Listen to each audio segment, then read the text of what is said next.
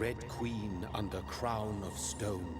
8 voracious beasts born from 8 restless nights. 4 nails piercing the flesh of the sinner. 1 prayer for the summoned, called by this song. 'Tis perhaps the countdown to oblivion for the once proud city of London.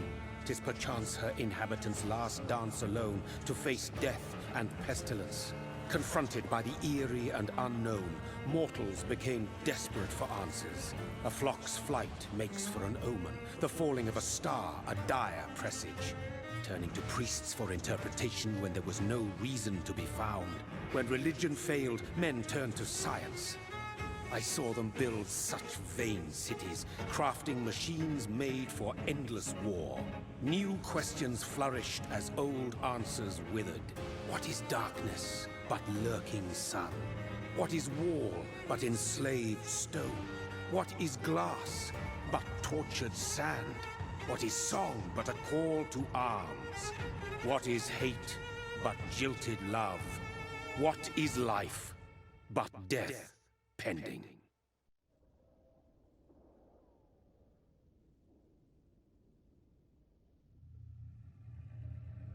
Death. Since the apple was plucked from the sacred tree, mortality was believed to be God's punishment. A righteous snare to keep mankind from ascending to the stars. They were all so wrong. Death is not a wicked thing, nor some holy retribution. A true punishment would be to never know its sweet kiss. Awaken from the harshness and be born once more.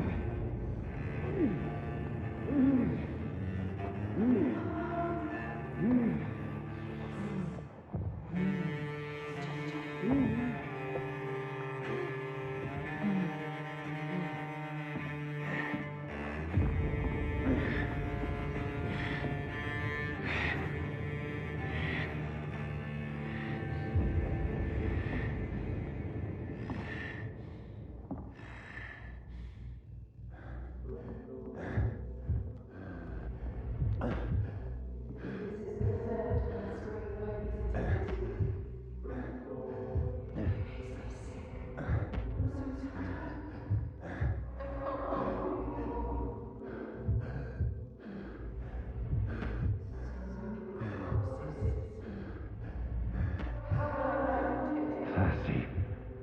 So thirsty.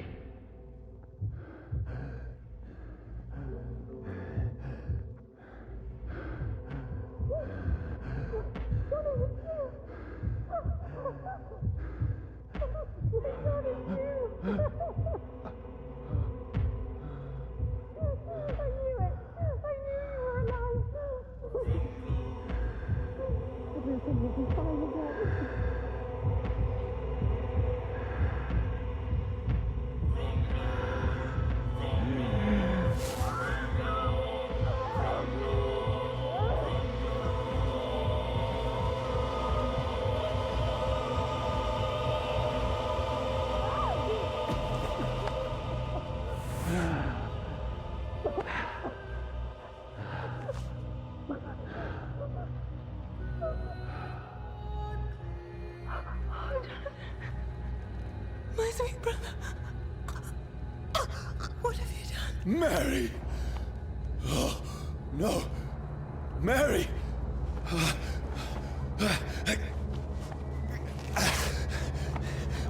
Hold on. Please, hold on. Oh, God. Oh, no. Mary. Mary. No. No, no.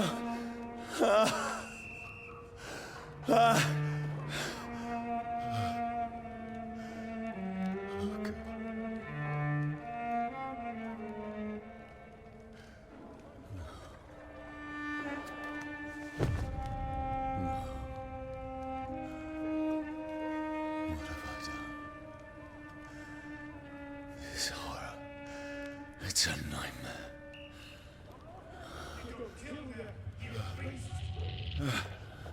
No! Please, a moment, let me explain!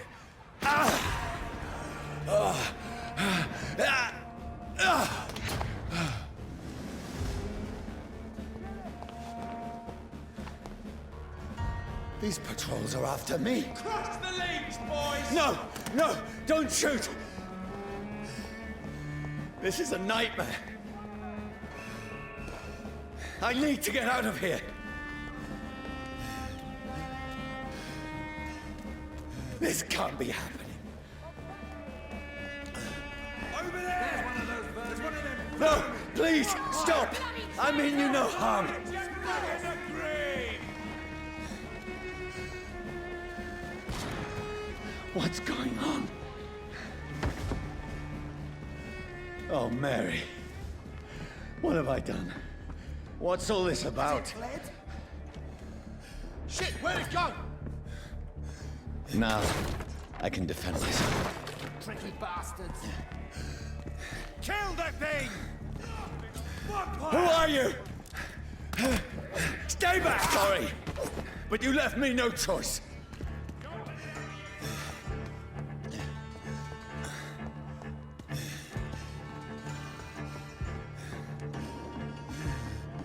Who are you? Stupid beast! Sorry.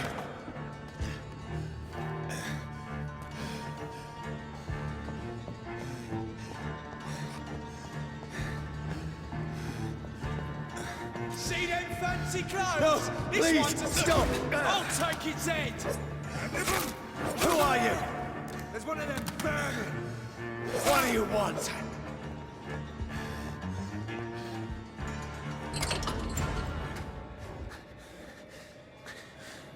I mean you no harm. I need help. Die, you fucking leech! Please, listen to me. I can't make any sense of this. Shut up, beast! Who are you? What is this all about? What in God's... That'll do the rest of the job. Just leave me.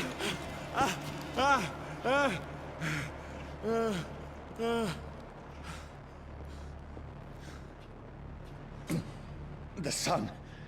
It feels like it's burning me to the bone.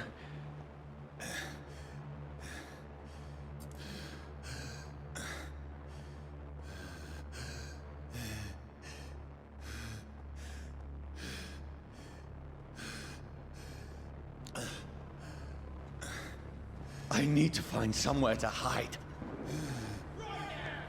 Let me go!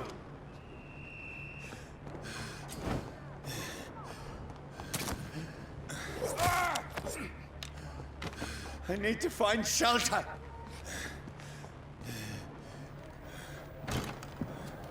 Is anybody there? What is this place?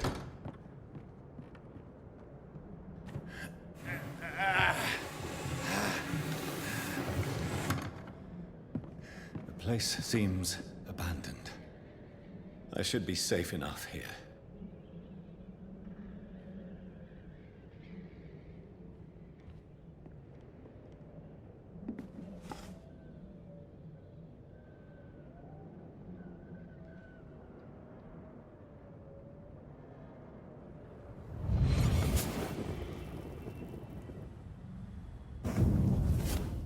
Brother. What have you done? Mary! Mary! Mary, I'm sorry. Whoever did this to us, I will find them.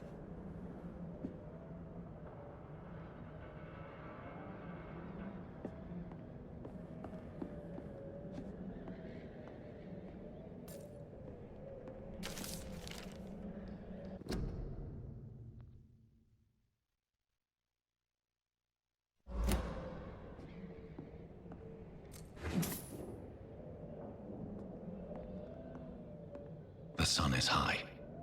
I cannot leave now.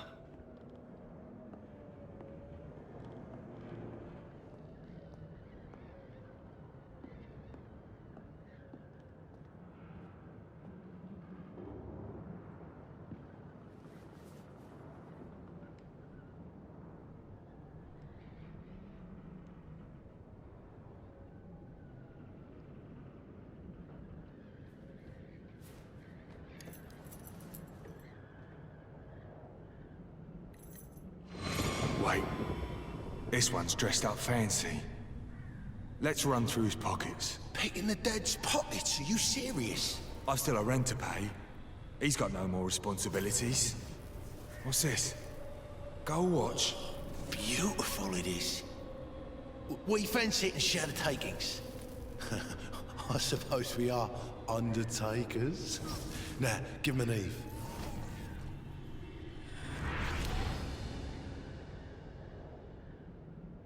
That's impossible.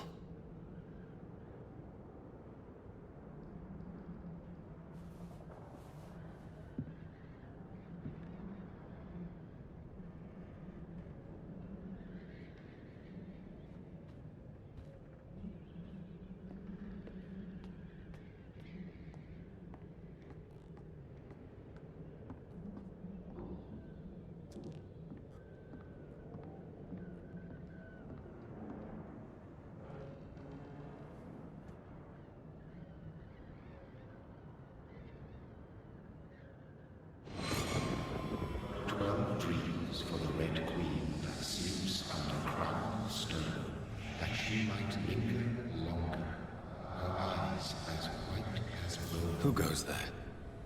A prayer for the summoned by warring storm. A child born from darkness must take scent of his power. Who's there? Are you referring to me?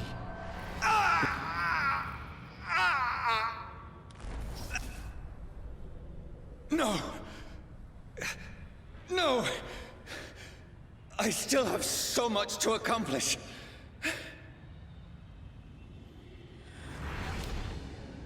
I still have so much left that needs doing.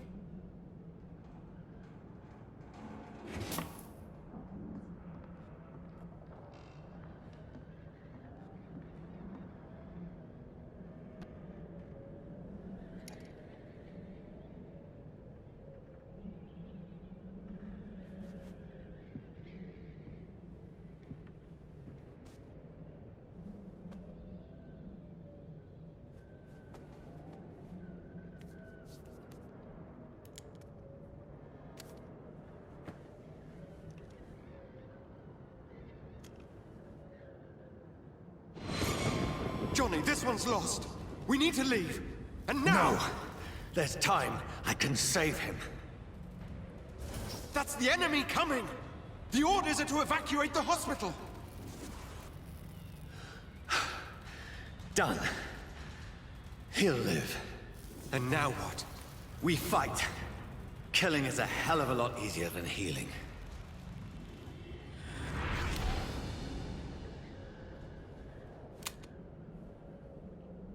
No, it never got easy.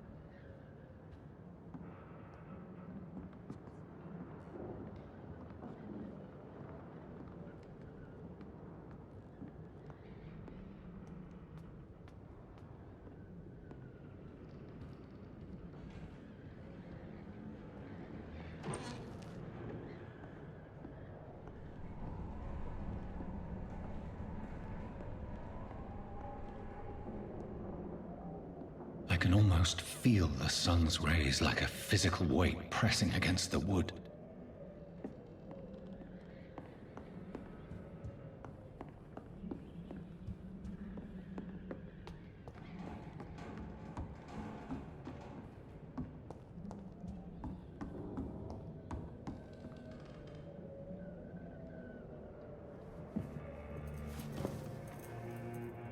This makes no sense. None of it. No sense at all.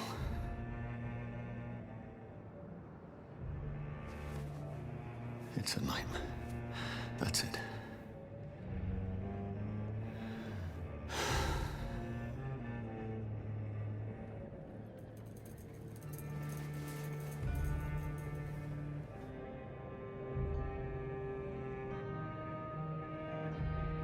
So be it.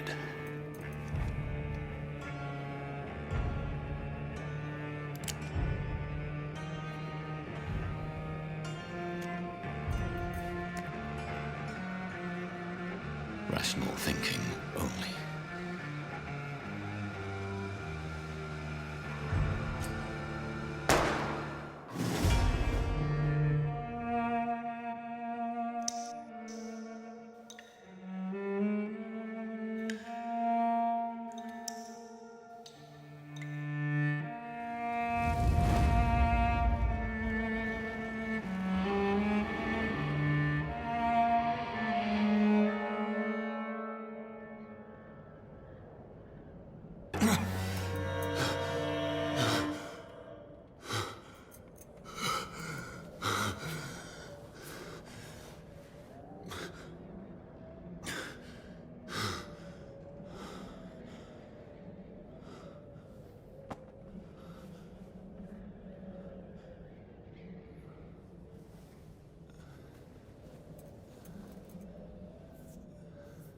This is absolute madness. I've lost touch with the real. Madness it is, as mad as the moon, who changes blinding sunlight into a glowing reflection.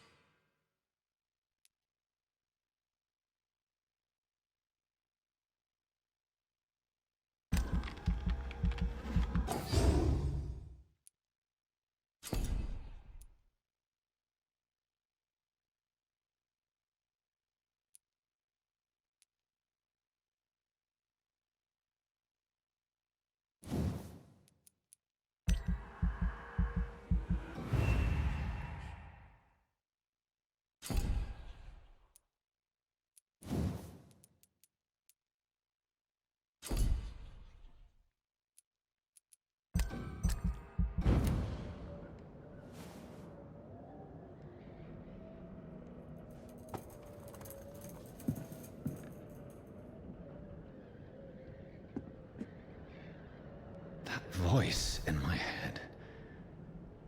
If I'm not mad, then it must belong to the one who made me what I am. I must find him to understand what I have become.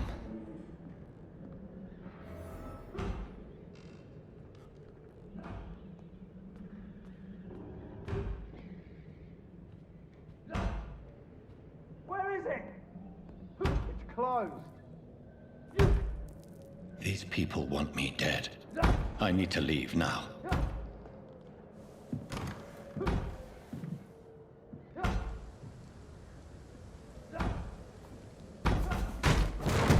Here's the leech. Here! Come back, you!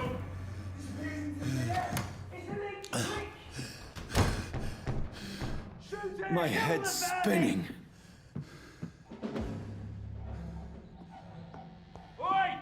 Come on, you It's coward! locked. Clever fucking beasts!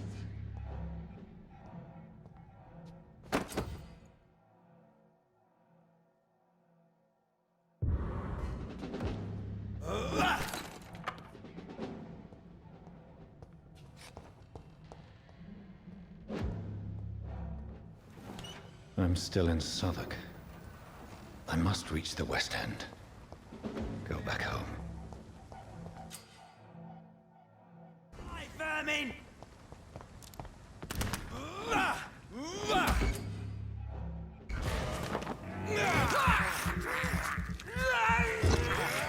There's a strength I never knew I had.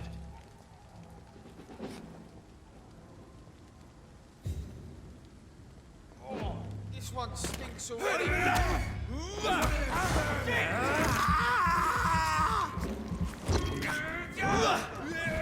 shouldn't be possible.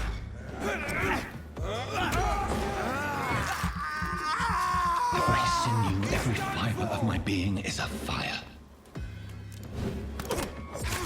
I feel like a child learning the limits of my body.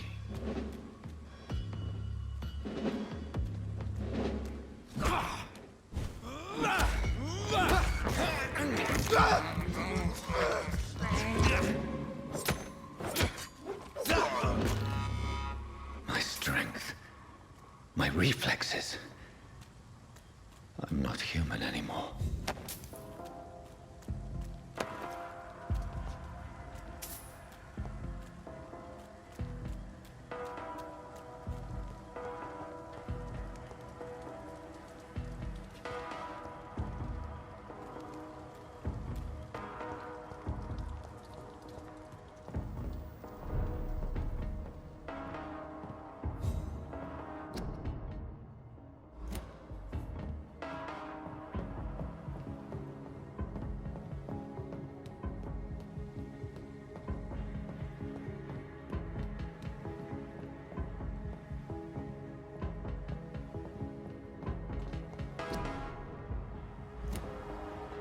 My poor sister.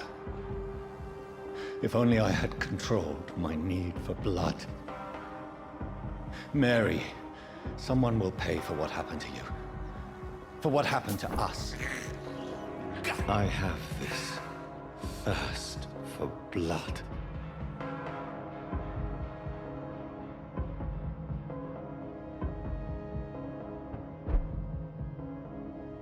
The dizziness from the jump. I can now control it.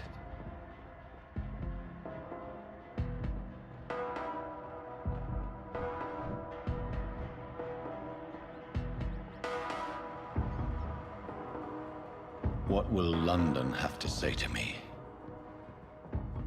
I've so many questions unanswered.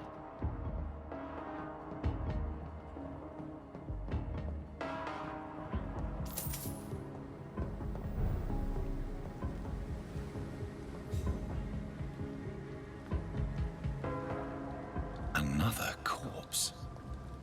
Have the very streets of London become a mausoleum?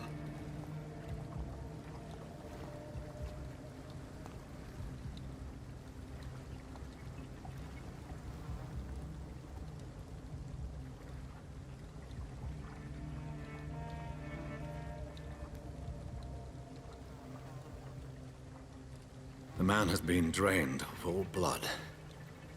But I can still smell the scent of it. I follow the scent's trail. Perhaps it will lead me to my assailant.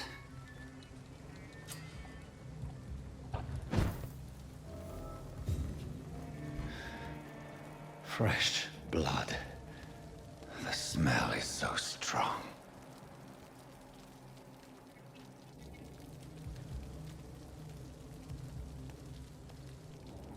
Where has everyone gone?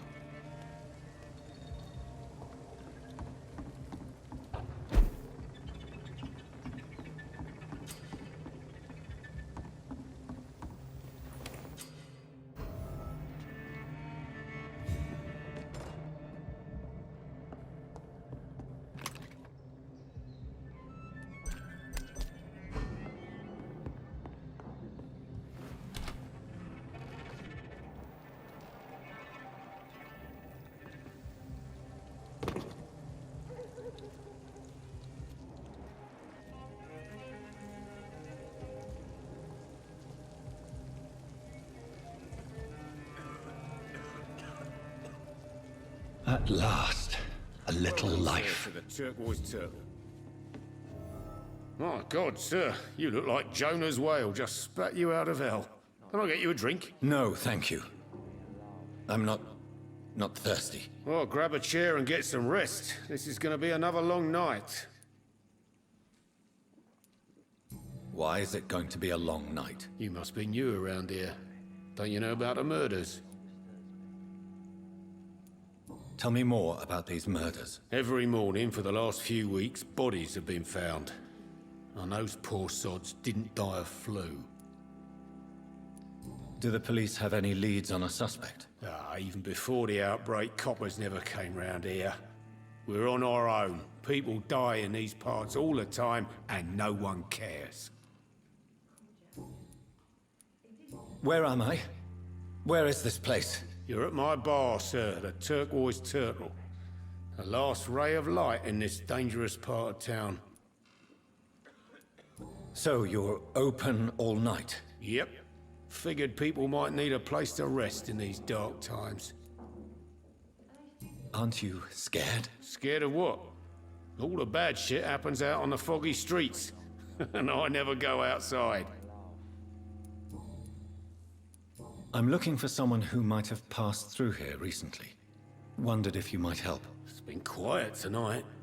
The only other person I've seen went straight up to his room. Thought it was kind of rude, actually. You mean he's still here? Well, yeah.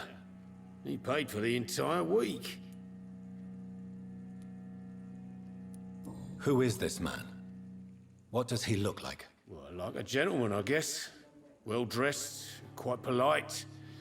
A professor or something fancy like that. Always writing, reading notes. I need to meet this man. I have questions. Just climb the stairs and knock on the first door. I heard him open his window, so I guess he's still awake. And, Yes? no funny business. You hear me? This is a respectable establishment. Are they stupid or something? I've never even been to India. Not long ago, this sort of mess would have given me a laugh. This is no place for you. Prewen has several patrols roaming the area. They do not pursue me. But they're looking for vampires, and they're most efficient. They'll not relent until the killer has been identified. I have a common objective, but I require... Shh. I think someone is eavesdropping. Are you certain? You might as well come in, whoever you are.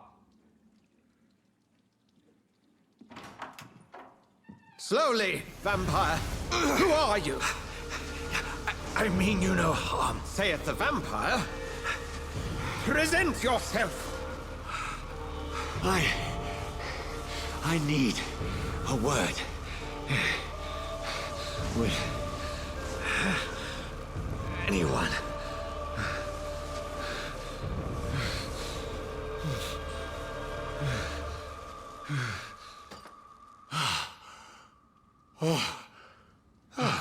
Well, that's something I can do for you.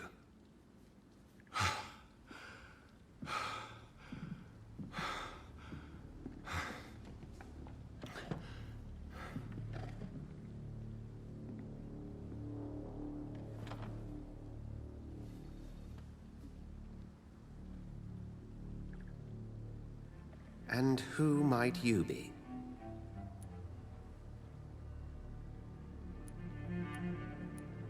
Tell me, who are you? First, tell me what you want. Then I may tell you. That's none of your concern. Sir, you have entered my room in the middle of the night, pale as a corpse and shaking like a tree. So please, indulge me. Someone is molesting people. In fact, killing them. Biting them. The calling card of a vampire. Like you. I've been hunted down in the streets and attacked. I'm a victim here, too. I believe you. Then if you are not a vampire, who or what are you? Dr. Edgar Swansea of the Brotherhood of St. Paul. I'm performing an independent investigation here in an attempt to understand precisely what is going on. What have you uncovered concerning the murders? It started a few nights ago. Rumors of violent murders. The docks have always been, shall we say, somewhat unsavory. But this is different. How different? A vampire is at work here. Famished. Reckless. It must be brought to ground, and quickly.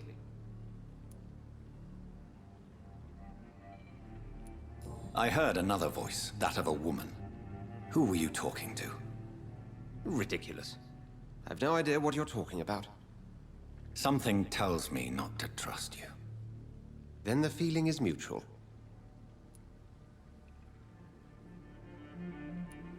And what exactly is this Brotherhood? Sir, if the name is not familiar to you, then we shall discuss it another time. Then help me find the culprit. I may. If you'll first tell me why you opened this door. I followed a trail. The scent of blood from a recent victim. It led me here. You thought I was your aggressor. That explains a great deal. We're both chasing the same shadow.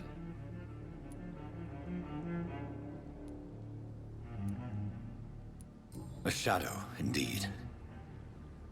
Yet I heard his voice in my head. There was a moment I believed I was mad. You should let me handle this affair. You've no idea what you're up against. No. I will find the monster. He is mine. How will you do any better than I? But then let me ask you this. What are your intentions if you find the killer? I will at last have the answers to my questions. Then I can only wish you good hunting. And pray we shall meet again.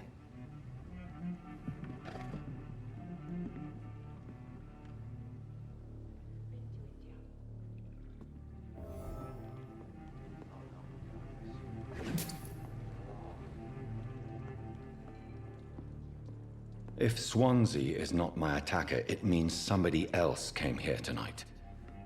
Someone must know I something. hope I live long enough to see them wet boot boys get... Evening, sir. Can I help you? I have a few questions for you. Well, if you must. What is this place? This is Tom's bar, a turquoise turtle. I'm the barmaid here, Sabrina, if you want to know. You don't seem to have much business.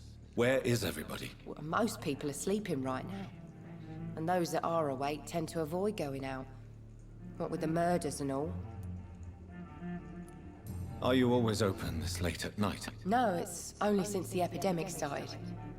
Tom thought that people may need a safe place to stay. What's going on around here? Where is everyone? Too many dead, sir. First the epidemic, now all these terrible murders. The murders?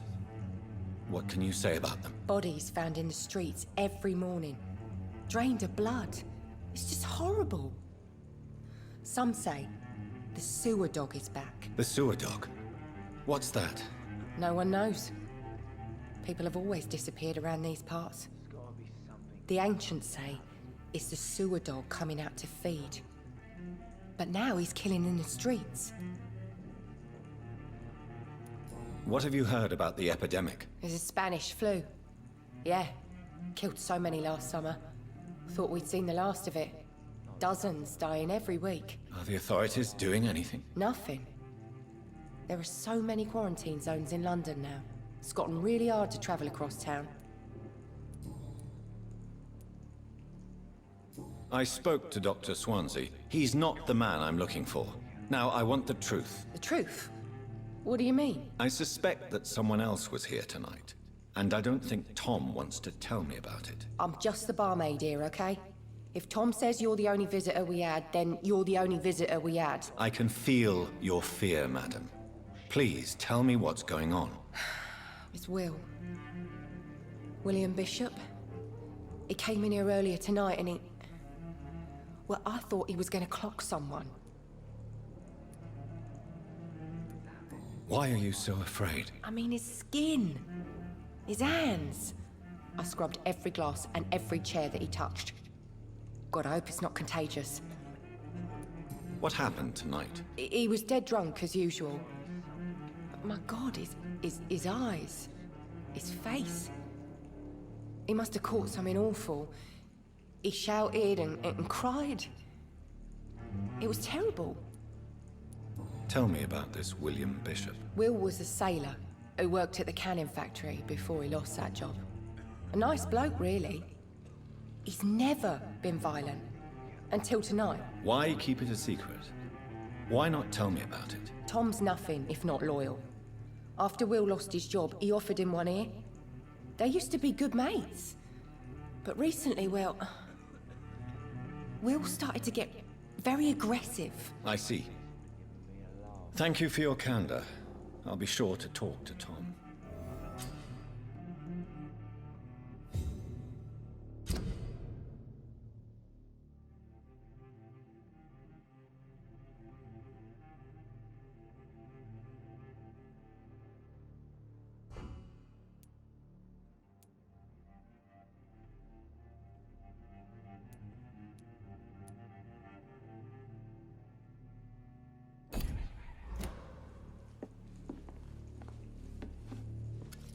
Good evening, sir.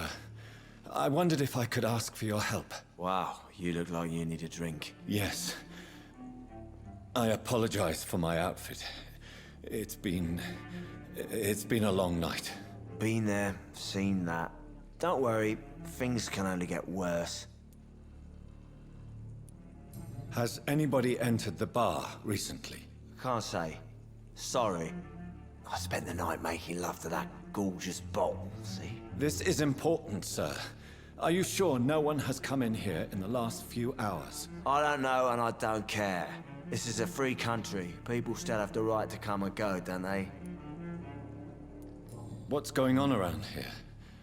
It's like everybody is hiding. You must be new here. Have you not heard about the murders? Everybody fears the return of the sewer dog. Who is this sewer dog? It's the local bogeyman. Convenient answer for every crime that happened for decades.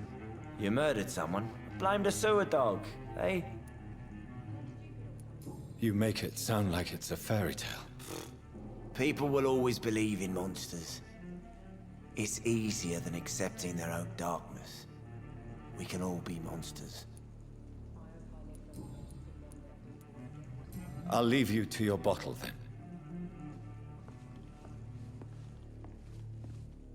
Welcome back. Did you find what you were after? I can't say I have. Are you sure no one else came into your bar before I arrived? Hey, I told you, you were the only other stranger I've had. Tom, talk to me about the visit from your old friend, William. Yes, Will came by tonight, but he's not my friend anymore. Why lie to me if he is not your friend? I didn't lie. I said you were my only unannounced customer, and that's the truth. Who is he? William. Just an old sailor who loves his gin too much. He worked for years at the canning factory before it closed. Is he dangerous? Yeah. Like many drunks, he's all bark and no bite. He can barely stand up most of the time. How was he tonight? Was he different? Sicker than usual, perhaps. He whined and mumbled about how mean people were to him and how he'd like to talk to me outside, and then he left when I refused.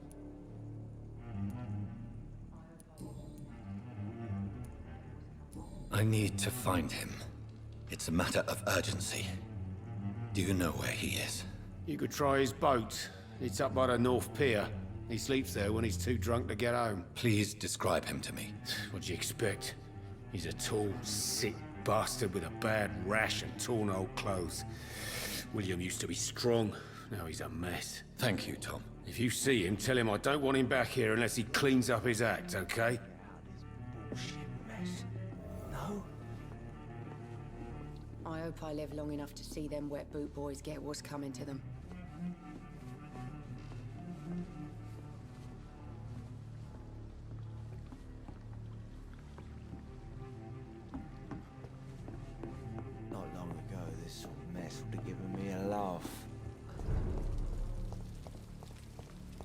I will get to the bottom of this intrigue. What's been done to me, to this city.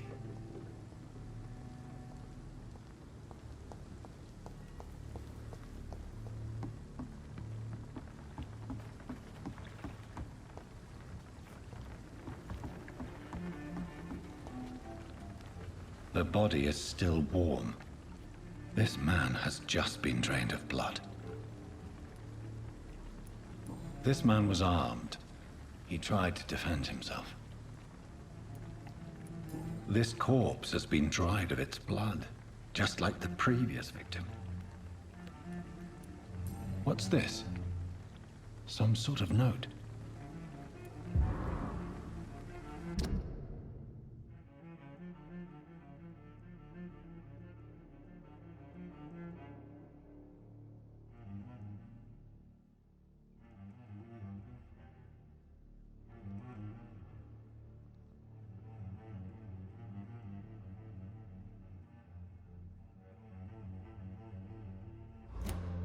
These men, they're a company of professional vampire hunters.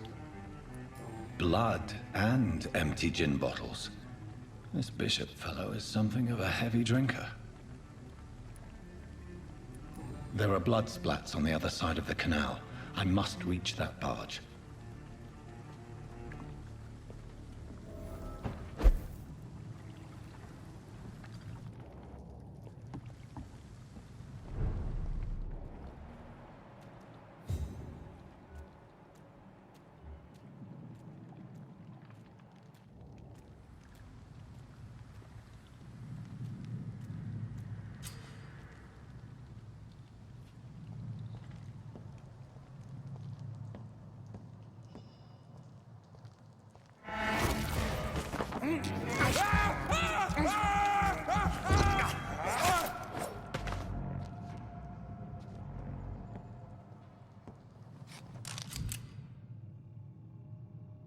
Ammunition crate.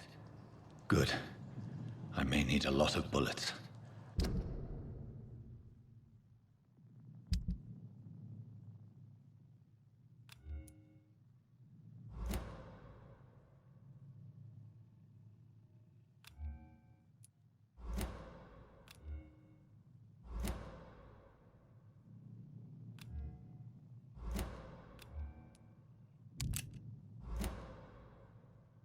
I feel like I'm back on the front line again.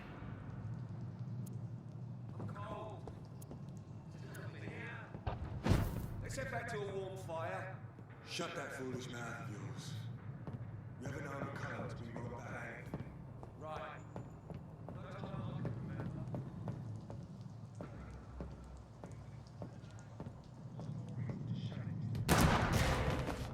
Over there!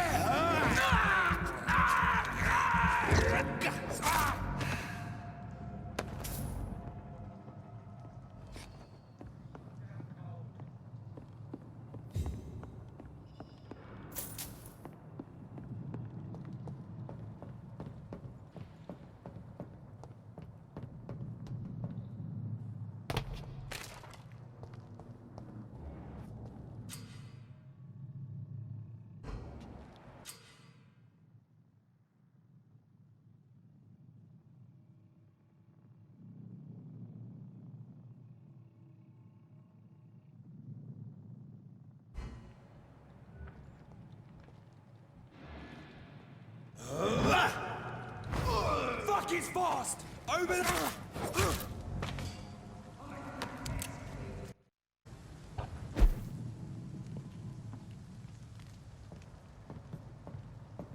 That's this nest of them cleaned out.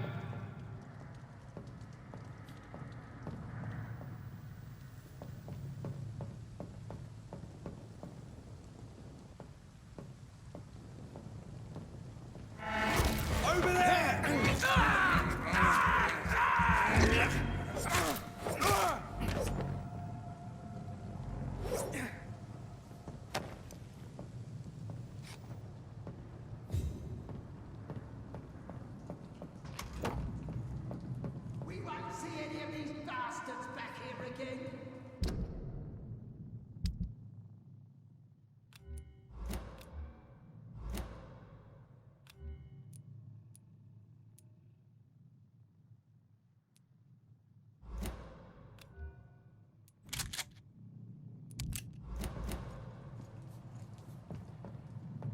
Stay close, keep an eye on each other. It ain't human! Steady, boys! We've got one of them here! No!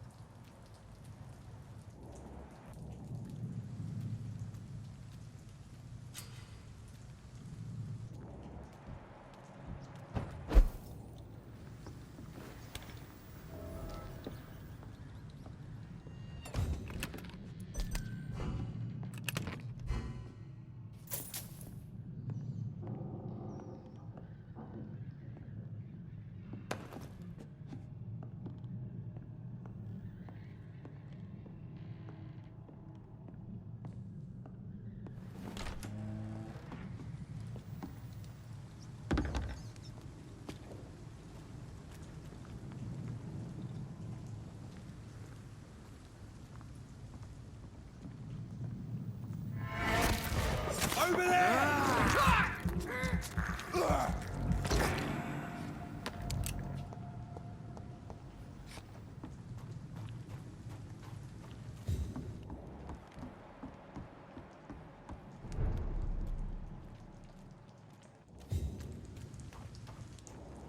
Fresh blood. The whole building reeks of it. The scent is so strong it makes me dizzy. I'll not betray your trust. You see, I need a drink. I'm so Pray thirsty. with me, William. As one, we shall overcome this. We've done it before.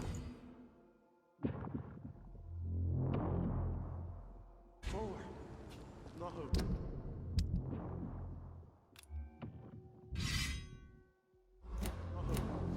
I had a drink outside tonight already and it didn't quench my thirst. I must have more. Oh, dear God. Not again. William, please stop.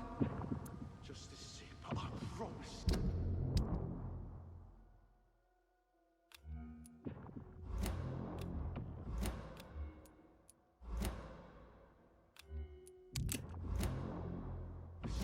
You are my dearest friend. You're my last and dearest friend. This place reeks of bloodshed. I can't feel it.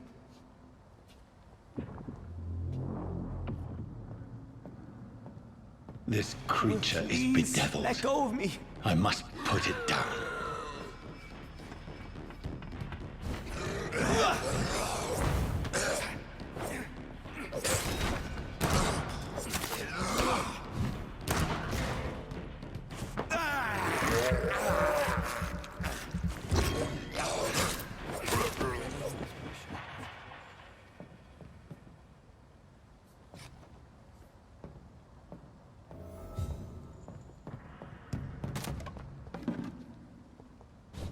William, please, stop. William was an honorable man. I could have saved him. Mr. Hampton, are you in there? I knew him well, another lost soul, a kindred spirit. Sir, listen to the sound of my voice. I'm a doctor.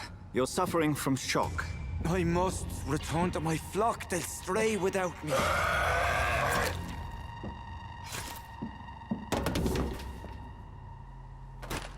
Remember, certain skulls are every bit as resistant as we are. Who are you?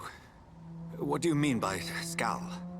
You truly are a newborn. I should have realized. Wait. You are the woman from the bar. Are you... like me? Can you help me? I believe, sir, I already have.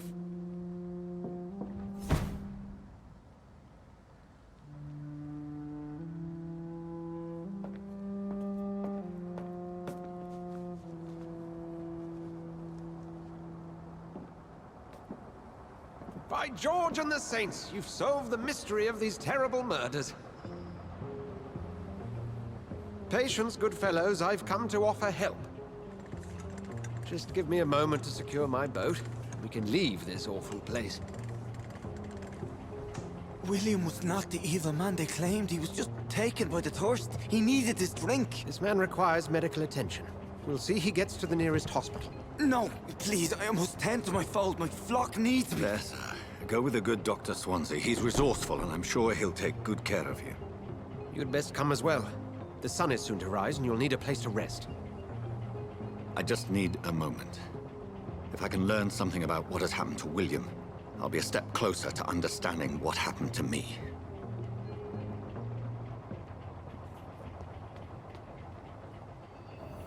This poor creature can't be my maker. Could it be some subspecies of vampire? I must find a place to analyze the blood.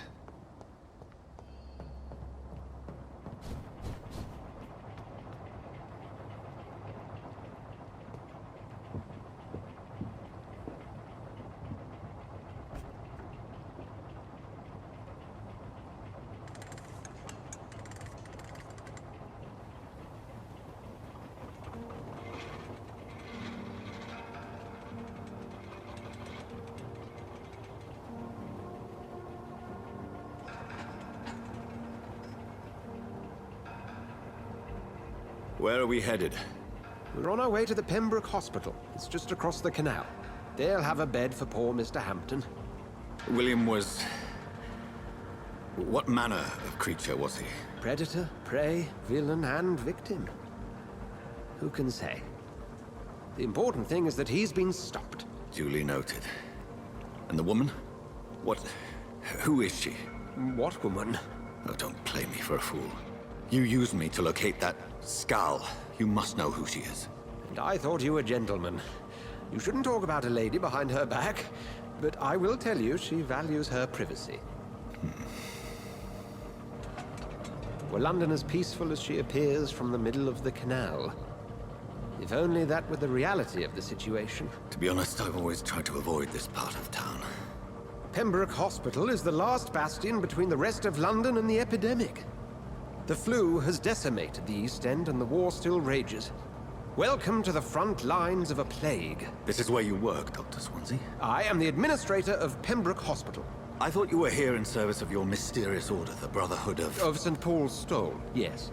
But first and foremost, I'm a man of science. A physician, like yourself, Dr. Reed. How do you know who I am? No need for modesty. You are Dr. Jonathan Reed. A surgeon of some caliber and renown, if I'm not mistaken. You are correct, sir. I knew it! I had my suspicions. But when you took the blood sample from the corpse of poor William, I was certain. Dr. Reed. Marvelous. Have we met? I attended 3 of your seminars before the war. I have the utmost admiration for your research. And what a turn of fate. England's most esteemed blood specialist returns to London a vampire.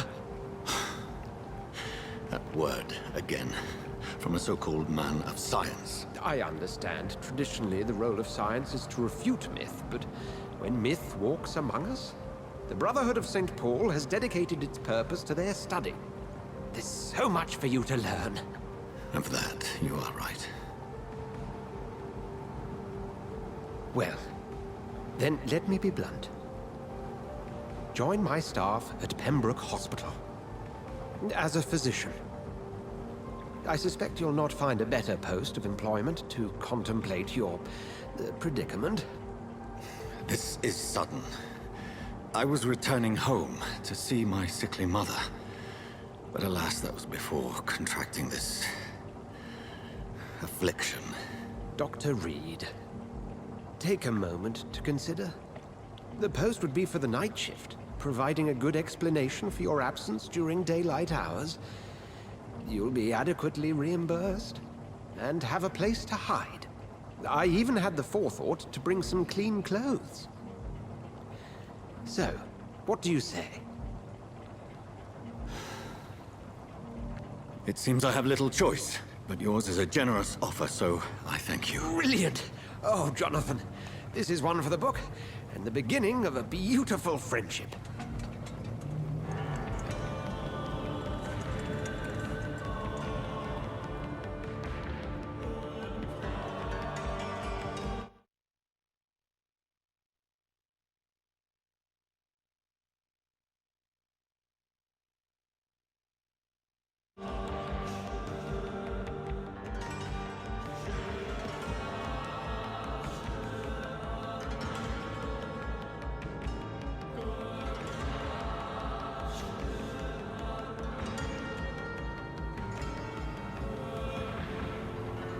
Dr. Swansea, thank goodness. I was beginning to be concerned. Worry no more, Nurse Crane, for I bring good news. Oh, Doctor, what a night. We lost 2 more patients. Nurse Scow said she couldn't take it anymore and resigned. Yes, well, I'll make a new rota in the morning. In the meantime, find a good bed for Mr. Hampton. Be sure to pay attention to his needs. Of course, Doctor. Oh, and Dorothy? Yes, Doctor? Dr. Reed here has just returned from the front. He served King and Country and will be joining us here at Pembroke. We're very lucky to have gained a surgeon of his talent, and one so experienced in blood transfusions. That is good news indeed, Doctor. Oh, yes.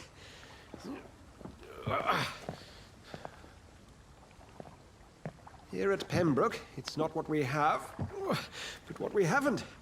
It's only thanks to Nurse Crane and the staff that our ship doesn't sink. If you have any questions, just ask her. Duly noted.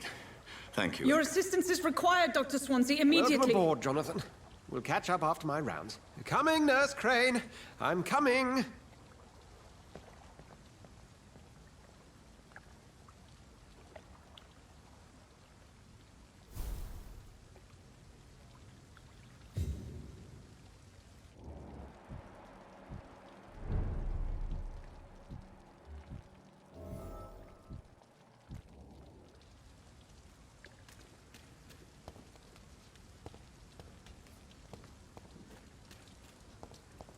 Come on, you bastard! You can do better than that! Nah! It's my turn!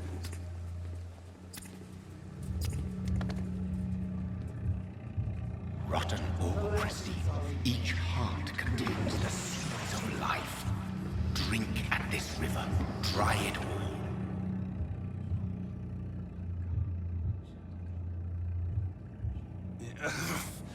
Oh, come on, you bastard! I won't bite! Sir, please. You've lost too much blood. Calm yourself. You think I didn't notice? Stop your staring and get me to an hospital, you arse!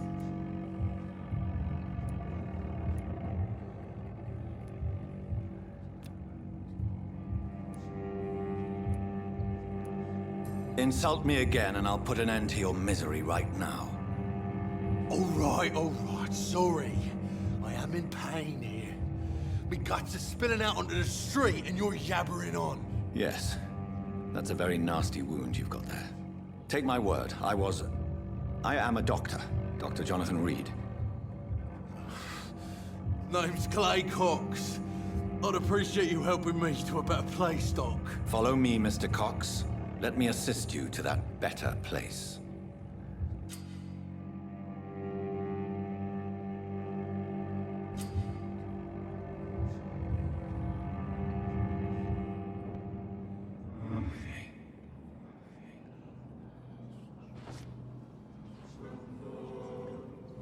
Bring this fading light into the shadows. Dance with him the dance of life and death.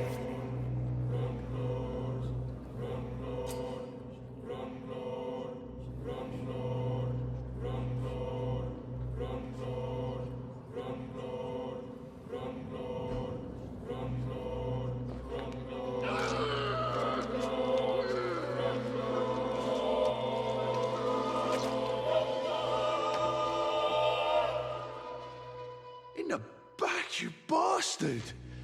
Didn't have the guts to fight me. Fuck you. I'll kill you. I'll kill you.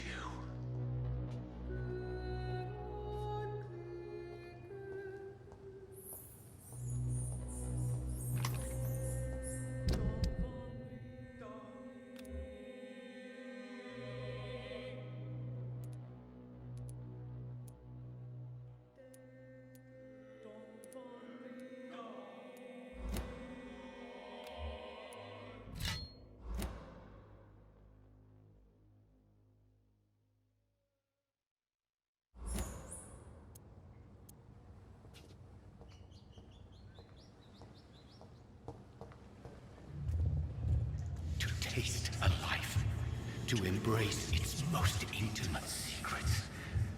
Such a burden, such a divine sin.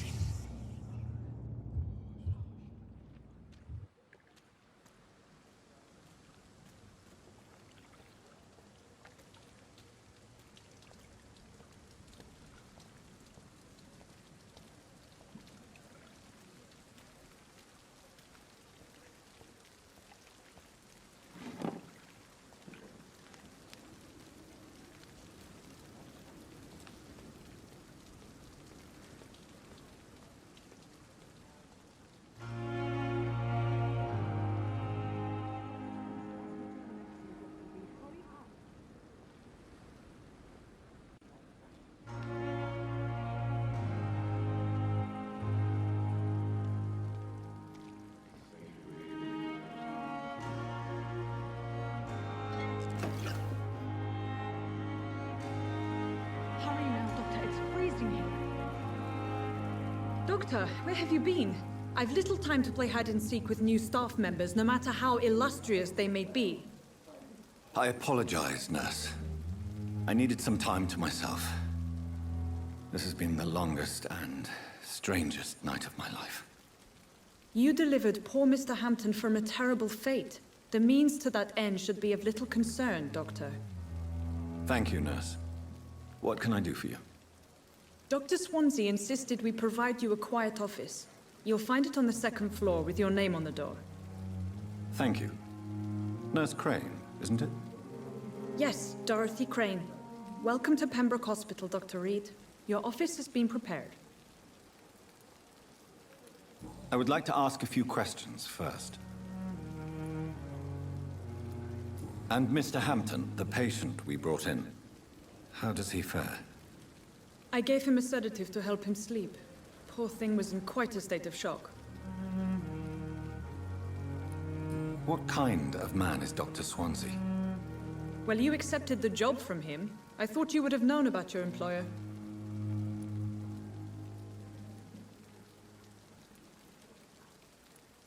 It's right to assume Dr. Swansea knows far more about me than I do about him. You'll get to know him soon enough, and better than me. The administrator has better things to do than mix with us. Apologies, I've only just met him the once. This is sudden. I've only just returned to England. Dr. Swansea is a brilliant surgeon and the most compassionate physician. If you could point me in the direction of my room again, nurse. Second floor of the hospital, left after the stairs. It's the last vacant office at the end of the corridor. Thank you, Nurse Crane.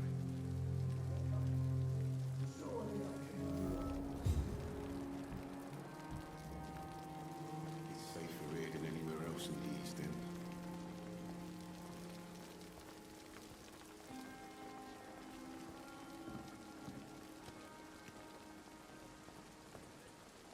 Good evening, sir.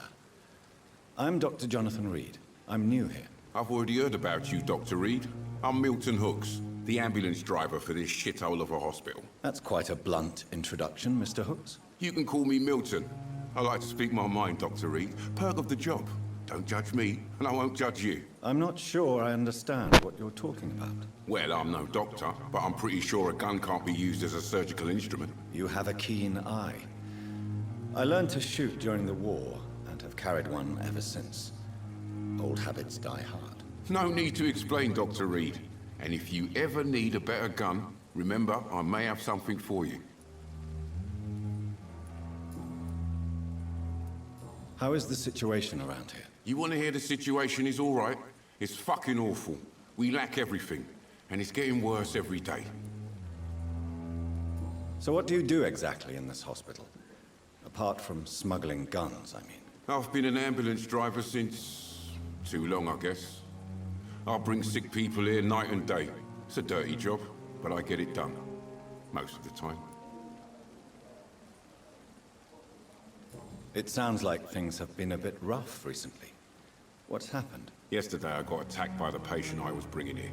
I escaped through the hospital's garden, but I lost my wallet when I was running. You left an infected patient outside the hospital? That's incredibly dangerous. Go there yourself if you want, but be careful, Doctor. I'd rather not bring your dead body back.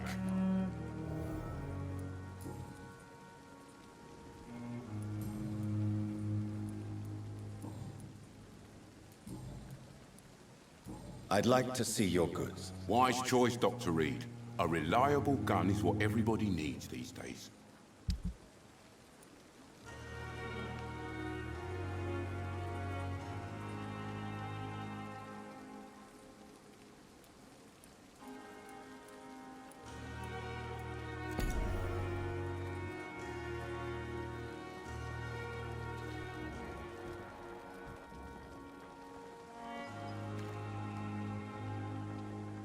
At least that mistress of the dark has stopped. Good evening, nurse. I'm Dr. Jonathan Reed, the new surgeon here at the Pembroke. Dr. Swansea has already told us about you, sir. I'm Nurse Gwyneth Brannigan. Welcome to the Pembroke Hospital. Did he really? It's a good thing I wasn't hoping to keep a low profile. All members of staff have already read about your new blood transfusion technique. Dr. Swansea made sure of that. I see. Well, I'm a little surprised, but I suppose I'll just have to deal with this unexpected notoriety. You must know, blood transfusions are Dr. Swansea's primary subject of research. He is convinced it is the future. How are things here? Not good, to say the least. We're struggling against an invisible enemy, more lethal than any bullet from a gun. It's hard, Doctor. Do you think this hospital can survive the epidemic? We are all volunteers here, and we're trying to hold fast, but how do we beat an invisible killer? Some nurses have already resigned. I'm not familiar with all the staff yet. Perhaps you could help me. Brilliant professionals, most of them. Dr. Swansea has a gift for recruiting talent. Most of them. Is there a problem I should know about, nurse? It would be inappropriate for me to speak ill of a colleague.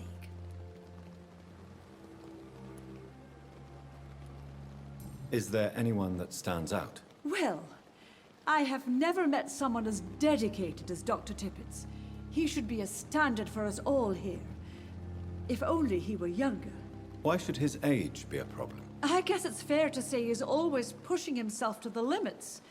He just doesn't know when to stop and get some rest. Nurse Brannigan, if you do know something, please tell me. Anything you say will be held in confidence. No. I may disagree with some conduct, but in the end, everybody is doing their best.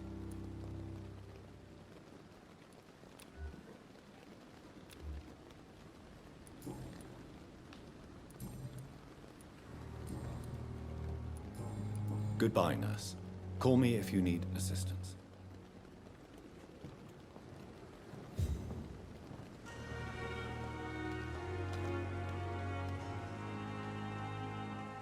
Dr. Swansea is right. This place seems perfect to conduct my research. But the suffering continues. Damn. The pain. It's here again. Good evening, miss. I'm Dr. Reed, the new surgeon at the Pembroke Hospital. And who are you? Your name has no meaning to me, mortal. You're nothing but dust blown by the winds of eternity. I beg your pardon? What are you begging for, mortal? My clemency? Well, tonight maybe I'm inclined to mercy.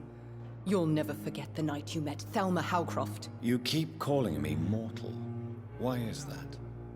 And if I'm mortal, what are you? Well, Dr. Reed, if you must know, I'm a vampire. And why do you believe you're a vampire? I don't need to believe anything. It is what I am. It is what I feel within this hollow shell of flesh. I see. Have you ever heard of Cotard syndrome, Miss Howcroft? Never. It's a mental illness discovered by a French neurologist named Jules Cotard. The affected patients are delusional. They believe that they are putrefying, that they are dead, a ghost or a ghoul, or in your case, a vampire. Delusional, you say? Oh, sad and petty mortal. You can't even begin to understand the concept of immortality. And you think it is I who am delusional. Please, describe to me how you feel. What is it like to be a vampire? I can hear my body crumble from the inside as my flesh cracks and fades. I sense the last pulse of postulant blood within my drying veins. I need new blood. I'm assuming you must be a patient here. Am I right, Miss Howcroft? It's only a cover. To hide from my enemies. I can leave whenever I want. As a woman, a spirit, fog, or bat. Who are these enemies you mentioned? Can you describe them? I cannot say for sure. But I sense their eyes on me from nearby. I feel them watching me every time I visit the garden near the morgue. The staff here are not your enemy. They're here to help you, to care for you. I'm not speaking of the doctors in white. I'm speaking of the men and women who hunt me. For I am a vampire! I see. Don't worry. These people will not find you here. I'll personally make sure they leave you alone. Thank you, mortal. But do not interfere with them, for you are no match for those that hunt me.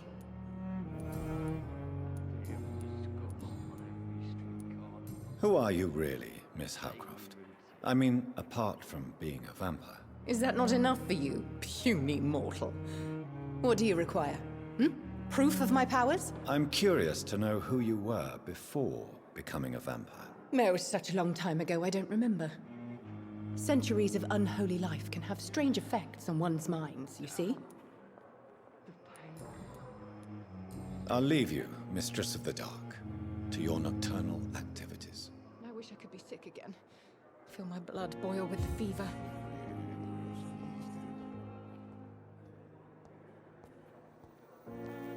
Fear and disgust on every street corner. The daily routine. I wonder what your last thoughts would be, sir.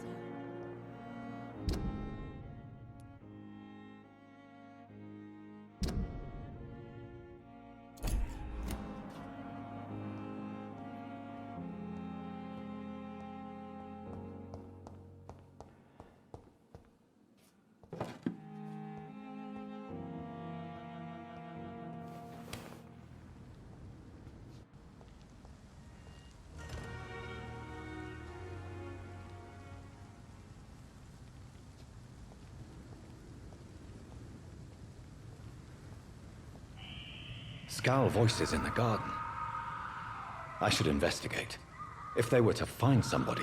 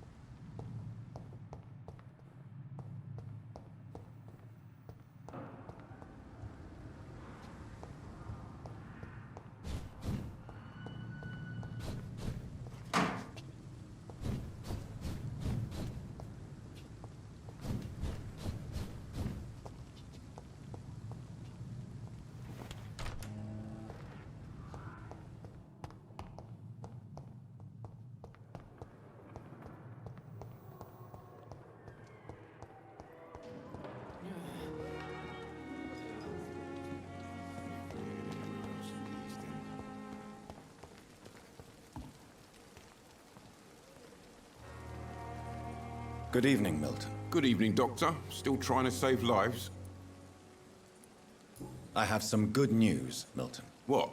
The epidemic's over? I retrieved your wallet, with all the money and a certain picture. Well, yeah, Pippa Hawkins is my girl. So what? Is it the difference of skin color that bothers you? Not at all, Milton. Good. Please, take this money anyway. To remind you to keep your mouth shut.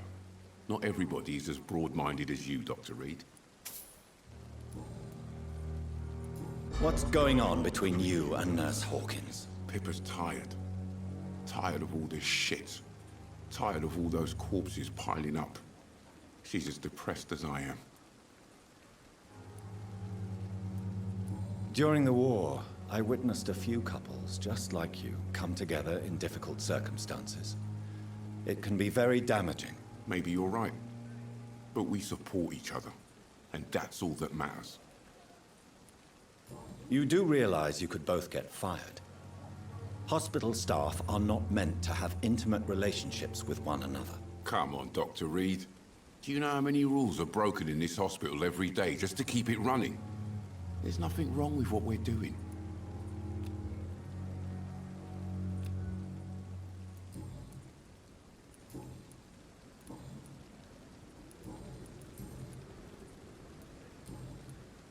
Goodbye, Milton.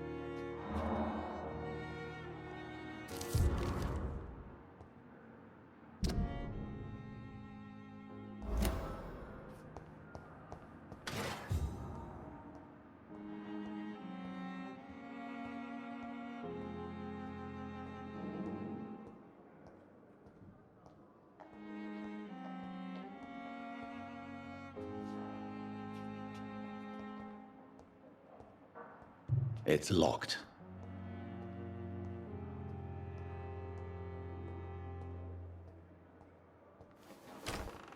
This must be the place.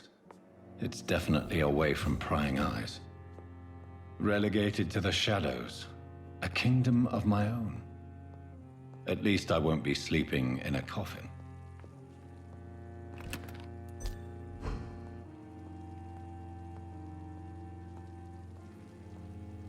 The flower's dying. It needs water.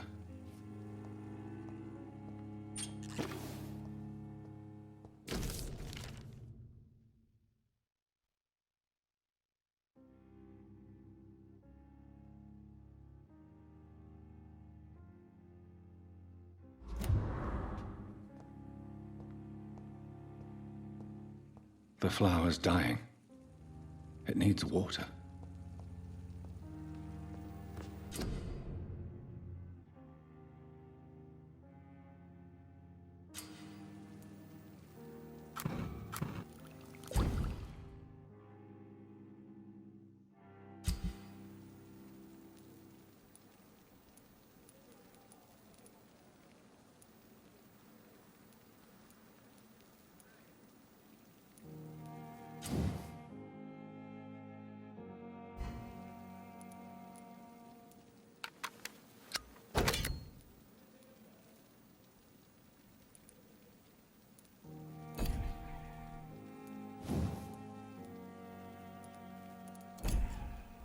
William Bishop's blood is much more unstable than human blood and shows extensive mutation.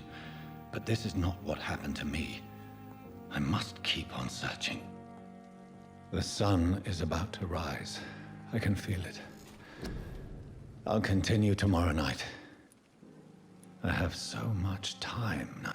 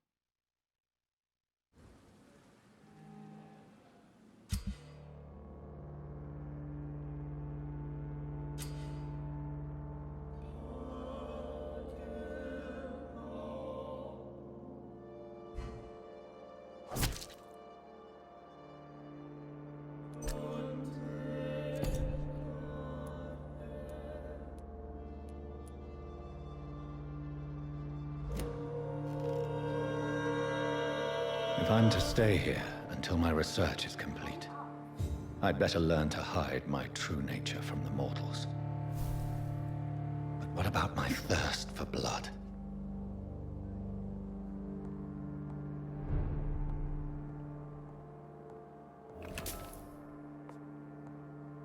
Hurry now, Doctor. It's freezing here. Yes, Nurse Crane? How can I help you? I'm so sorry. I know Dr. Swansea wanted you to rest, but we have somewhat of a crisis. A crisis, you say? Our supply of antiseptics is nearly depleted.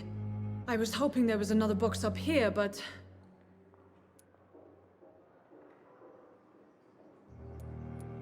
What type of hospital are you running? No antiseptics? You have been away too long, Doctor. With the war and now this epidemic, supplies have been running scarce for months now. I may have a solution. In France, during the war, drugs shortage was a daily problem, and we had to use our wits to overcome the shortages. However do you mean? If combined correctly, certain household chemical products can be used in a pinch instead. Now, where's the hospital storeroom? The storeroom? Fat chance. This is the Pembroke, and space is luxury we don't have. Everything used to be stored in the old morgue. Perhaps I should look there first. Where is this morgue? It's the large building behind the hospital. You'll need to go in the back door because it's been sealed off for sanitary reasons. Take this key. It opens a small back entrance at the end of a narrow street. The abandoned morgue behind the hospital. A small door at the end of a narrow street. On my way then. Thank you, nurse.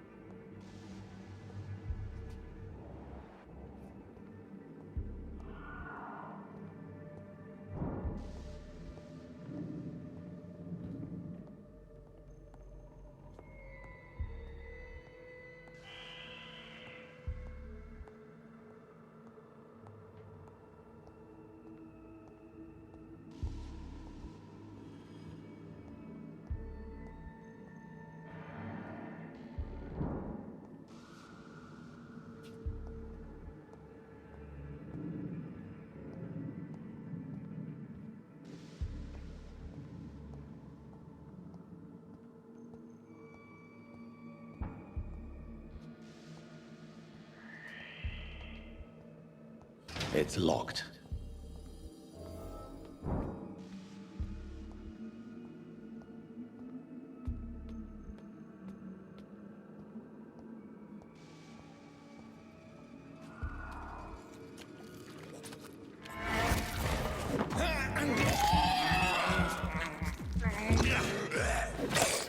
Behavior is similar to the infected William Bishop. Must be the same strain. This sickness moves faster than influenza.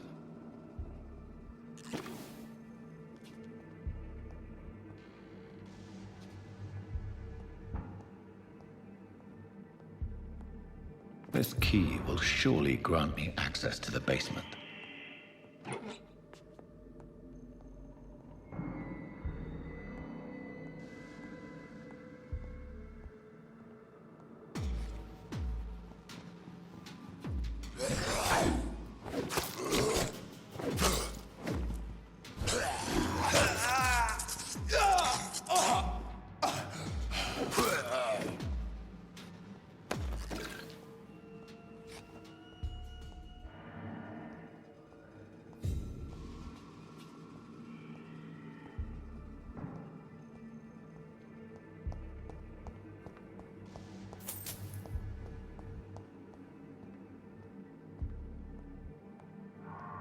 Balls of Mars, fortifiers.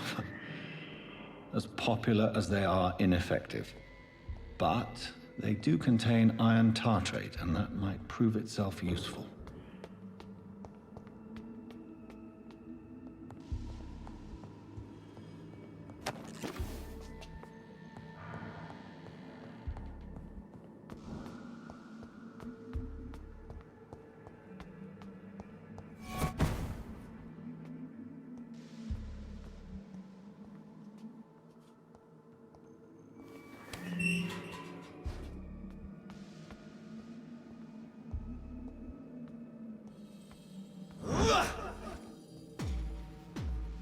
These scowls feed from corpses and the husks of animals.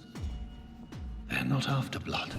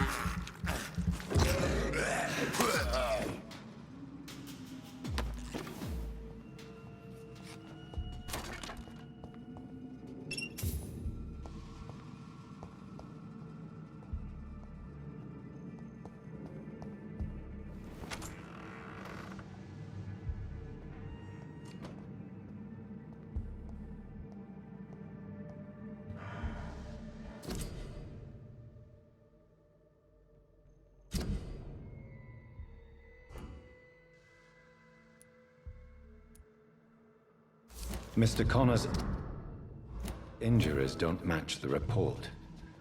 I'd better look into this.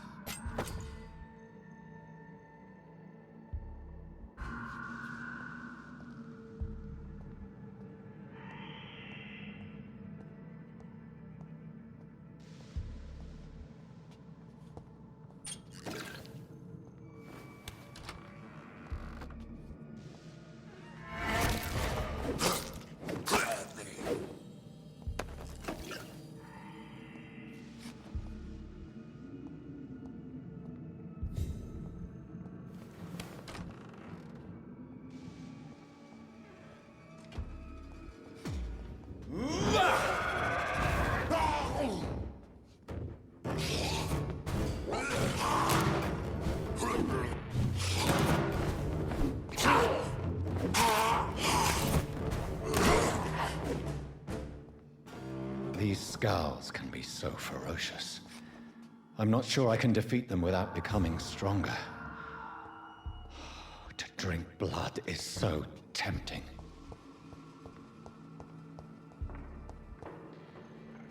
Sodium hypochlorite. Dangerous to administer, but efficient in the proper dosage.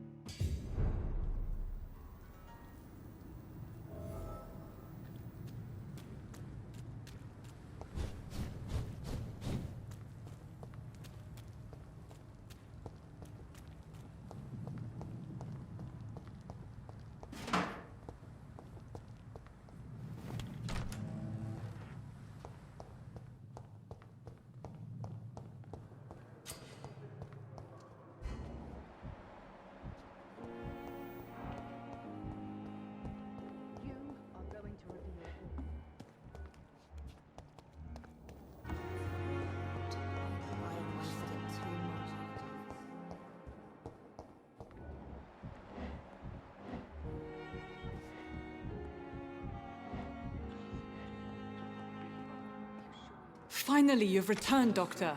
Did you find anything of value? Yes, nurse. You've worked your first miracle, Doctor. Now, this patient here needs immediate treatment. Duty calls. When the storm has passed, I'll show you how to mix the remedy yourself with the same basic ingredients. Many thanks, Doctor. When you've finished, you ought to report to Dr. Swansea in his office. He's been looking for you. Seemed pressing.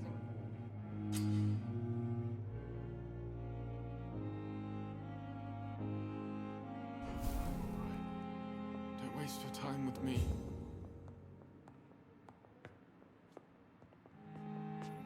Good evening. I'm Dr. Reed. Can I help at all? No. Really? Why are you here, then? I don't want to talk. My throat hurts too much. I suppose that this pain is the reason you're here. Is someone taking care of you? Yes. And no. Could you at least tell me your name, sir? Mortimer. Mortimer Goswick. Do you need any help? I'm afraid I may, sir.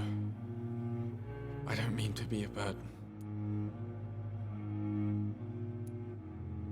You are not a burden, sir. Healing you is my responsibility. And you have my gratitude for that.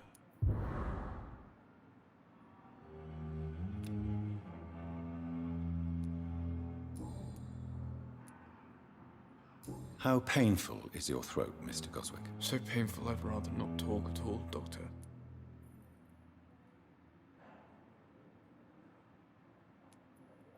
I'll let you get some rest, then. I'm all right. Don't waste your time with me.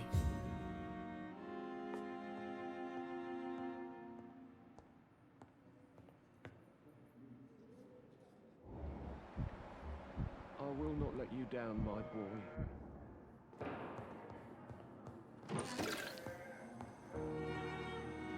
Good evening, sir. I'm Dr. Reed. May I help you? I don't know if a third opinion is needed. Your colleagues are already arguing about my condition. I see. Would you mind telling me more about your situation? I'm Harvey Fiddick. All I want is to get me bloody arm fixed properly. Is there anything else that's bothering you? Can I help in any way? I'm all right. Considering the state of this place, I should consider myself lucky, I guess.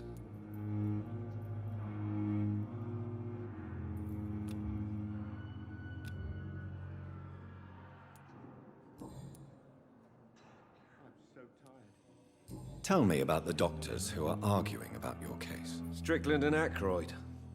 They both want the best for me, but there's a lot of pride there. Doctors are no different from carpenters, it seems. What do you mean? I often had professional arguments with rivals on a building site. Difference is, I disagreed about wooden nails, not flesh and bones.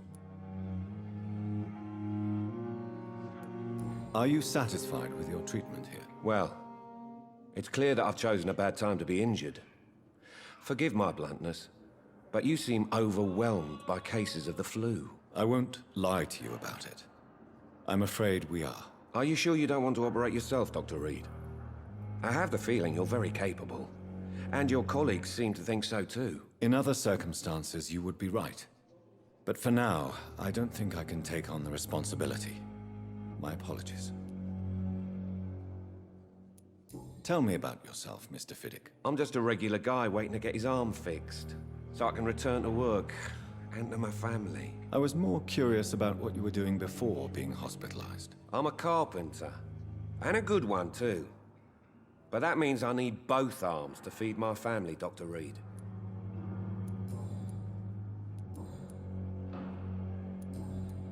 Goodbye for now, Mr. Fiddick. I'll see you later. My sweet girl. Will this shift never end? Reads me like a book. I never could keep anything from her.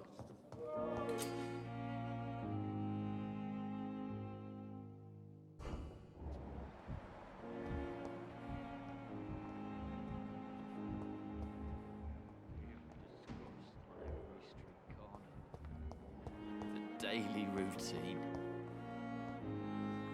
Good evening, sir. Can I help you? Unless you're here to fix my face. No. I don't think you can help me. I'm Dr. Reed. I've recently taken the position of head surgeon here. war injuries, am I right? You guessed right, Doctor. German shell took my pretty little mug right off. But they still call me Thomas Elwood.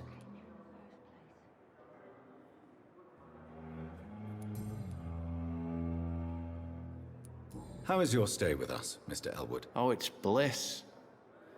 I just escaped death in the trenches to be surrounded again by the moans of the dying. Can I ask you precisely why you're a patient here? It's the pain, sir. The drugs don't work.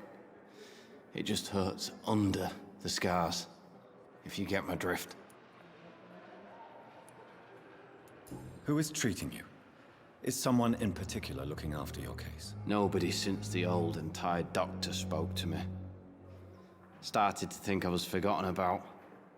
Wouldn't blame you. You don't seem worried by that. My face hurts so much more when I smile or cry. I've learned it's easier not to speak. But be assured I'm smiling inside. Can I do anything for your pain? Nurses gave me a bunch of pills. No effect. Told you.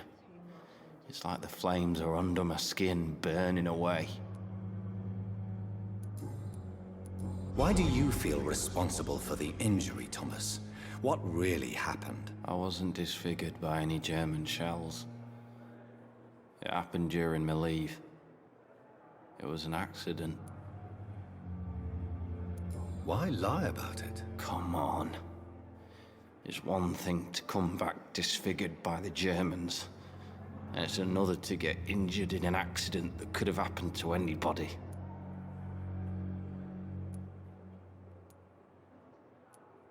Beauty is not everything, Mr. Elwood. Says Mr. Pretty Face. Tell me what really happened then. I went with a whore in Rouen. Dead drunk I was. The hotel was a shithole. There was a fire that night. Did you start the fire? Were you trying to avoid going back to the front? That's not uncommon, you know. No. It's just that I was asleep when the flames reached the room. The girl was long gone.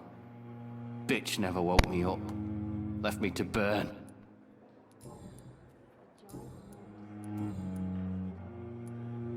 Where were you stationed, sir? Did you serve for long? I really don't want to talk about all this shit. No offense. I was pushing too much.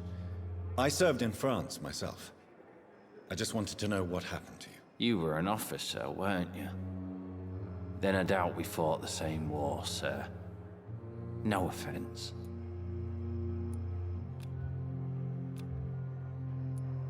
How close are you to Miss Horcroft? Are you aware that she thinks she is a vampire?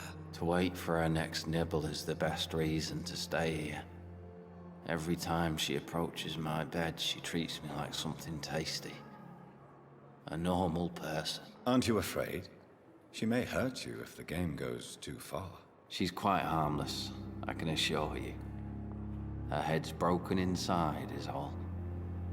While I'm busted on the outside. But she's still beautiful. Living proof that there's hope for me. So do you let her bite you?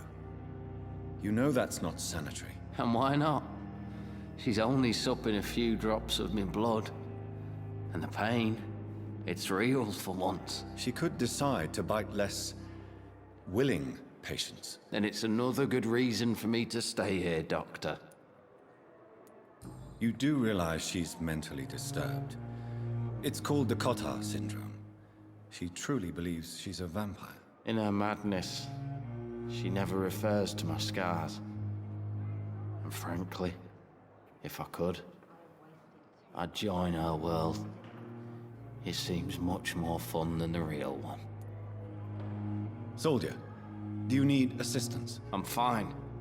Just do something for this pain, will you? That's all I'm asking.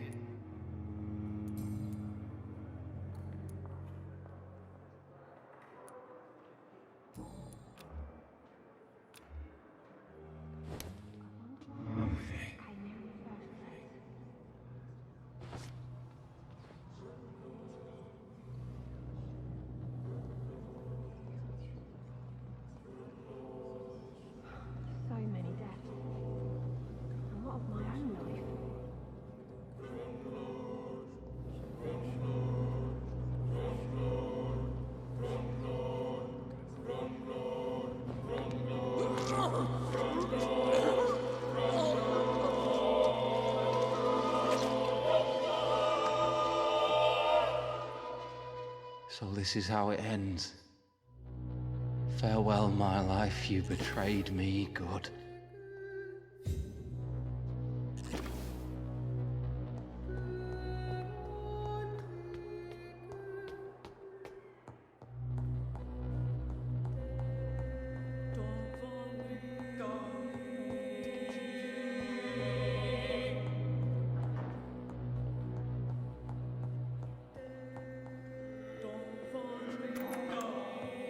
Please, Jonathan, come in. Fascinating, is it not? In the last decade, so many mysteries have been brought to light with our microscopes. The human body, biology's penultimate frontier. The more we explore its boundaries, the less we're able to trace a clear line between life and death. You, my friend, have a foot in both countries. The view must be vertiginous. It's at least as vertiginous as chatting about vampires with you, I would say. This must be all so new to you. This area of town, the hospital, a brand new life. How stimulating it must be. I wish I could share your enthusiasm, Dr. Swansea. But my condition defies scientific categorization. Undead? Unalive? Immortality defies logic. I cannot express my thrill at this serendipitous turn of events. The world's most eminent specialist in blood transfusions, a vampire. One might say a gift from heaven. It may seem strange, but your words have brought me some comfort here. Forgive me. I've been an admirer of your work for a long time, and now you are so much more than a brilliant physician. And please, call me Edgar.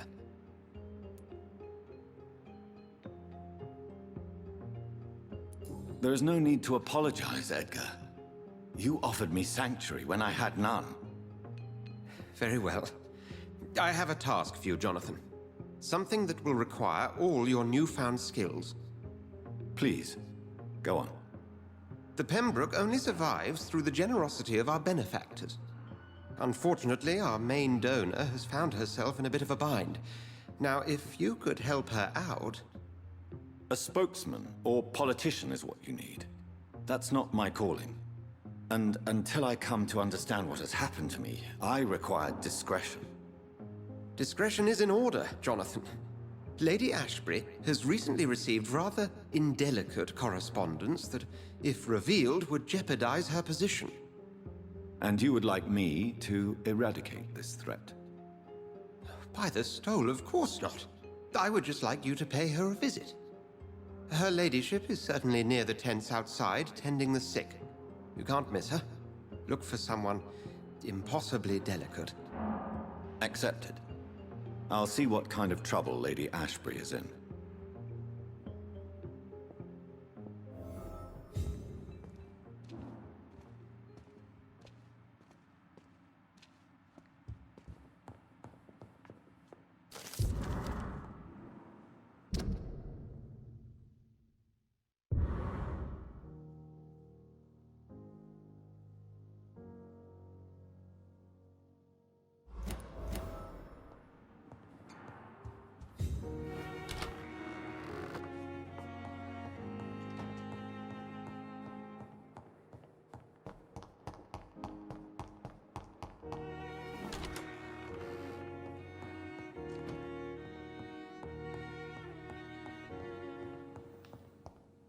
The flower's dying.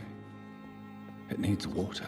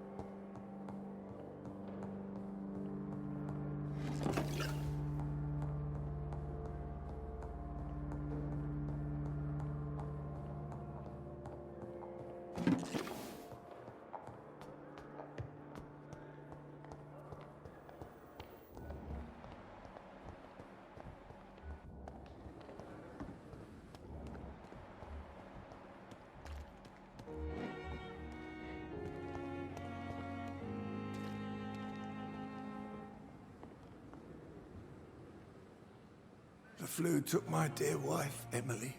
I take comfort knowing we'll soon be together again. Mr. Rainfield, that's no way to talk. You're in good hands here, and we'll be up again soon enough.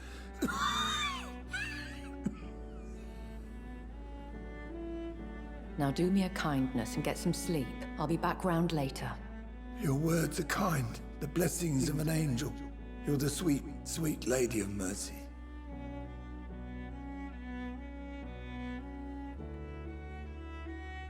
Good evening, Dr. Reed. It's a pleasure to see you again. You seem surprised. Dr. Swansea has brought me up to speed concerning your recent appointment to Pembroke Hospital. You're a the lady who saved me that night, before vanishing into thin air. I remember you from the pub with Dr. Swansea. Indeed. Allow me to introduce myself formally this time. My name is Lady Ashbury. I remember you well, in spite of the brevity of our encounter.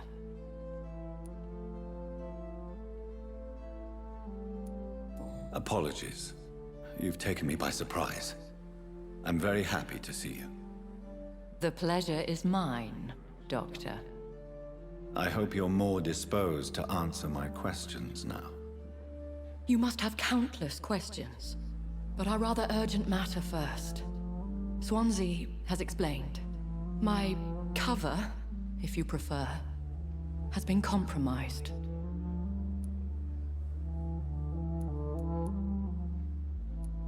Have any of the patients given you trouble? These poor souls have so little left to live for. I do my best to ease their pain. The world would be a better place if it were cared for by women like you. You make me blush. I am simply a necessary evil. Pardon my boldness, Your Ladyship, but I have questions concerning this condition we share. As a newborn, your hunger for answers is rivaled only by your thirst for blood. But the questions need weight. I'm a scientist. My trade is in the deciphering of mysteries, and I need information to feed my mind. I will gladly answer every question you have, but first, prove yourself capable of resolving my predicament without eating the culprit. Dr. Swansea has commissioned me to be your agent in this matter. You could start by explaining what's amiss. These past insufferable weeks, I've been the victim of extortion. I've made a first payment, but the blackmailer grows greedy. I must refuse his most recent demands.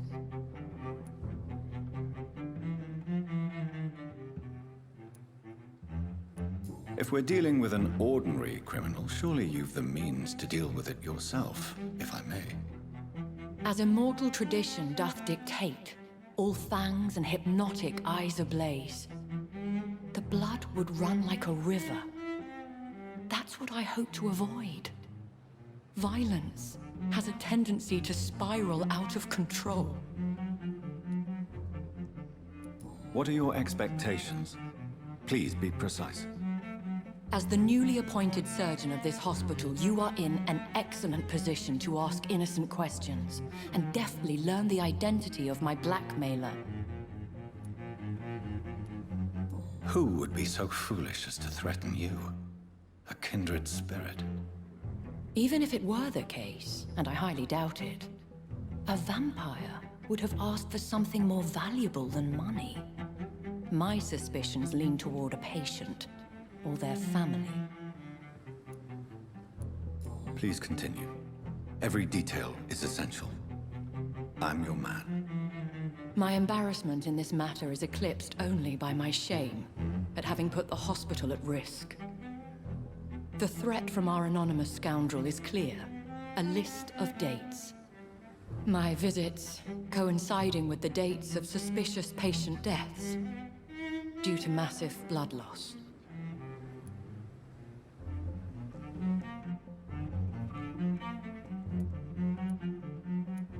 Is it true?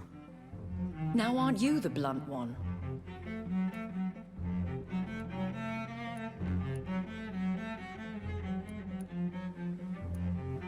Excuse my impertinence, Your Ladyship. This is not an interrogation. I assure you that this line of questioning is in your best interest. In all honesty, I'm not simply a patron to the hospital. My visits serve a dual purpose. Dr. Swansea has been treating my condition with a revolutionary technique of blood transfusion. It seems you are a specialist in the domain. I'll take care of it. Do you know where I should start? If that was the case, I'd settle the matter myself. You could talk to our local gossip, Harriet Jones. Not a pin drops here without her hearing about it. I'll meet that woman now. My life, as others know, is in your hands, Dr. Reed. I'm sure of your discretion, but I do fear your powers of persuasion will be put to the test. When this is resolved, I'll be your obligé. I'll answer all questions in regards of your condition.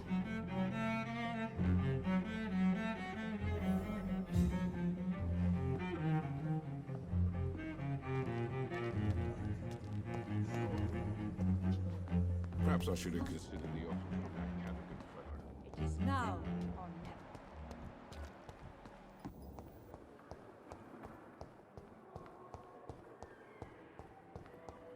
Simpletons, these nurses. Bred with no respect. What? What? What is this? Who are you? Get out of my room. There's no need for alarm, madam. I'm Dr. Reed, the new surgeon. Preposterous. Dr. Reed, you say? I don't want some bumbling intern. Where's Dr. Swansea? Please, calm down, madam. I assure you that I am highly qualified. I'm just back from war duty. How brave. Threatening an old defenseless woman. You know how long I've been a patient here. You've picked the wrong fight. I'm Harriet Jones. Harriet Jones? Indeed. I've been meaning to have a chat with you. You know what goes on here better than any other patient, I gather. Oh, better than any patient, nurse, or doctor. I've seen so many vile undertakings. I heard there have been some despicable goings-on. Was there a case of blackmail? Blackmail?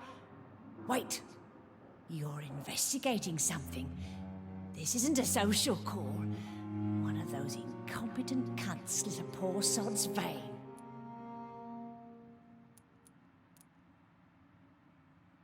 I assure you, madam, this is not an investigation into a possible medical error. Debauchery, then? Nurses Crane, Hawkins, Brannigans, whores, all of them. They can't keep their legs shut. I've seen them scratching slutty sores. Really? Well, if you have irrefutable proof, I'll not have the staff behaving in such a manner here. This is your business, Doctor, not mine.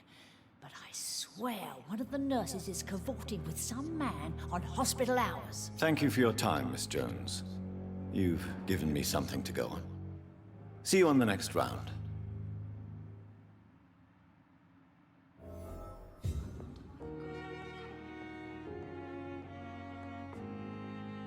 The patients and staff might know something. I'll start my investigation with them.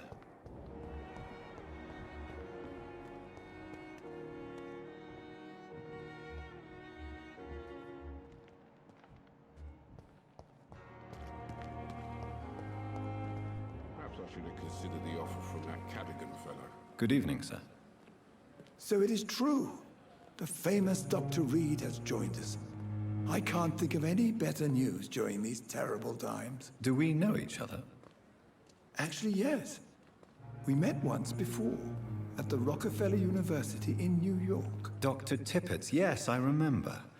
I was assisting Professor Carell in his research about coronary bypasses. He had nothing but praise for you.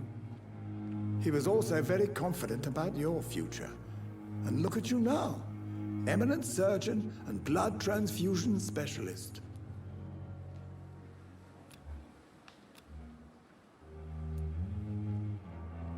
Have you heard of any underhand dealings going on in this hospital? I have no time for such triviality, my dear colleague. We're here to save lives.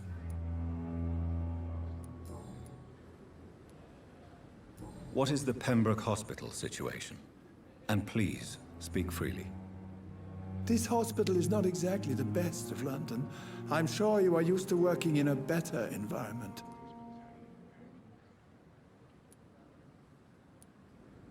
It's more than enough. In any case, the personnel of a hospital are much more important to me than the building. Don't be misled by appearances, Dr. Reed. This hospital does not lack talented people. It just lacks hope. What can you tell me about the staff in the hospital? Some are really good, and others are not so good.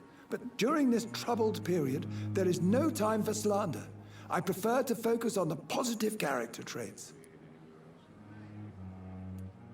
Tell me more about cherished people, then. Nurse Brannigan is a pearl. She is the most helpful and dedicated nurse I've ever worked with. A clever and cheerful woman. You really seem to admire her skills. I'll go even further. If she was a man, she would be a damn fine practitioner. Any opinion about the management? I don't always agree with Dr. Swansea's reserve, but I must admit he does all he can to keep this facility running during this crisis. Ah yes, the burden of command. I was fed up with this concept while serving as a medical officer. Don't get me wrong.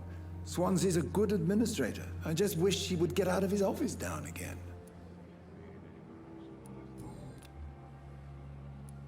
You're exhausting yourself, Corcoran. Maybe you should think about preserving your strength. No. We must keep on healing all those poor souls. We are the last rampart before chaos. Once more, unto the breach.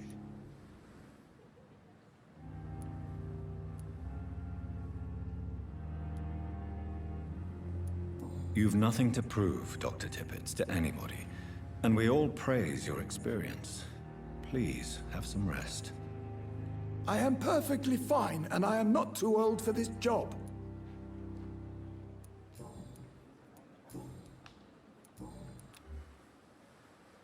Goodbye, Dr. Tippett.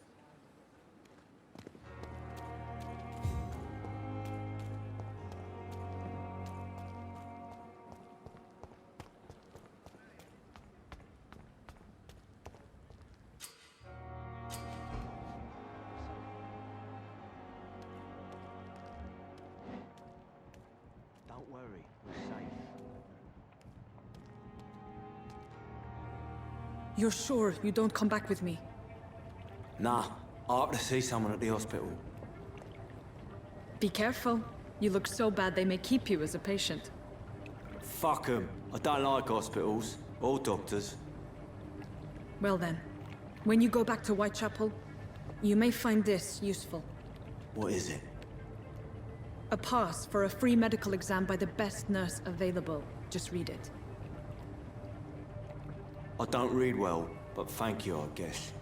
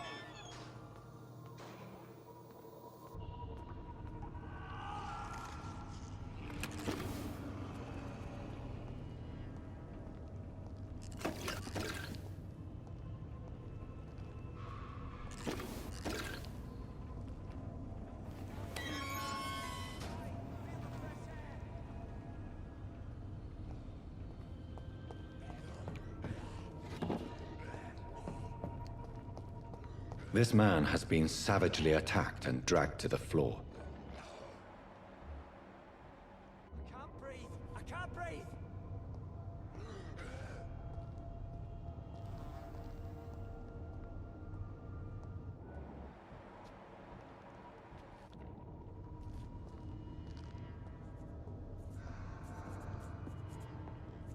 I don't want to die here. I want to see the sky.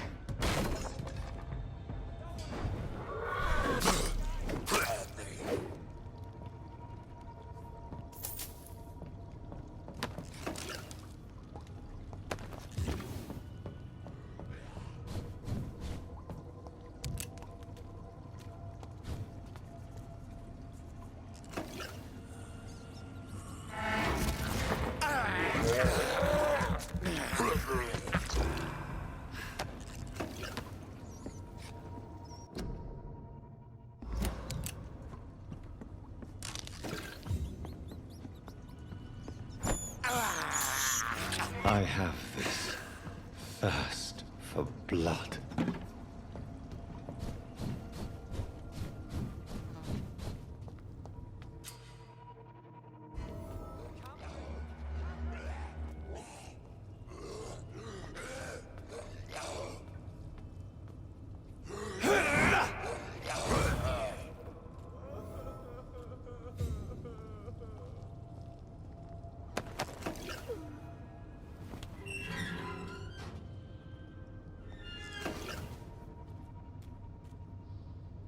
Are you injured, sir? Help me get out of here. I need to get out. I'm Dr. Reed, and I'd be glad to help you, but you must calm down first. Please, take a deep breath and tell me your name. Okay. I'm Oswald Thatcher. Please, I need to get out.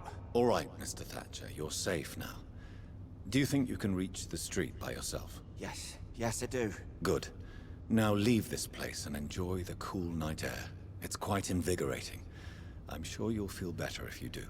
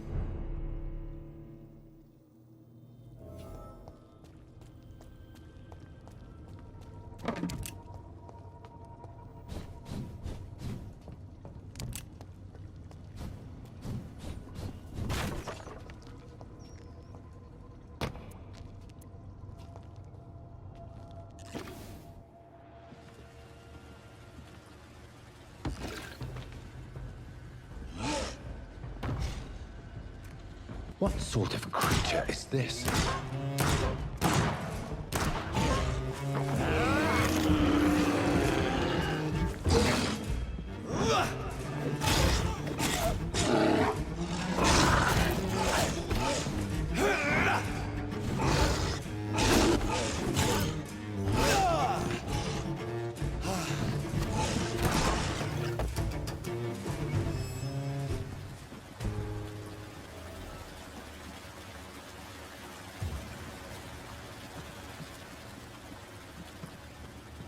Here's what's left of him.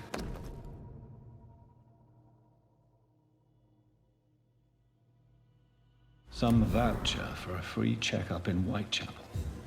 What is Nurse Crane up to? I really must find her.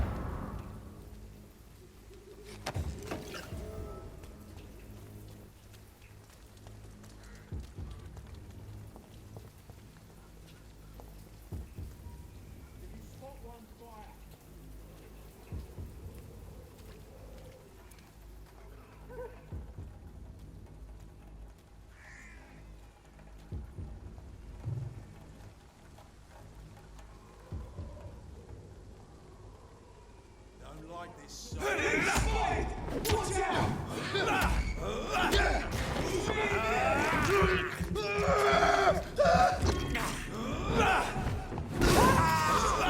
You'll pay for that!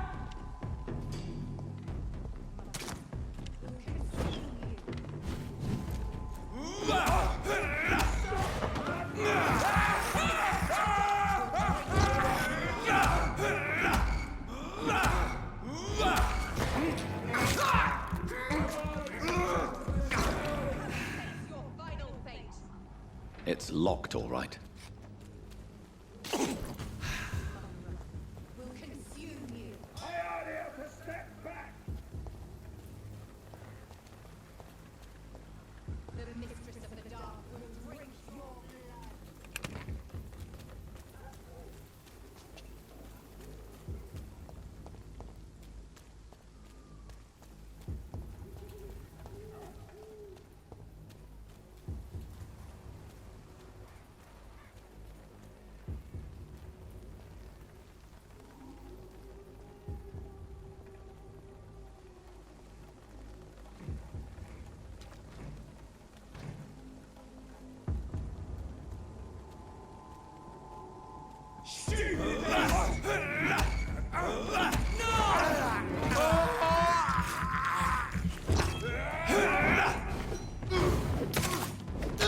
Christ, eat this!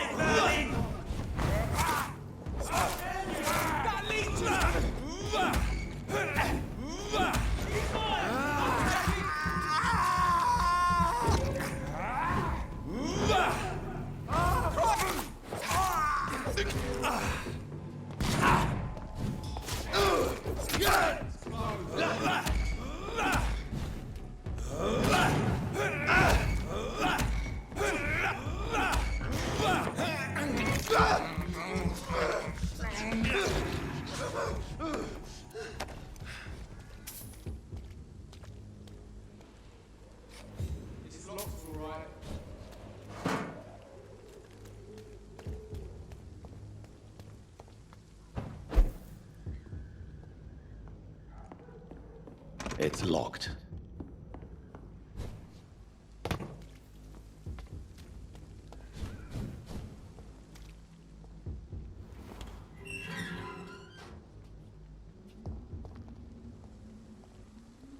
Whitechapel.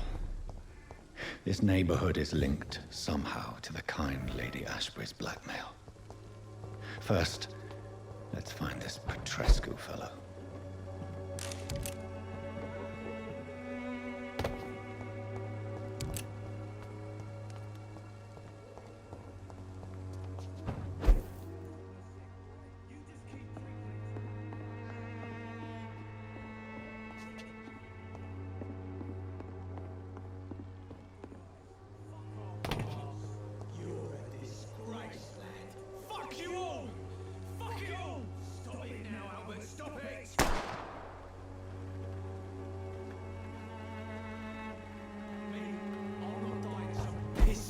Alley reeking worse than a week-old lavvy.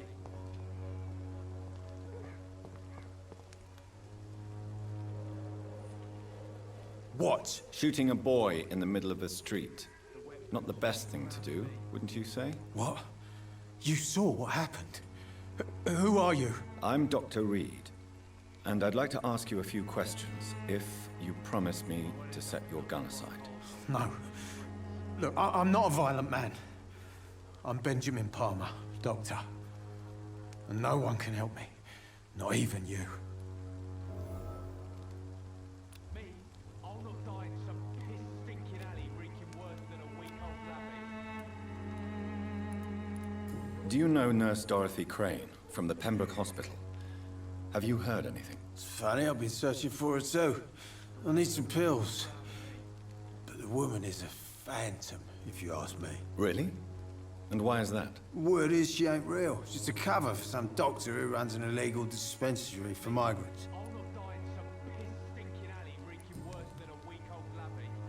Whatever the boy did, I'm sure he didn't deserve a public execution. I swear I didn't want to hit him. It's just that I'm sick in the head, you see, and the boy just frayed me last nerve.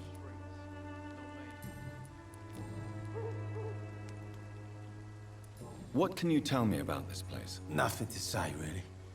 This is where I used to live, and this is where I live now.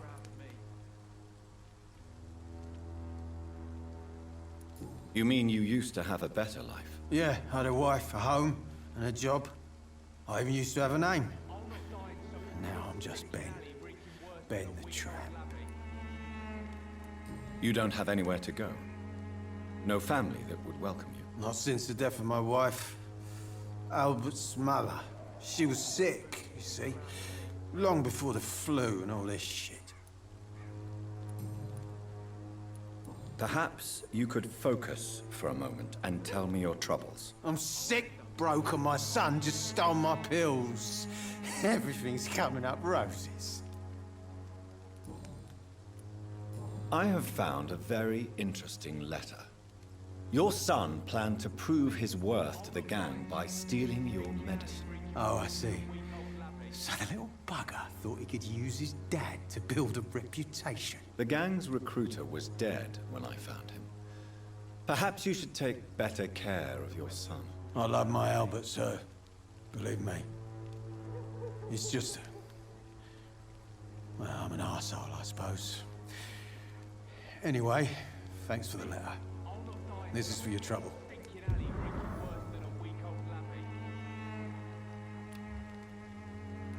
A gun, alcohol, and a bad temper make a terrible cocktail, sir.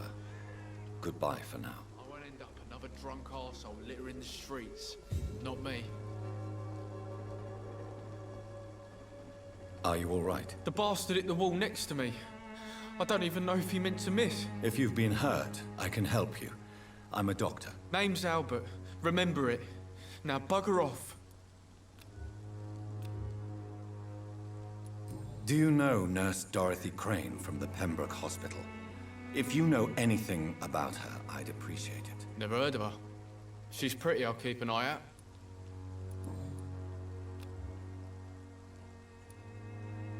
What happened?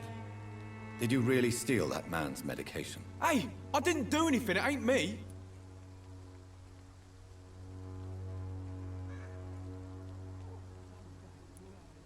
Medication and drugs are a rare commodity in East London. So you picked an easy target, didn't you? Sod off, mister. You ain't got no clue what's going on here. Bastard was a soldier in the war, so now he's got the right to shoot me. It's true. I'm not familiar with this part of town. Perhaps you could help me. I said sod off. Go find yourself another guide.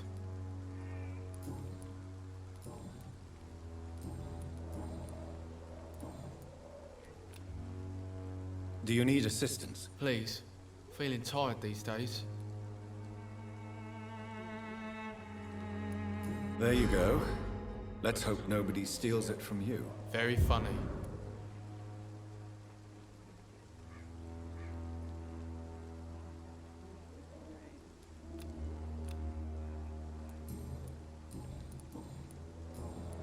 Goodbye, young man. I won't end up another drunk arsehole littering the streets. Not me. Boy.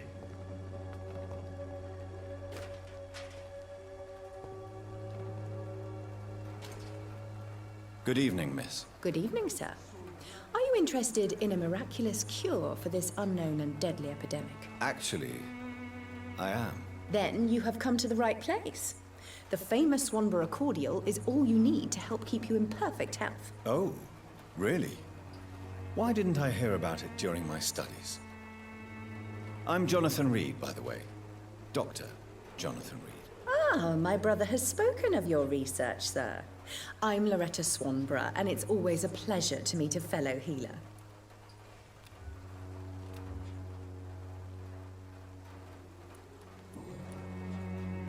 Tell me, who intrigues you most in Whitechapel? The region itself is something to see, but I would say Camellia the mute florist who gives away her flowers. Is there anyone I should avoid? Cadogan Bates, without a doubt. The bloody bastard remorselessly exploits poor migrants as soon as they get here. What do you think of the locals? Most of them are afraid or desperate. They all come to... Do you know Nurse Dorothy Crane from the Pembroke Hospital? I'd like to know more about her. I don't like to talk about competition. Competition, you say? Never met her, but it seems she provides some sort of medical care to the poor. The whole thing has to be some sort of scam, if you ask me. Goodbye, Miss Swanborough. Perhaps we'll talk again. You've wasted your life away. When science fails you, this elixir will give you faith again.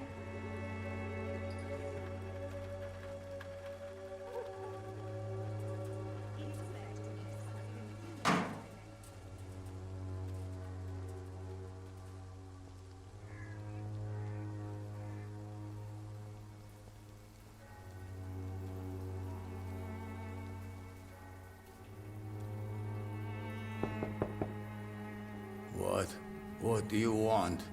Leave me alone. Good evening, sir. I'm Dr. Reed. I'm looking for Nurse Dorothy Crane. There is no Dorothy Crane here. Now goodbye. I'm afraid this medical leaflet says the opposite, sir. Really? Well, I'm afraid I'm going to close this door right now. Go bother someone else, Mr. Doctor. To enter that house, I must discover who this man really is. Maybe I could start by observing what he's up to.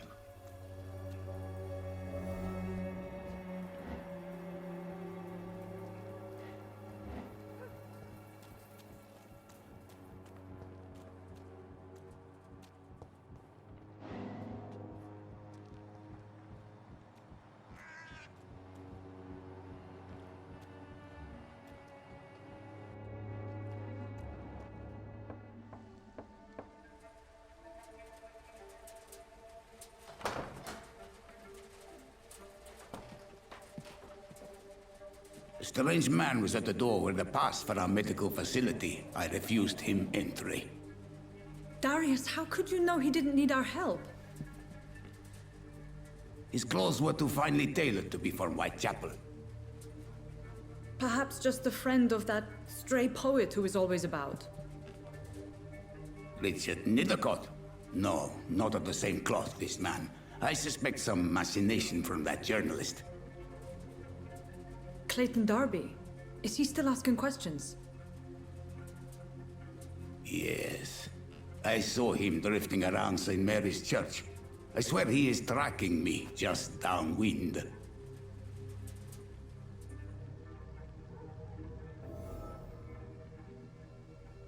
I must talk to that journalist or the poet.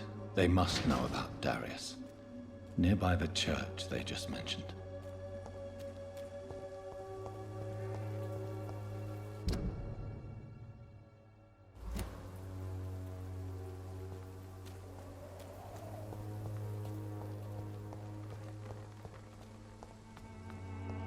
Cheap price, good quality. Come on, take a look. Don't be afraid.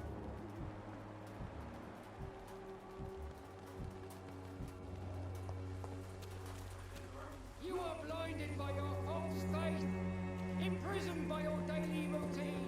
I should never have taken up my father's business. Excuse me, sir. I have a few questions for you. Another journalist? I didn't answer the first one, so piss off! I'm not a journalist, I'm a doctor. A doctor, you say? It's quite a rare breed in this part of town. Really? But still, here I am. Dr. Jonathan Reed, at your service. I'm Joe Peterson to some, but Colossus Joe to most. And I don't remember asking for your service, sir.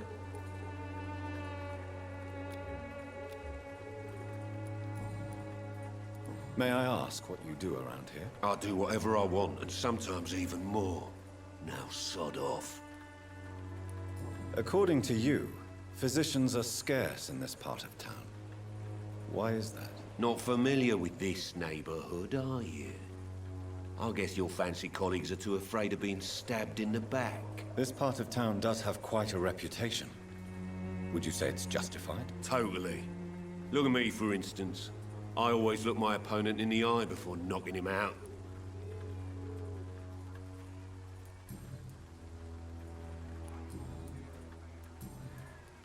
Goodbye, Mr. Peterson.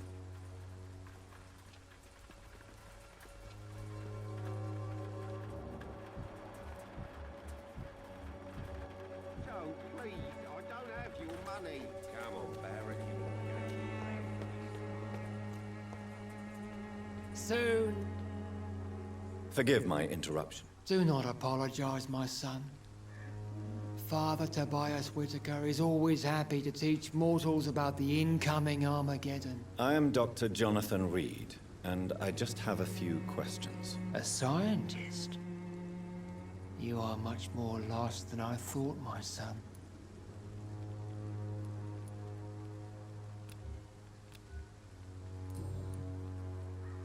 What do you mean when you say that I am more lost than you thought? All scientists are entangled in a world of causes and consequences, and most of them can't see the plain truth. Quite a judgmental opinion, if you ask me. But what do I know? Blinded by science as I am. But you are seeking answers, aren't you? Answers about the Armageddon about to strike the city. Answers about the hidden truth. Well, I suppose I can spare a few minutes listening to your so-called truth. As a doctor, you must be aware of the decimating epidemic. But let me tell you that this so-called Spanish flu is just the beginning of the end. What do you mean? The beast is finally revealing itself, corrupting the flesh and the heart of men. With my own eyes I have seen them, those minions from the abyss. Really? And what would be your answer to this biblical threat? We must fight the disease before this legion outnumbers us. But not with scalpels and microscopes. No. What is left then? Cleansing fire.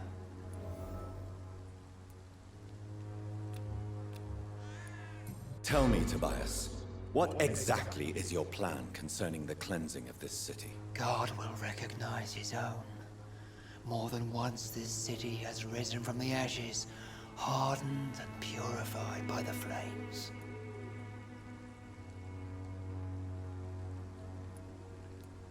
Purification by fire has proved useful, but where do you stop? Burn the clothes? The buildings? The corpses? Worse? Your lack of faith is predictable. But my task is to convince rational minds like yours to see the light.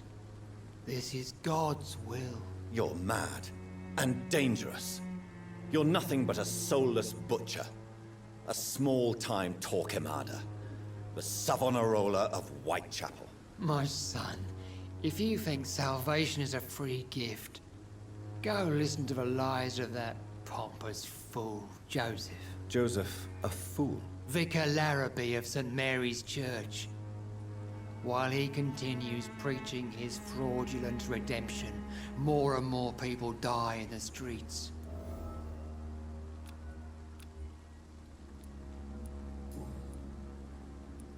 Do you know Nurse Dorothy Crane from the Pembroke Hospital? I'd like to know more about her. I don't like the liberal ideas of nurses, but I especially abhor that Nurse Crane you mentioned. Why do you hate Nurse Crane more than other nurses? Before coming to London, she was a member of the communist resistance in her country. That's what happens when you let a woman get involved in politics. So you're not exactly a fan of Florence Nightingale's work. But nurses are essential for modern healthcare. Nuns should be the only women allowed to take care of male patients. It's obvious only they have the necessary moral fiber.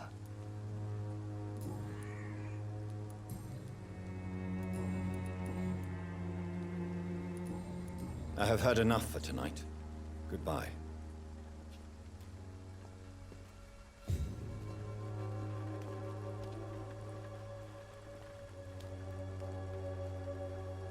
Excuse me, sir. Are you familiar with this part of town?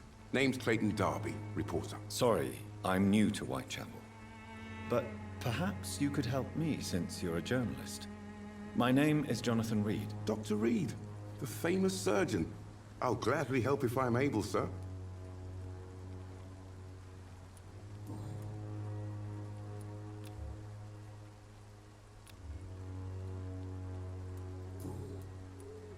I heard you're investigating an underground medical dispensary in Whitechapel. What do you know about it? Not much, I'm afraid. They are wary of strangers, and I'm not really an acquaintance of theirs. Why do you care?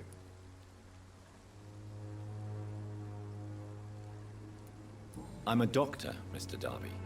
I care about everything involving public health and this epidemic. Are you sure you're not just concerned about the repercussions that a scandal involving a certain Nurse Crane from the Pembroke Hospital would bring? Without a doubt, you are a damn fine journalist, Mr. Darby.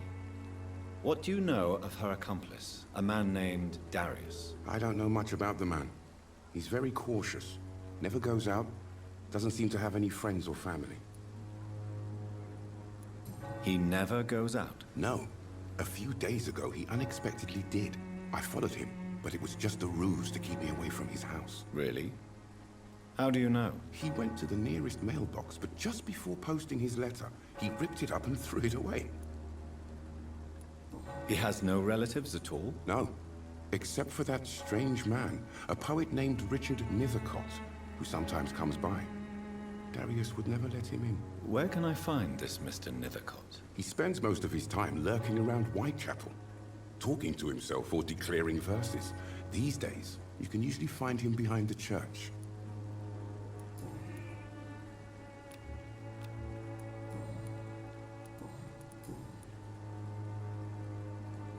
Have you any idea of the danger you face in these streets at night? I've had to run and hide more than once from frenzied mobs incensed by the fever. Do you think the flu is really responsible for this, Doctor?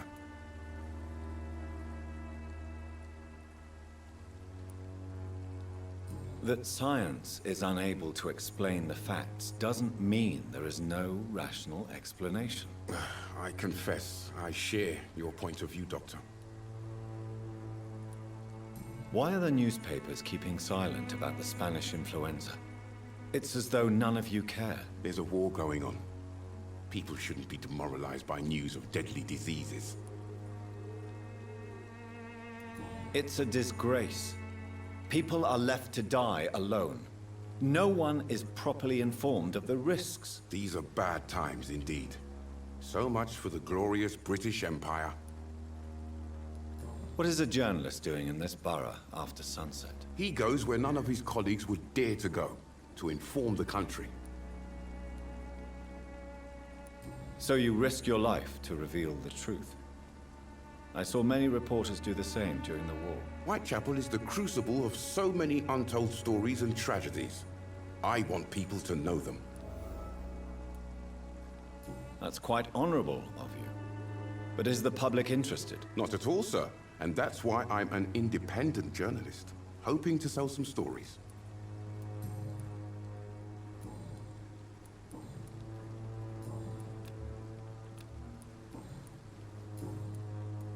Goodbye, Mr. Darby. Farewell.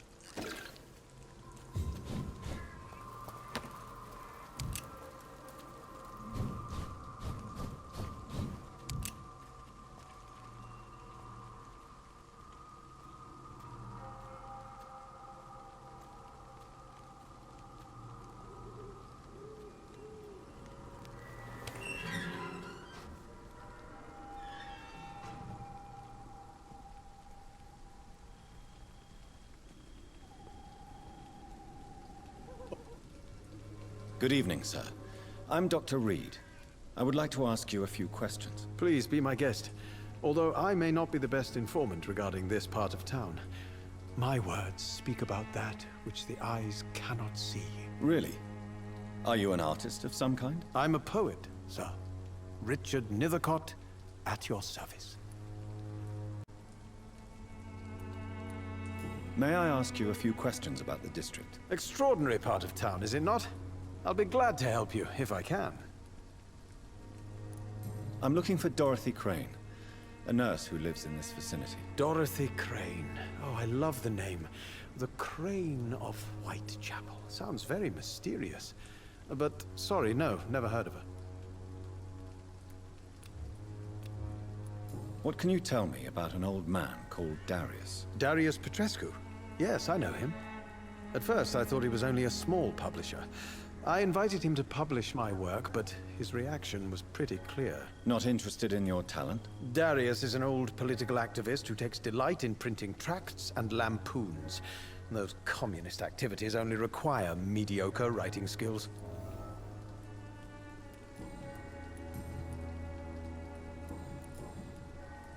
Tell me, Mr. Nethercott, why seek inspiration in Whitechapel? The place is not beautiful per se, but how to explain it? Stirring and challenging. In what way, exactly? The struggle by gaslight, the barren smiles, and the arid hunger under the rain. If you say so. Such vibrant antagonism and vivid paradox. The stripped humanity raged across each street. Vivid, of course, yes. And what about the poignant distress? Oh yes, the poignant distress. You see what I mean, don't you? That's what I want to write about, and that's what Whitechapel is made of. Do you not think it a little morbid? On the contrary, sir. Whitechapel is full of life, full of beauty. Just like my dear muse, the wonderful Camellia. What can you tell me about Camellia? Not much, and that's the beauty of it. She can't speak, you know. She's a locked mystery who exhales kindness and sweetness.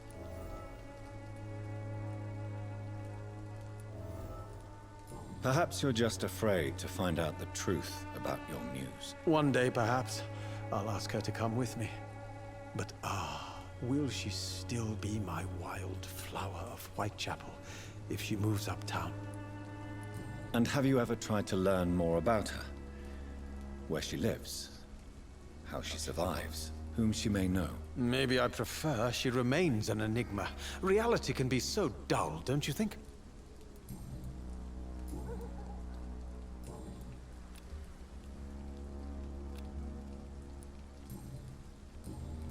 I'll leave you alone, sir.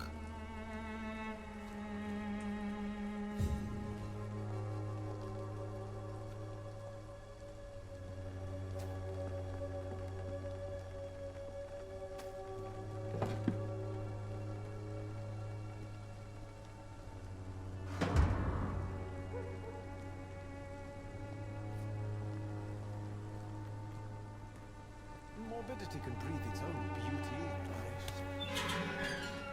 Just seeks desertion and despair.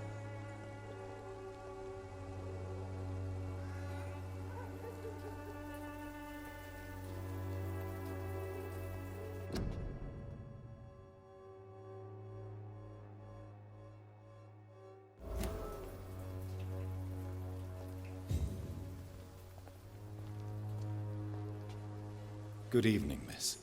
I'm Dr. Reed. I'd like to ask you a few questions. I know what you're thinking. A tall stranger who meets a girl in the street at night. It reeks of the penny dreadfuls. But I mean you no harm, truly.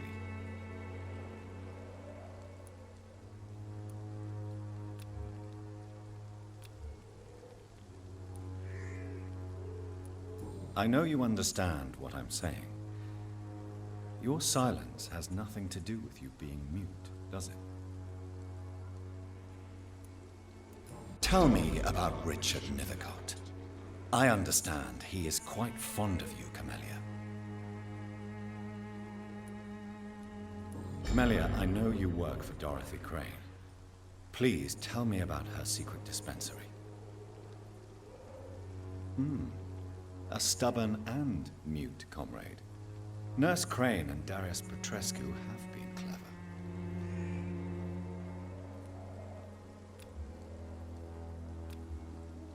Very well. Goodbye then.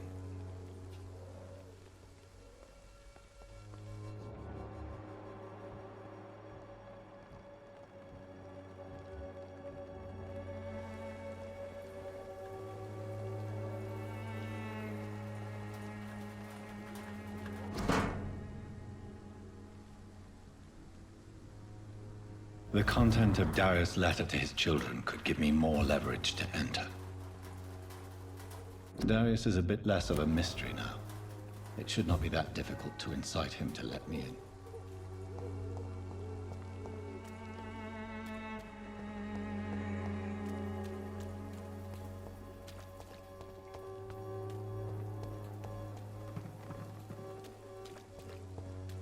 You look so pale, my lord. Would you like me to... Cheap price, good quality. Come on, take a look. Don't be afraid.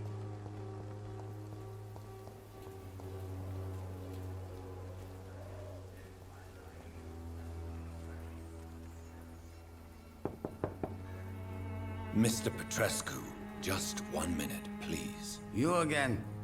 Go away.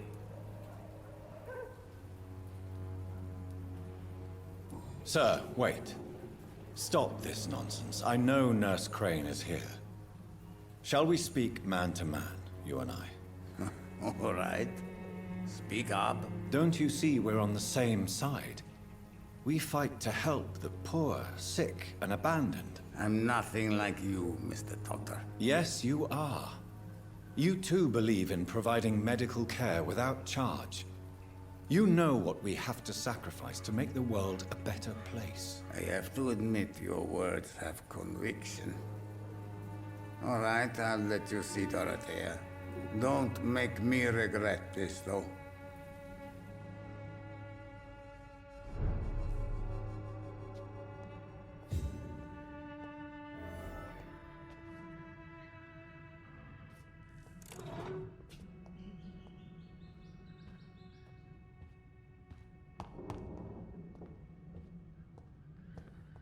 It's locked, all right.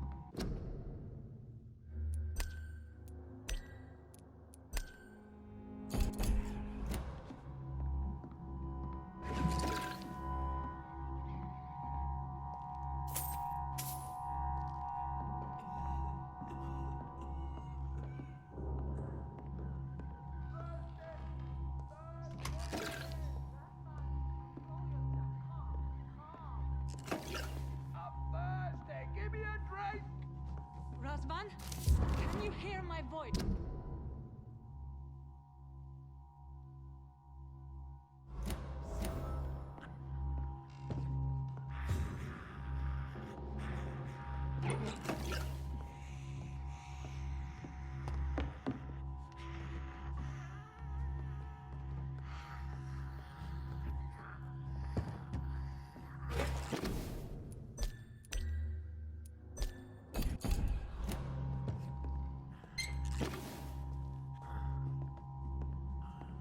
I need help!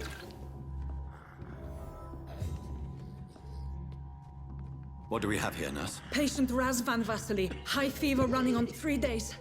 Complaints of dizziness, muscle aches, and head pain. Diagnosed with influenza. Treatment? Aspirin and salicin for the fever and discomfort. Liquids for dehydration, but he's having trouble keeping even water down. Aspirin and salicin, you say? Why not some warm milk and a kiss on the cheek? Where are the quinine salts? Tried buying, borrowing, even stealing. There's none to be found, Doctor. He's not convulsing, he's choking. He's not getting any air. Scalpel! Hand me that scalpel! What can I do, Doctor?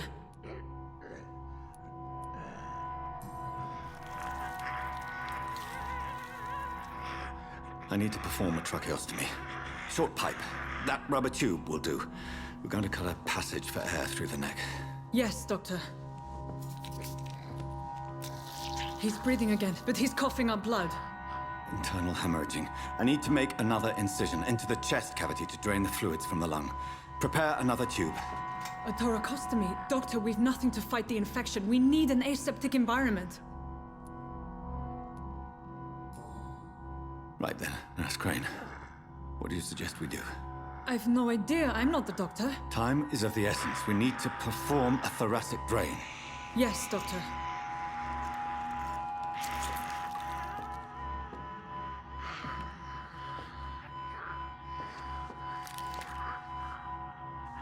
He's still bleeding, Doctor. I'm losing his pulse. The drain must have punctured the intercostal artery. There's too much blood.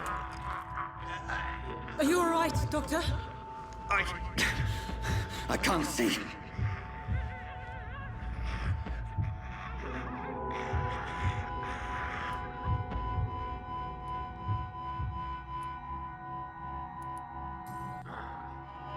I must first suture the artery. Find the wound. The source of the blood. Needle and thread, Doctor. Good. The stitches are holding. How's he doing? We're losing him. We've lost his pulse. He's dying, Doctor!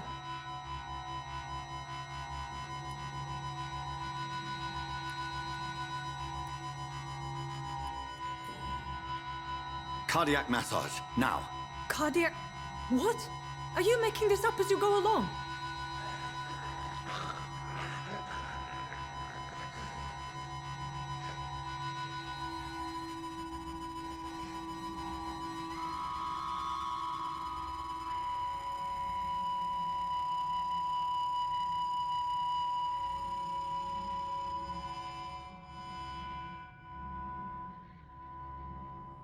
We've lost the pulse.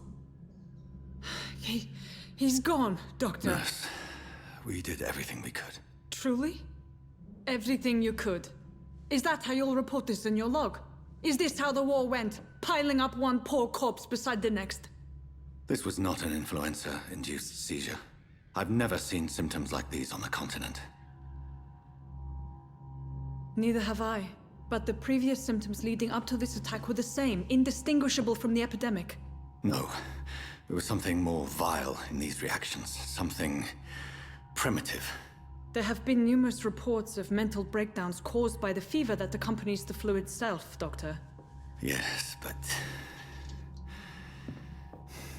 I'd best take some samples of the blood for analysis.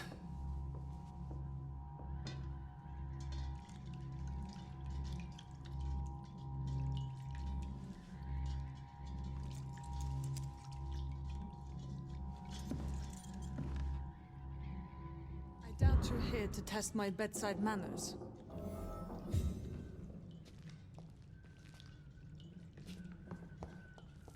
To what do I owe this courtesy? It's locked. This is an unfitting place for the illustrious Dr. Reed.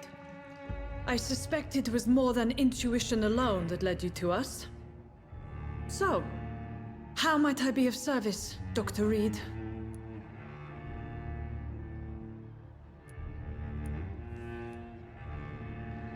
I've come to put an end to this insufferable blackmailing, Dorothy.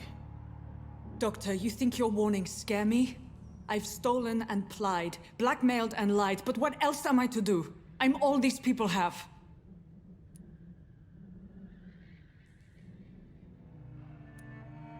But why Lady Ashbury? Why her, of all people? She's pristine and proper, all right. But that she-wolf in sheep's clothing murders the poor for sport. I have her where she belongs, and I'll milk her for all she's got. Dr. Swansea is a sensible and honest man. He wouldn't have refused your friend's care at Pembroke. It's easy for you to say, Doctor. These people cannot go to the police, nor to the hospital. They don't even speak English. They depend on me for everything. So, the end justifies the means. Is that your defense? I know you're kind, Doctor. Just another fine-heeled, silver-spooned gentleman who was given the world on a platter. You know nothing of poverty. Nothing of the shame, the hunger, the loneliness.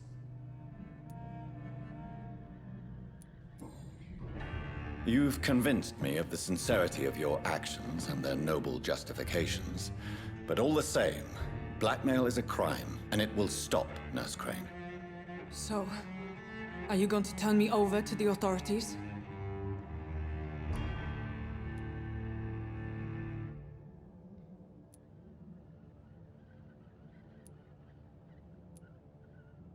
Nurse Crane, there is no question that the work you've done here is extraordinary, but this dispensary is incapable of coping with the outbreak. It's only a question of days before the situation at hand will overwhelm us. I cannot allow it. It's my duty to put an end to this immediately.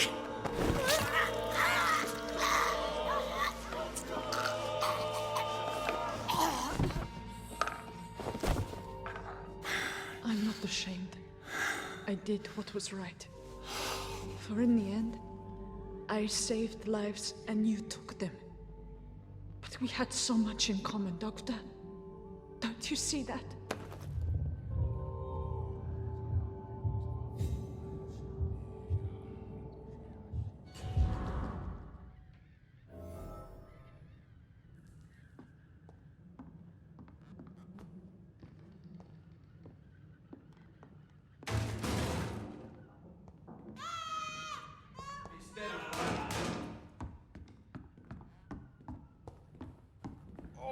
This one stinks already. A leech!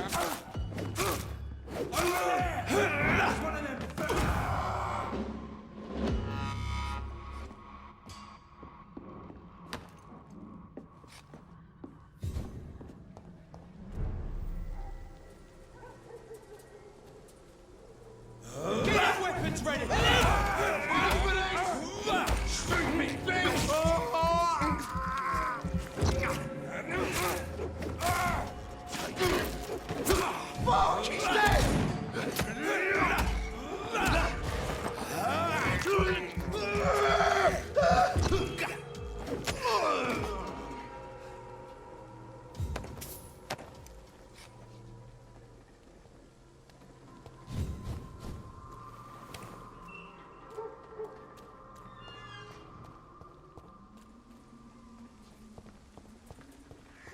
Science fails you.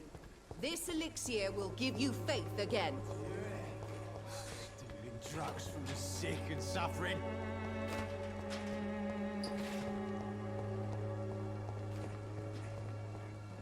The Vampyrs will be proud of me.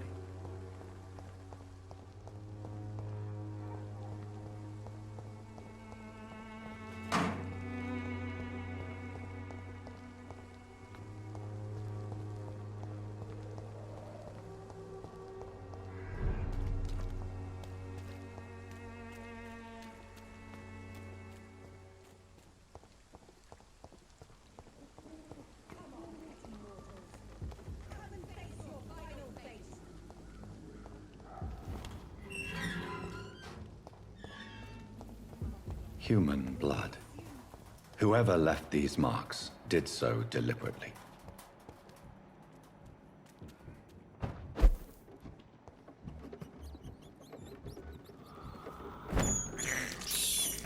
I can't believe I'm doing this.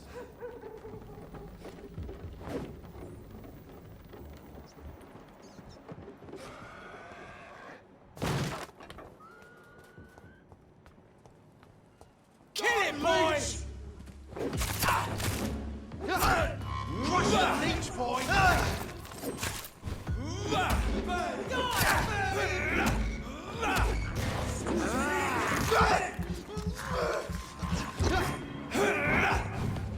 Oh my God! Christ, he's dead!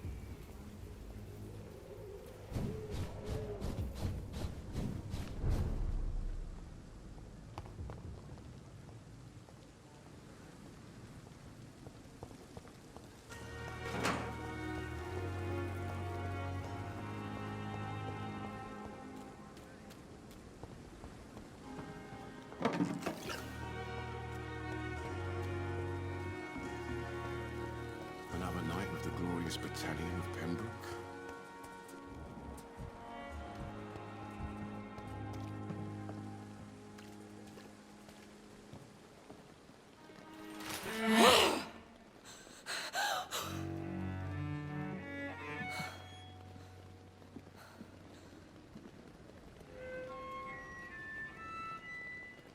I would ask you to avert your eyes, sir.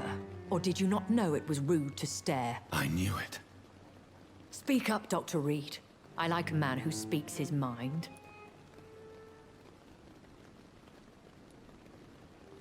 Hiding your true appetites behind a facade of compassion.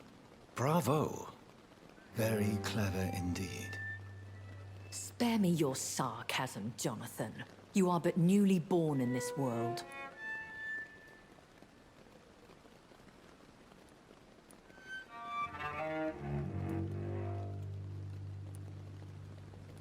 So in the end, the accusation was true, wasn't it? The situation is somewhat awkward nonetheless. I have not been observed sustaining myself for many decades. I have to say I'm a trifle embarrassed. Anyway, I have concluded my inquiries concerning your blackmailer. I see. Please excuse my agitated state. Under normal circumstances, I wouldn't let anyone see me in this condition. The case is closed. Permanently. You will not be bothered anymore by the woman. And who was this woman? If you must know, she worked under my employ as Nurse Crane. But I'll wager that's not what will be written on her gravestone. You killed her? Is that what you consider discretion and diplomacy, Dr. Reed? I did what I thought was best, and acted accordingly. You will learn that trust is a rare and precious commodity in the Immortals world, my young doctor. And your actions have not induced me to offer you my support.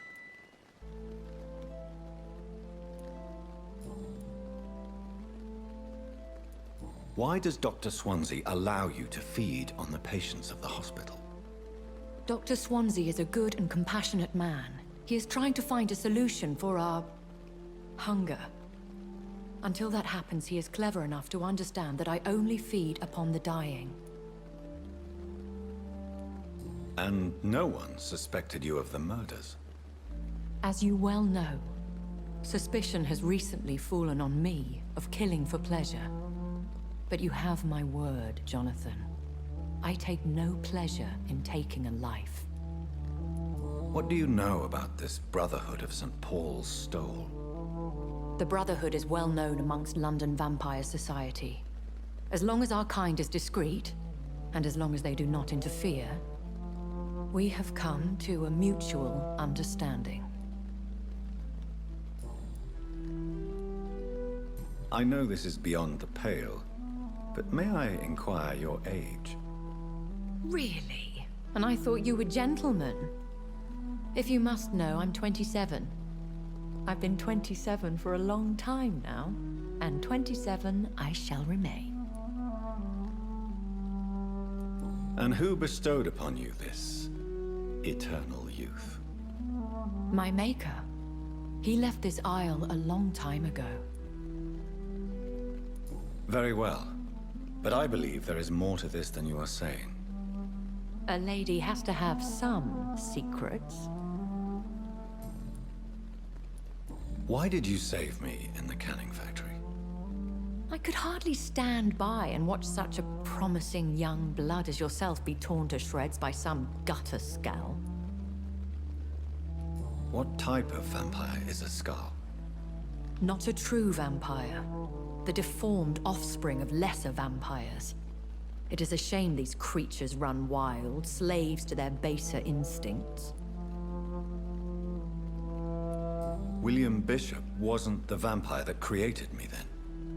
No, Jonathan. Whatever their strength and demeanor, Skulls are the progeny of careless vampires. It cannot be the other way round.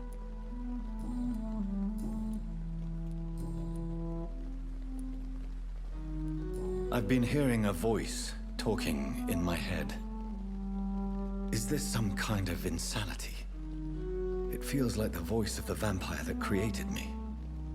Hush. Tell no one this. It would be unwise to talk of such things amongst British immortals. Speak no more of your maker. How could this cause offense? Only the powerful immortals can mentally call to their progeny. No vampire or hunter will sleep easy, knowing that an unidentified elder is stalking the streets of London. Excuse my forwardness, but... are you my maker? Me? Goodness, no. Only a foolish immortal would create a progeny without taking precaution, and I'm no fool.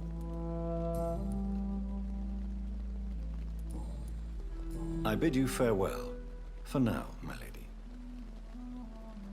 I must quickly analyze the blood I took from Nurse Crane's patient.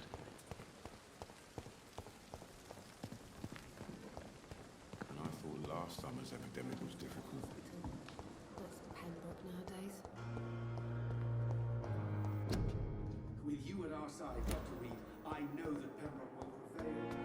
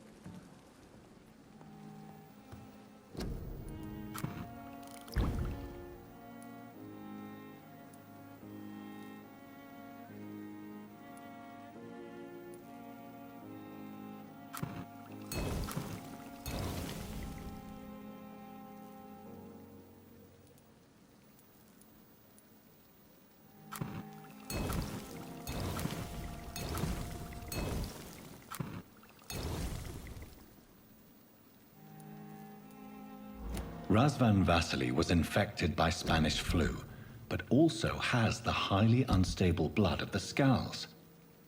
Is the London vampire epidemic transmitted through the flu? I should talk to Dr. Swansea about it.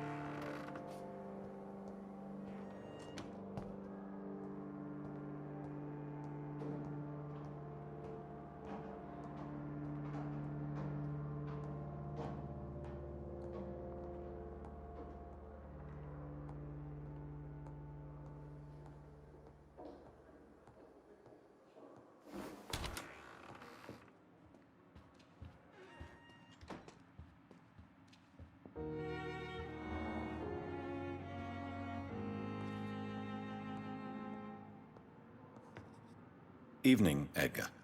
Could I get your professional opinion? Please speak, but I have something important to tell you.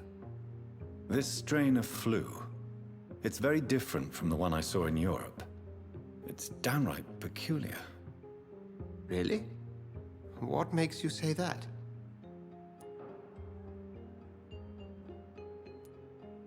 I've just looked at the blood of one of our recently deceased. I see. Do you have anything more to go on? This disease spreads and looks like the Spanish flu, but its effects differ greatly. The London strain is different from the continental one. This is very interesting. Did you find something else? Yes. Unlike the flu, the infected begin to show an increase in outwardly aggressive behavior. More than simple agitation. Once docile people become violent. You mean like rabies? Is there a chance we could create a vaccine, Jonathan, like Pasteur? By the stove, that would be smashing. There's a lot we're not seeing here. But it is spreading, and quickly. If we don't act, the whole city could be lost. But Jonathan, we've a fantastic opportunity sitting right here in front of us. A weapon of choice. What on earth do you mean? Why, you, my dear boy. With your expertise and your blood, we could isolate the properties that course through your veins. Think about the possibilities.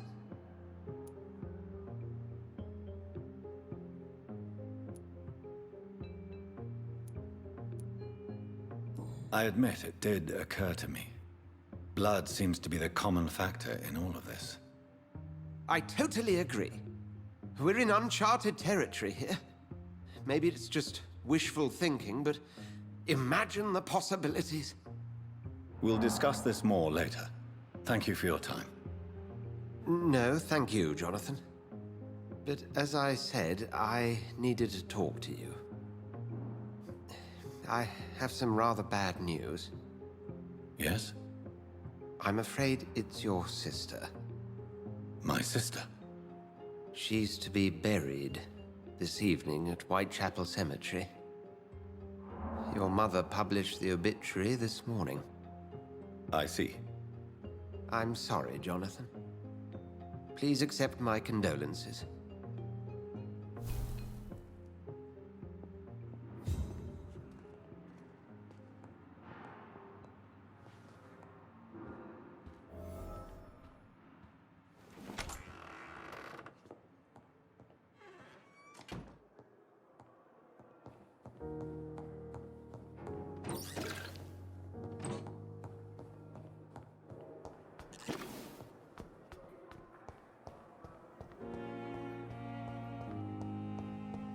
I never thought I would have to attend my murdered sister's funeral.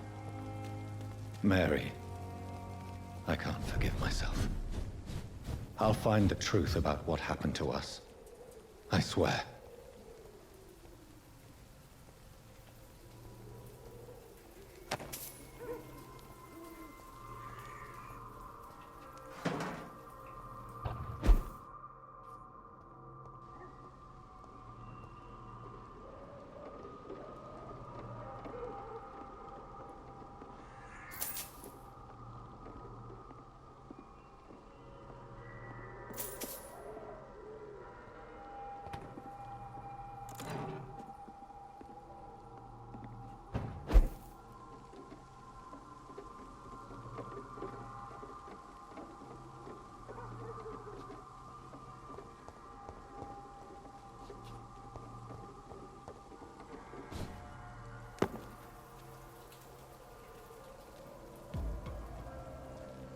This is no place for you, sir.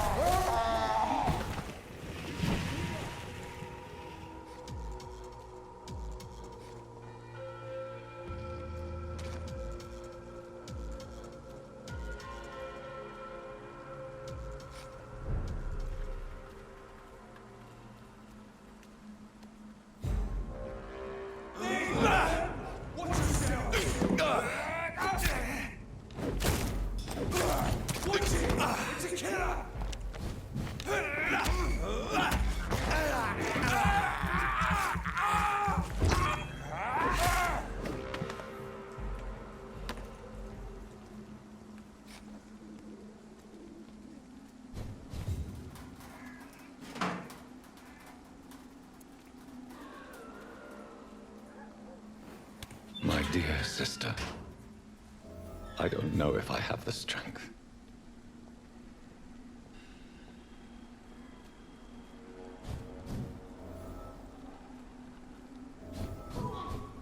What do you want?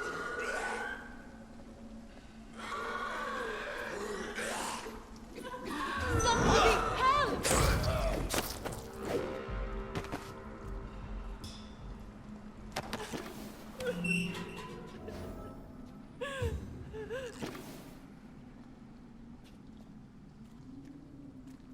Are you all right, miss?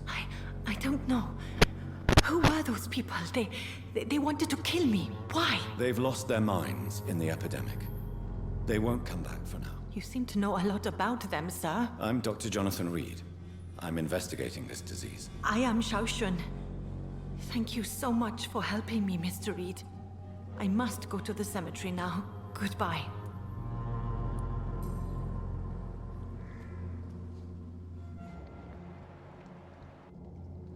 Shouldn't you go back home? Maybe later.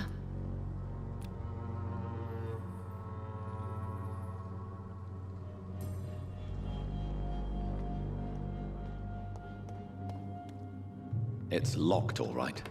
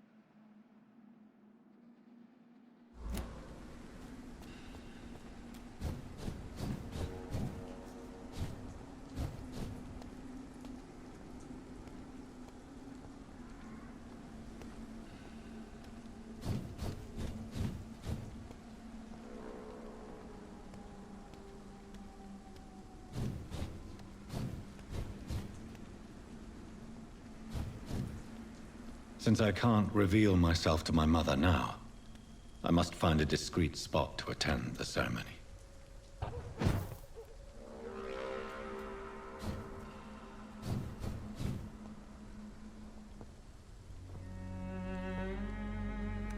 I am the resurrection and the life. He that believeth in me, though he were dead, yet shall he live. And whosoever liveth and believeth in me shall never die. We commend unto thy hands of mercy, most merciful Father, the soul of our sister departed, and we commit her body to the ground.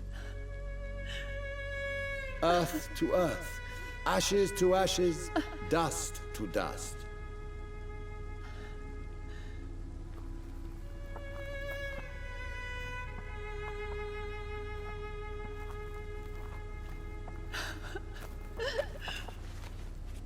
Why kill my Mary and stick her here in this cold, god-awful place? These are the legal requirements for the epidemic, madam. Oh, Avery, I feel so tired. Please take me home. Yes, madam.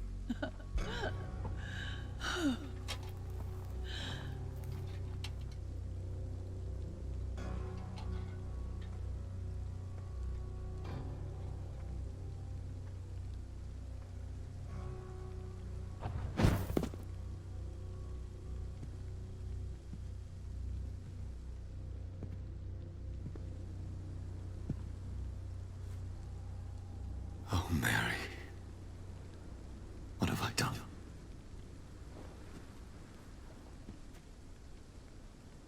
If I could only change one thing. One thing. This is a nightmare. Jonathan, there is nothing you can do but accept it.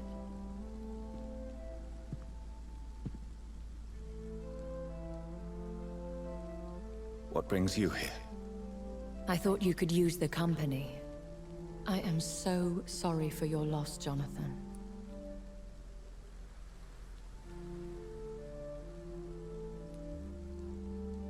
She was a good person. Vibrant, full of life. She was kindness incarnate, my Mary. You're a good person, Jonathan. And a young Ekon. A newborn cast into the night without so much as a candle to guide your way. She had been scouring the most dangerous parts of London in search of me. And it led to her death. Jonathan, don't. I still hear her last thoughts. They echo in my head. Her mind shattered, and it haunts me. Jonathan, stop. Listen carefully. You must come to terms with this. You must learn to live with what happened. How can I? I've destroyed my family. My poor mother. I can't even console her. Don't you see? You're doing the work of our enemies, feeding your remorse. We are weakest when we grieve, and the guilt blurs our senses. And so this is why you're here. To warn me. You've felt this pain yourself. You too have endured this. I don't want to lose you, Jonathan. I've lost so many friends. Loved ones I cherished. Pray for Mary's forgiveness, if you must.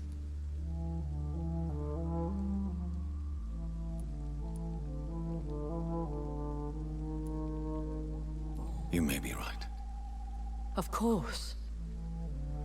I've stared upon this world for centuries, and time has taught me to deal with guilt, if not erase it. What should I do then? St. Mary's Church is not far from here. Go there and make your peace. Find the solace you need. My lady wants me to confess. No, Jonathan. It's you who wants to confess, I think.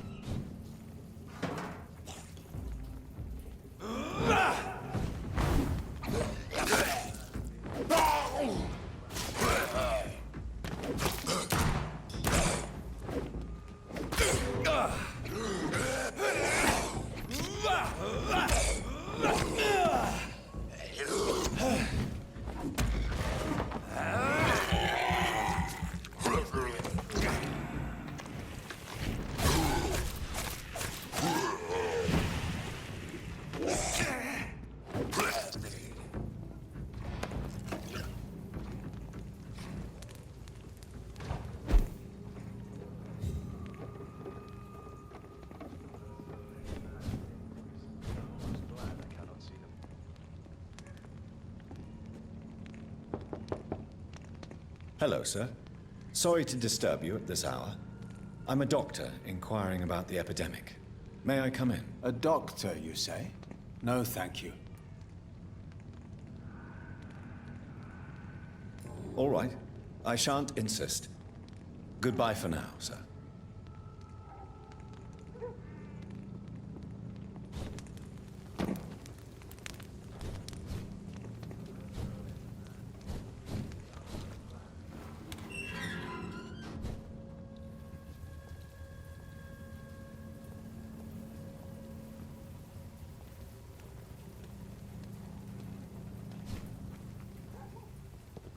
And off to church he goes, a newborn seeking divine consent to lick the blood from the soft and pointy crown. Who are you? Make yourself known. Newborn, you reek of guilt and pointless compassion. Shed your skin, forget your old weaker self. What do you want from me?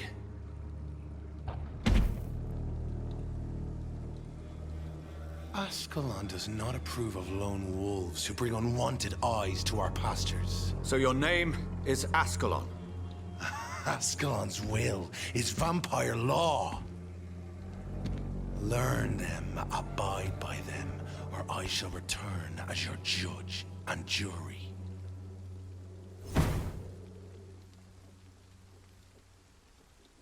These immortals try my patience with their plans and unsolicited counsel.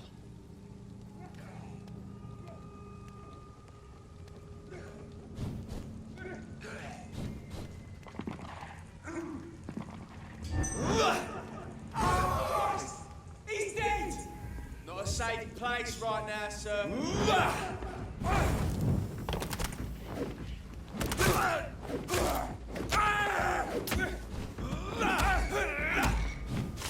Stay back, beast!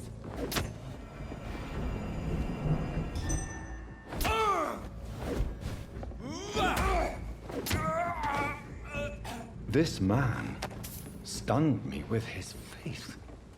His crucifix. This is not good news.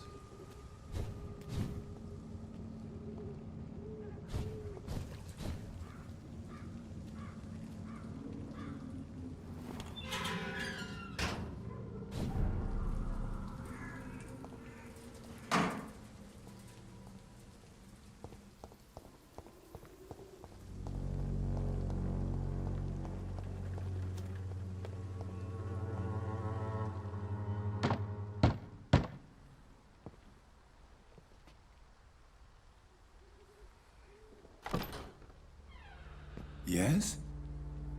What is it that you want? I'm sorry to disturb you at such a late hour. No worries, my son. I'm still quite awake, having just returned from a funeral. Yes, I know. I've forgotten what I wanted.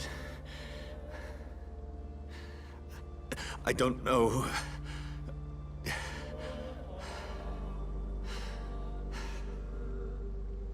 May I help you, child?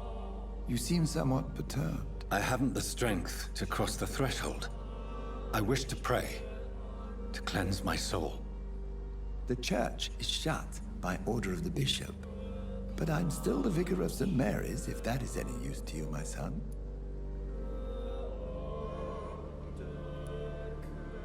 I've no need for a kind ear, only a moment of peace in God's house. There are no secrets from God, my son. If your heart needs comfort, consider me your chapel. For I can be as silent as stone.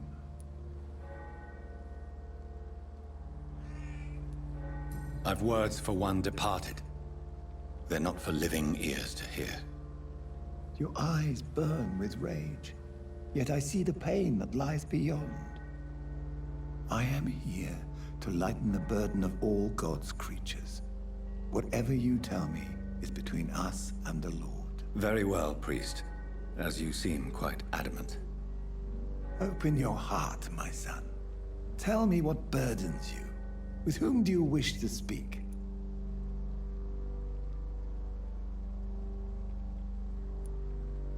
She was my sister. You seem so troubled by the loss of this girl. What happened to her?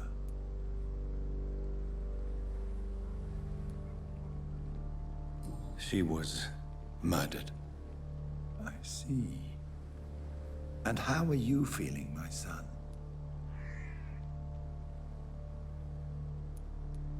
I feel responsible. The pain is consuming me. I have a final question for you, my son. This is of the utmost importance. Ask your question, Vicar. What words would you like to say to your poor sister?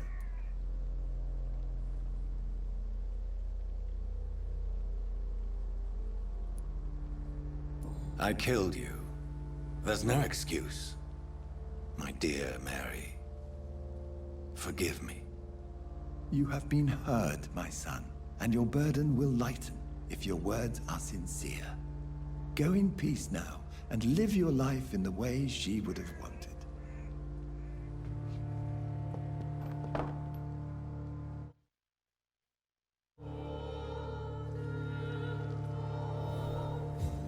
There. I confessed to that vicar. Do I...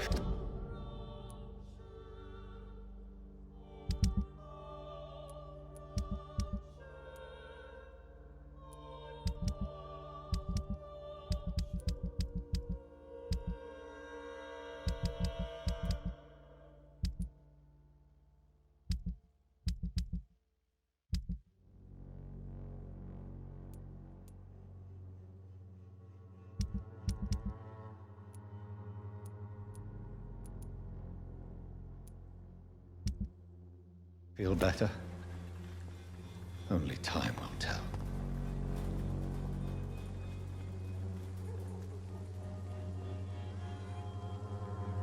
Most of them don't speak English. How am I supposed to interview them?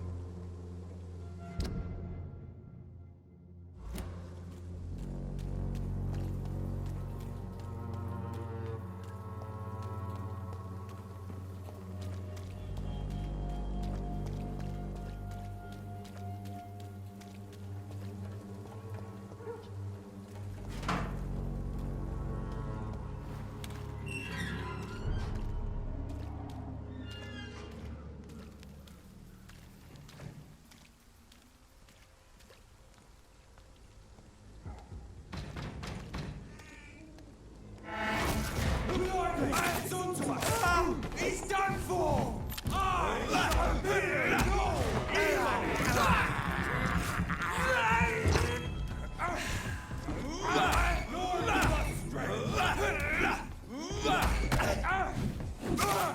Filthy murder!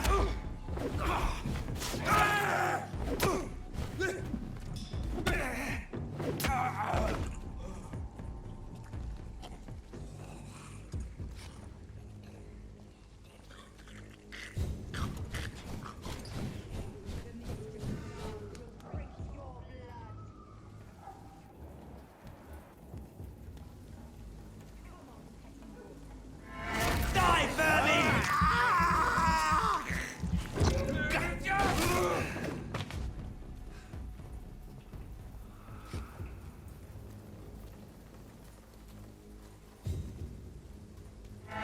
Over there!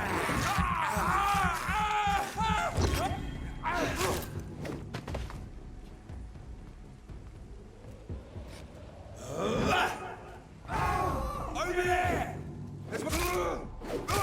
Stop! Vampire!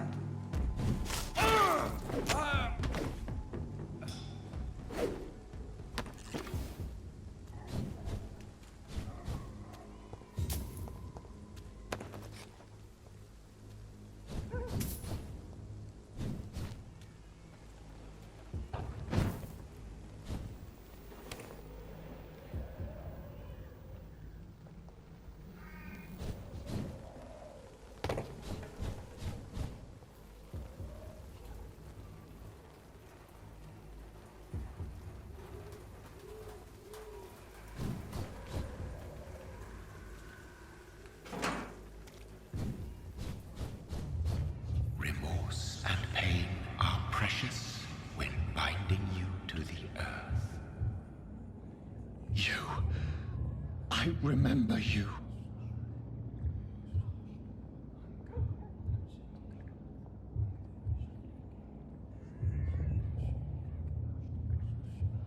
fear be gone. I would harm no child of my making. This is your doing. You made me. Made me this creature. What are you? I am the land. You are our champion.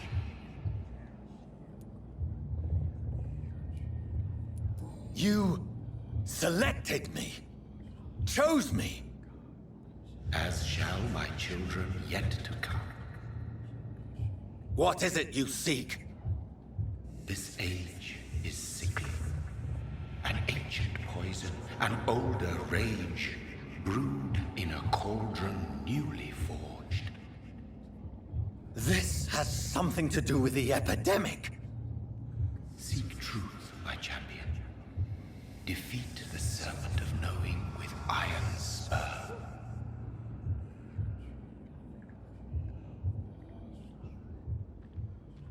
I've had enough of others making decisions for me, pretending to know how I should feel or behave.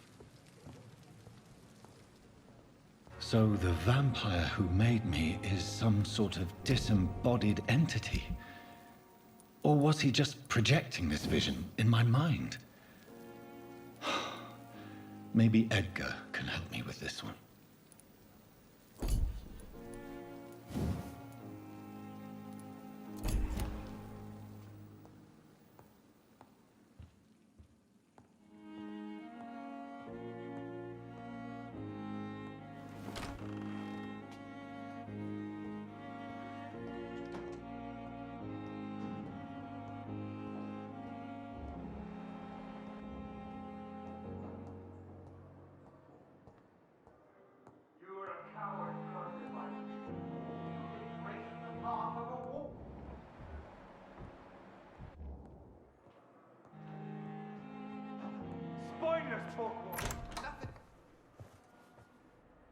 God protect us. You've got a leech in the hospital. Yes, my hospital. My mission is to heal while you go about warring. You've set the table for a snake. I wonder why there's venom in your food. I'm growing tired of your song. You're a woodsman, McCullum, not a doctor. Return to your hunt. Remember, I've a good nose for machinations. I can flare the scent at a mile. You can't hide from the god. Leave him, Jonathan. This is sacred ground. Neutral territory. And I just had the carpet cleaned.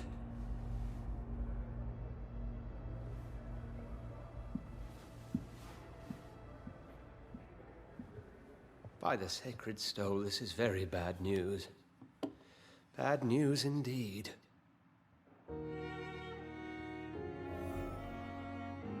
What happened? The hospital has been attacked. We have injured patients, at least one dead and several missing. This has spiraled out of control. Even the most infirm are asking to be allowed to return home. We cannot have the people lose faith in this institution. This hospital is their only hope. Of course, you're right. But we cannot afford a public scandal. It would ruin us. We must restore order, and quickly. You mentioned a dead patient. Who is he? She, Jonathan. She was Miss Harriet Jones. I found her room like a slaughterhouse. Blood everywhere. The duty nurse is taking care of the mess. Very well. I'll help you. Jonathan, please. I can't rely on anyone else. And this concerns you as it involves vampires. Someone has taken advantage of our more liberal tendencies here. In what way? Jonathan, I may turn my head when you or her ladyship indulge, but I will not allow this place to become a nest for street feeders. Please then, tell me. Sean Hampton, the man we thought we'd saved at the docks. It seems he was infected after all. So Hampton became more beast than man. Exactly. And now Guard of Prewen suspects the hospital of vampire activity. Do you realize what that could mean for us? Rest assured, I will protect you and your staff. McCullum is a fanatic. The guard will stop at nothing. You don't know what they're capable of, Jonathan. Very well. Since I brought Mr. Hampton here, I will put an end to this.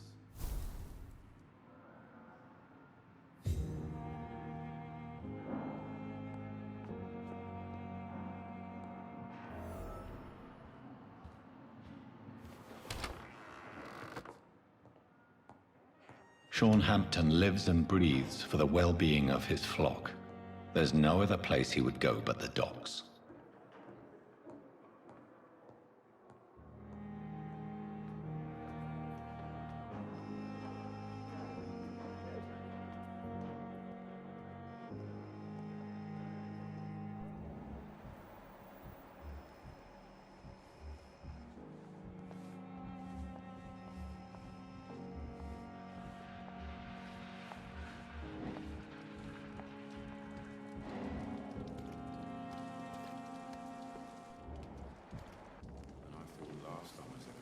Oh, Jonathan. I cannot believe my eyes. Poor woman. Butchered by some savage scowl.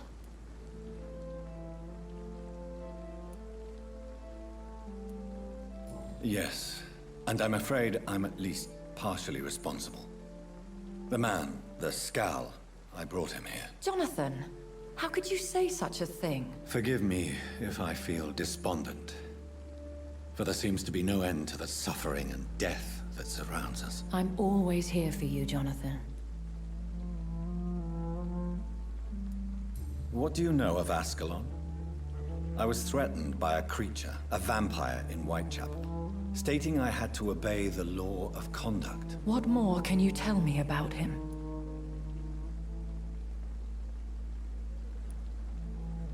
He was bigger than a man. Huge, in fact. He seemed to radiate violence. I thought he was going to tear me apart. Then he vanished. Fergal, the executioner of Ascalon. You were fortunate he was not after you, but rather out doing his master's bidding. What is Ascalon? The Ascalon Club are the most powerful vampires in Britain and exert tremendous influence. Take my advice and stay well away. I have experienced a certain difficulty when faced with holy symbols or trying to enter religious buildings. Have you? Now that's quite a question. I don't know why, but yes, it has happened to me. Is this a sign? The hand of God in action? Are we repellent unto heaven? I don't have the answers, Jonathan. But I believe superstition and magic is just fact awaiting the lens of science.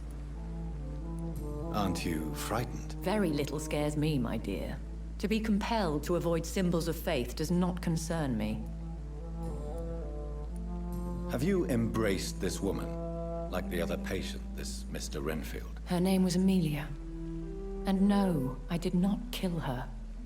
I vowed a very long time ago that I would never take another life, unless they ask. Is there sufficient vitality in the blood of the sick and dying patients? Yes, Jonathan. The hunger gnaws at me every waking hour. Frankly, I'm starving. Temptation surrounds us. Rich, vital. How can you resist? Over the years, any pleasure I once gleaned from feeding is long gone. I drink for sustenance. And though I still thirst for more, I restrain myself. Thank you, my lady. I hope to see you again soon.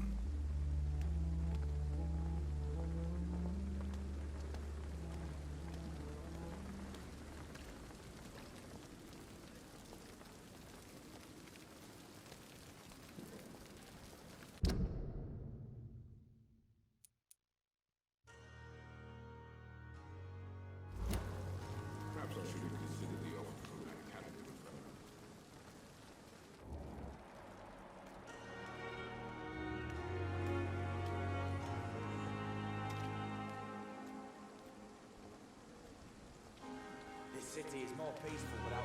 Good evening, sir. I'm Dr. Jonathan Reed of the Pembroke Hospital. May I be of assistance? Dr. Reed. So it's you who saved my friend Oswald. It's a pleasure to meet you, sir. And you are? Newton Blight. Oswald and I recently returned from the war.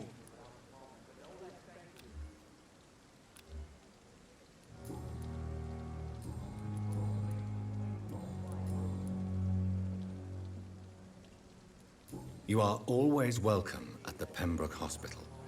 As a former officer, I'll be honored to welcome a fellow veteran. I'm not giving up on bringing Oswald back to the hospital.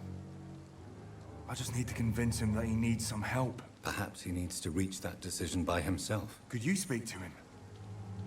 He doesn't usually listen to doctors, but perhaps because you've been through it, you can talk him round.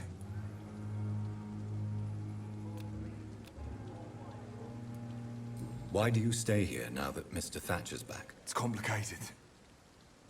Since the war, Oswald's been really nervous with the idea of entering any hospital. And me, I've got my own issues. Can you speak about them? Rats, sir. Even seeing one, they turn me. Just want to run. It's that fear that stopped me from going after Oswald when he left. What can you tell me about the war, Mr. Blight? If you want to speak about it, of course. War was... well, you know, sir. The stench of death everywhere. Your mates lying bleeding in the mud. Just praying to make it through and get home. Bloody nightmare. I fought in France, too. I served as a field surgeon, but it was not uncommon to repel an assault, especially at night. Yeah. The first time I was wounded, I had to protect the infirmary from hostiles.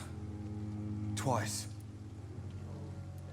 Did you know Oswald Thatcher before the war? No. We met in the battlefield. I think we're in the same boat to France. We've stuck together ever since.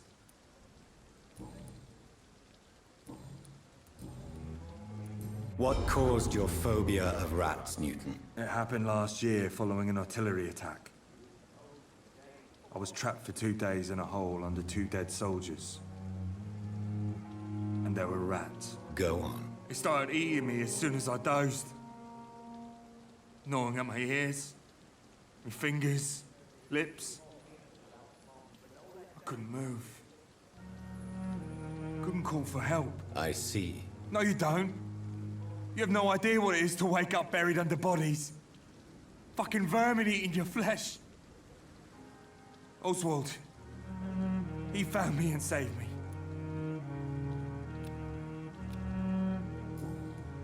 Goodbye, Mr. Blight. Take care of yourself.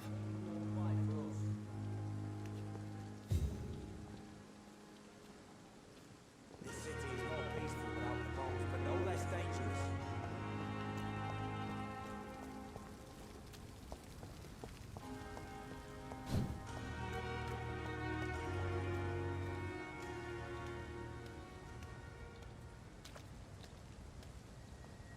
It seems the Priwen are redoubling their patrols in the district.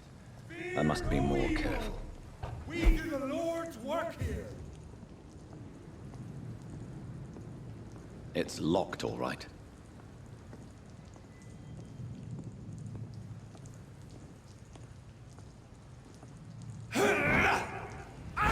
He's mine! I'll try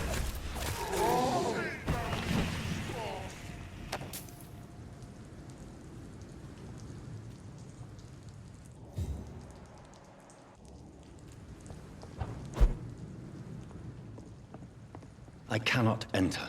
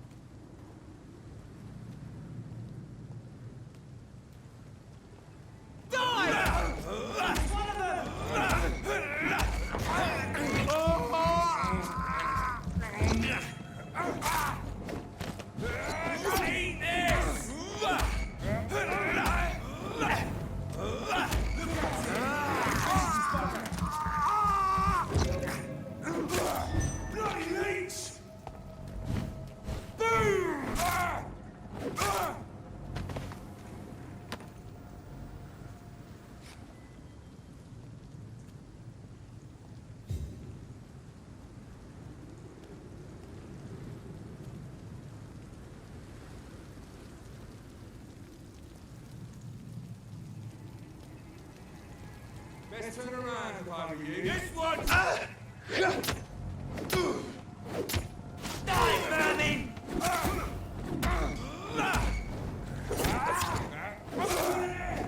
There's one of them burning!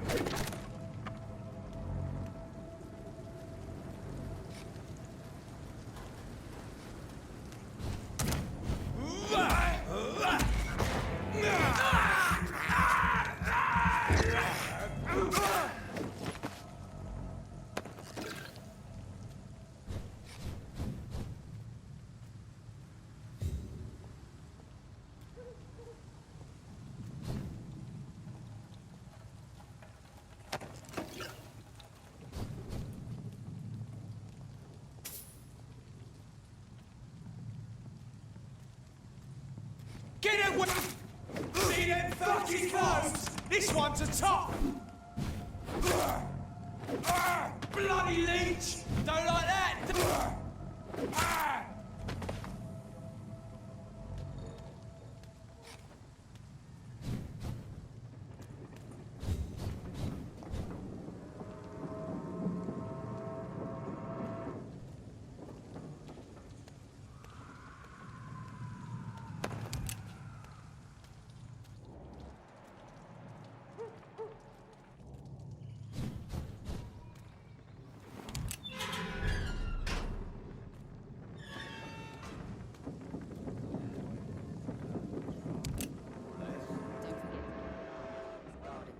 Something, sweetie. My guess is they're recruiting for some vengeance. In the meantime, the boys are waiting for our... Good evening, sir. Who the fuck are you? Don't you see I'm busy here? Dr. Jonathan Reed, that's who I am. And who are you? Ah, some fancy gentleman we've got here. Clear off. We don't want strangers on our streets. So you won't tell me your name, then? The name is Booth Digby. Maybe I'll ask my boys to break one or two of your bones, just so you remember it.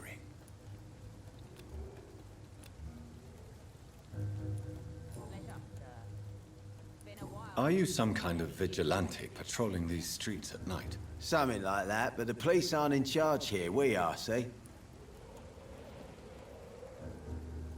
So, tell me about your gang, then.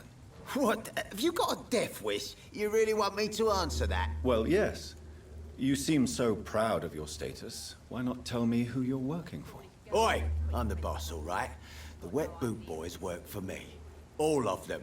Situation round here is better than other districts because of us. Because of me.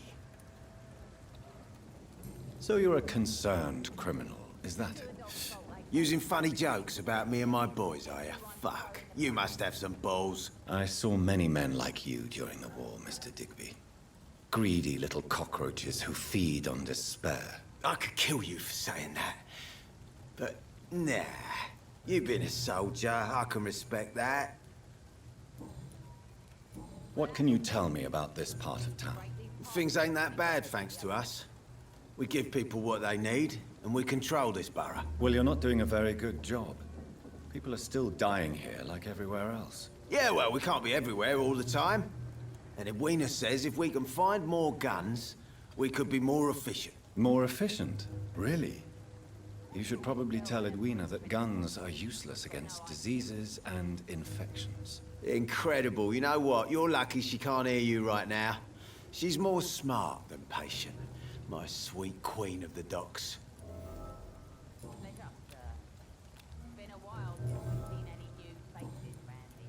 Do you know where I can find Sean Hampton? I need to talk to him. The sad saint. Why on earth do you want to talk to him? He was one of my patients at the Pembroke Hospital. Oh, yeah. I heard the poor bastard had been abducted by some cunt. You better ask Tom Watts. He knows Sean Hampton well. Goodbye, Mr. Digby. Good evening, miss. I am Dr. Reed. May I ask you a few questions? Who are you? What do you want? As I just told you, I'm a doctor. From the Pembroke Hospital, actually. The Pembroke Hospital, you say? I don't have any money for you leeches. I'm not here for charity, Miss... Miss Edwina Cox. So what do you want then? Fancy buying something from me, maybe?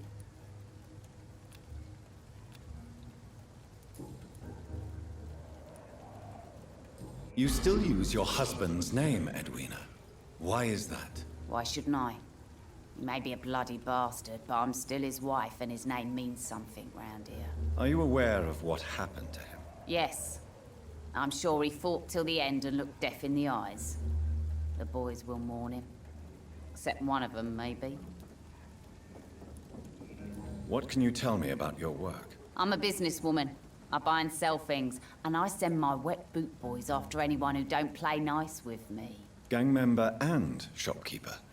Can't be easy running double shifts. If you're interested, I may find use of a doctor who can freely walk across the city, you know. You're quite blunt, aren't you? I like people who know what they want and say what they think. This is a time of great opportunity for those ready to embrace their destiny.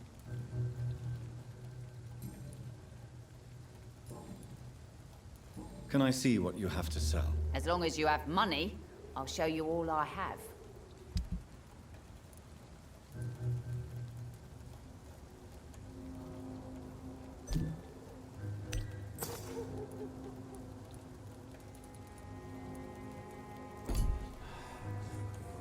Good evening. Hello again. I'm looking for Mr. Sean Hampton. Do you know where I could find him? The sad saint? I heard he was mugged or something. Yes, he was. But he left hospital recently. You don't say. Well, I suppose it's good news for the homeless and the useless. Ask them, they must know something. Goodbye, Miss Cox.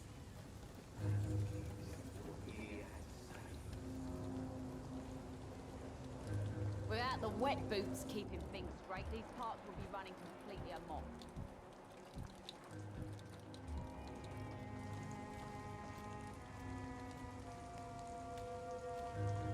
Mark my words, miss. These murders are the work of a... Not a drop of blood left in his body. This is the work of a vampire. I'm a tracker of these creatures.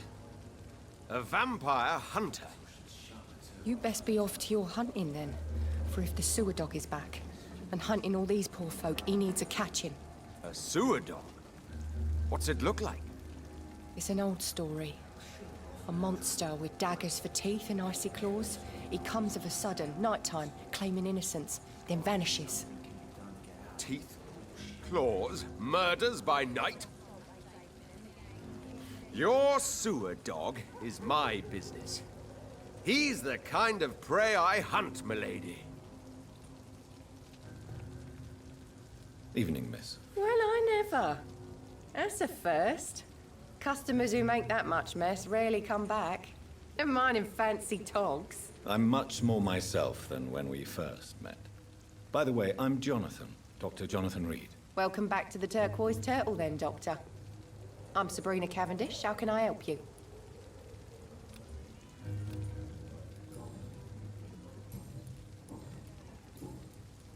Miss Cavendish, would you be willing to help me locate Sean Hampton? You better ask Tom, sir. Why not answer me directly? We respect the privacy of our customers here, sir. Only Tom can decide who to speak to and what he'll say to them. This place seems, how shall I put it, very colorful. I'm sure it has plenty of stories to tell. We get people of all sorts here. It's that rare place in the docks where you can have a drink without being murdered. At least it's not happened yet. So this bar is neutral territory, then? Yeah. Tom's convinced this is something the locals need. No one ever draws a weapon here. That's one of the reasons I accepted the job. Your boss must be quite the negotiator to force such an agreement. Yeah. Tom's a great bloke. Mr. Hampton, who runs the night asylum, he's the only other man that's able to keep peace around here.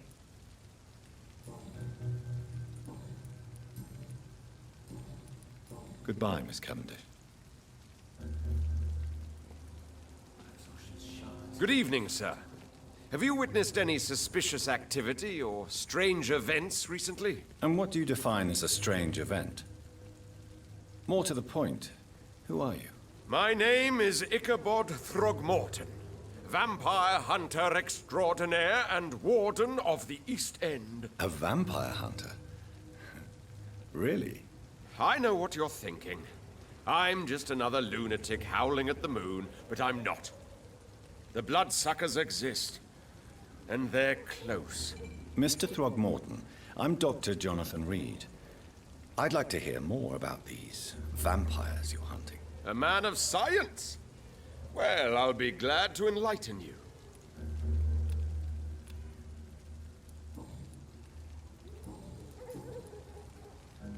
Have you heard of the Guard of Priwen? Of course. They're dedicated hunters. A little militant for my taste, but they do let anyone join.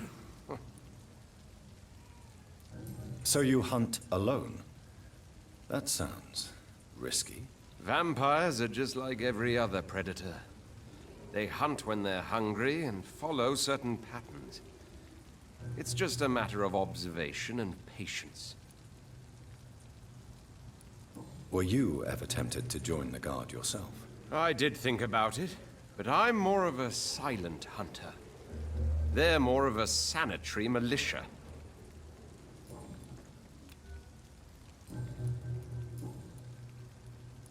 So, how exactly are you protecting these people? I'm curious. I patrol late at night, investigating anything unusual. I try and encourage people to stay indoors, but people are careless.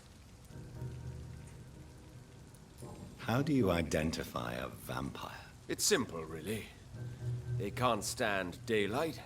They're afraid of garlic and holy symbols. They also cannot enter a house without being invited. Have you ever killed one of these creatures? Yourself, I mean. Of course I have. What kind of question is that? It's a dirty business, believe me. Can I help in any way? Actually, yes. I plan to put up posters to alert the population to the vampire threat. Are you asking me to paste posters about vampires around the docks? If you wouldn't mind. If you did that, then I can focus on my patrols. I'm looking for Sean Hampton. Can you help me, Mr. Throgmorton? The sad saint? He should be at his night asylum at this hour, but I cannot tell you how to find it, sorry. Really? Why is that? It's nothing personal, Doctor. I'm sure your intentions are good, but people who sleep there, they have plenty of reasons to hide. Maybe at least you can tell me who could help me find him. Tell you what, go and chat with Tom Watts. He's a bartender and good judge of character. If he talks to you, then it's fine by me. Goodbye, and good hunting, Mr. Throgmorton.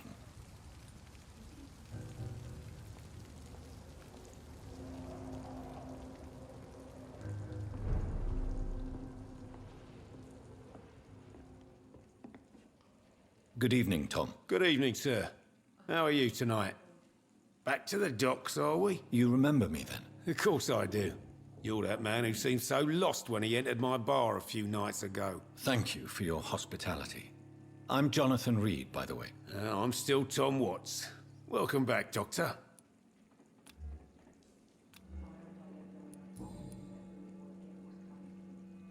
How is it you can keep this place open? This part of town doesn't seem particularly safe. Well, since everybody needs a drink, my pub is considered neutral ground by most groups.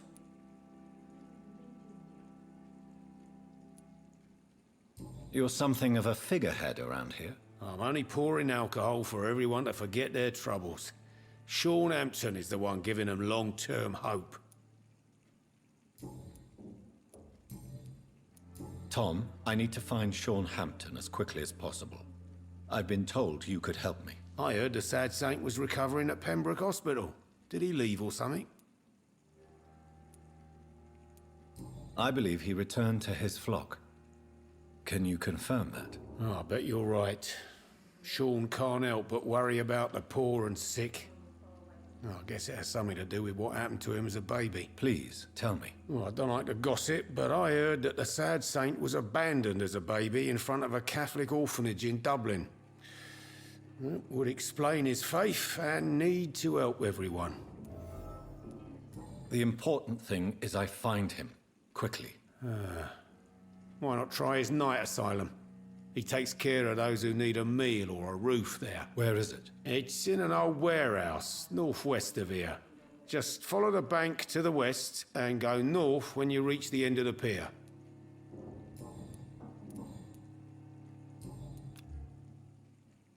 Goodbye, Mr. Watts.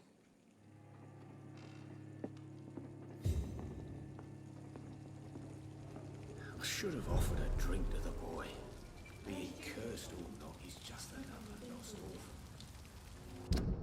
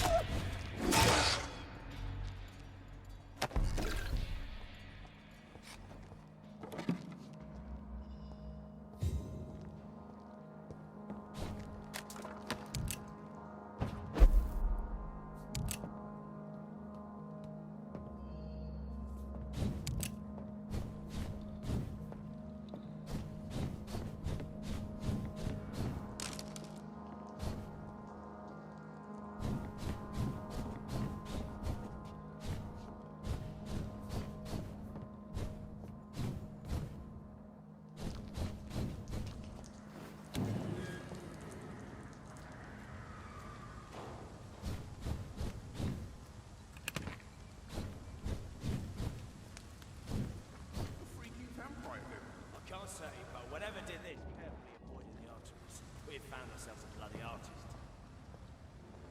Seems like the guard of Prewell is on Sean Hampton's You're mine!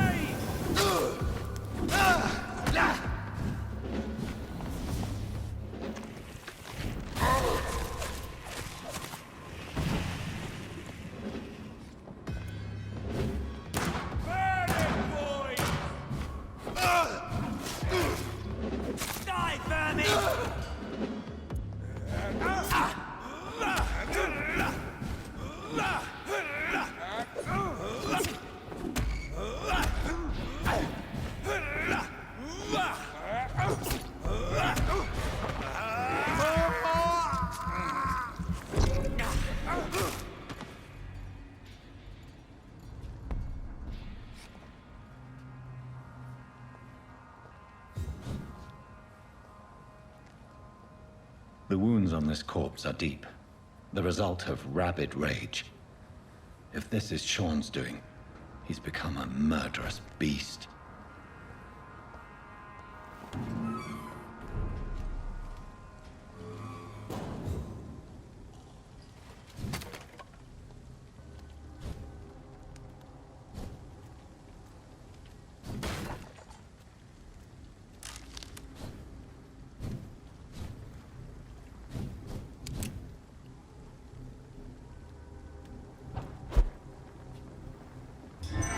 See that fancy car?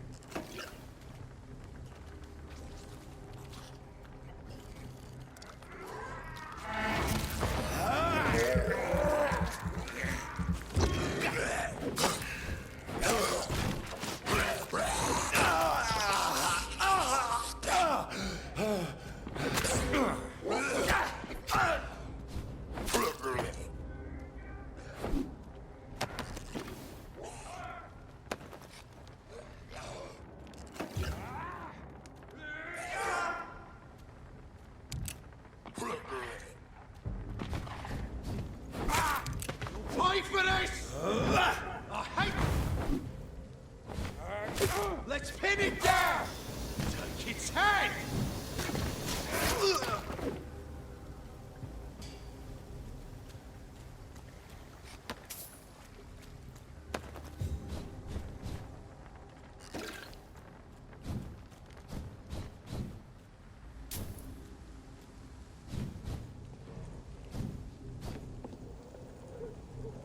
Over there!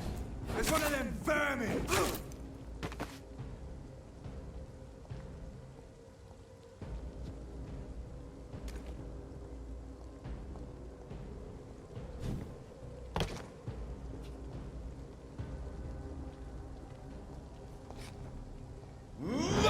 See how fast we have to stop it!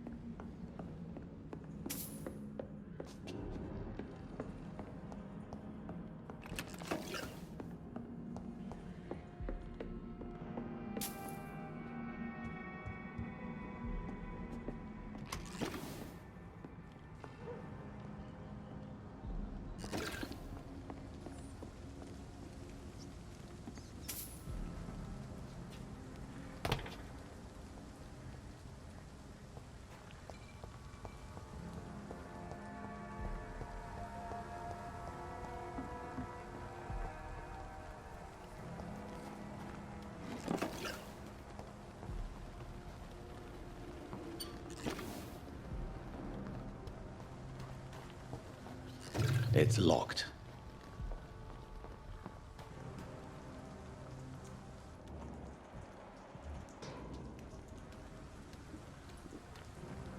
Good evening, miss.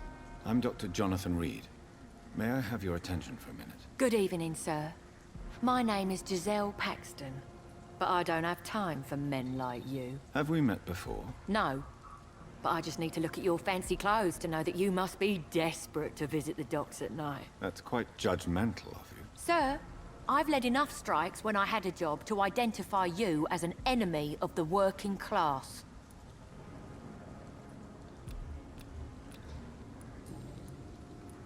You speak of strikes and class enemy. Am I right to assume you're involved in trade union activism? You bet I am. Well, I was. Nowadays, I'm just another worker blacklisted by the big companies. You lost your job because of your beliefs. Those bastards really hate a worker who refuses slave wages and unsafe conditions, especially when it's a woman. Isn't the whole point of trade unions to help workers in need? Why don't they support you? A few nights back, I lost the money my companions had asked me to hide. With me and my sister being penniless, they thought I stole it. What really happened? I drank too much that night. Strange men saw me count the money in that bar. Some sort of militia in uniform. I'm sure they robbed me.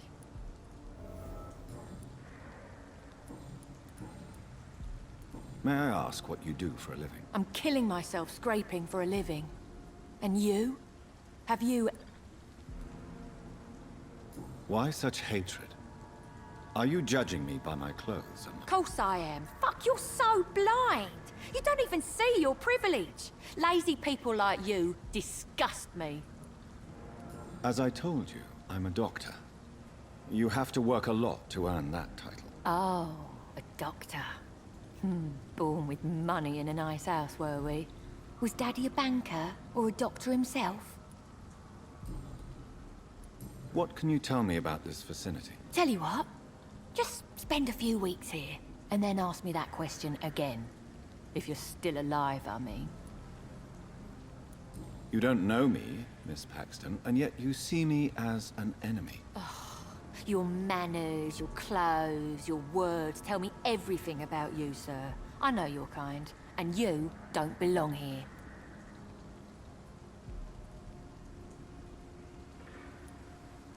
You're right. I have never suffered from poverty.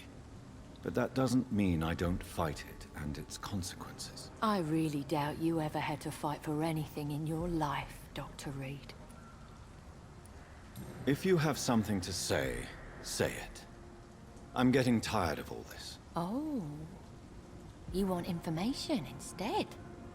Well, here's some for you. Giselle Paxton does not like you at all, Doctor.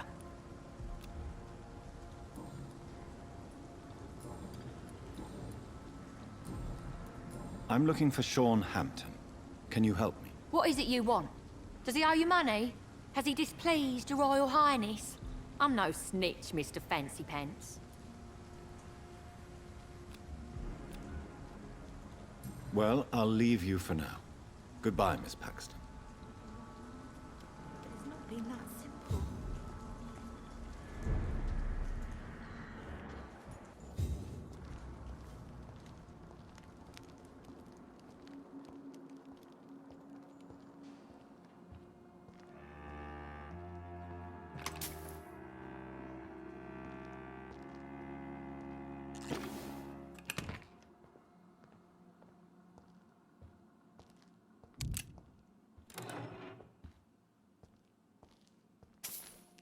Why the long face, Doctor?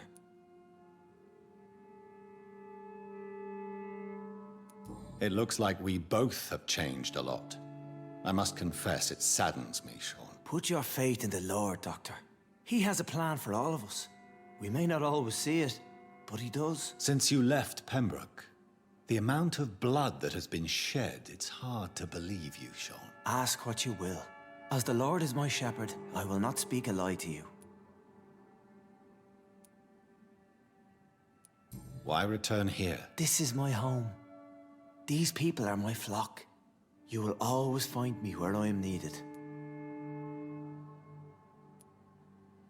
And what about William Bishop? He tried to take care of you. But this hunger, this thirst, cannot be restrained. Alas, poor William. He had a good soul, but was weak in spirit. He could not shake the thirst for booze, never mind blood. But have faith. My will is far stronger than his. Wonders never cease. Scal managing an asylum. And what of you? A vampire doctor? Meals laid out before you. Yet you restrain. Aren't you afraid of what you've become? We are blessed, Doctor. Can't you see it? The Lord has made us able to walk amongst the plague and aid those that need it.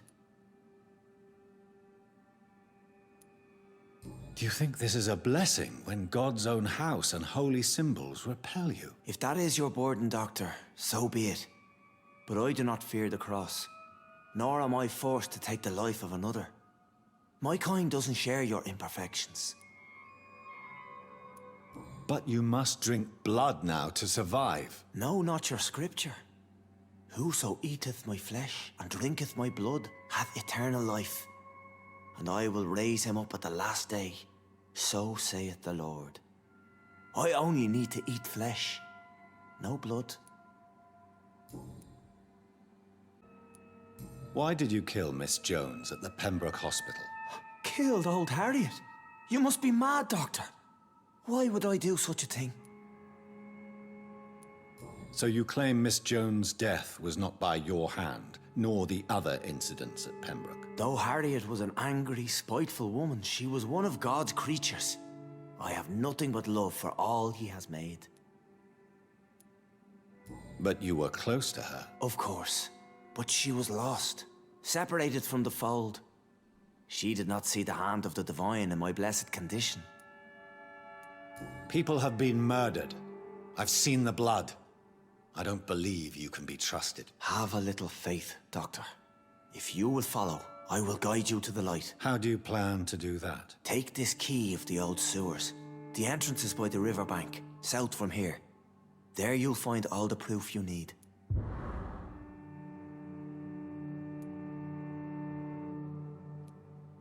I will not look kindly on you if you're trying to trick me. I'll be here when you return. If you still think I'm a threat then, well, I'll surrender myself to your judgment.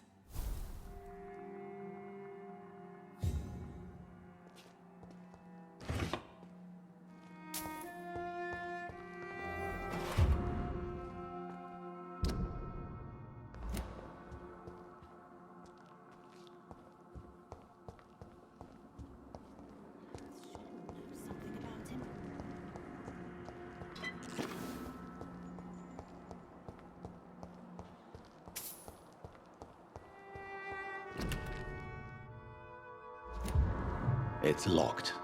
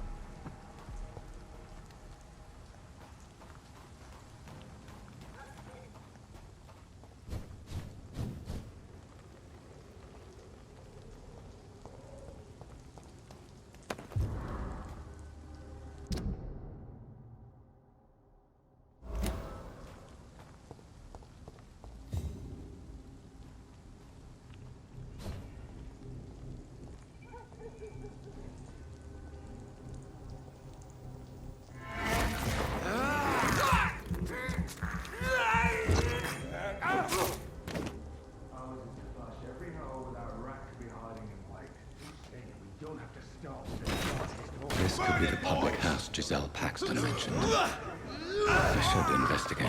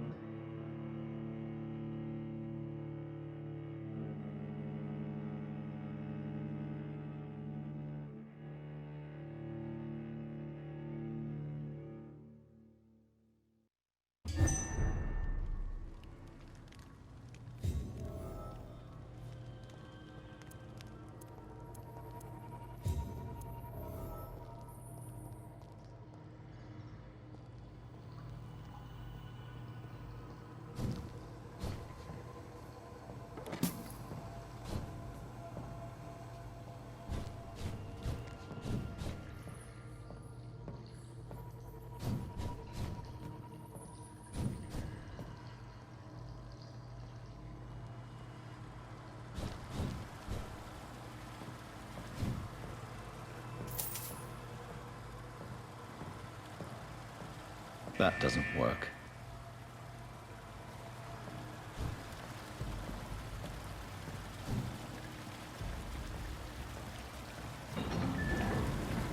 So that's it. These wheels control the water level.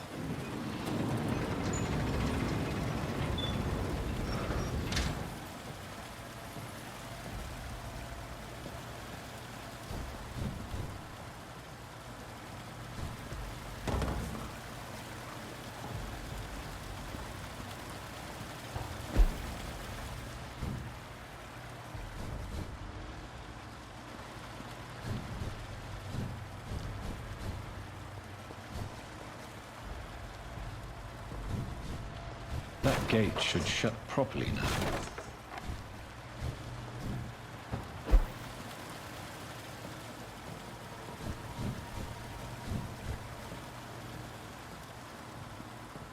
That doesn't work.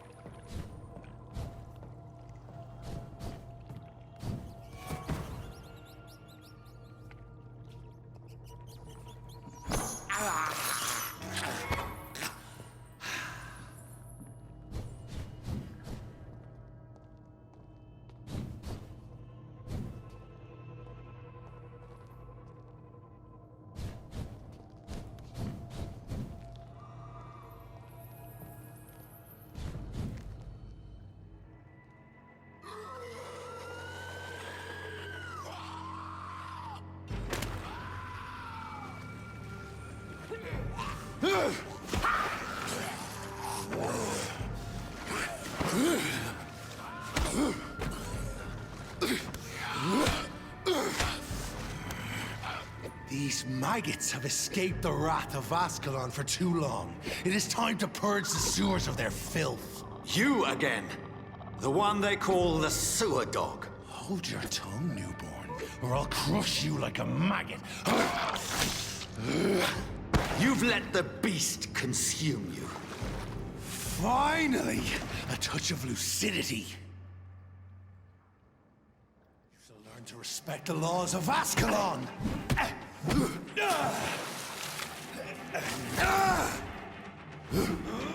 Purple Banch!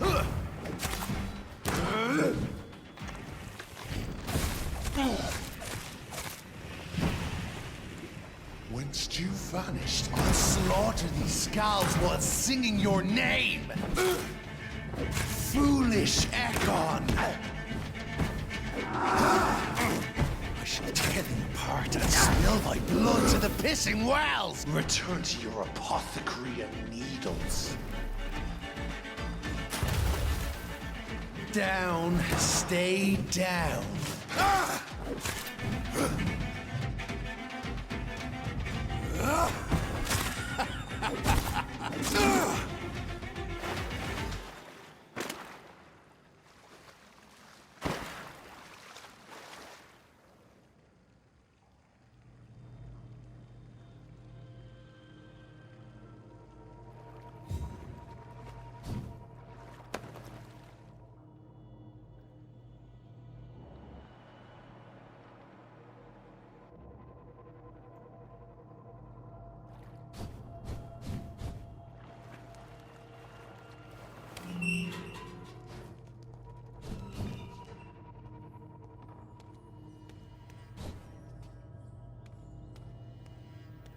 At least one Skal escaped Virgil's wrath.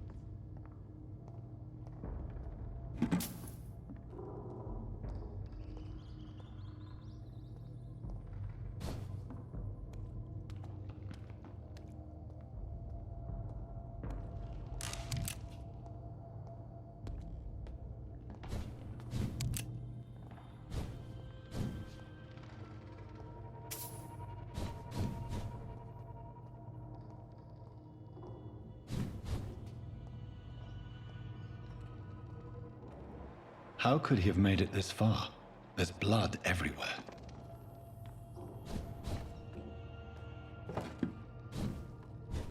Has the final hour come, Ascalon? They found us. No. Safe we are, still. Drink now. Bless you, Bridget. This isn't the blood of a vampire, but it will quench your thirst.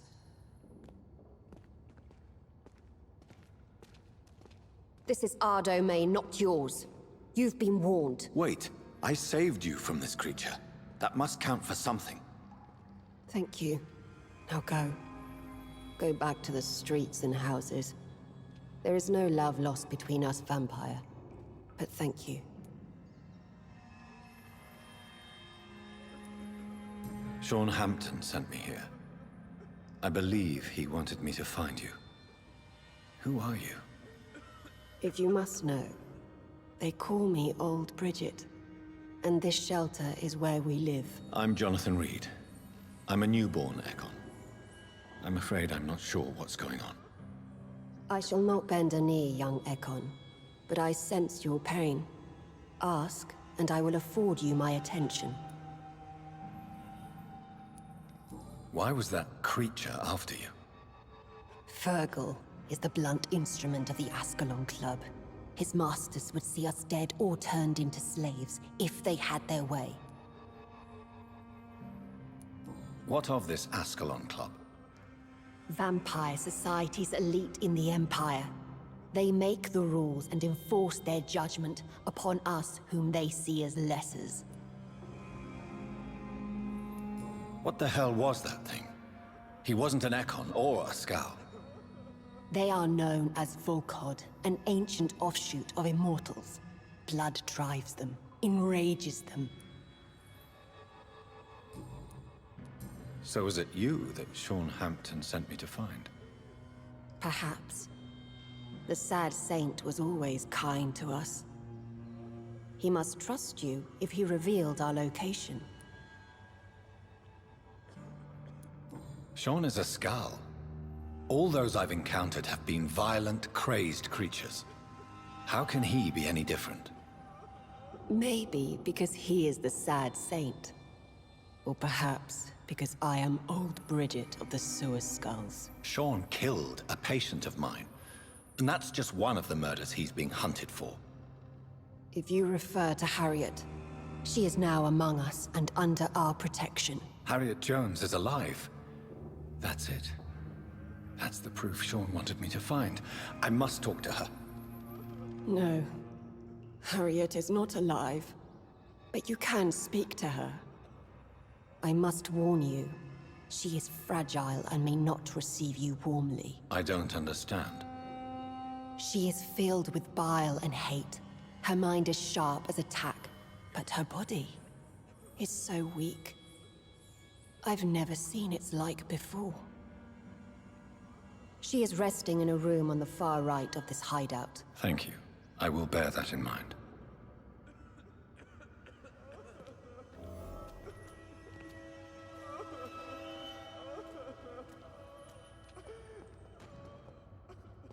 Keep your distance, Echo!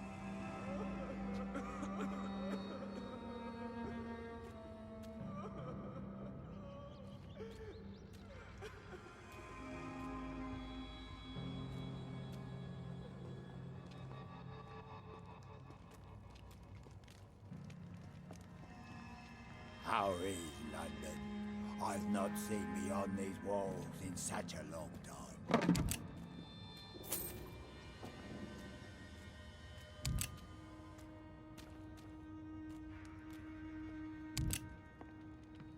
How is London? I've not seen beyond these walls in such a long time.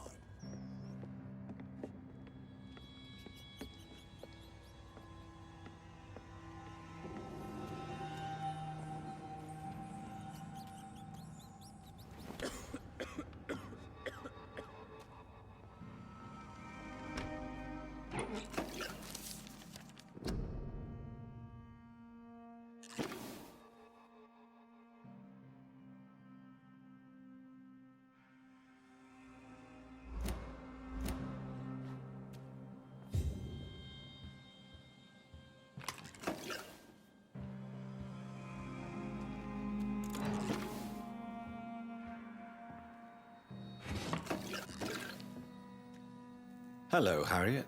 Do you recognize me? Yes, you were from the Pembroke Hospital. The young doctor. So full of secrets. I have so many questions I need to ask you, Harriet. If you would. I love questions. As for the answers, you may not like them. How do you feel? I can't see. I can't move. My body's burning. I feel as if I'm dying over and over again. Does the pain ever stop? It is not pain I feel. It's like I can't stop feeling every inch of my body. But at the same time, each muscle and bone is the wrong place. I have a question of the utmost importance to ask. Will you answer? Questions, questions, questions. The good doctor, always searching for answers. Do you remember what you did after leaving the hospital? Did you kill anyone? First, a question from me. You answer first. Very well then. What do you want to know? Are you like me? Are you also dead? We are not dead, Harriet. Death no longer pertains to us. We are different. I like what I am. I truly do. I relish the pain that courses through me. I know you fled the hospital with Sean Hampton. Did you or Sean kill anyone in your flight? Anyone? Try and remember.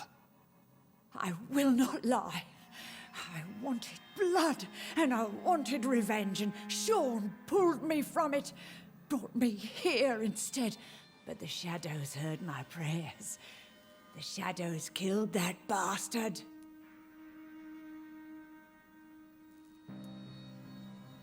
Who was that man? The one murdered in the street? He used to be my landlord. I lived here for many years before falling ill. Oh, he was an awful man. Disgusting and cruel. So cruel. Shadows? Tell me what you saw. The shadows, they heard me and answered. Something in the deep darkness, quick, deadly. It asked me if I wanted revenge. I answered, yes. And these shadows, this presence, do you still hear it? Was it a vampire? Did Sean see it? It spoke only to me, and now it is silent, but it is born of hatred. And it will kill again. And it hates you, Doctor. Oh, it hates you. What makes you say that? It whispered your name, Dr. Reed. It wanted to know who you were and where you went. Questions about me? What did you say? Nothing, Doctor. I said nothing. There was nothing it didn't already know. Oh, I'm tired now. Let me rest.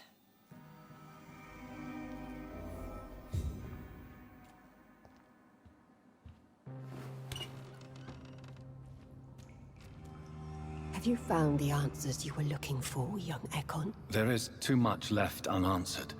So many questions. Get to know us, spend time with us, and I may be willing to answer more questions. Why do you live here, amongst the filth and vermin? Live. Here we hide.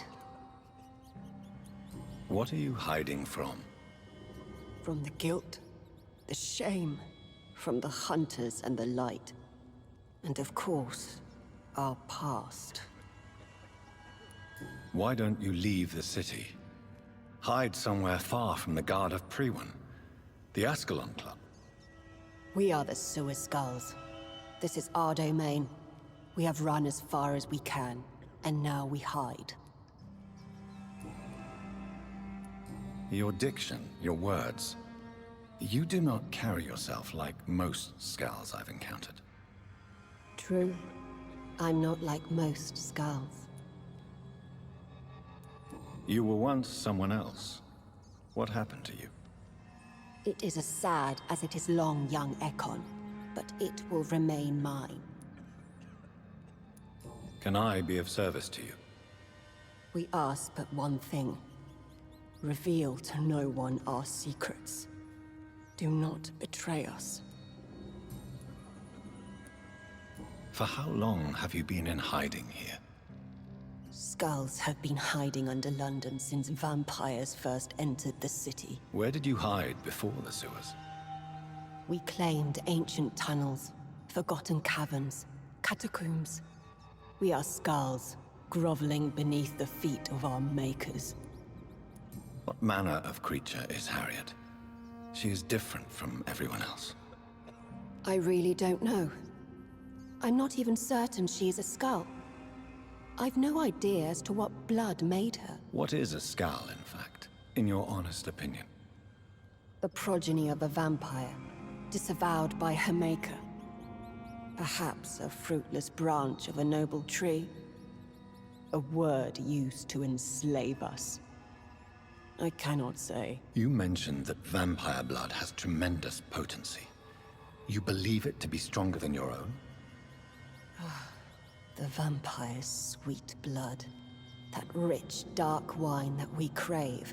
For it made us, and it can sustain us. I thank you for your time, madam. I must go back to Hampton now. Your kindness has been ample payment, Ekon. To protect us, I'll close the access to our hideout, but you can use our shortcut to reach Mr. Hampton's shelter. Just follow the arrows. Thank you, old Bridget. I hope we'll meet again.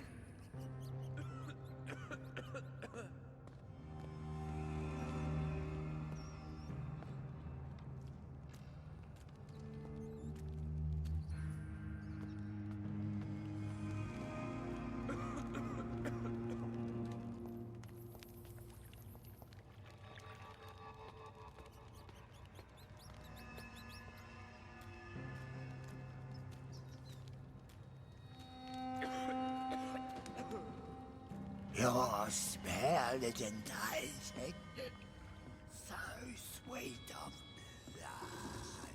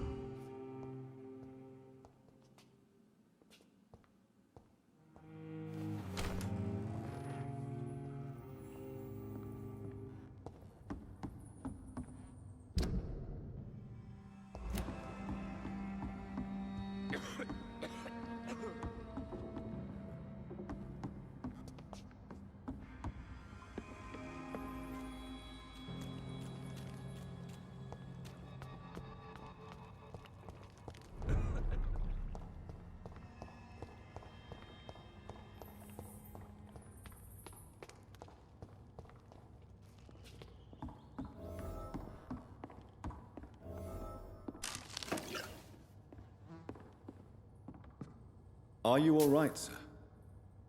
What are you doing here? I could ask you the same question. Don't you know this is a quarantine zone? I'm Dr. Jonathan Reed. I'm investigating the epidemic.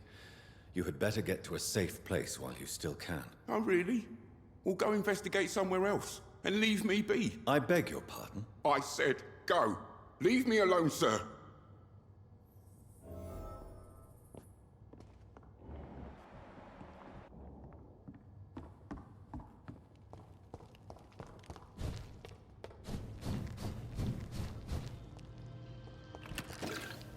It's locked, all right.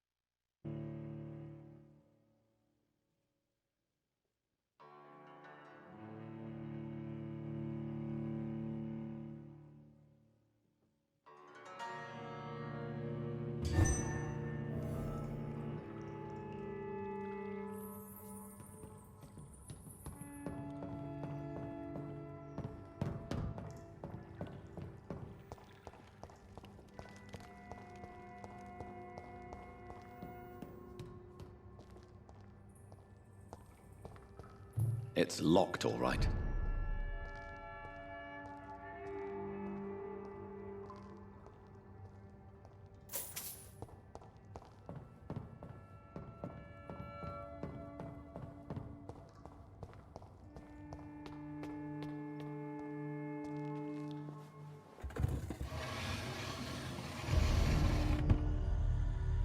Welcome back, Dr. Reed. Would you like to take communion with me now? Sean, are you eating raw flesh? It is the sacred flesh of the mortal lamb. Our Lord's bountiful transmutation for the sustenance of his believers.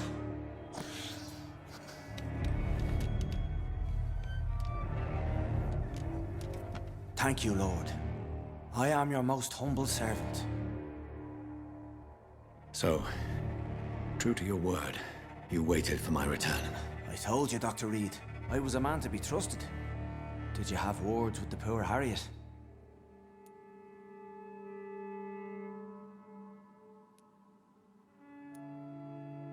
You make no distinction between the living and the skulls, do you? We are God's children, Dr. Reed. One and all. And he's determined to save us. What will be the result if you continue to assist both skulls and the living? For the last decade, that's what's been happening. And they found a better life. What's to change? You've turned Skal now. Don't you see the danger to anyone giving you their trust? We are all sinners, awaiting salvation. This is a simple truth, ordained by the Lord Almighty. I am a seeker of his glorious light. You're forgetting the epidemic. Things can go south very quickly. I've seen it. Oh, these are terrible times. Only those pure of heart shall prevail. Does this place belong to you? How can you be so certain you can keep it open? This warehouse was once property of the Dawson family, but has been bequeathed me through donation. So you have the run of the place and no one's taken notice? As long as we keep to ourselves, we interest no one. This is a haven, and I pray it remains so for eons to come. The Dawsons? The wealthiest family in London? Have they a clue as to what goes on here? Not at all. The donation was made before the war. The building was run down. I never met Aloysius Dawson myself. Harriet, Miss Jones, has been behaving in a most violent manner. She's going to need special attention. That's precisely the reason I brought her here. To meet old Bridget. She's the guide Harriet requires. Who is this old Bridget? I don't know, Doctor. She rarely speaks of her past, but I know she has a long one. She's likely the oldest soul in the city. Harriet is possessed by her hatred. You cannot let her roam free. She's dangerous. She has joined her own kind, Doctor. Old Bridget is a saint to the younger Skals, guiding them to salvation and peaceful existence. I believe I've learned all I need to know. I'm certain you've killed no one, but one day I believe you'll cross the line. Logic is a false prophet. Faith is the only path to salvation. What do you mean? We have been blessed with God's eternity. We are the instruments of his divine will. We shall feed the hungry forever and ever. Amen. I haven't the luxury of being able to satisfy my hunger on staunched blood and lifeless flesh. Give yourself over to God, Doctor. Expel your urges and kneel before the Lord in praise. These urges... You know the hunger will never be satisfied. I've come to embrace the everlasting craving. I have sworn to feed only upon the flesh of the dead. It is now my sacrament. Take, eat. This is my body. So saith the Lord.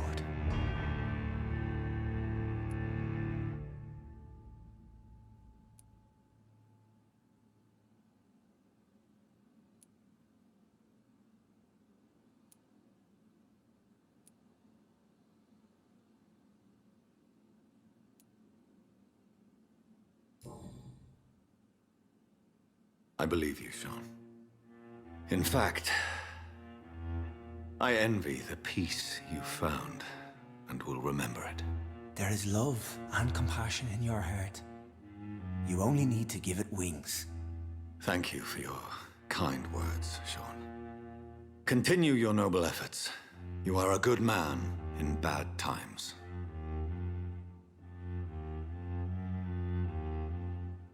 Keep to the light, my friend. Like all my flock, you have a home here. Anytime you're in the neighborhood.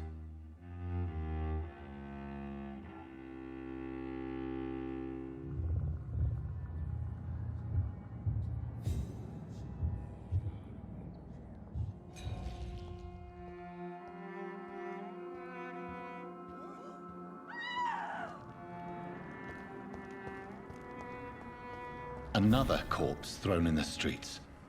Someone's playing a very sick game.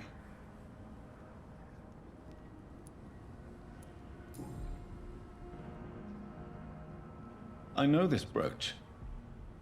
This is my mother's. A birthday gift from father.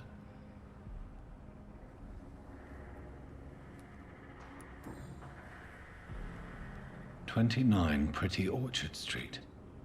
That's near Poplar's district. Why would this man carry off my mother's brooch? I must go there.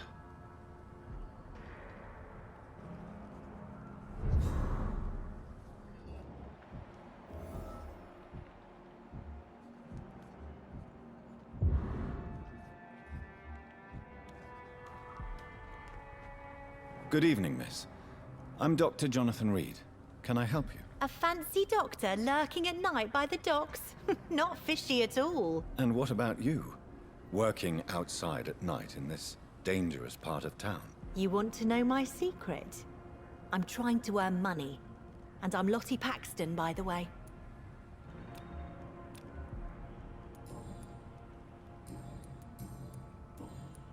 Did you see what happened? No. I was coming back to the shelter from work when I heard an awful scream, and there was this man, dead, just in front of the building. You saw nothing at all? No, I told you, just that awful woman's scream. A woman scream? Are you sure? Of course. It was terrifying. I thought it was my sister, so I ran. But it was a man I've never seen round here before. Goodbye, Miss Paxton.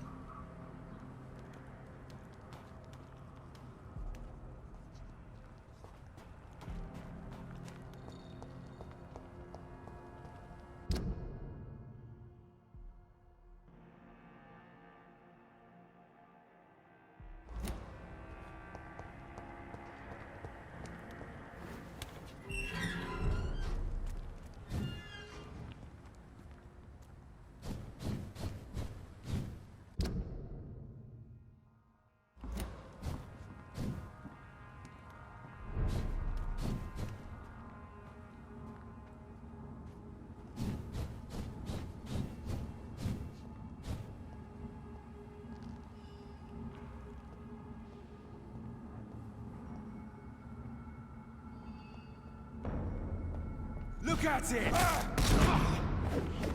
Monster! You'll pay for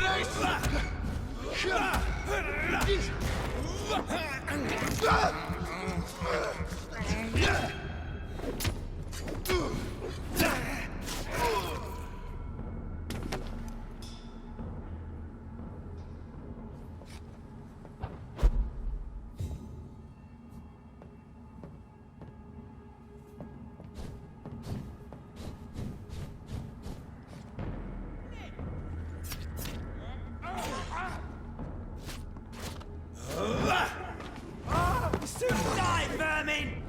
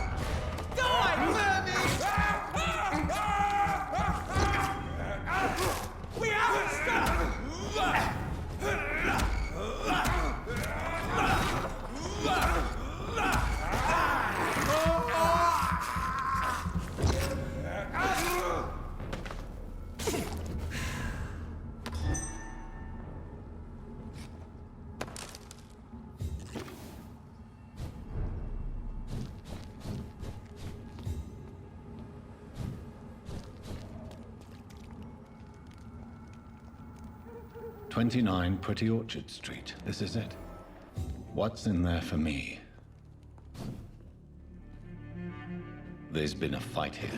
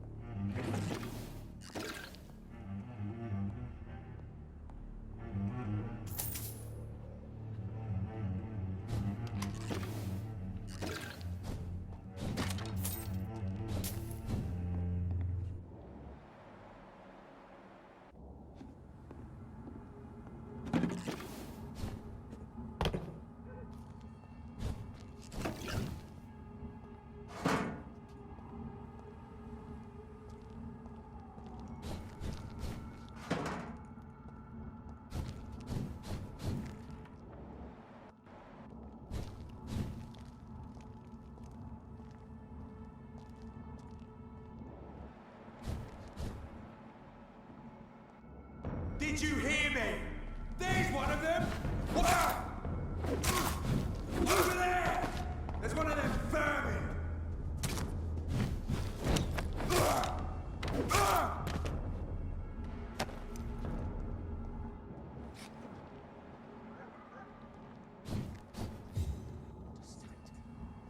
Why drag the poor wench across all these streets to let her expire and be found here? You're surprising.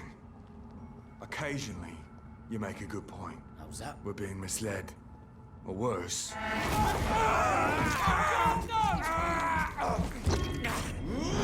Give us!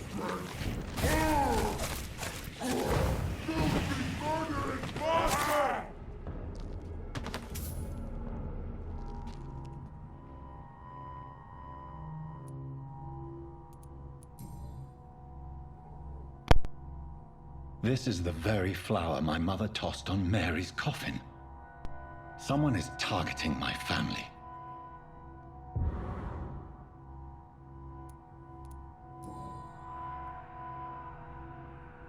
Her shoes and clothes are quite worn out.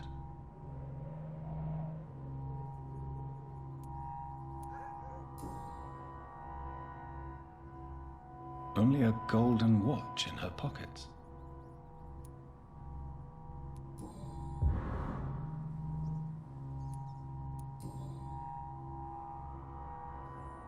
The marks on this woman's neck were made by the fangs of a vampire.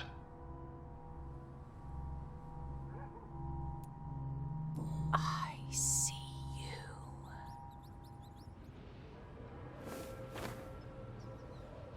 Right then. It's a sick game. But given no choice in the matter, I might as well win it.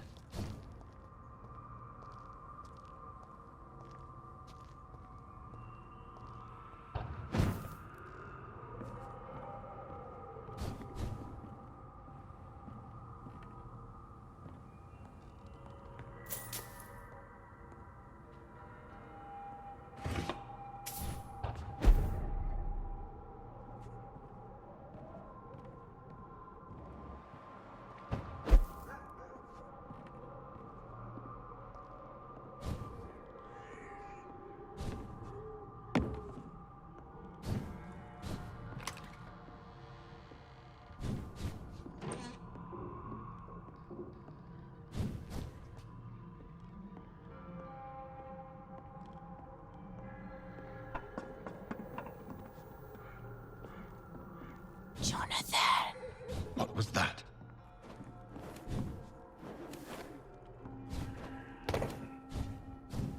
I won't let you escape.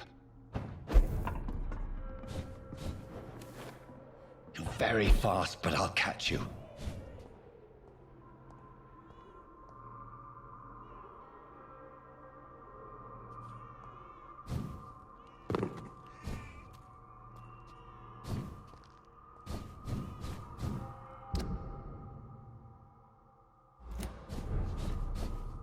They've all been butchered.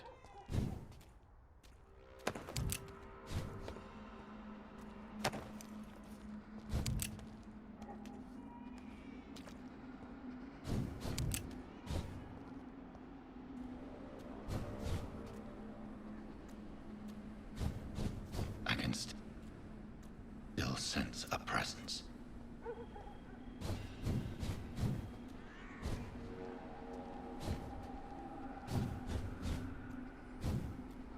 Someone help me!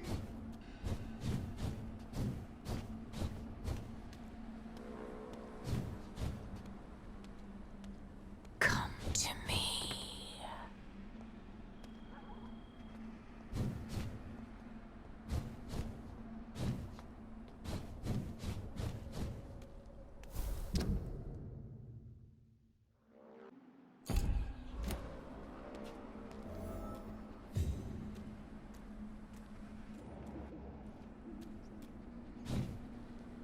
God help, please!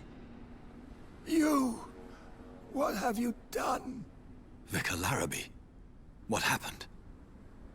Demon! Hell scourge! Son of perdition! Vicar! Jonathan's no demon. He's just a soul. Returned from the dead. Like your Christ, Vicar.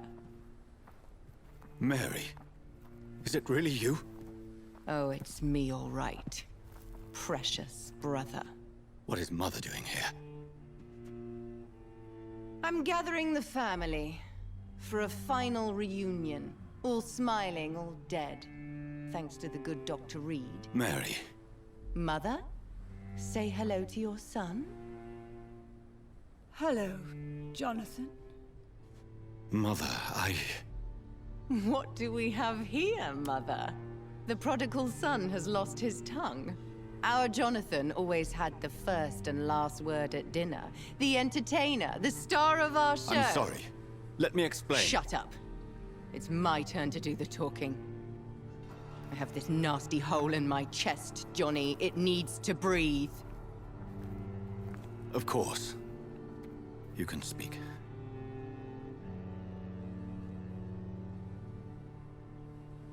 My prayers went so long without an answer. My husband, killed in France. My child, carried away by the flu. My brother promising to return in his letters, then disappearing in thin air. I went from hospital to hospital.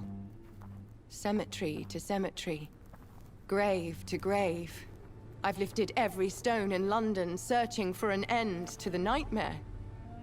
And there you were. In front of me. On a dark pier.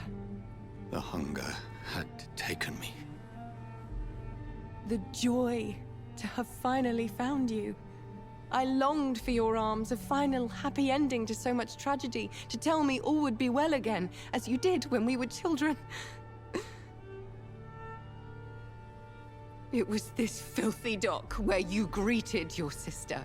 I dug a tunnel from my grave with my fingers and teeth.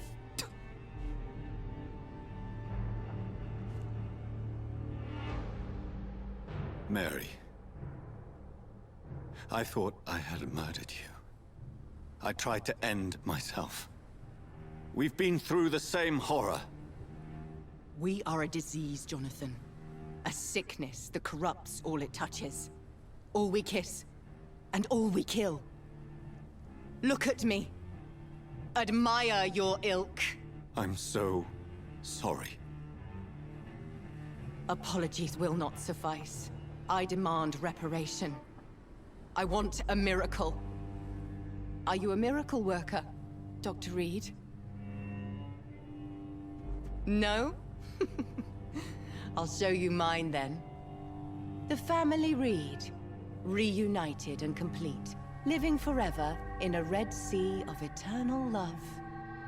Time to go, Mother. Say hello to my son for me. Mary, wait. I have made friends with vital knowledge. Vampires. We are not alone, Mary. With time, we can learn to live almost as we lived before. How long? What? How long will this masquerade continue? I've been watching you.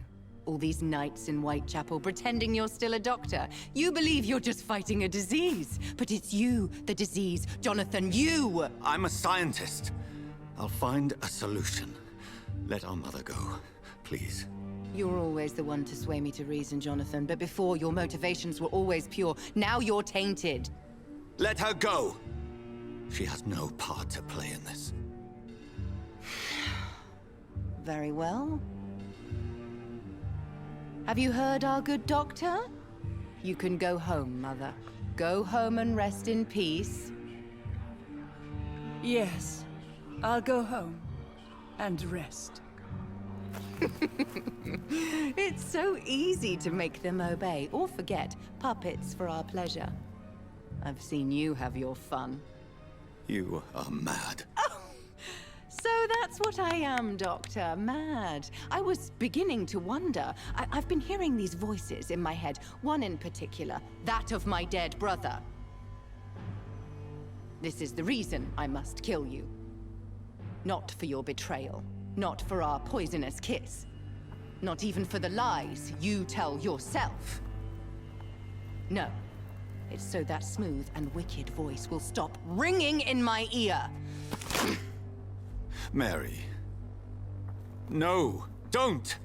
Time to die, brother. And this time for good. You left me to rot in this grave!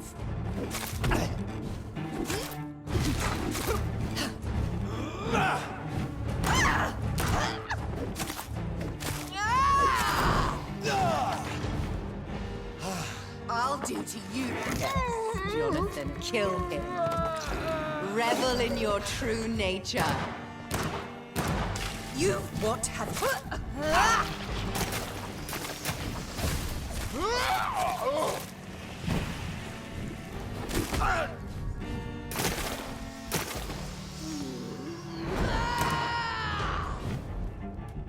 As you spared Sean Hampton, don't expect the same mercy.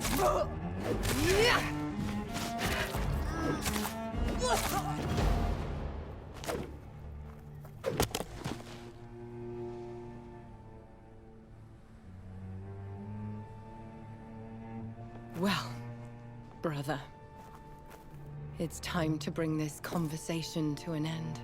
Forever. You know I will not play this game. Come now, Doctor.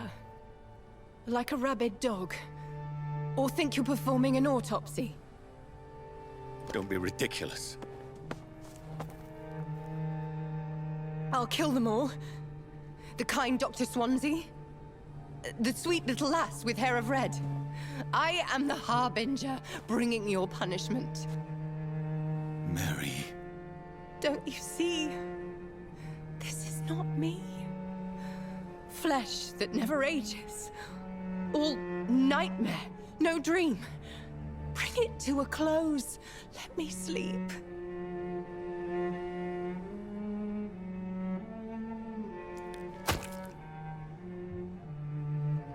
I will find a cure, Mary.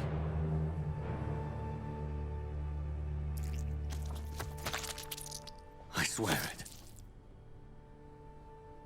Then, at last, I can forgive you.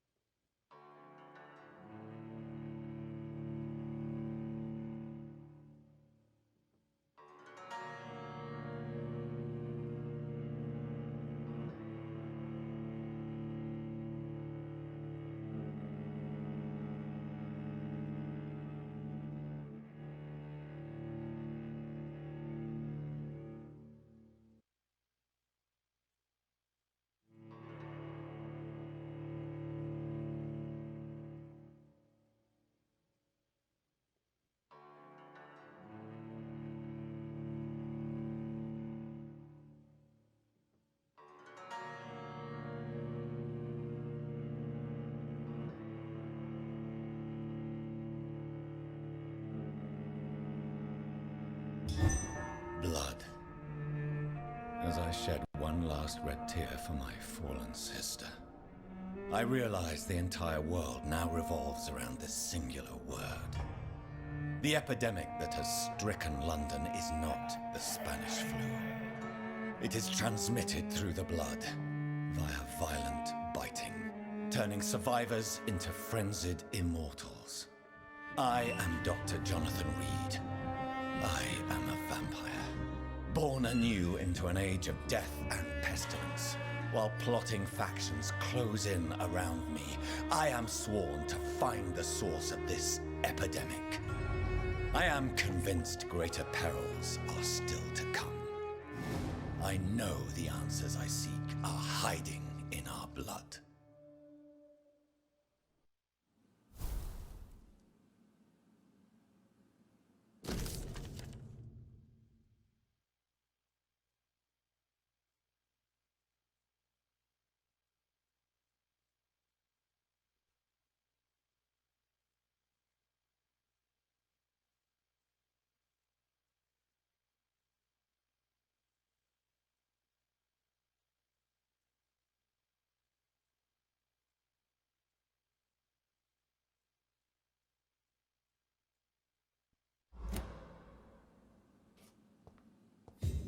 The flower's dying. It needs water.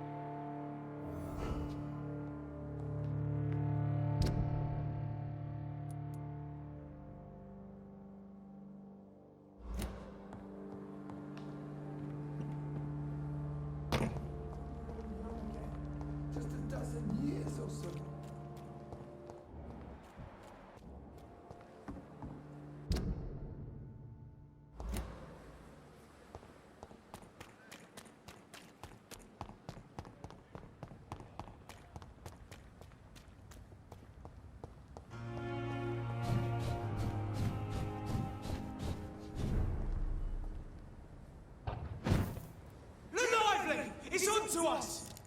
I'll send you to hell.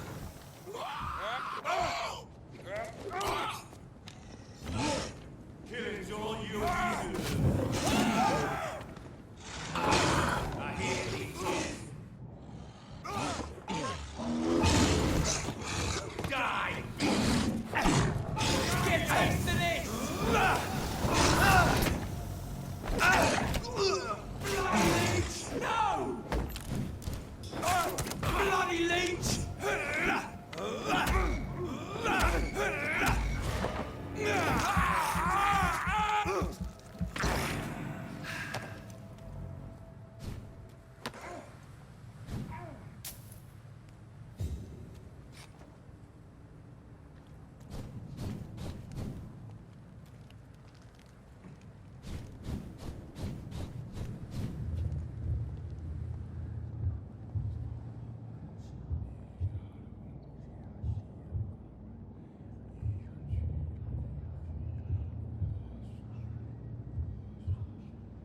You must prepare, child, for the earth is bleeding and the harvest is upon us.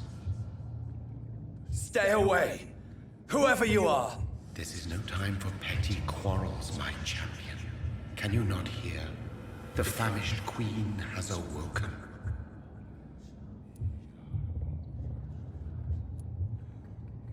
I am not your champion. But of course you are, son. As surely as you are the blood of my blood. I had to kill Mary. I have known your pain, child.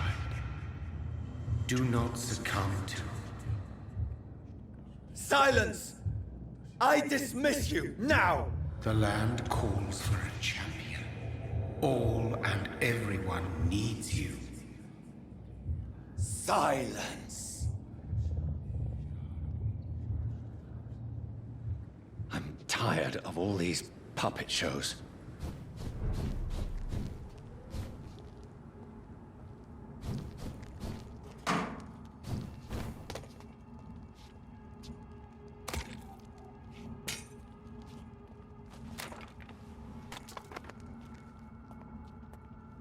They want war. I'll show them war. Whatever this poor woman did, nobody deserves this kind of punishment.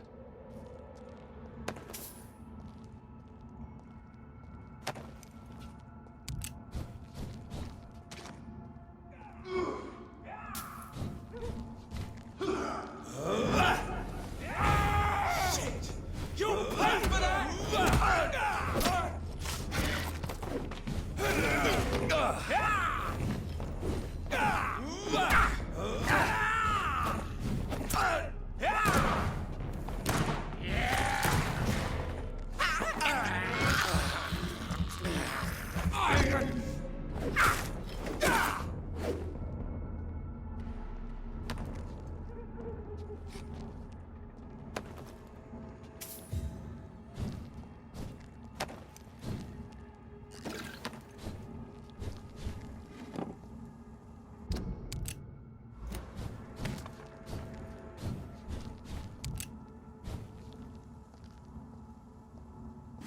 So this is where she lives.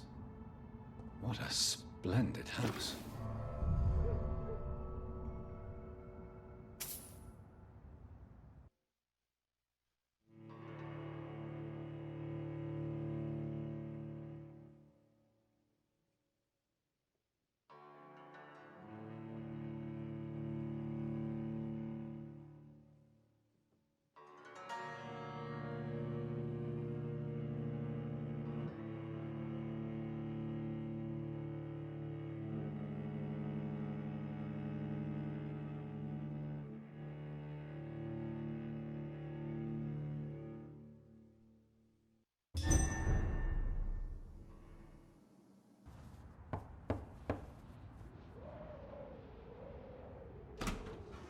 Dr. Reed, welcome. How are you? As good as one can be, considering the circumstances. Yes. Death and affliction seem prevailing themes of late. Please, come in. We have much to discuss. I hope I haven't disturbed you. Not at all. Actually, I was counting on you visiting me tonight. How strange, this painting. Beautiful, melancholic, yet with a haunting dignity. Indeed. A long time ago, a friend asked me to paint this for him, but I kept it in the end. I did not know you were a painter, my lady. There are many things you do not know about me, young Ekon. Why do you continue to mock me? Please excuse my behavior, Jonathan. I tend to tease my friends when uneasy. What is bothering you, my lady? Your letter was quite alarming. We will talk about this in a few minutes. For now, I would like you to tell me about yourself. How have you been since we last met, my friend?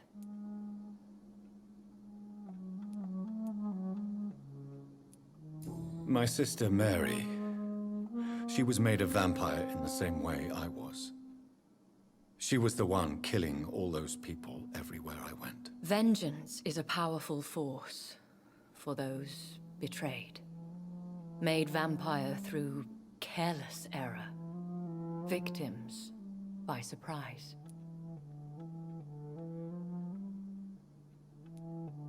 I swear I did not intend that. If only I had known then how vampires are created. That is the scientist speaking.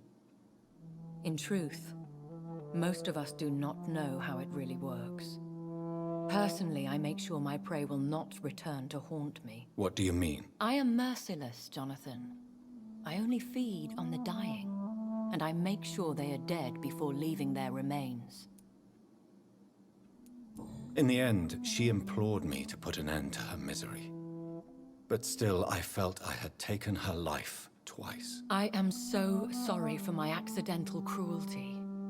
Had I known your dear Mary was still alive, I would never have sent you to pray for her soul in that church. There is no need to apologize, my lady. Your words have been most helpful in these difficult times. Thank you, my friend. If only we could have guided your poor sister through her terrible nightmare. I came to the conclusion that my maker, whoever he might be, must be a powerful vampire. Certainly extremely old. How have you reached this conclusion?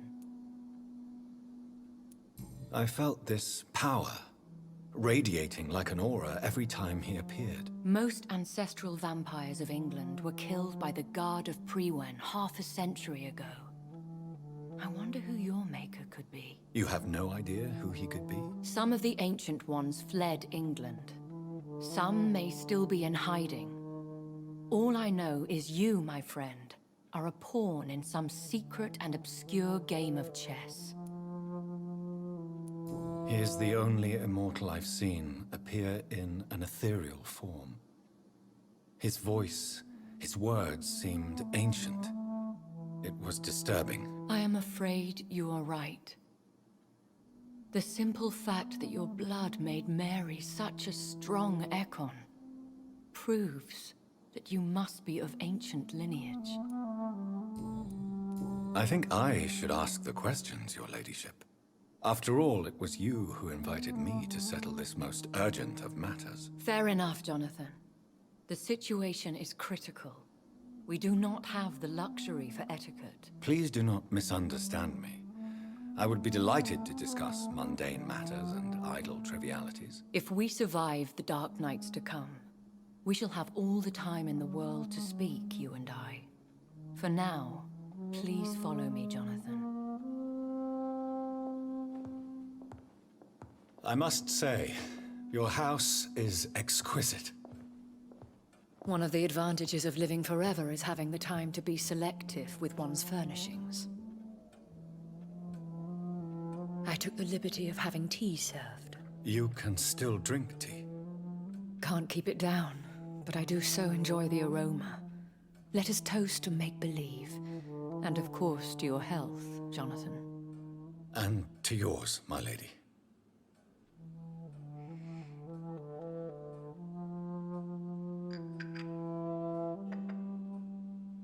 Please, call me Elizabeth. So, my lady, why, truly, did you invite me here? I've been asked to deliver an official invitation to meet the Ascalon Club. Who are they?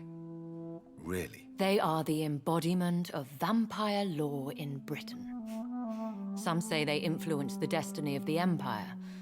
Some believe they merely protect it. How many are they? Only a small number of powerful and deceitful immortals. All of them entangled in a sticky web of shadow cabinets, influencing trade. Why use you to contact me? Because they know we are close. The Ascalon Club has many spies. Their main occupation is gathering information and then deciding how to use it. Why not ask for your help? Since you are obviously a powerful and influential immortal yourself. You have to understand that I am invisible to the eyes of Ascalon, for I am a woman. That suits me well, as long as they leave me alone. Have they threatened you in any way? Not at all. Their message surprised me at first, but it is only logical, considering the critical situation in London. Should I trust them? Of course not. Do not misunderstand me. They can be very useful, but I believe their long-term goals differ from yours. Should I lie to them? We all lie, Jonathan. It falls to you to choose your behavior. The most important rule is to show them due respect. Why meet them then? Because nothing truly important can be achieved in this city without their consent. They could be powerful allies in this current situation. They have done nothing but impede my investigation since I became known to them. Why would they want to see me now? I guess they now see you as Ascalon material. They must have found out what happened to your sister. Proof of the potent blood flowing through your veins. I'm not sure I can accept their invitation. I have seen their handiwork. How Fergal the Beast imposed the club's law. You have no choice, Jonathan. Even I would not openly defy Lord Redgrave, the chairman of the Ascalon Club. What can you tell me about Lord Redgrave? Who is he? Lord Redgrave is the founder and chairman of the Ascalon Club. Most mortals know him as the Earl of Bristol. He is rich and extremely influential. How old is he? How long has he been a vampire? Lord Redgrave claims to be the progeny of William Marshall, the most valiant knight who ever lived. If that is true, he could be very old. Have you met him? Only on rare occasions, for he never goes outside the club. And women are not awarded membership, even immortals. How powerful is his reach? The Ascalon Club may be the most influential secret society in England. Not all its members are immortals, but they are all very powerful. They are not all immortals. How is that? The club is mainly comprised of political figures who seek the safety and expansion of the Empire. The most loyal are awarded immortality. Any familiar or famous names? As the richest, most relentless British tycoon, Aloysius Dawson is considered ideal Ascalon material and has been watched for years. If you are convinced I must meet him, I will heed your advice. Thank you, Jonathan. I understand your reluctance to brush shoulders with London's vampire elite. But we have no choice. Is the situation that critical? Yes. The Guard of Prewen has called for a second great hunt of our kind. And they will stop at nothing to eliminate us.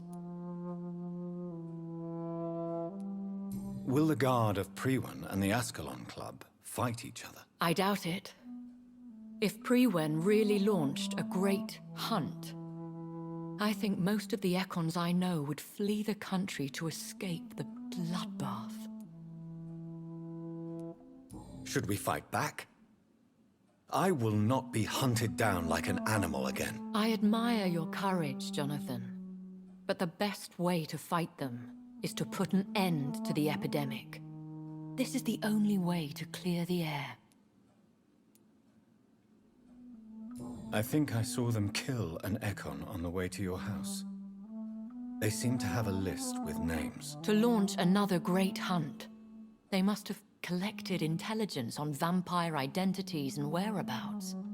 They are a resourceful lot. What is a great hunt? The first great hunt was launched about 75 years ago.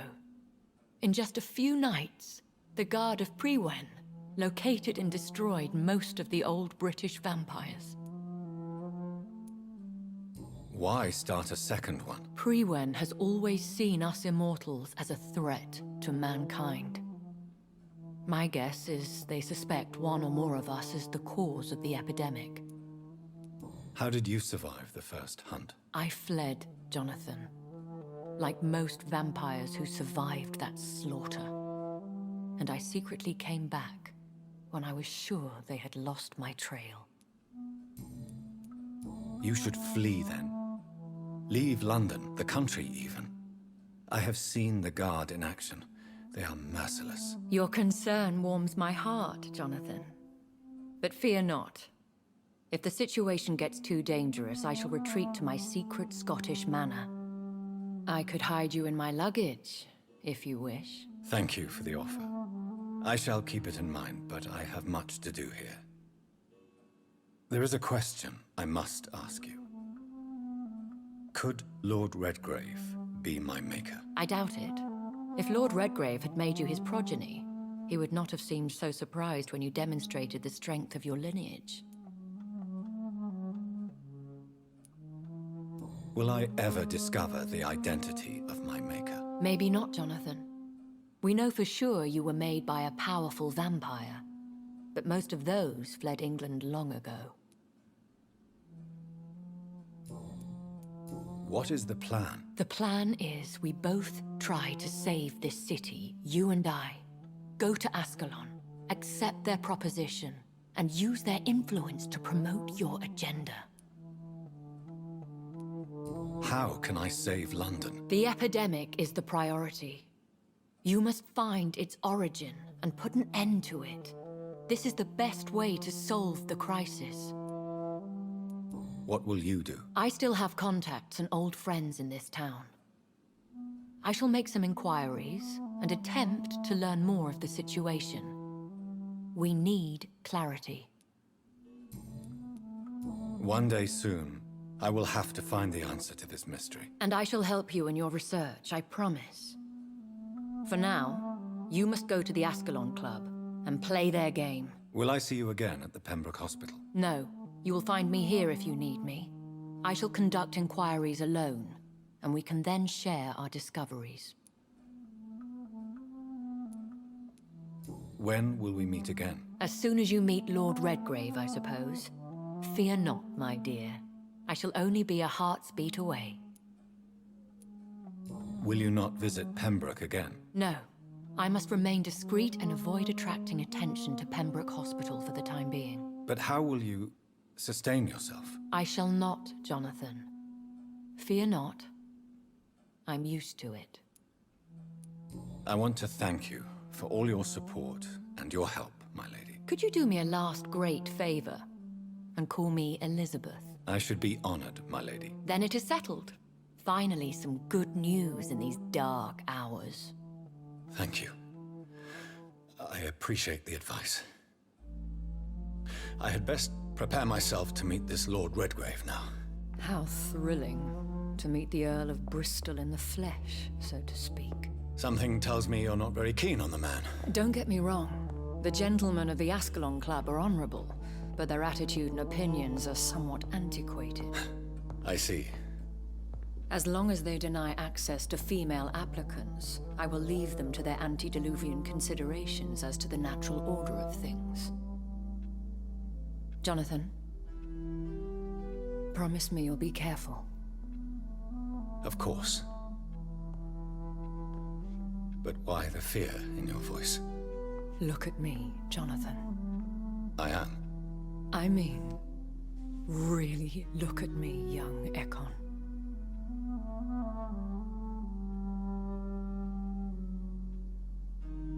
We may be deceptive by nature, but this heart of mine has always told the truth.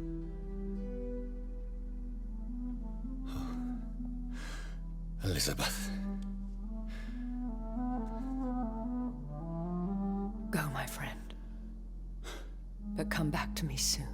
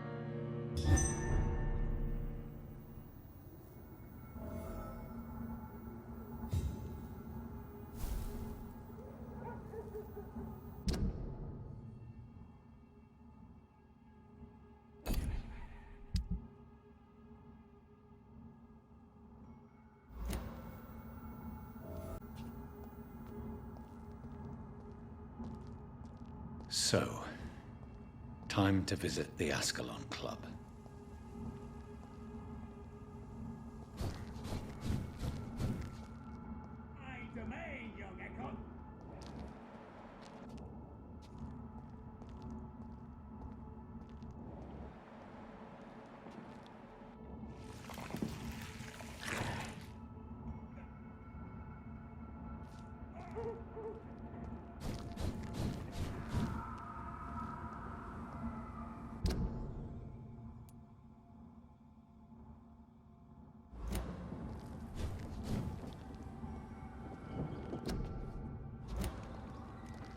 I cannot enter.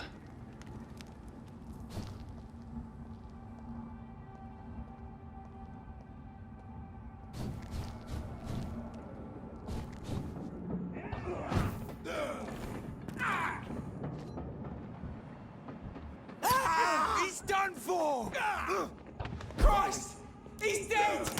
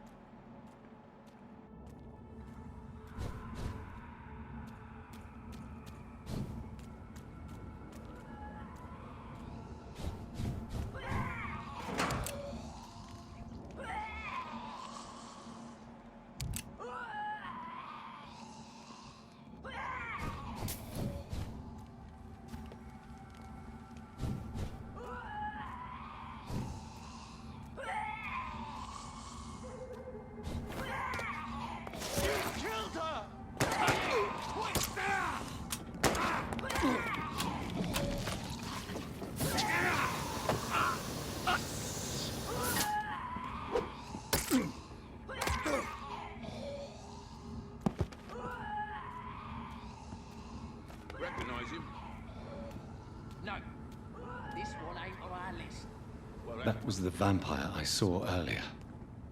This war takes no prisoners. No time, boys! Don't be fucking...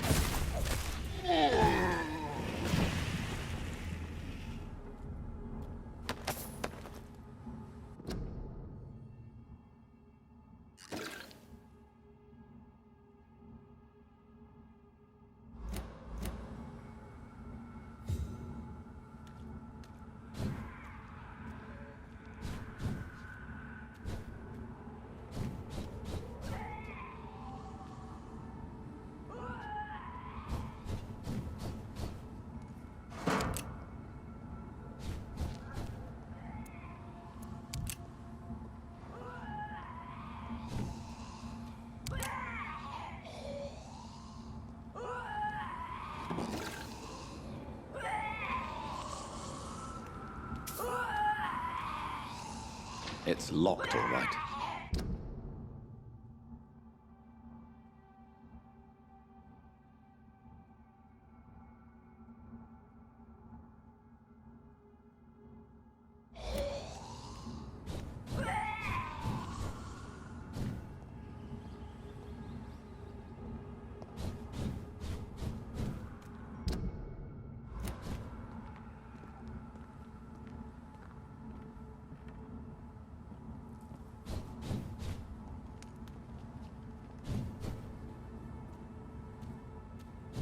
The West End.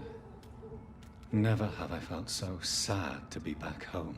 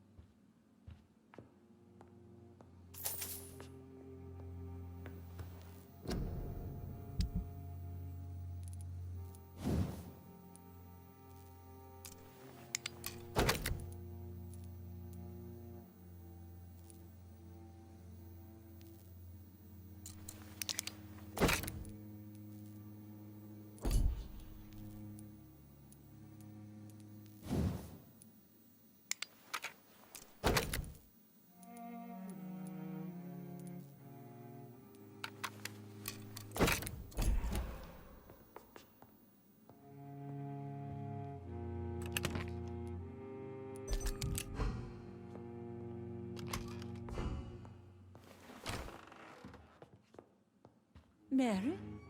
Oh, my dear daughter. How are you tonight? How is your sweet... Mother, good evening. Jonathan! Is it you? Where have you been, my prodigal son? I'm right here, Mother. I'm finally home. Yes, for this son of mine was dead and is alive again.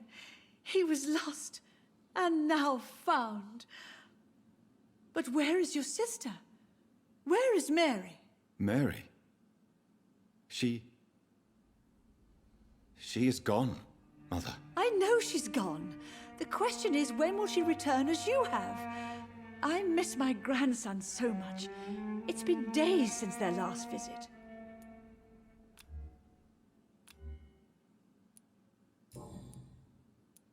Mother, Do you know what's been going on in this area? Not really. I don't go out much due to the epidemic, and when I do, I tend to get lost. What do you mean you get lost? I hope you don't go outside alone. Of course not. When I go out, your father always comes with me, but he leaves me there sometimes, and I have trouble finding the way back. Have you returned to Whitechapel Cemetery since Mary's funeral? I never want to go back to that awful place. Wait. I think I went back once. And you were there too. And Mary? No, that can't be true. It was just a bad dream, Mother. A nightmare, yes. Mary was so angry. I walked back home alone. If that kind policeman had not called Avery from the station, I don't know what would have happened. Do you need anything, Mother? Can I help you? I just want you to stay with me, Jonathan. Your room is ready. I asked Avery to make your bed. I'll stay as long as I can, I promise. Do you need anything else? Just one thing. Stop staring at me like that.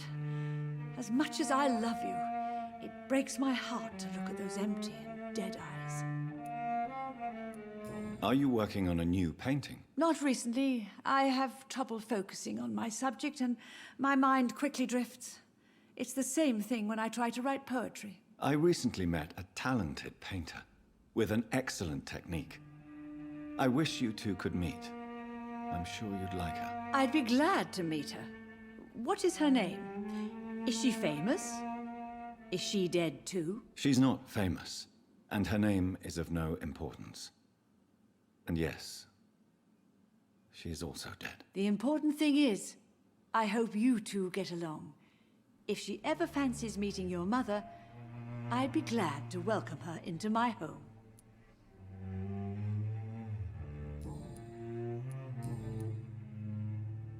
Why do you say Mary is visiting you, Mother? You know that's impossible. Why should it be? Are you not standing in front of me right now? Why should it be any different with your sister? But I'm not dead, Mother. I'm really here, talking to you, trying not to cry. Oh, it breaks my heart to have to tell you this. But of course you're dead, my darling boy. Just look at you, as pale as my Mary. But Mary really is dead, Mother. Yes. And are you not dead too? Isn't your father dead? And my grandson, and my son-in-law, you're all gone. But you all still visit me from time to time. Goodbye, Mother. Try to rest now. Goodbye, son. Please come back soon.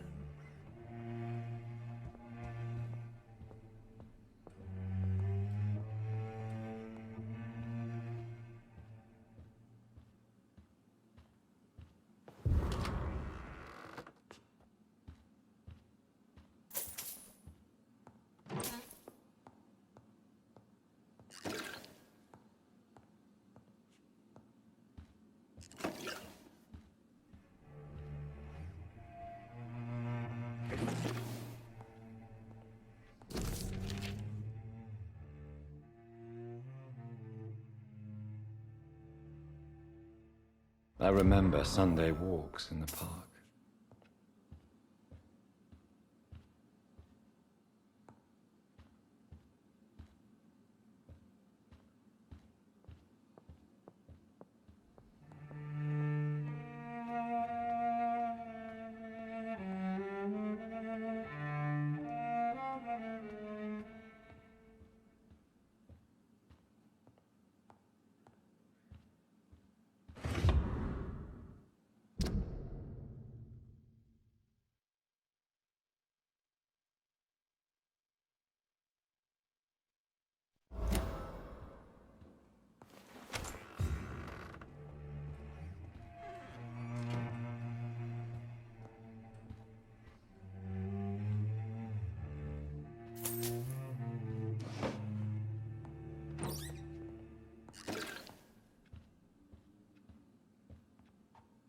Good evening, Avery. Mr. Jonathan?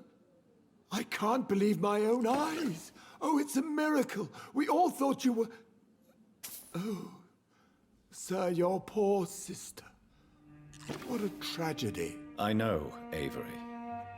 I know about my sister's murder. Miss Reed expected you to return to assist with the funeral, right up until the last minute. Where have you been, Mr. Jonathan?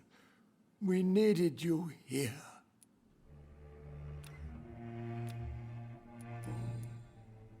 How is my mother? Not well, I'm afraid, sir.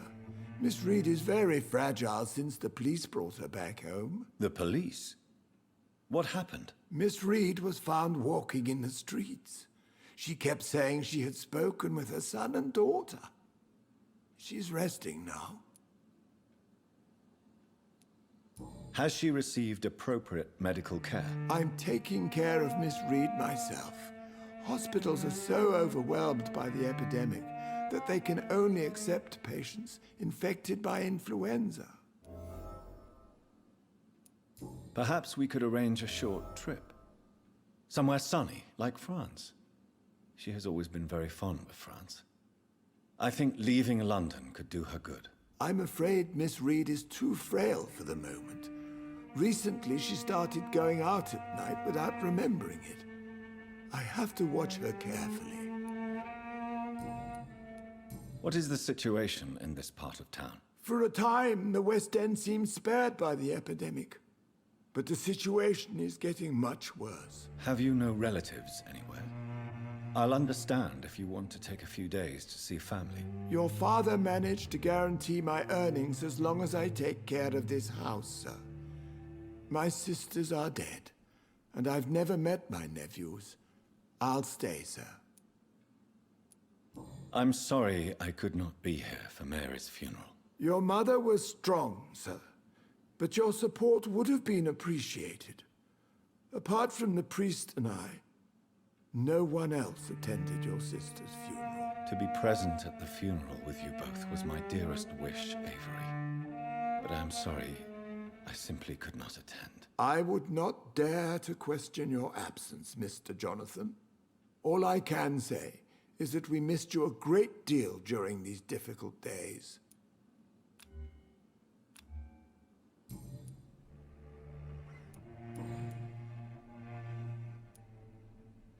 I found an old letter written by my father and addressed to me. Do you know anything about it, Avery? Your father wanted me to give you this letter for your 35th birthday, but you left for the war, and the letter remained in his office until tonight. I realize now you knew my father better than I did. Do you know why he left, Avery? Did he ever speak to you about his departure? No, sir. Mr. Reed was not exactly forthcoming. Perhaps this letter will give you the information you require. Tell me the truth, Avery. Do you feel forced to stay here? Would you leave this house without the arrangement made by my father? No, sir. I have nowhere else to go. And I promised your father I'd take care of his family as long as I lived. This house is dead, Avery. There is a curse on this family. You really should consider leaving. If only you could have been here sooner or more often. Maybe this house would not be that empty. But you're here now, sir, so my task is not over. You have served this family extremely well, Avery. Your support during these terrible times is much appreciated. Then I will stay. All I ask is that you take care of my own funeral if I die before the end of the epidemic. No mass grave, please, sir. Do you really think I don't take enough care of my mother, Avery? Yes, I do, Mr. Jonathan. You clearly have something more to say. Speak your mind, Avery. I know you work hard to help the sick, but what will you do once the epidemic is over? My home is here, and I have nowhere else to go. But this house will need some improvements if I move here. Some radical changes. That's good news. Whatever changes you have in mind, I'm sure we will find an arrangement that suits your mother also.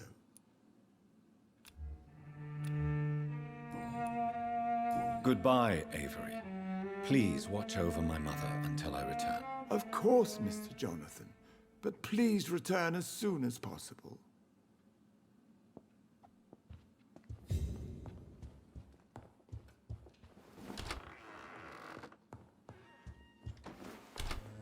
All countries unite!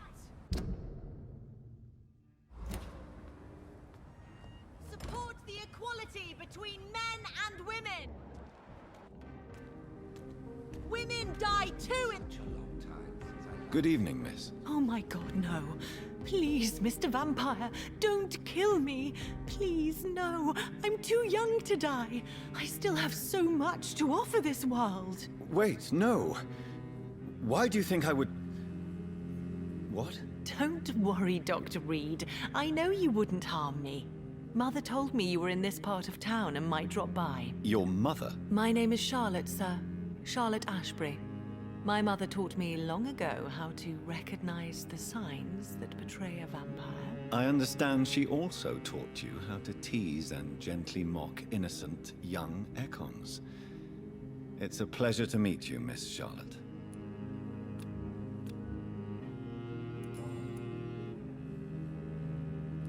Tell me about your adoption. What do you want to know? How did you meet Lady Ashbury? First, I was an orphan in the institution for girls she manages in the West End.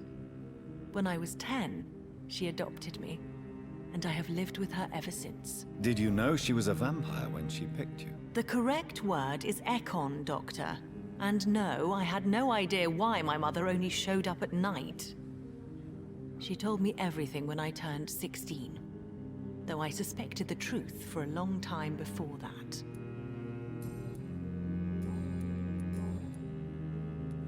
Do you know why Lady Ashbury chose you to become her daughter? No, I don't.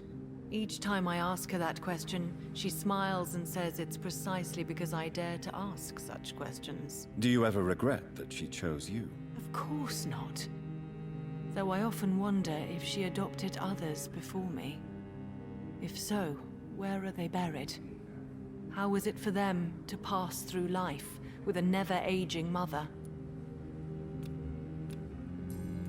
Goodbye, Charlotte. Give my best regards to your mother when you see her. She's been quite busy these last few nights. I suspect you may see her before me. The Ascalon Club. The heart of British vampire society. Not quite as subtle as I expected.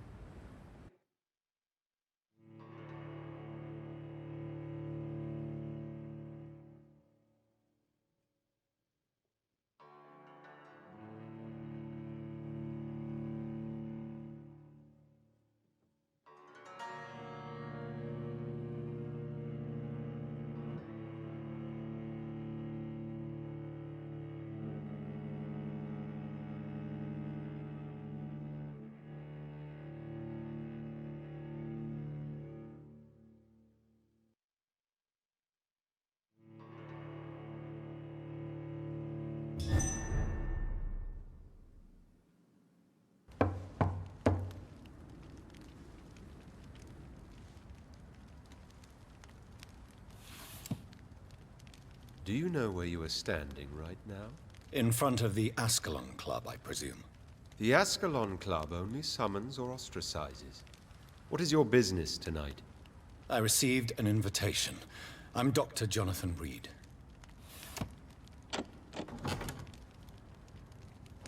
Welcome to the Ascalon Club, then, Dr. Reed. Please proceed. Lord Redgrave is waiting on you upstairs.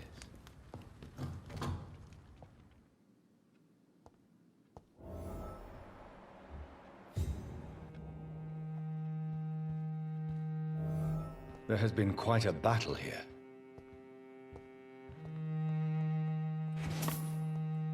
I'm sure the Ascalon Club has the money to replace the furniture. Welcome to the Ascalon Club, then, Dr. Reed.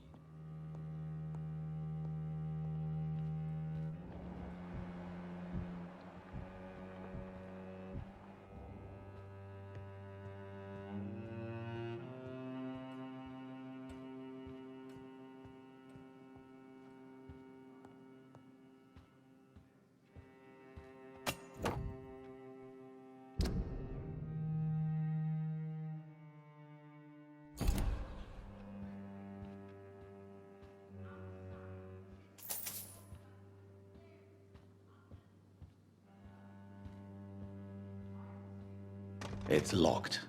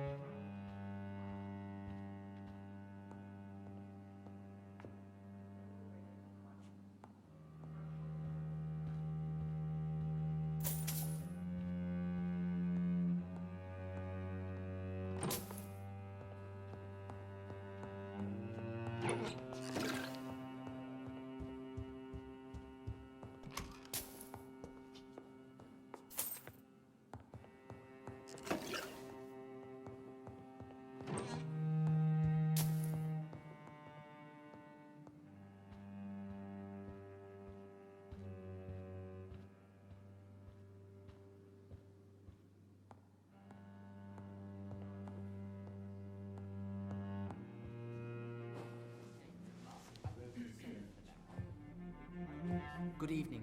We repel the intruders for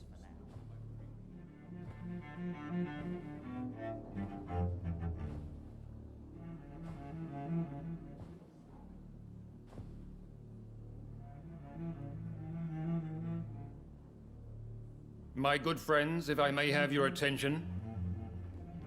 Behold our visitor, the good Dr. Reed. Newborn of blood so pure and strong that even my friend Fergal Bansher was no match for him. Here, here, here! Come forward, young Ekon, for we have so much to discuss.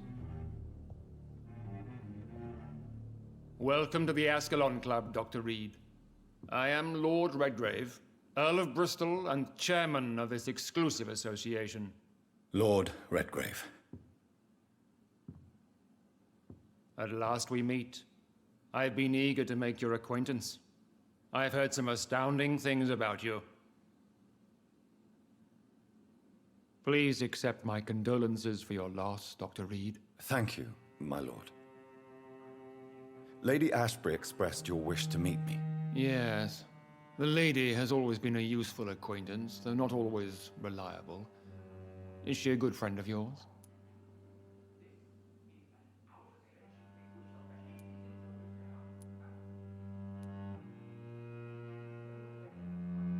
She has proved to be helpful on many occasions. The centuries have taught me never to trust a woman completely, especially if she is a mortal. Too prone to emotions, if you ask me. Too fickle when it comes to important decisions. My lord, do not expect me to speak ill of Lady Ashbury. Of course not, and I praise your loyalty. Would you offer the same fidelity to the Empire? What do you mean? I speak of the Skull Plague that threatens London and the country. You have been on the front line in the East End, but the time has come to open up a second front here. The epidemic has escaped the quarantine. You have new cases of the outbreak. We don't know for certain, but we cannot allow the disease to threaten the prominent heads of Great Britain.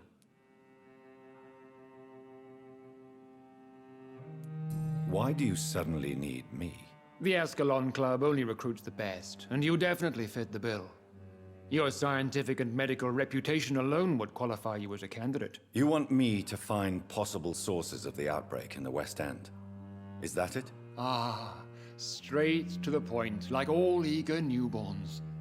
We shall have time to talk about all this, Dr. Reed, but first, I should like to get to know you better. Talk?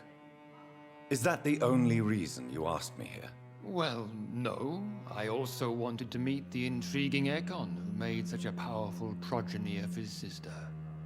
You have not learned the name of your maker, am I correct?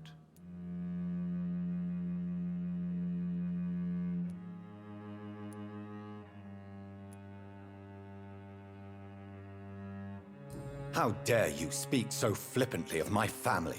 Have no embarrassment, Dr. Reed. We all make mistakes. But whatever your lineage, you are definitely Ascalon material. What do you mean? I would like you to become a member of the Ascalon Club, and to serve me as such. Before I accept, I have so many questions. Please ask.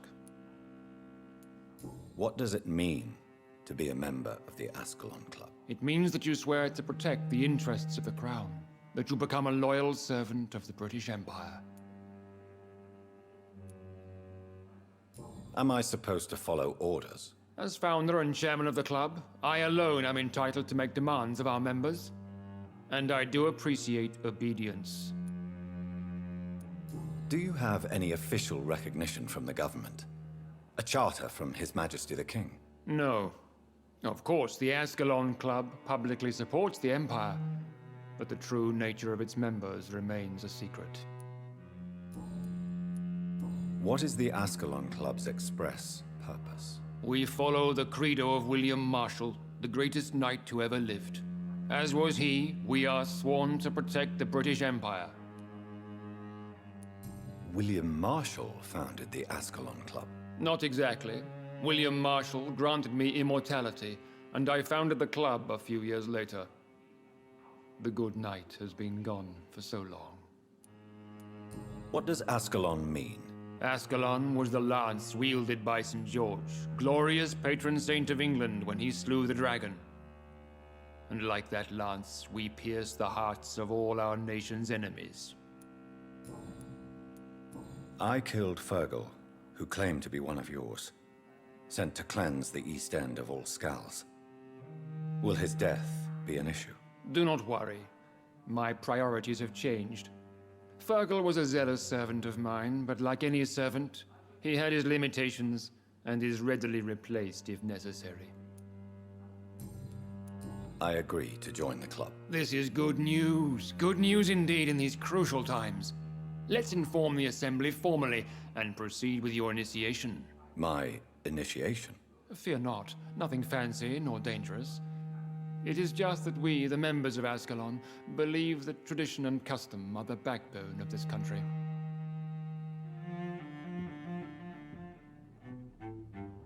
My fellow members, dear friends, please gather and welcome this Ekon as one of our own. Is he worthy? Is his blood pure? Well, speak, Dr. Reed, in front of the most sacred blood.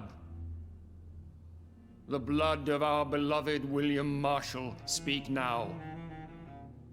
Will you serve and protect the crown as he did?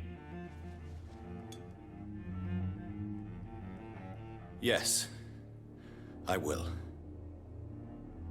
Then, young Ekon, it is time to testify with your blood. It is time to sign the Book of Allegiance.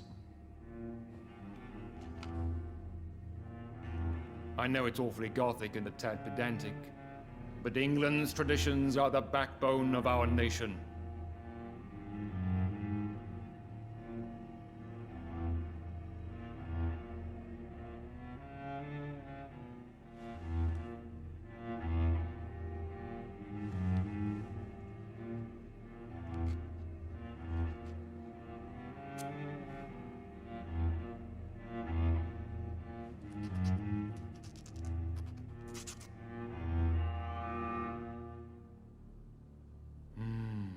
Delightful.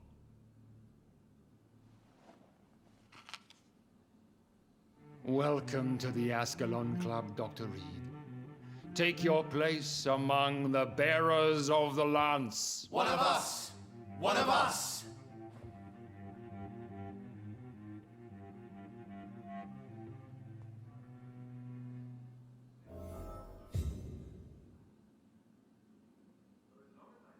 That went well, did it not? It is always useful to bolster the troops' morale, especially before a difficult battle. You have the makings of a general, my lord. I was, though very long ago. Well, not quite a general, but a proud defender of the crown. So why did you really want to meet me? Straight to the point again, young Ekon. All right, let's talk, you and I, Lance Sparrow. I'm listening, my lord. According to my spies, you have worked with Dr. Edgar Swansea on the epidemic, and your findings were quite alarming. Do you know Edgar Swansea? Not personally, but I've been told he has some sort of immortal fetish and is a good friend of yours. Does it bother you that I consider him my good friend? As long as you reveal nothing of the club's inner workings, why should I forbid you engaging in conversation with the good Dr. Swansea? You were spying on me? Not personally. I rarely leave this building. But once he found you, Fergal kept me informed. Until you put an end to his mission. You do know I killed him? Yes. Will you bear ill will towards me for his death? Of course not. Your victory was quite impressive and courageous. You earned my respect. Who was Fergal? I don't see him sipping tea with the others in the club. Fergal Banshire was my squire of sorts. Even before becoming that magnificent beast, he was a brute. He served me well for decades. No, I mean, what was he? He was clearly no ordinary vampire. No. He was a Volcod. All muscles and instinct. Quite the rare breed. Ferociously territorial. Mortals often mistake them for werewolves. Yes, I'm convinced the recent invasion of frenzied Skulls in London is directly linked to the epidemic. This is not the Spanish flu, but something else. I would be glad to hear more of your discoveries, Dr. Reed, but for now, my main concern is the security of London's inhabitants, both mortal and immortal. What do you mean? Alarmed by the epidemic, the Guard of Prewen has started a war against us British vampires. To appease the situation, we must eradicate the Skulls.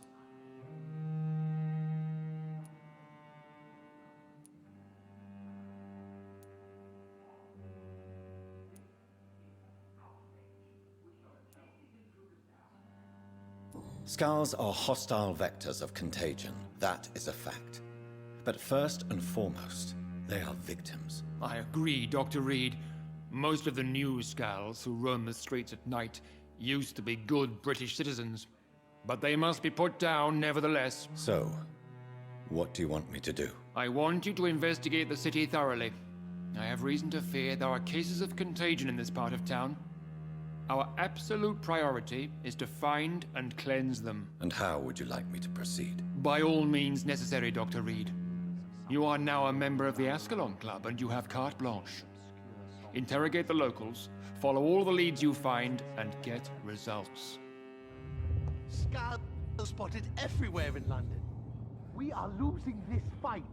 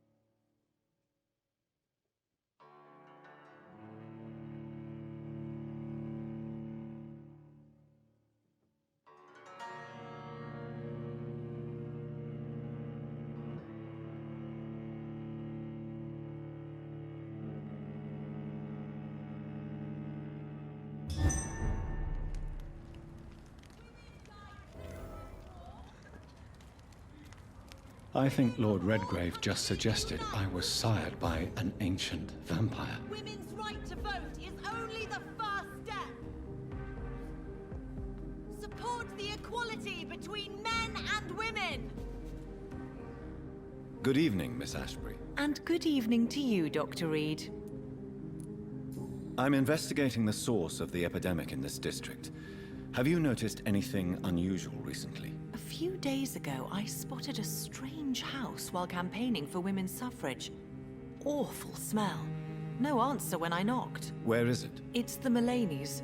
A nice family who live in a big house near the park in the eastern part of this neighborhood. Goodbye, Charlotte. Give my best regards to your mother when you see her. She's been quite busy these last few nights.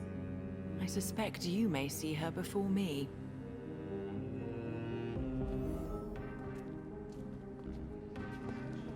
Don't let any strangers come into your house. Have you noticed anything suspicious recently? Remember, don't let any strangers... Good evening, sir. May I have your attention, please? Come on, Johnny. Don't you recognize your oldest friend? Clarence. Clarence Crossley. How are you? My God. So you survived the war too. So sorry I didn't recognize you at first. I almost didn't recognize you either. War does that to men, I heard.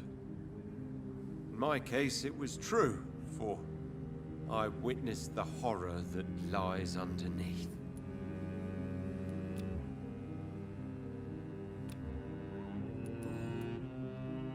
When did you escape the war and return to London? You know what's funny? I almost never think about the war. Not anymore. I'm involved in another kind of battle now. What is this new battle? I saw terrible things during the war. Horrors I thought I'd forget. They're here too. They're everywhere. Vampires. I know what you mean. I haven't had much time to think about the war either since my return. Of course. With the epidemic, I bet you've been busy as well. Forgive me, Johnny, I didn't want to sound selfish.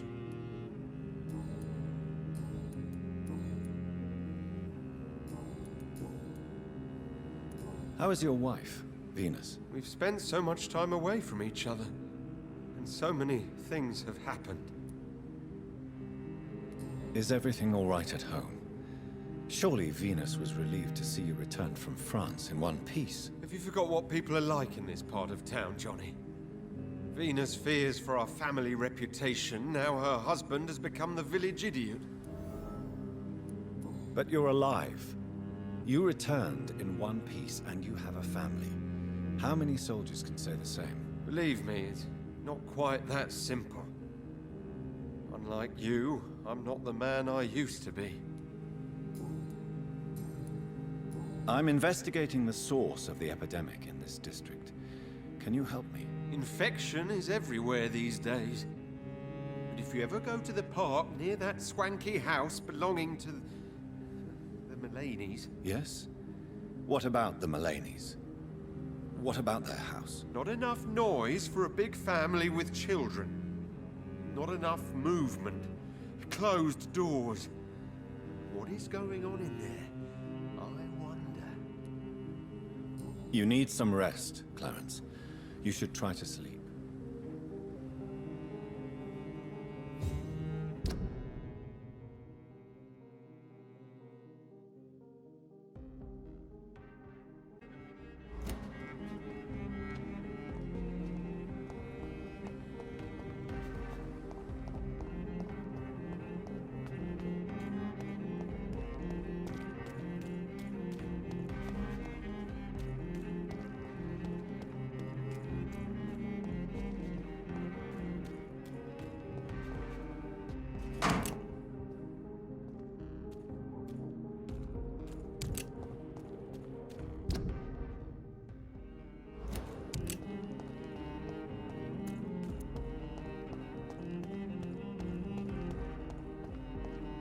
Why are vampire hunters sniffing around here?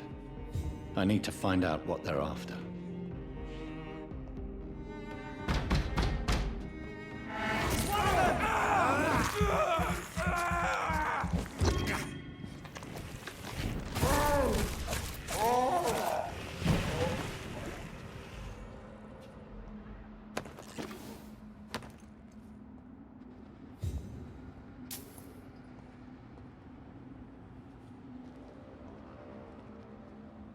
This one's mine!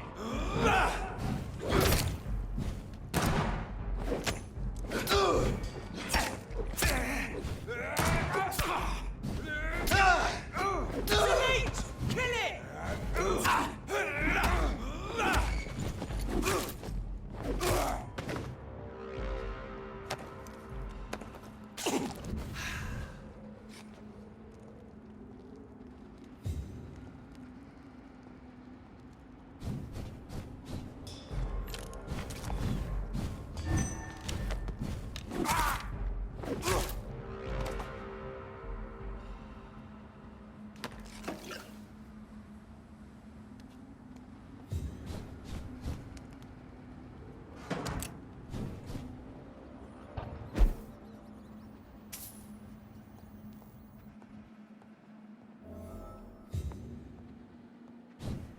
This woman's body has multiple lacerations. They're deep, too. Whoever did this was driven by rage.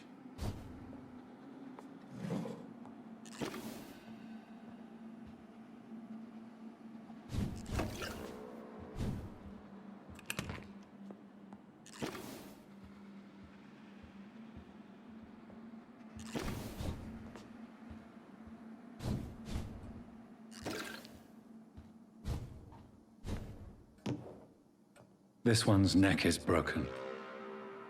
He was young. Probably the son.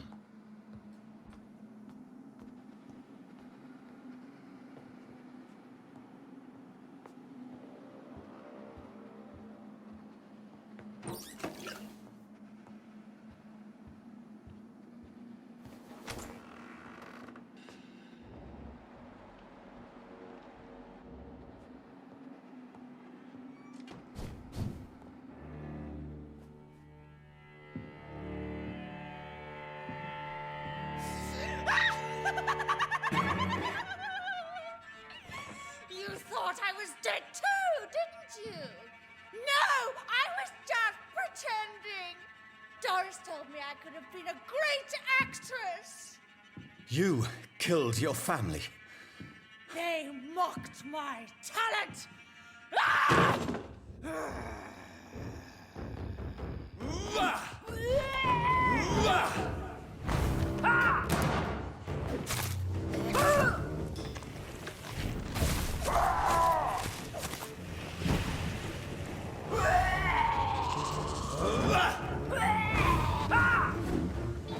I've never seen such a radical mutation. Could it be a new stage in the disease's evolution?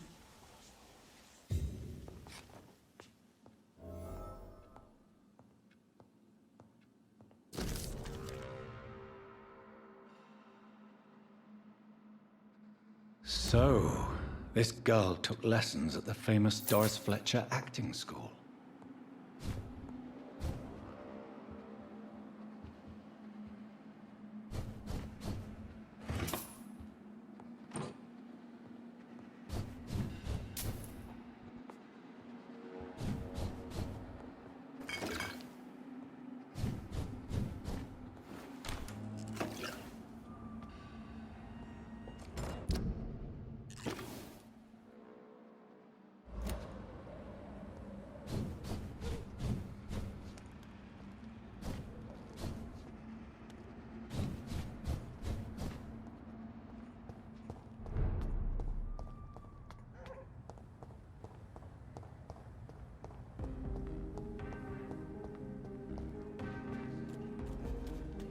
Women's right to vote is only the first step. Good evening, sir. Please forgive me for disturbing you. I'm a doctor. I never judge a man by his title, but by his attitude. and you are not disturbing me at all. I am Calhoun Russell, and I welcome you. Well, I must admit, it's good to receive a warm welcome for once. I'm Jonathan Reed. Welcome, Dr. Reed. Welcome to my humble shop. How is the situation in this part of town? Life is good and peaceful. We're lucky to live in such an era of progress and wonders. Are you not concerned about the epidemic? Oh, I'm sure the authorities would take the appropriate measure if the danger were that high.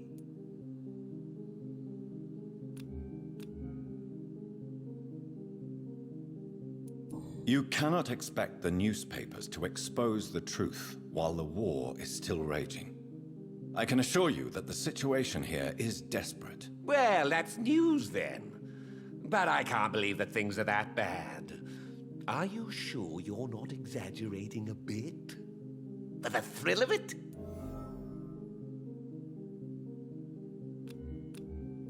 Is it not a little too late to be trading? On the contrary, it is the perfect hour. Believe me, my friend, it is always at night that you meet the most fascinating characters. But what about the epidemic? The bombs and raids? And all the random violence? Please, sir, this is London, England. We will prevail. And if a bomb must fall on my shop, then I'll be there to hear it falling. So you prefer to work at night? Oh, I also enjoy a sunny day like everybody else. But the night always has a certain je ne sais quoi of its own. What can you tell me about this place? I recently found the best steak and kidney pie in the city. I'd be glad to share the address if you want. Finding a good restaurant? Is that really all that interests you? Oh, I have many passions, but nothing brings me ecstasy like subtle and exquisite flavors from my teeth to my belly.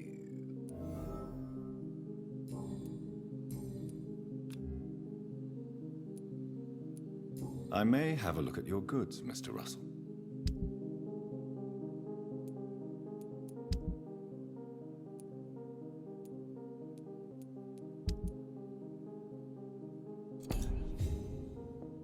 Good. I'm investigating the source of the epidemic in this district. Have you noticed anything unusual? Not really. Wait, now that you mention it, I don't see the McPhersons in my favorite restaurants. They love delicate meals too, you understand. Thank you. It may be nothing, but I'll investigate anyway. Where do they live? They have a house in the southern part of the district, somewhere north of the railway bridge.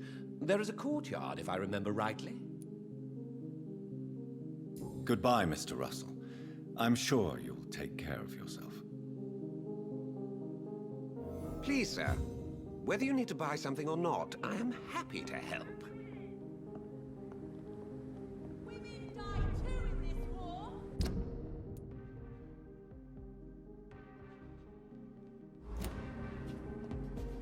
Women of all countries unite! Women's right to vote is only the first step!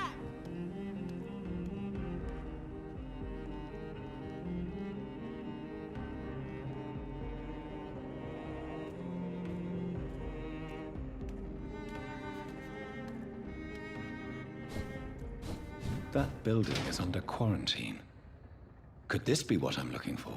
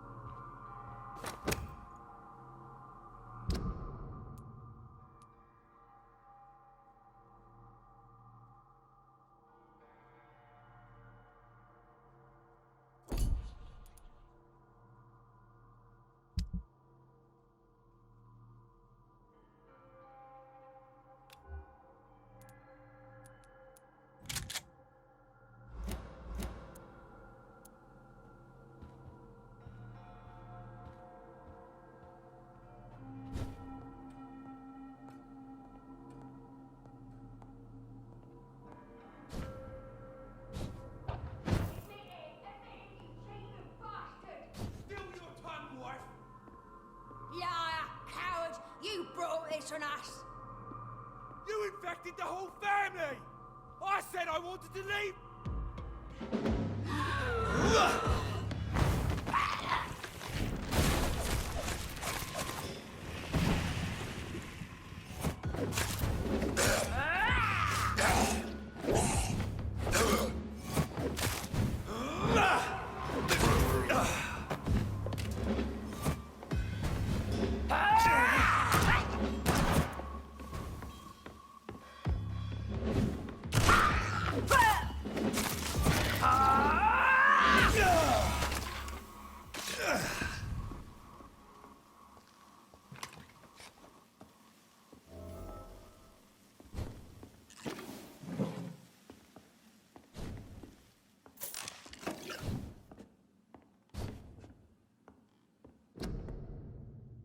So the husband had an affair with Doris Fletcher.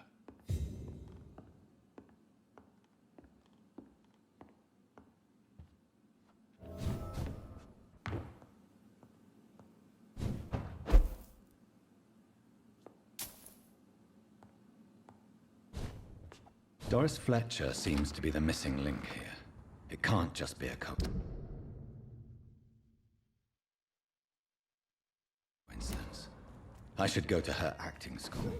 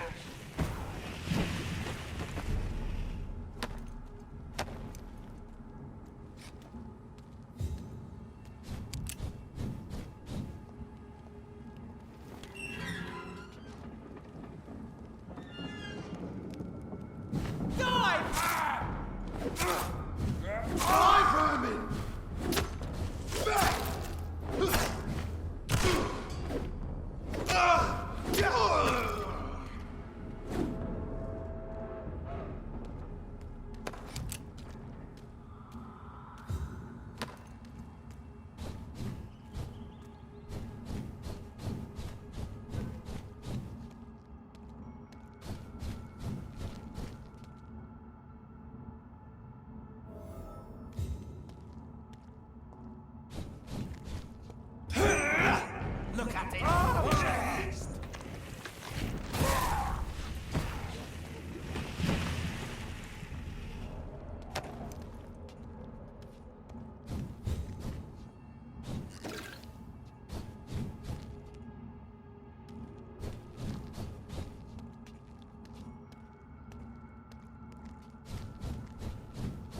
It's locked.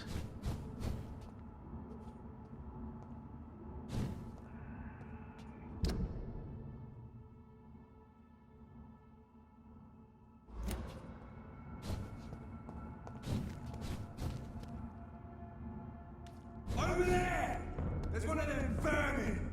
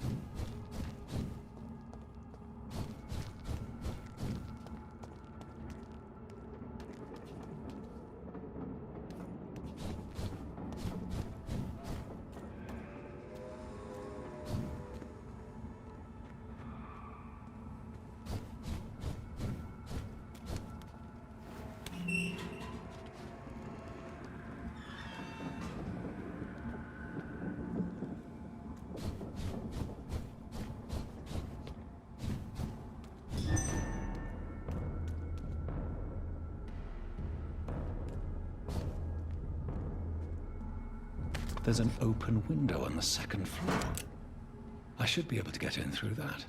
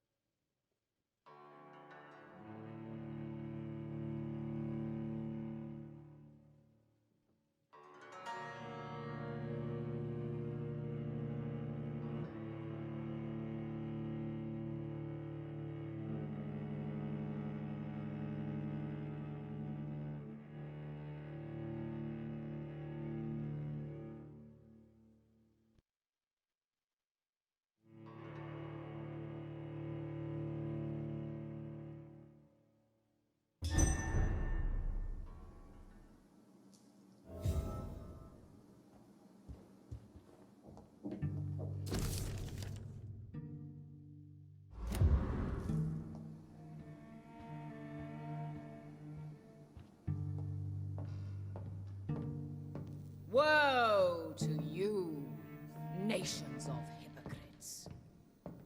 For in front of you stands the tall queen. You can but lower your head. Fit only... Can that be Doris Fletcher's voice? Where does it come from?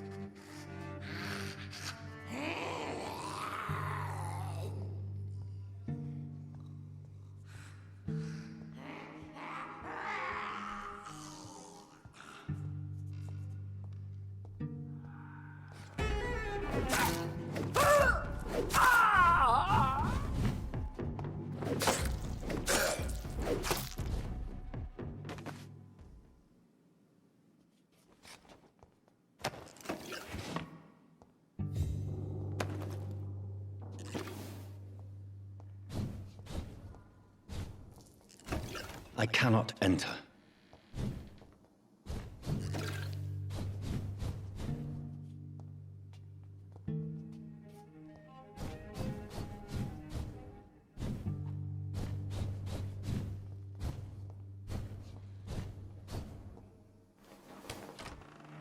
But I offer only love.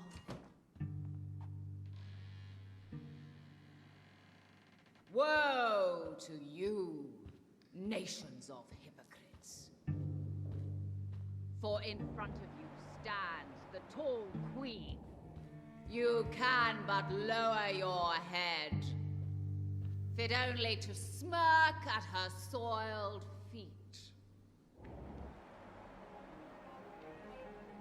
Alas, poor Doris. I knew her well, and many can testify to her kindness.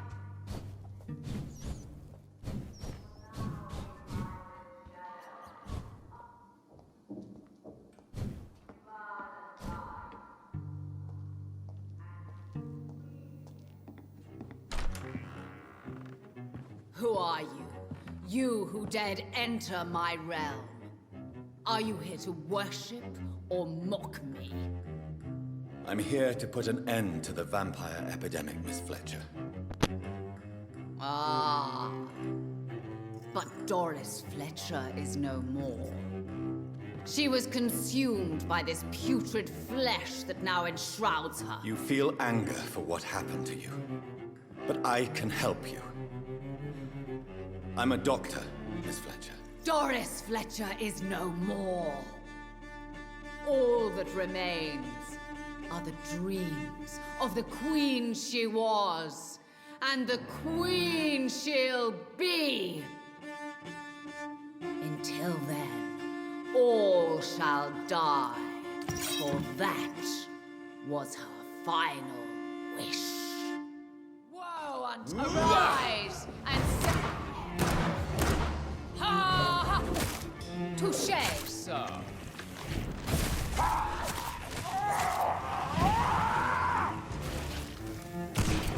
Behold, Kinslayer, the disgrace of she whose beauty was once renowned. Will she be the queen again once they all share her fate?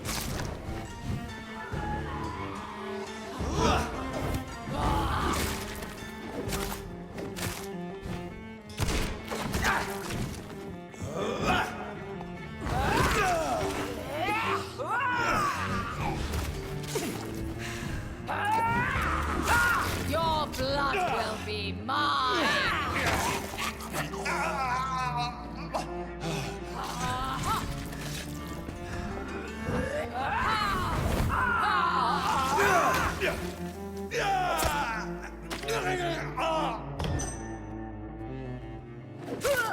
Come to me, my servants! Avenge me!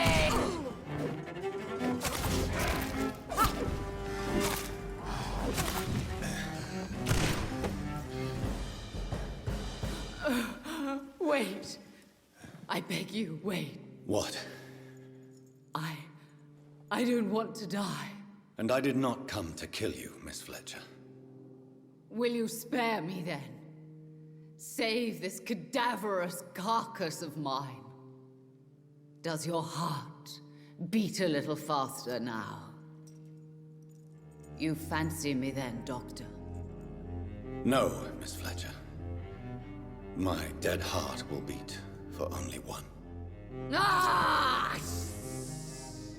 Is she pretty? Is she sweet and tender? To me, yes. Ah! I hate her already. I know.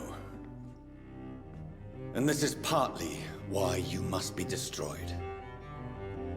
But you just said... That I did not come here to kill you, yes. But I realize now the threat you embody must be stopped.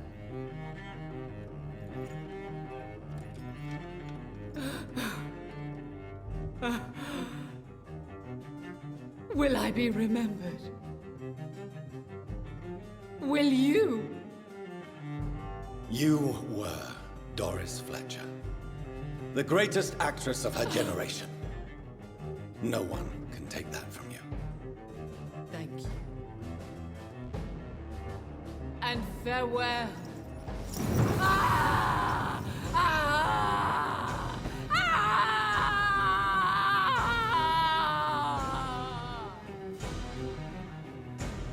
Farewell, Doris.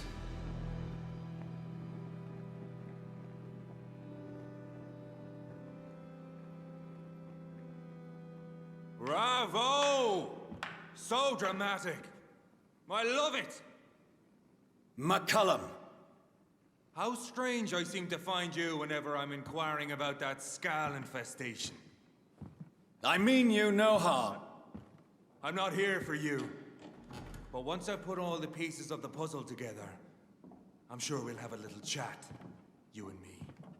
Stay away from me, McCullum. You and all your war dogs. That I can't guarantee, Dr. Reed. But I'll let you go. For now. I should probably leave the theater right now.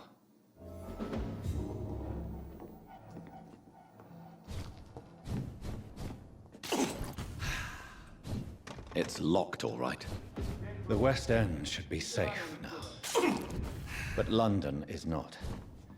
It would be wise to benefit from the Ascalon's protection while I continue my research during the Great Hunt.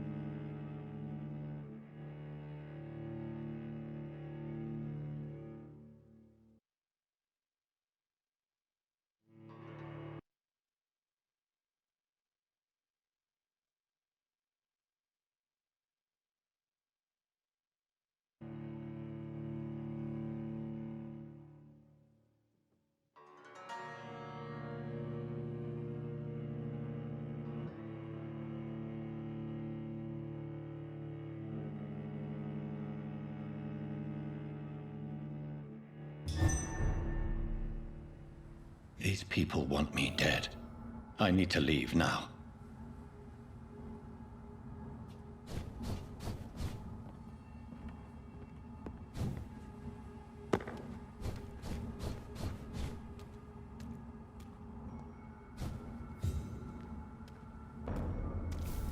So Doris just needed to be close to her audience to infect them. Contagion through skin. Speak English, do ya? Very disturbing.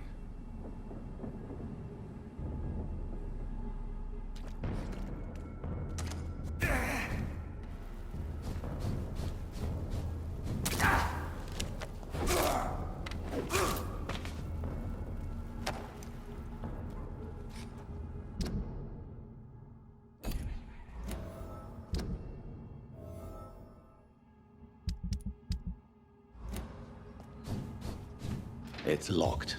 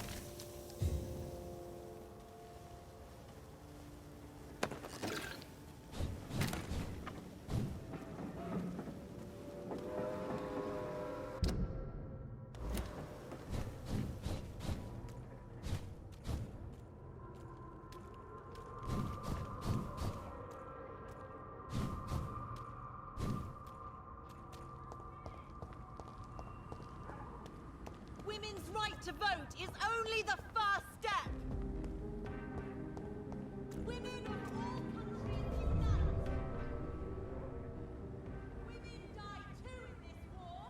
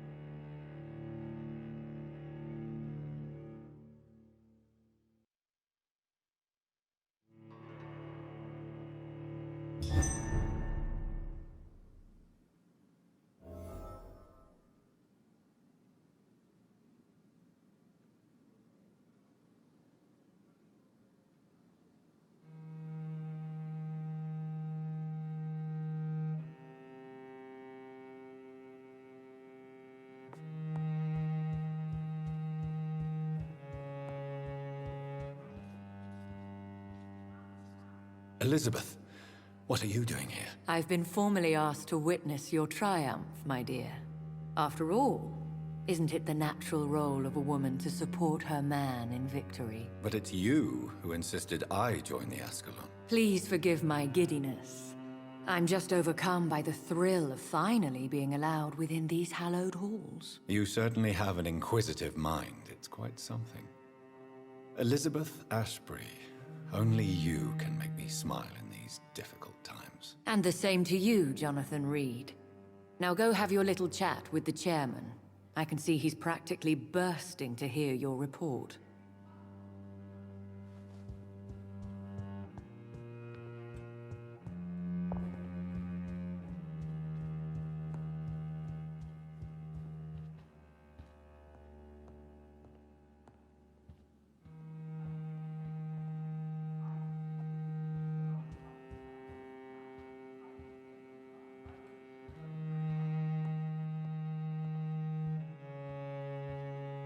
Welcome back to the Ascalon Club, Lance-Bearer. Please, tell us the good news. Have you put an end to the epidemic? My hypothesis was correct. Doris Fletcher was the source of the contagion in this part of town. She was probably the first to be infected. And you cleansed her before the hunters, I've been told. Well done, Dr. Reed. You thrust your lance and pierced the very heart of the corruption. I did my best. The important thing is, we won a major battle for the survival of London. For that, we salute you. Thank you, my lord. Now, I have another task for you. One of the utmost importance. Perhaps even more so than the previous. I'm listening. It's time for you to perform a most sacred duty for the club. I want you to recruit a new vampire. Recruit a new vampire? Are you sending me on some sort of diplomatic mission? Not exactly. I want you to make Aloysius Dawson the Ekon he deserves to be. I'm not sure I'm the best candidate for such a task. I can hear the hesitation in your voice, Dr. Reed. I admire a man of principles. But in this matter, there is more at stake than your moral comfort. It's not a moral question, Lord Redgrave. It's the responsibility of giving immortality to a man I barely know. Nonsense. Aloysius has been a member of the Ascalon for years. This is but the fruition of a long-held plan. How would you like me to proceed? Aloysius is waiting for you at the Dawson estate. Once the deed is done, I'll join you there to celebrate this momentous occasion. Your word is my command.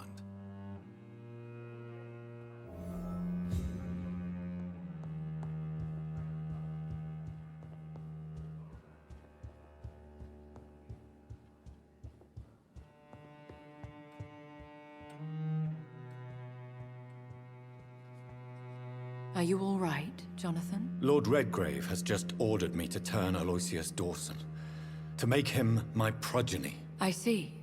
And how do you feel about this? I'd like your advice on the matter. The real question here is, why has his lordship given you this task? Do you think it's some sort of trap? Do you really want to know what I think about this? I do, yes. To make an immortal of a soulless blackguard like Aloysius Dawson will only lead to a disaster for London. The man is already dead inside. Should I refuse? Perhaps politely suggest that Lord Redgrave turn the man into a vampire himself. Don't you dare, my dear. According to what I've recently discovered, his lordship could kill you for even broaching the subject. Really? Why? I've recently found proof that the Earl of Bristol is of lesser lineage and only capable of creating skulls. Please tell me more about your recent investigation. As long as you lower your voice. What would happen if I made Dawson an Ekon like myself? You would add a powerful immortal into a suffering world. An immortal who already craves authority. Maybe I could teach him control, like you taught me. Lead him down the right path. Mr. Dawson spent his life searching for a way to cheat death. I'm sure he has spent decades dreaming of how he'd spend eternity as a tyrant. What would you have me do about Dawson? The man is dangerous. Did you know he plans to build a wall to separate the healthy rich from the sickly poor? Do not make him your progeny. What would you do? The man's dying already. Let the Reaper harvest the rotten fruit that is his soul. Are you sure your information about Redgrave is correct? He says he's the progeny of the great knight William Marshall, who lived some 9 centuries ago. That's a lie. Lord Redgrave is unable to create anything but skulls, if the poor souls survive at all. How can you be sure the information was correct? I made the acquaintance of a most interesting informer while investigating your maker, from whom I learned the truth about Lord Redgrave. Why so vindictive? You suddenly sound like you're angry. Forgive me, Jonathan. I hate myself for it, but I feel such pride in my discovery. I'm afraid I just can't help it. Which is? He did serve William Marshall. And yes, the blood he covets as a token does truly belong to that legendary knight.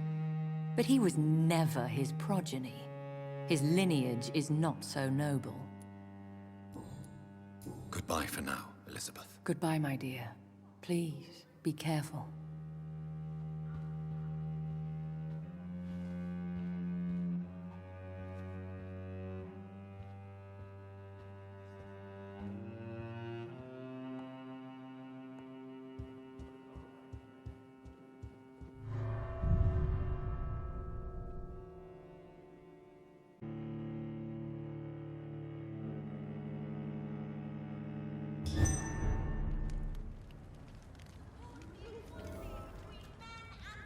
It looks like vampires have to obey Mendel's laws when producing progeny.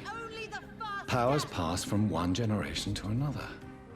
That's why Dawson wants me to sire him.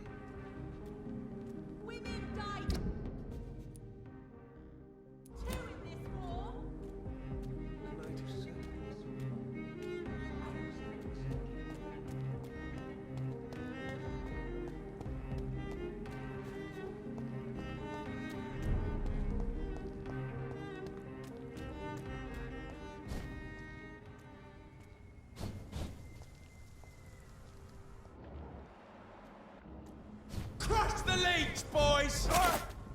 Over there! There's one of them vermin!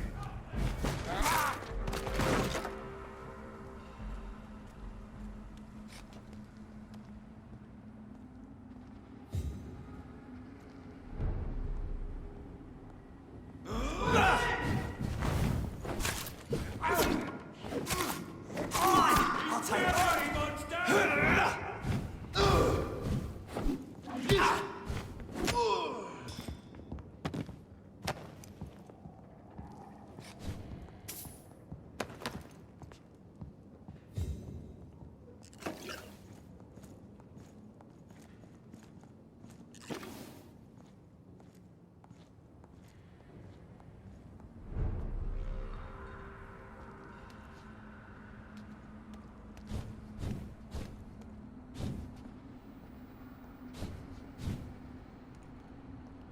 I cannot enter. I should find another way to get into the neighborhood.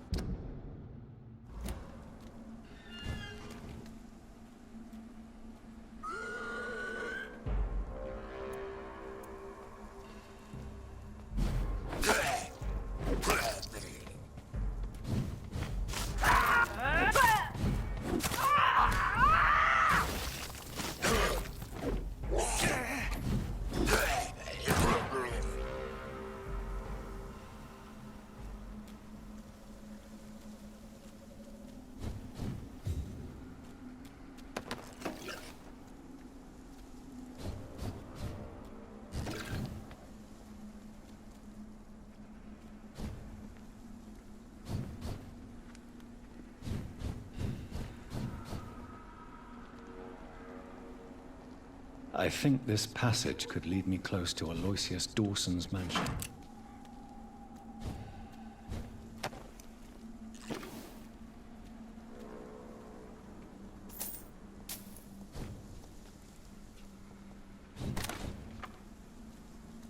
This is mine!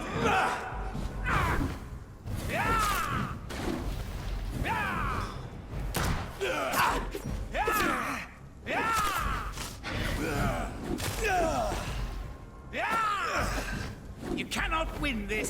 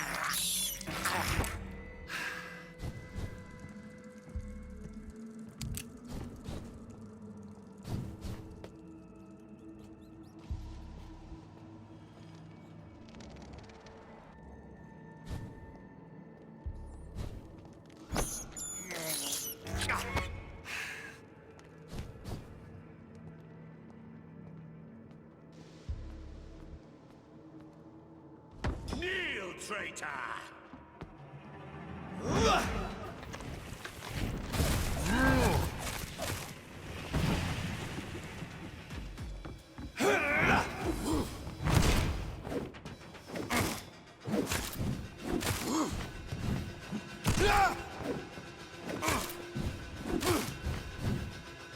No one can hide from Ascalon!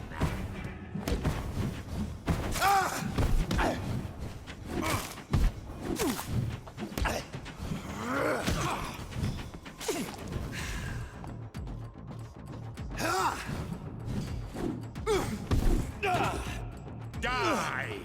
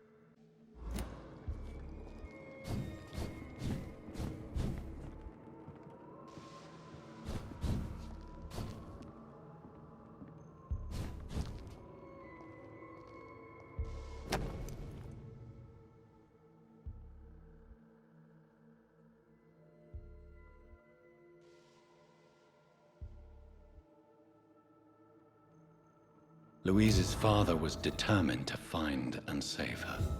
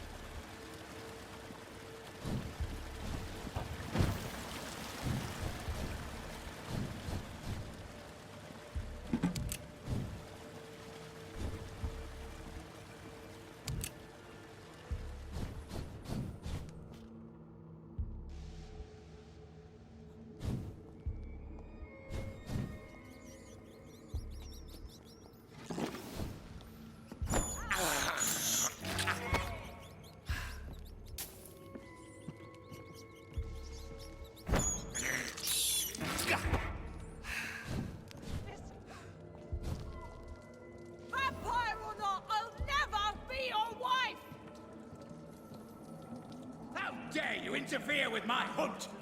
Let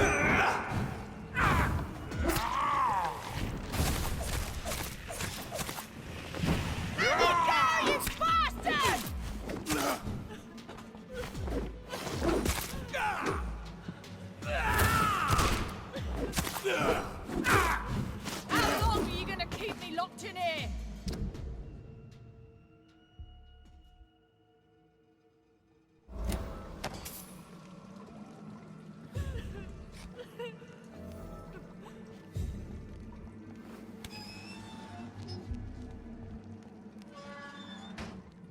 Miss Teasdale, are you all right? How do you know my name?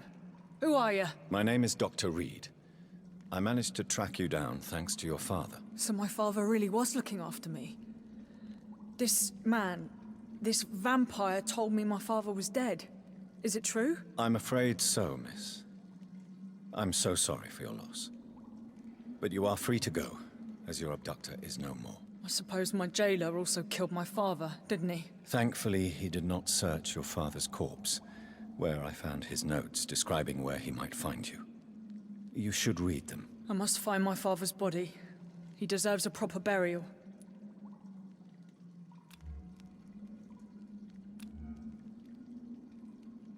Goodbye, Miss Teasdale, and be careful.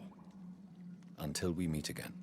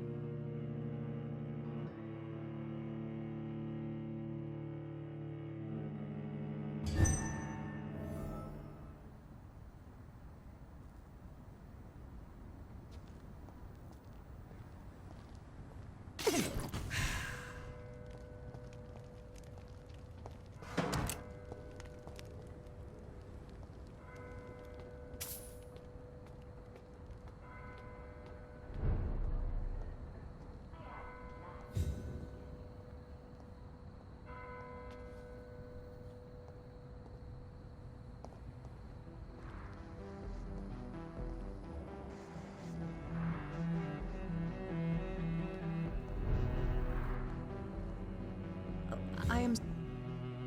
Good evening, Miss Price. I'm Dr. Reed. Do you remember me? Dr. Reed? Yes, of course. You are the doctor who healed me and my mum. Good evening, Dr. Reed. Good to see you too, Carol. Are you all right? Oh, yes. I did not hurt myself recently. I know how to take care of myself now. I'm almost a grown-up.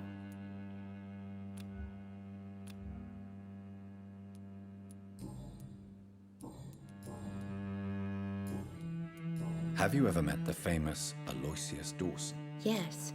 A very strange man. Not very nice. What do you mean? He said he was ready to pay good money for rare books, and then laughed at what we showed him. Goodbye, Carol. Oh, I am sorry, I can't help you, sir. Perhaps you should talk with someone else instead. Good evening, Miss Price. How are you tonight? Dr. Reed, I didn't know you had returned from the war.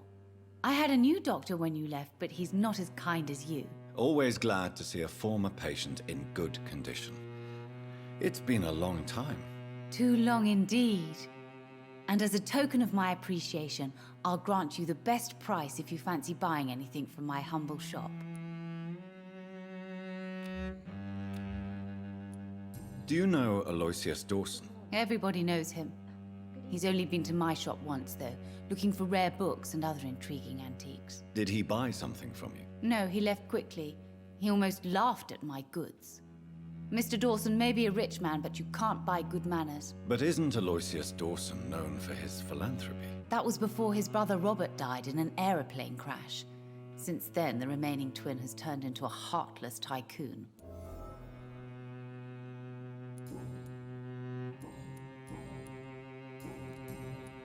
Does your daughter still worry you, Miss Price? I remember you were often concerned about her health when she was younger. Have you not seen Carol since you returned? She's almost a young woman now. But she'll always remain my sweet little baby. So you're less afraid? Some things never change. Carol is still too clumsy for her own good. Sometimes her innocence puts her in real danger. You have every reason to be cautious, Miss Price. Especially in these difficult times. Maybe you could talk with her, Dr. Reed. It would be nice to have a man here more often. We would both feel safer. Why would her innocence put her in danger? She does not realize how cruel life can be.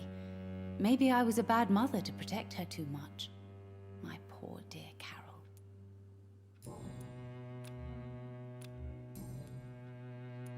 May I look at your goods, Miss Price? It's always a pleasure to have you here, Dr. Reed. Take all the time you need.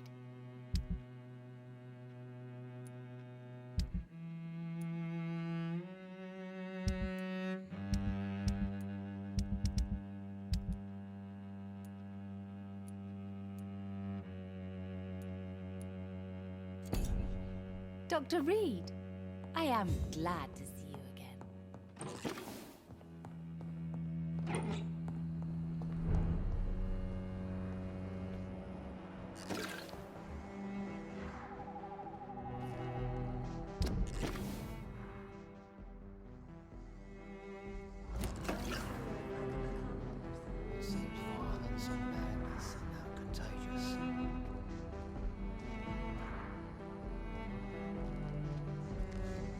Good evening, sir.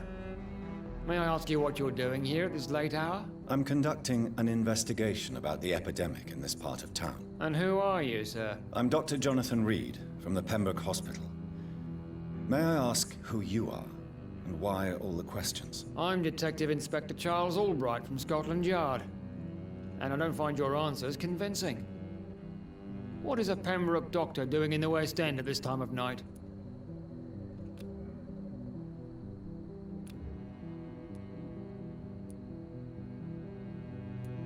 I work for the Ascalon Club.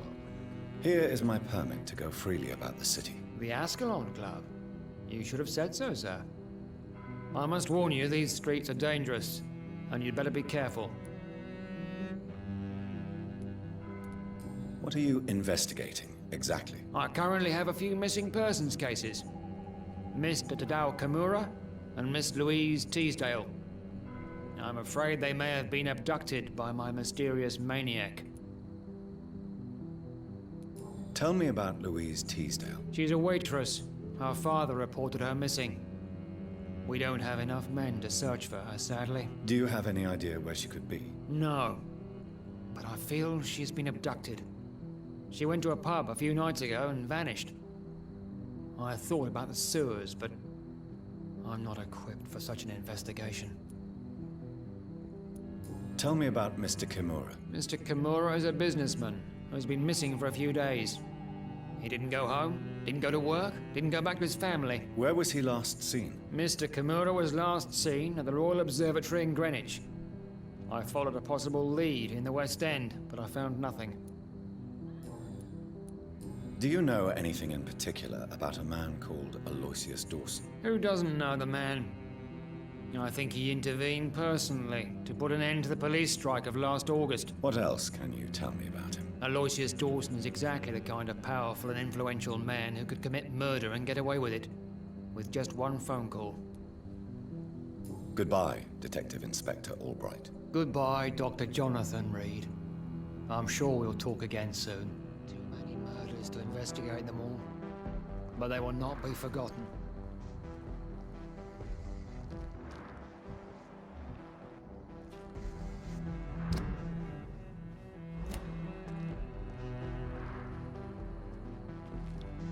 Good evening, sir. I am Dr. Jonathan Reed. Do you need my help? Yes, please. Would you be kind enough to tell me what the time is? That's all you need to know. Well, is it not important to know? As important as where you are? Or who you are? I suppose you're right. And who are you then, sir? I am Agamemnon Baker. Like my brother, I think we need to leave this city immediately. And my brother and I rarely agree on anything. What can you tell me about Aloysius Dawson? You should ask that question to my brother instead. Personally, I've not seen Aloysius for many years.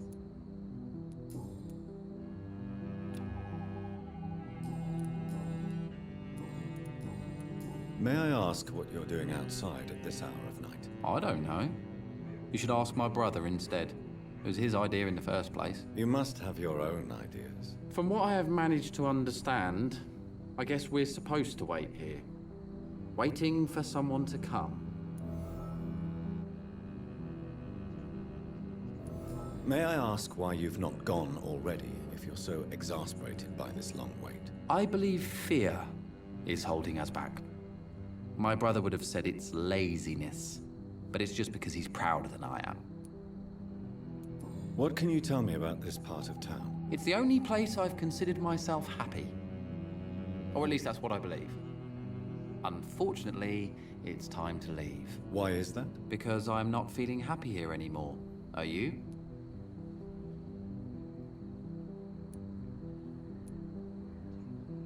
No, I'm not. Good for you. It's a good thing to have a clear idea of where you stand concerning crucial questions. Don't you think?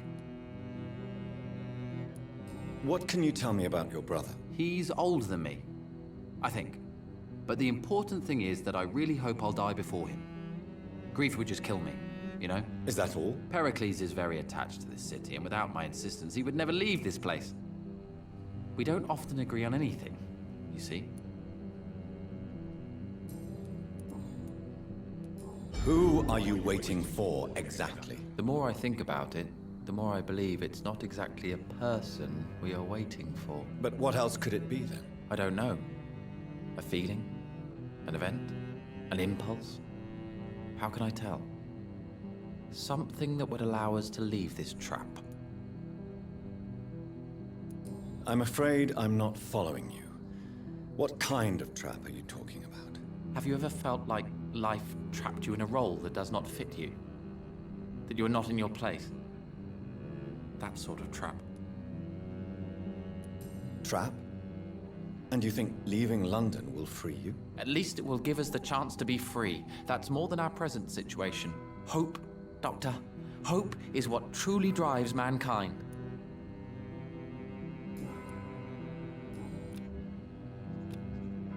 Goodbye for now, Mr. Baker.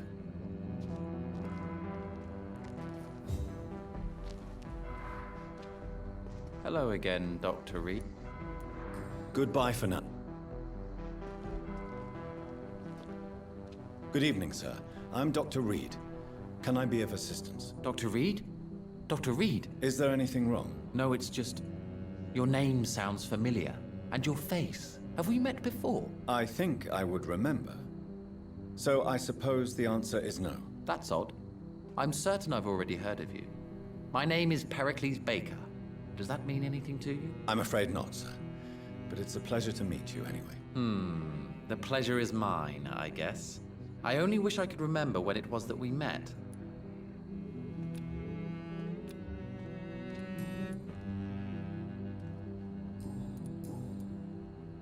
Who are you waiting for?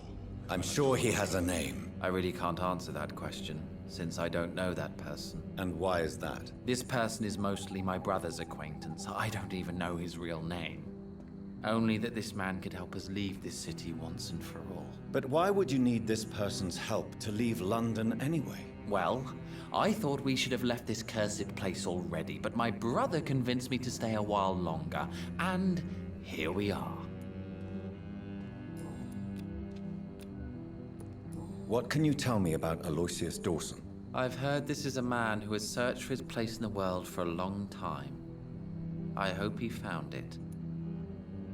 Goodbye, Mr. Baker.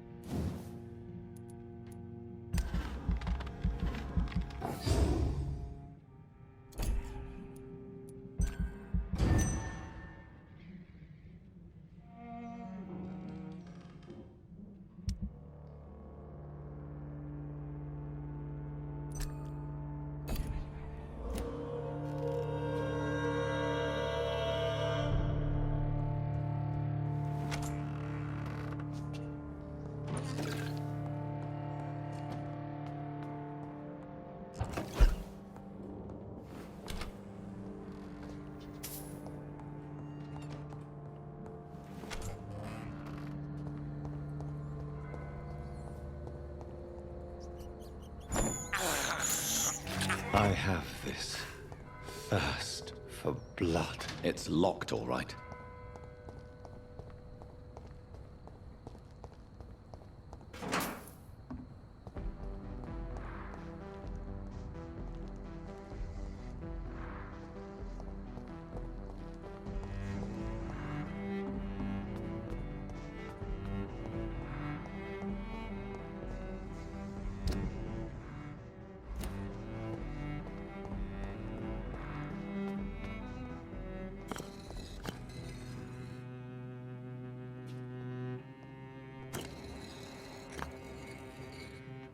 I see terrible trials awaiting in the future.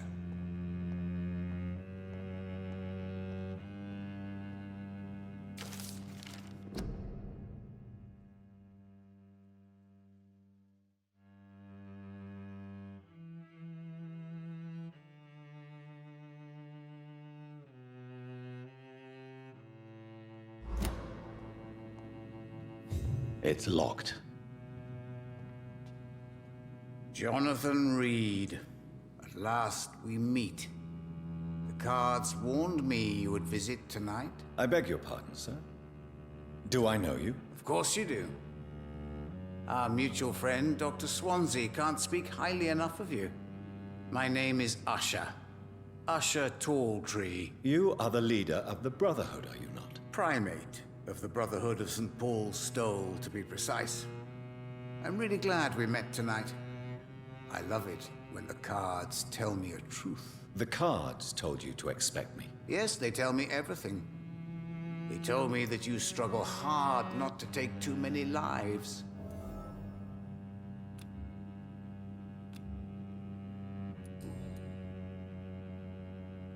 Tell me about yourself. What do you do here, besides turning cards in the middle of the night? I'm for most a charlatan. For a few, I'm a vampire. And for you, I'm the primate of St. Paul's Stole. Some believe you to be a vampire. Who? The Guard of Priwen, who else? For a time, they sent spies to observe my activities, and they even broke into my home to gather proof. Did they steal anything from you? A personal notebook they quickly took to their headquarters. All they had to do is to look at me. I'm aging. What better and definite proof that I'm not an immortal? Do you want your notebook back? If you ever find it, I'd be glad to have it back, of course. I do ask one thing, though. Do not read it, Jonathan. Some secrets are not meant to be revealed, even to immortals. For how long have you been a primate? It was 15 years last year. What do you make of Dr. Swansea? Edgar is a brilliant and dedicated man. A man of his time, sometimes a little muddled, but always looking for new paths and new concepts.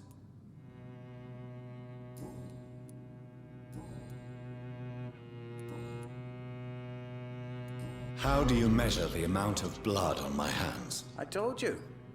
The cards always tell the truth. Well, most of the time.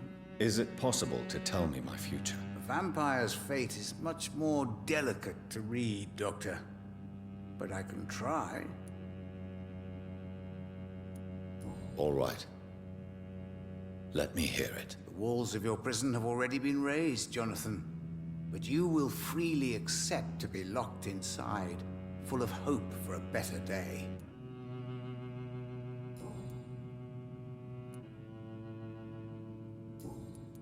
Is there anything you could tell me about Aloysius Dawson? Aloysius Dawson. Yes, of course. We met on several occasions. With time, he got deeper and deeper into the occult. He's not the only one. It's been quite the fashion for several decades. The Golden Dawn, for instance, is just one example. True. Aloysius was a member of the Golden Dawn until 1900. Then his thirst for dark knowledge grew. I'm talking forbidden texts, readings which blackened his heart. May I ask you about the Brotherhood? Of course. But I must warn you that there are some subjects we consider taboo. in spite of our fondness and acceptance of your kind. Who founded the Brotherhood? That's precisely the kind of question I cannot answer. It is delicate, and may reveal some of our secret traditions. So you're not just a club of academics and scholars? Once upon a time, very long ago, the Brotherhood did more than simply study the vampires. They took actions to eliminate the more ferocious and corrupted. I know there is no love lost between the Guard of Priwen and the Brotherhood. What caused this rift? It was 1801. The Brotherhood was stronger then, a strength that made them hungry for ever greater power. An argument divided them, and the wound never healed. What was the nature of the disagreement? The problem was that both sides considered themselves the legitimate heirs of the original Brotherhood. We divide up the books, the relics, not always fairly or with consideration.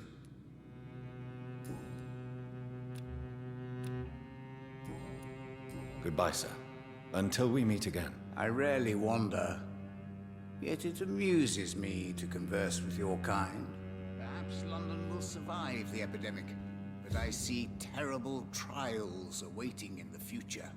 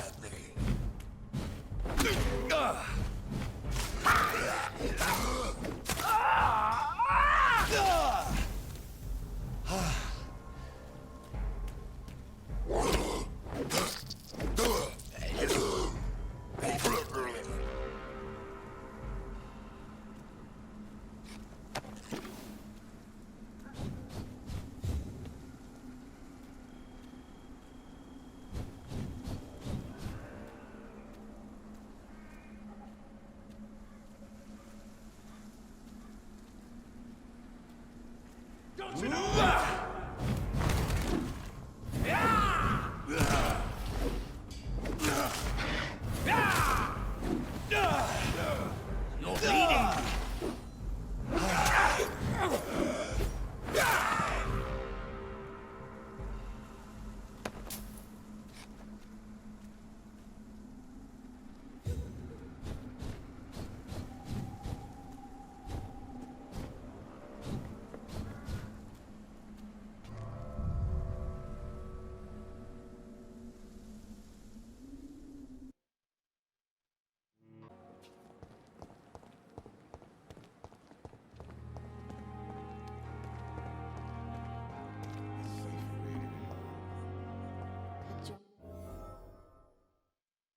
Ain't more disguised as a hospital. That's Pembroke nowadays.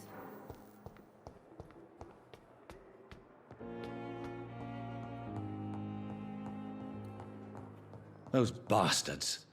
What have they done to Edgar? Looks like he's wounded. I better follow the blood.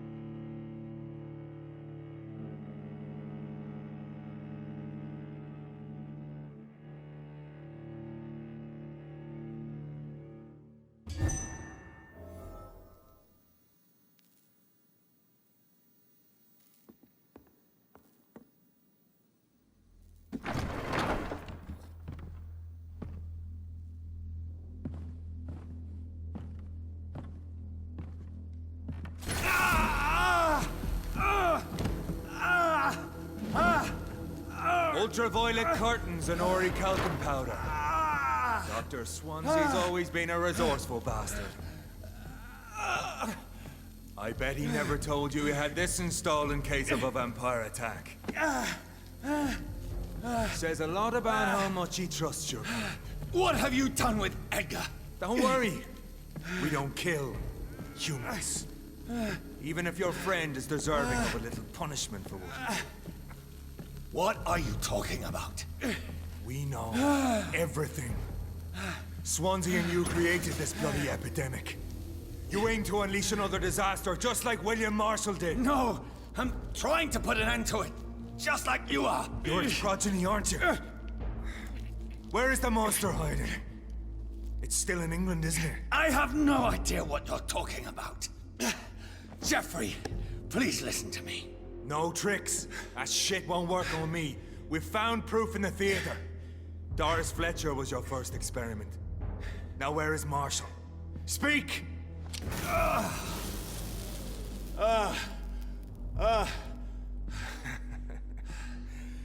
So much for modern technology. Time for the tried and true. Do you know what this is, Beast? This is a drop of King Arthur's blood. The blood of a true defender of Britain. Stronger than your evil powers.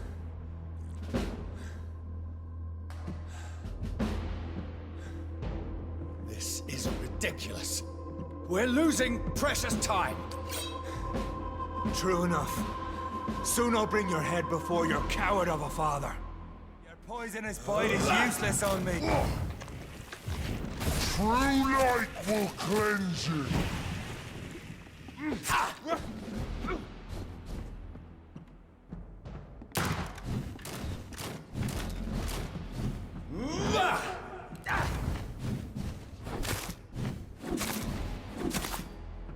The blood of a true defender of this land will protect me. Freewind prevails!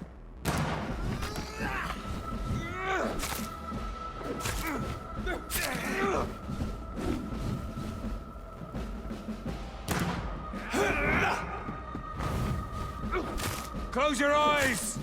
This is gonna hurt.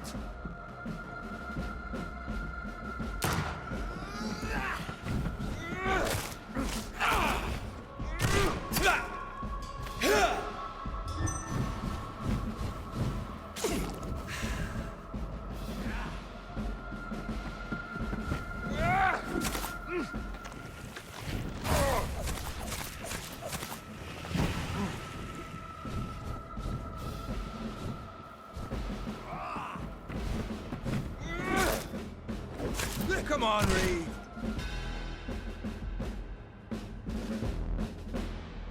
We are the guardian of justice. Priwen shall prevail. You can't accept the fact we're not enemies, can you? We always have been, and we always will be. Of all the evils that threaten mankind, your kind are the worst.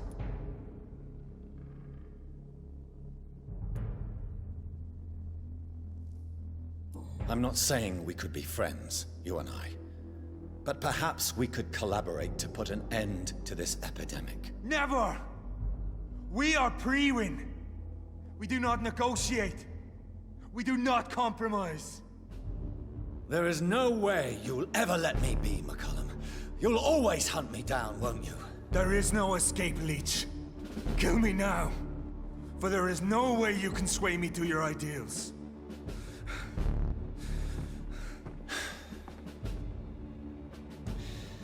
That's where you're mistaken. What do you mean?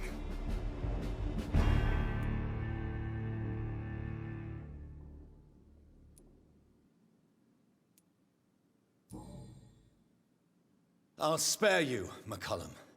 I'll offer you the mercy you never offered me. What is this ruse? This is no ruse, McCullum. This is me letting you go. After all, you and I are both trying to save this poor country in our own way.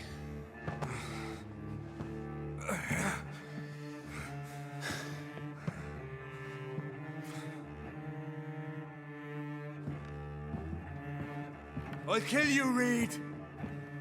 Next time we meet, I'll end you. See? Progress already. You called me by my name. Until the next time. Goodbye, Hunter.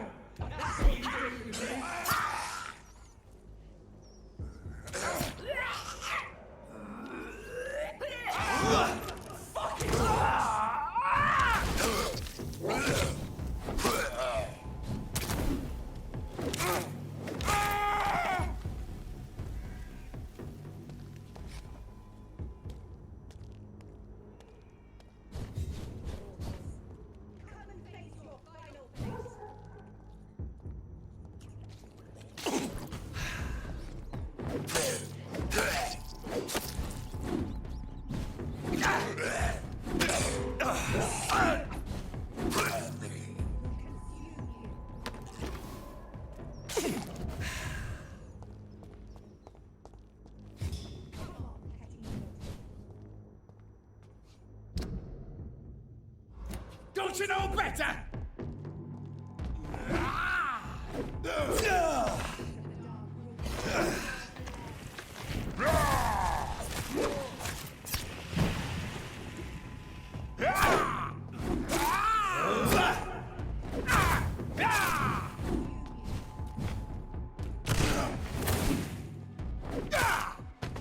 Come on, petty mortals. Come and face your final fate.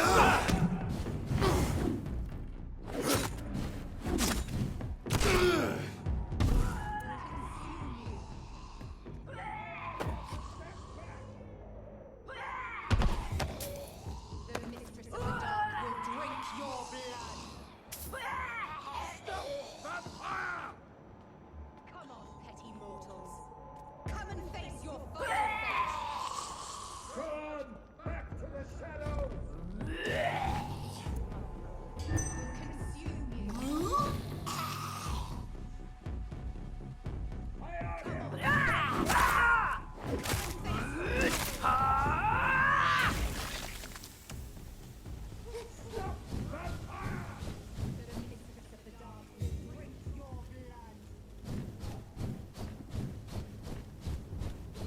I cannot enter.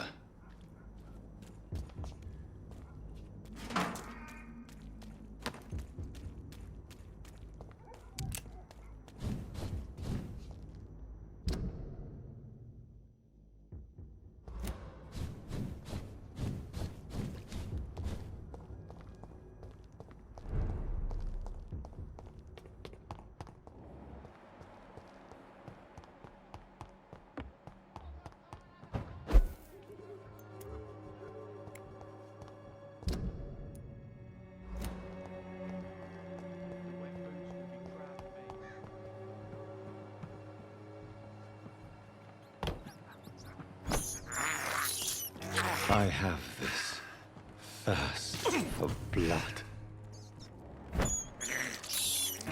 This is despicable.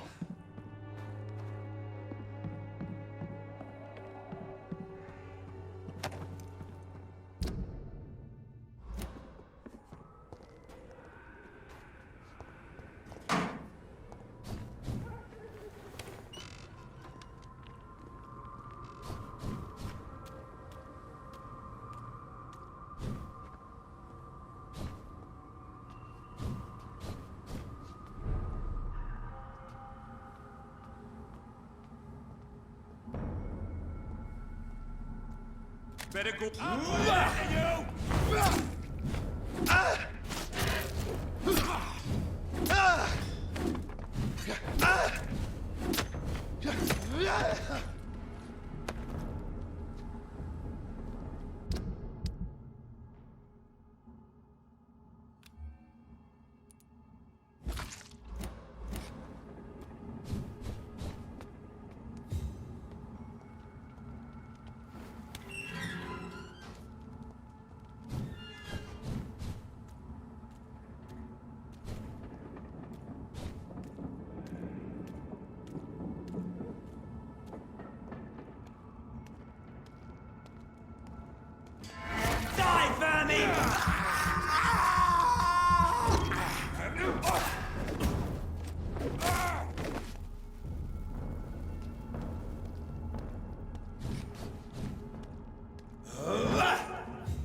Crush the leech, boys!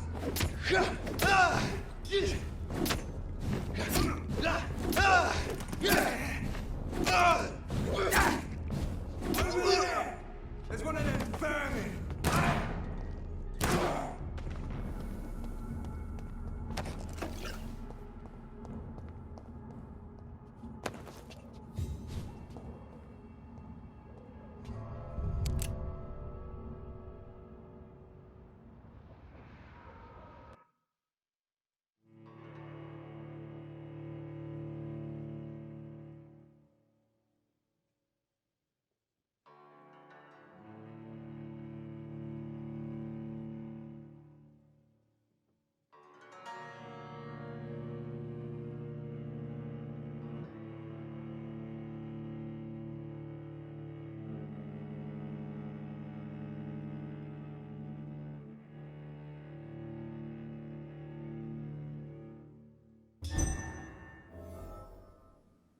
So Priwen never left Doris's theater after they invaded. They must be holding Edgar here in their new headquarters.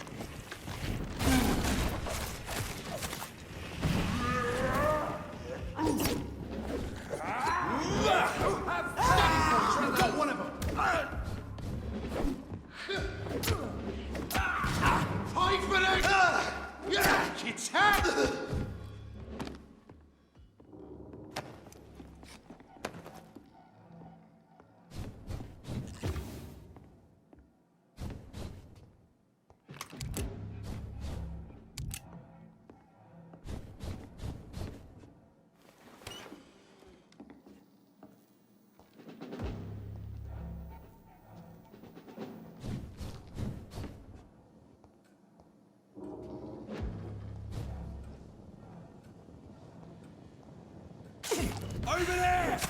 There's one.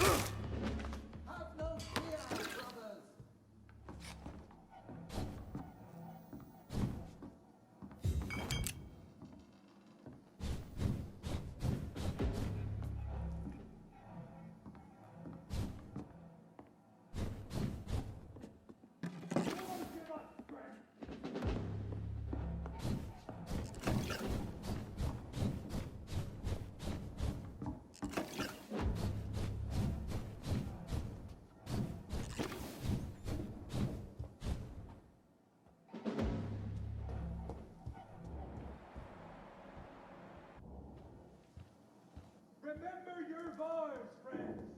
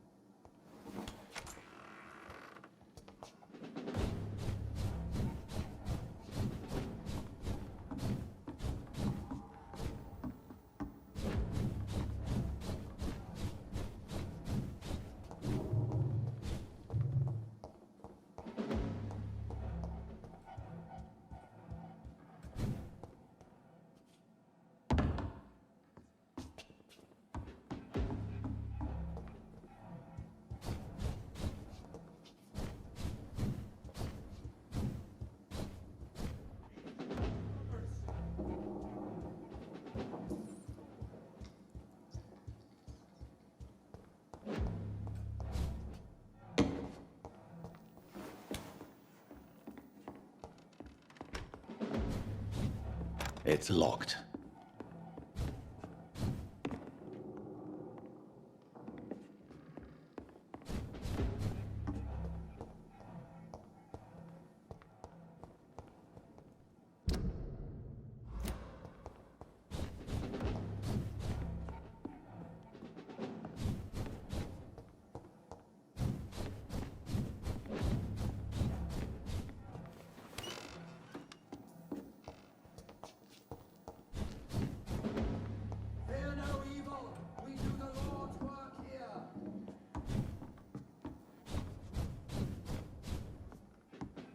It's locked, all right.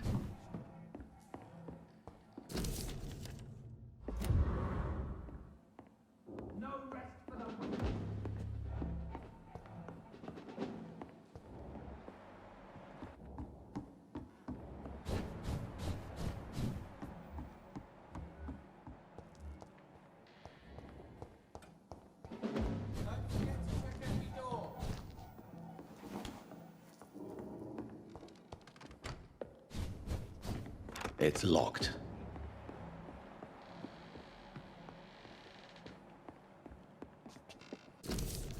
Doris Fletcher was about to become a disaster. I'm getting close to having all the evidence. It's too quiet.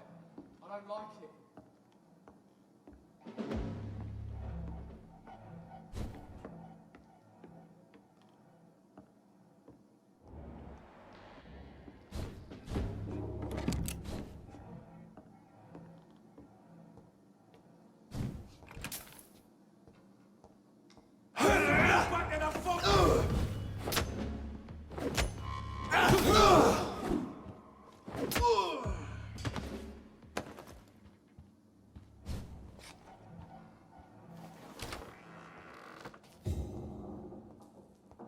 It's locked. I should find the key. Blood of a pure heart, garlic, blood of a king. I don't understand. Perhaps this is what McCullum drank. I had better keep that in mind.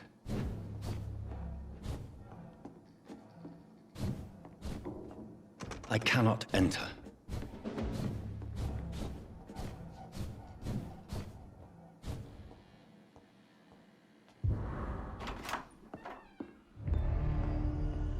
Edgar. Edgar, can you hear me? Jonathan, is it really you? Easy. Easy. Save your strength. I'm getting you out of here.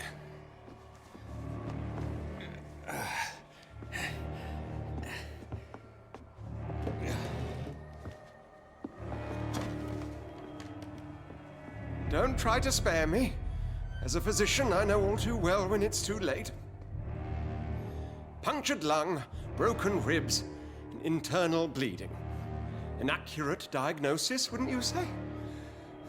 Edgar, what happened? They wanted me to confess. Beat me black and blue. Jeffrey McCullum ambushed me at the Pembroke Hospital. He was convinced you and I were responsible for the Skal epidemic.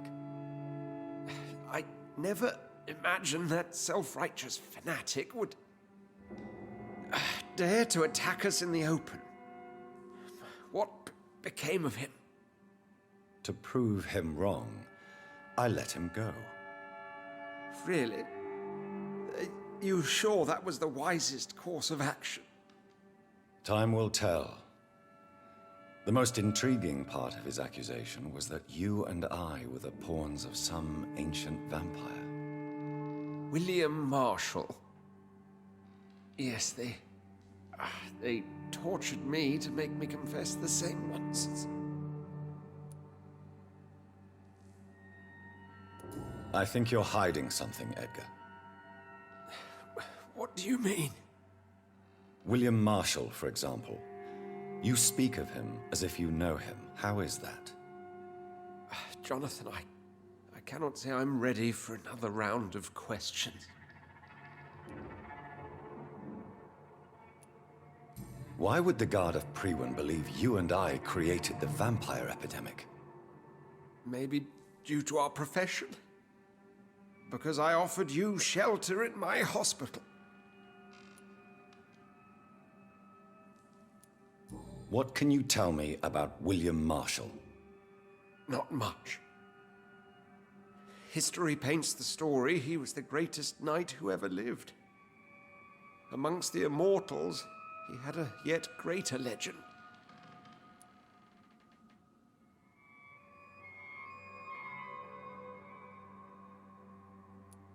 Why would he deserve such a reputation? I cannot say. The Brotherhood of St. Paul's Stole has next to no intelligence on him. All I know is that he's supposed to be the oldest of all the British vampires.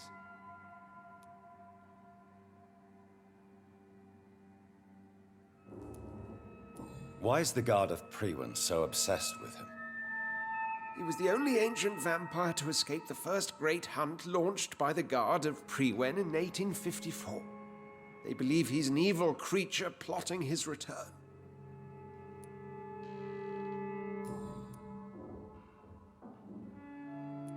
While investigating the epidemic, I read some of McCullum's findings. I think you have some explaining to do. I have nothing to hide, Jonathan. Nothing at all. Do you know Doris Fletcher's real name? No, I'm afraid not. Her real name was Doris Jones. She was the daughter of Harriet Jones. What do you want me to say, Jonathan?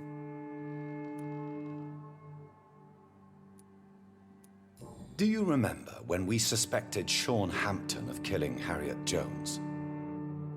Yes. The terrible episode that came as a shock to us all. Harriet Jones faked her own death. When I found her in the sewers, she confessed she wanted everybody to pay for what happened to her. That woman was extremely bitter, full of hatred and festering anger. Doris Fletcher visited her mother at the Pembroke Hospital. That's how she first got infected. I know nothing about that.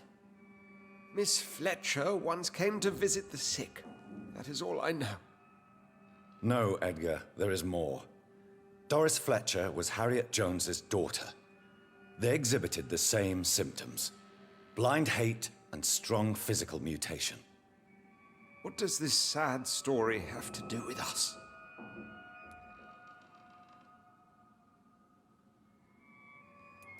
Doris and Harriet shared more than a hidden family bond. They were the embodiment of the epidemic and are linked to the Pembroke Hospital. Come on, Edgar, this is no coincidence. I swear I'm at a complete loss. All I did was administer vampire blood to cure old Harriet. There was no evil plan, no diabolical plot. You did what? I tested the regenerating and healing properties of vampire blood on Harriet Jones. My only intention was to find the cure for influenza, I swear. Whose blood did you use? William Marshall's? Mine? Lady Ashbury's. While transfusing her with human blood, humanely appeasing her hunger, I also kept samples of her blood for my research. You used her blood on Harriet Jones? My God, Edgar, that's unethical. You betrayed 2 of your patients at the same time. Right, I admit it. I boldly ventured into experimental realms, but I've killed no one to appease my thirst for knowledge, Jonathan. I'm no murderer. I never asked to become what I am, Edgar. You chose to conduct your rogue experiments. You have worked beside me. You saw what I'm doing at Pembroke Hospital. Jonathan, you know I'm not an evil soul. Just another victim of this tragedy.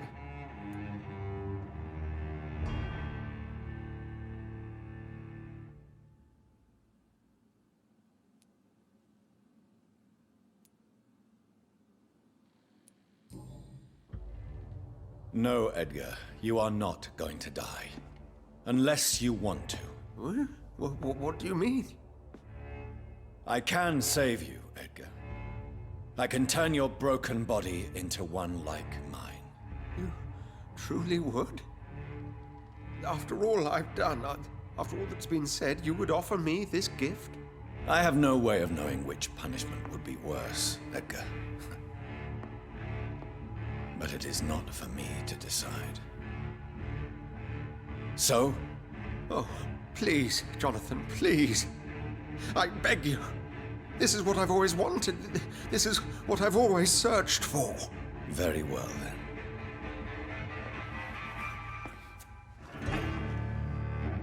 Prepare to die and be reborn. To face an eternity of guilt. I'm ready. Oh, indeed, I am ready.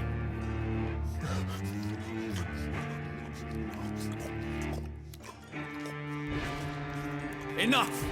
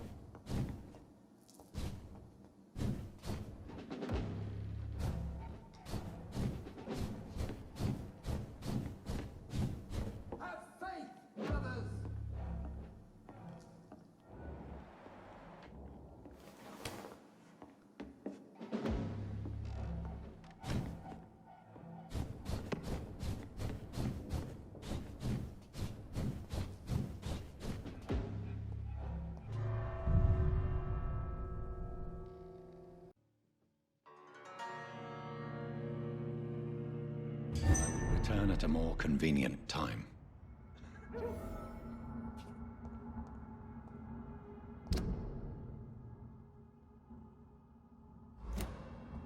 So Harriet Jones became the original carrier when Edgar gave her vampire blood.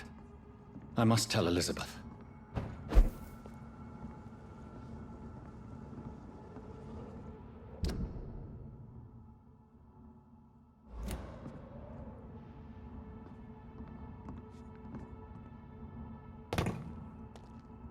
Over there!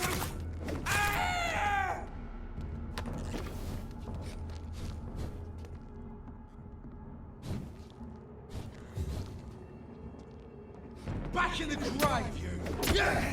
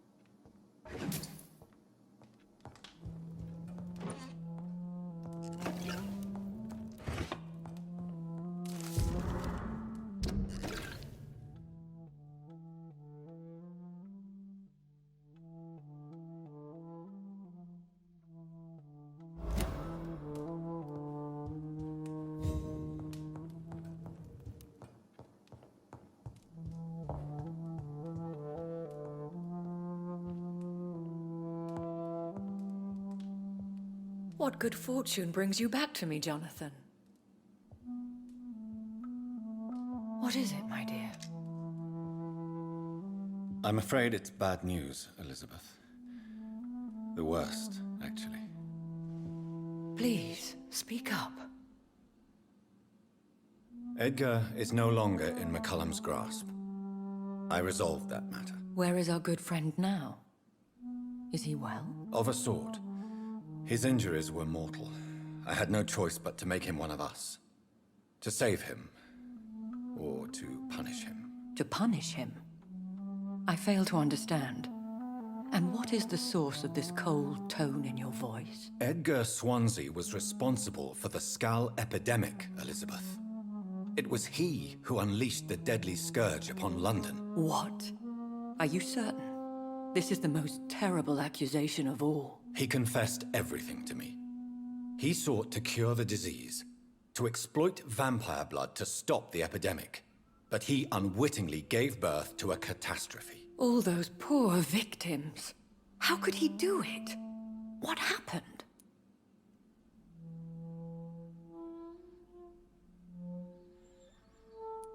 Edgar gave no heed to ethics. His theory could have been proven to be correct, but he abused the confidence of his patients to test it. I must say I'm shocked, Jonathan. Who would have thought it? And the poor patient. Let me guess.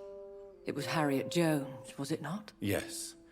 That explains how Doris Fletcher was infected, and how she became an Icor.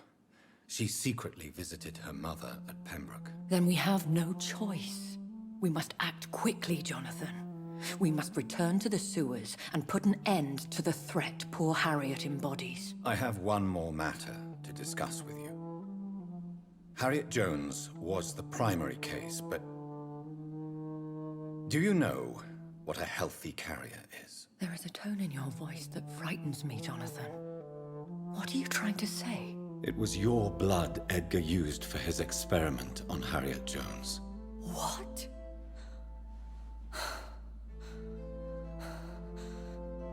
No. No. This can't be. Oh, Elizabeth, are you all right? no, I have to go. What do you mean? Leave me alone. Save the city, Jonathan. Save what can be saved. Elizabeth, I need answers. Why did your blood Stay cause away this? from me. Please. I swear I never was your Wait! enemy. No! Elizabeth!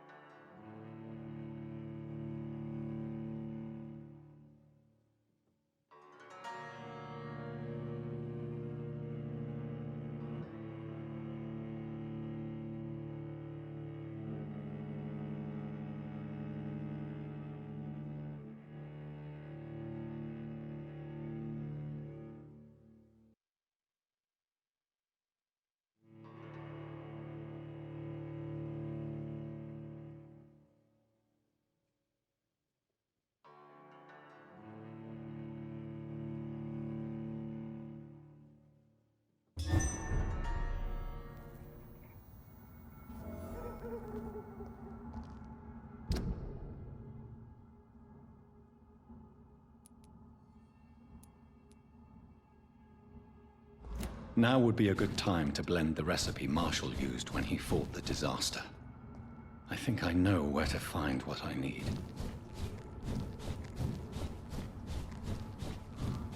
It's locked.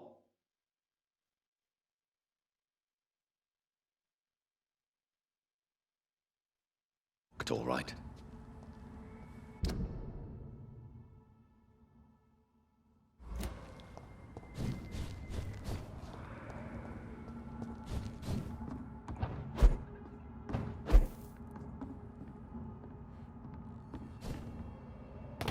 This one's mine!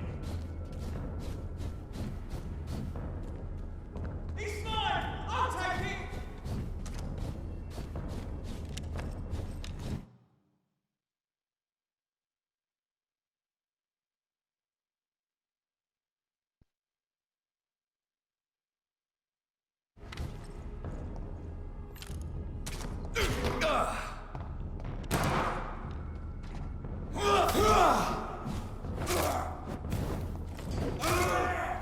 There's one of them vermin!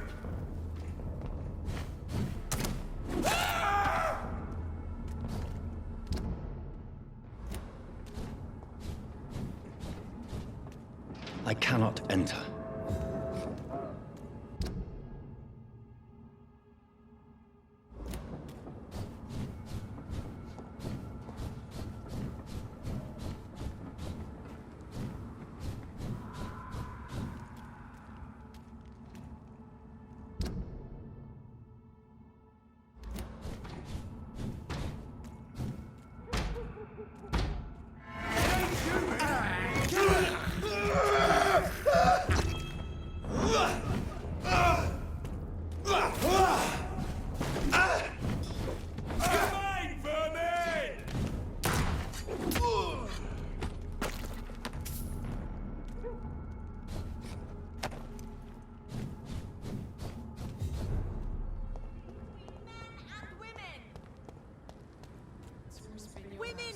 Whose blood could be purer than that of William Marshall? Lord Redgrave will have to spare me a drop.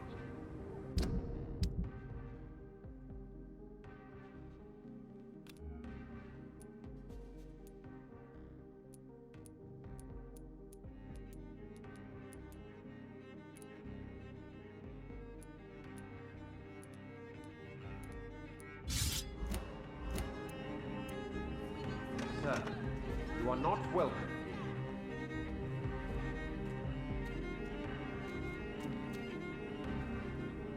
Why can't I forgive you, Father?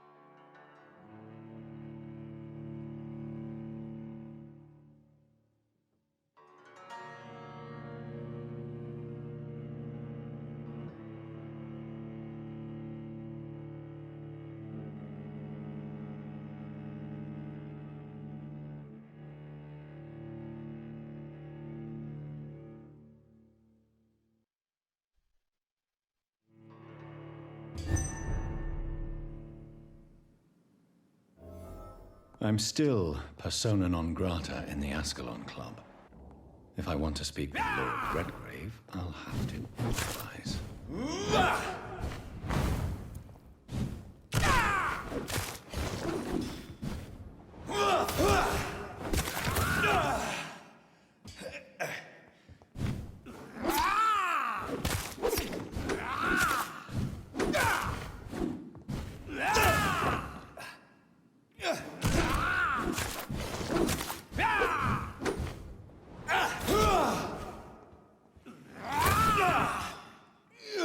Yeah!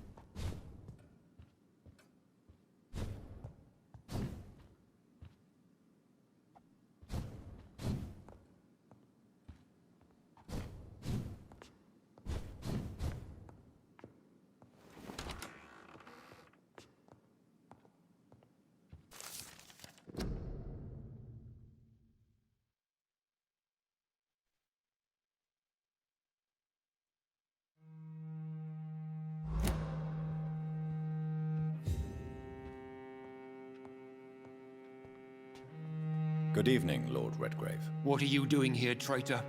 I shall smite you for this audacity. I'm not here to bicker, Lord Redgrave. I can put an end to this epidemic, but I need your assistance to do so. Good.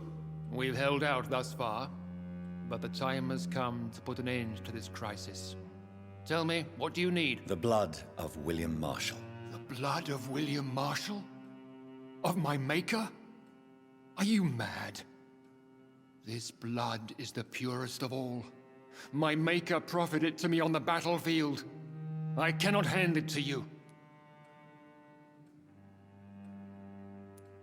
This is more important than the club, you, or me. This is London's last hope. I see.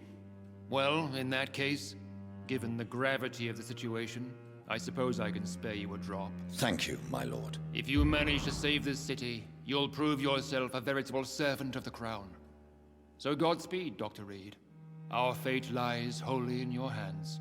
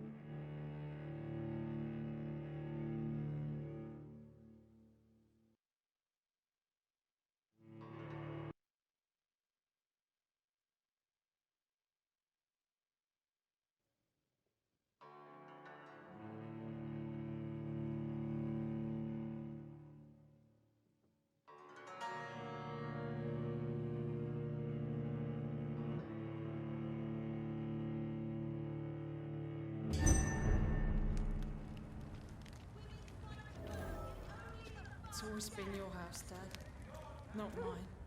Support the equality between men and women!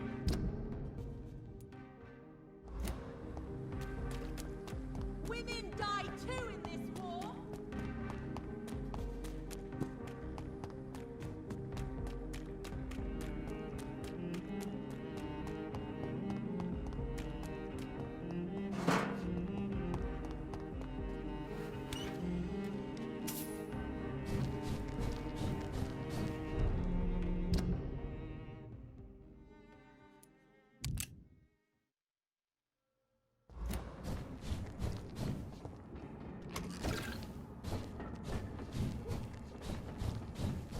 Stupid beast!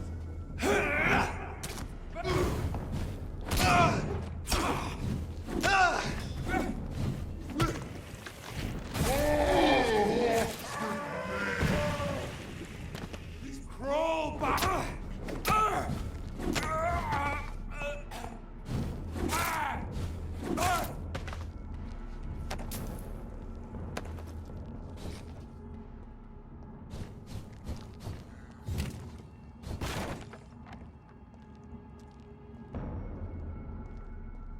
Step away, sir.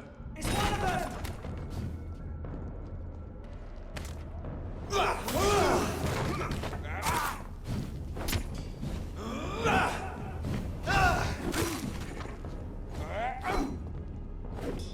Let's pin him down! Oh, fine! That leads us fast! Fuck! He's dead!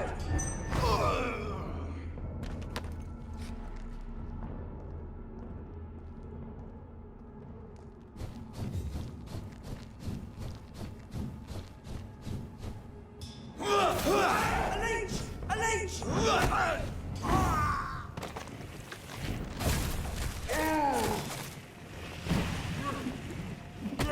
Die, vermin! Stop!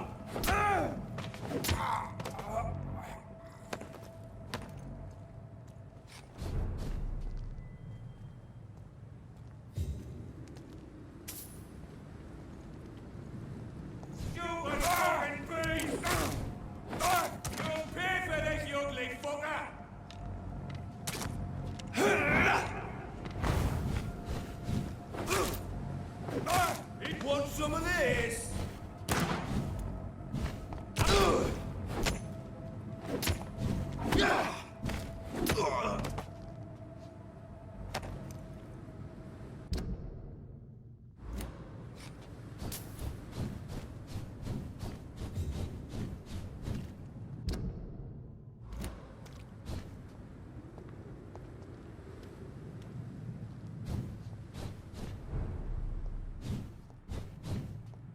I cannot use garlic, but there may be a substitute in the Pembroke Hospital drug storage.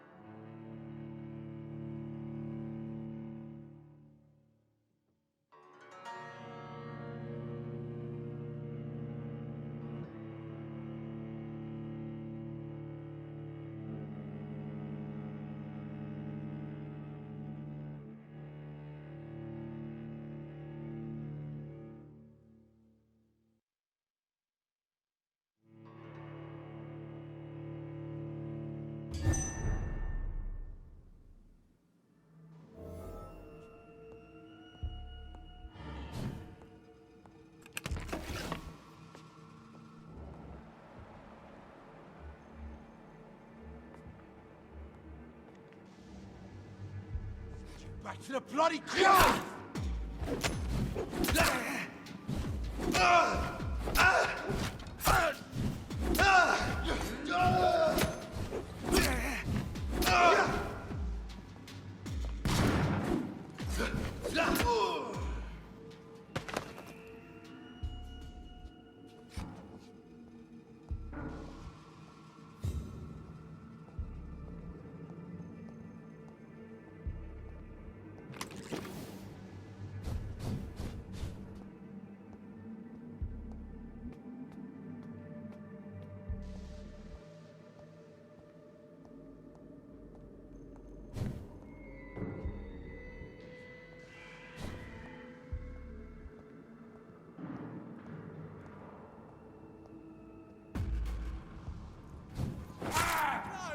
This one's a tough! Oh, Christ! Run!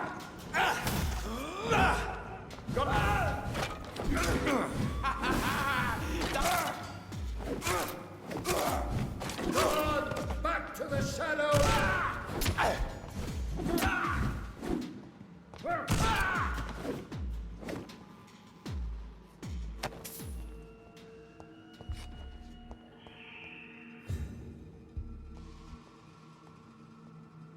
There it is. Insulin. Much more efficient than garlic against blood poisoning and sepsis, and much less dangerous for me. Thank you, Dr. Polescu.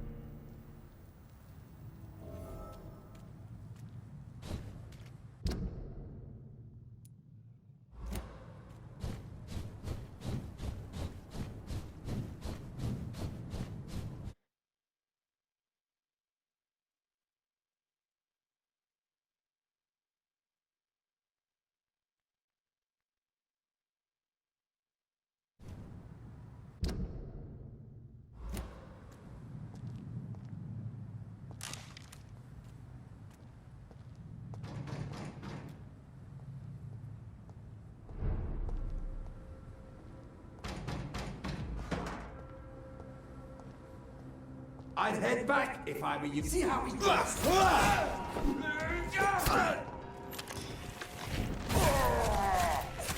Oh my god! Die, vermin!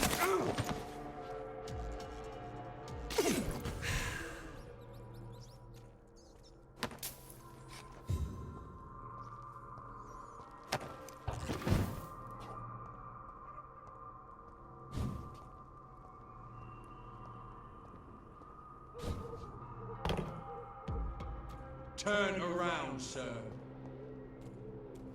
Don't come closer!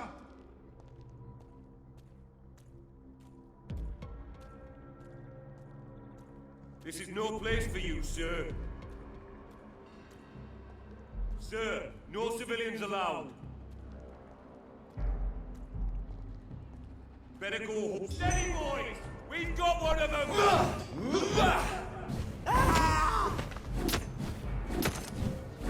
You'll pay for this, you ugly fucker!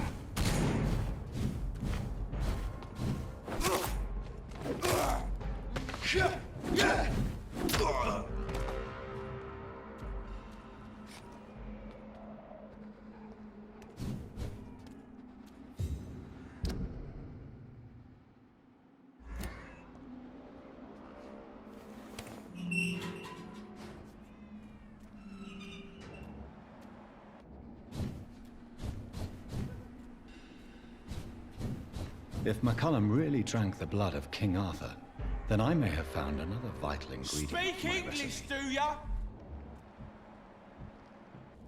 Last warning, sir! You best stay back, sir. Get them weapons! He does it, boys! Deal with this vermin.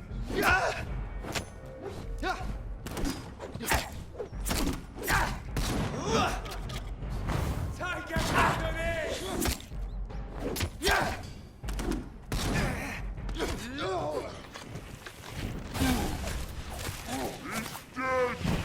Die, vermin!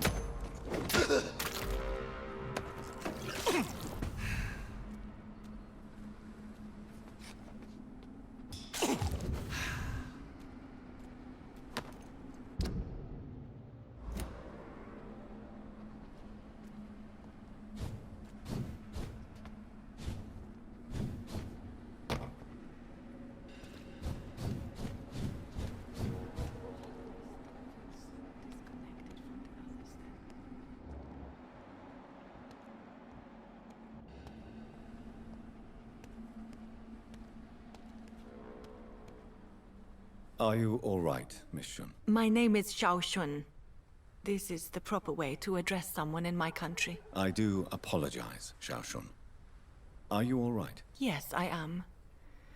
This is the only place where I can find some kind of serenity. Some way to remember my dear Matthew. How is the sanitary situation evolving in Whitechapel these days? My only relief is that my Matthew died before seeing the madness that approaches. I'm afraid we won't survive this trial, Dr. Reed. Are you on your own? Do you have any friends or family who you could be with? I have family and friends, but I need to be here alone. One day maybe I'll go back to them, but not now. I need silence, and I need sadness.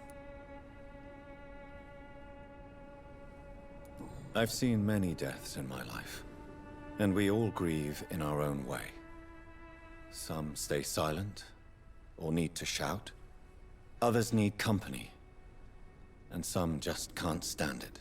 Thank you for your sincere words, Dr. Reed. I sense you trying to help me, even if I don't quite understand why. Tell me how your husband died, Xiao Shun. Matthew died of the Spanish flu, like so many others. It's a mundane cause of death these days, but for me it meant the end of the world. At this time, there is so little medical science can do to defeat this terrible epidemic. I'm truly sorry. The worst thing is not his death, even if it tears me apart. The worst is not to have seen it coming, to have lost him so quickly, even before realizing it. Did he hide his condition from you? Matthew was a smiling type, a happy sort. Everything that I am not. Did he laugh at his death to come, or did he not realize what was going to happen? I'll never know. The Spanish flu may be the worst disease mankind has ever faced. Why are you blaming yourself? You don't understand. I didn't know he was so sick. I didn't realize the gravity of his situation until it was too late. As harsh as this sounds, we are all equally vulnerable to this awful disease. It can take the strongest man in just a couple of days. I never said goodbye to Matthew. We never realized how bad it was. We laughed about it even. He always made me laugh. Now I don't have enough tears to shed.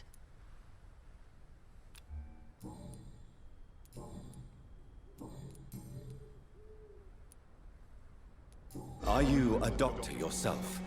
Is this why you feel so guilty for not saving your sick husband? No, I am not.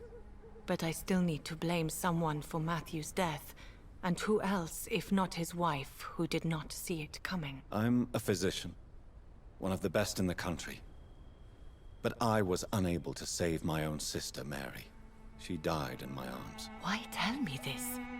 Is it supposed to make me feel better? She will rest in this cemetery forever. And I'll spend eternity hoping that she can forgive me. May I ask what caused the death of your sister? You could say she was also killed by a terrible disease. A disease I have sworn to fight and cure, no matter how long it takes. Thank you for sharing that with me, Dr. Reed. Maybe it's time we start to rebuild our lives, you and I. You should go home now. I think you're right. Cemeteries are for the dead, for they need silence too. Thank you for your honesty and your wisdom, Dr. Reed. Thank you for your company, Xiaoshun. Take care on the way home. Maybe I'll see you again in Whitechapel. Goodbye for now. Goodbye for now. You know you can trust me. Why have you not spoken to me?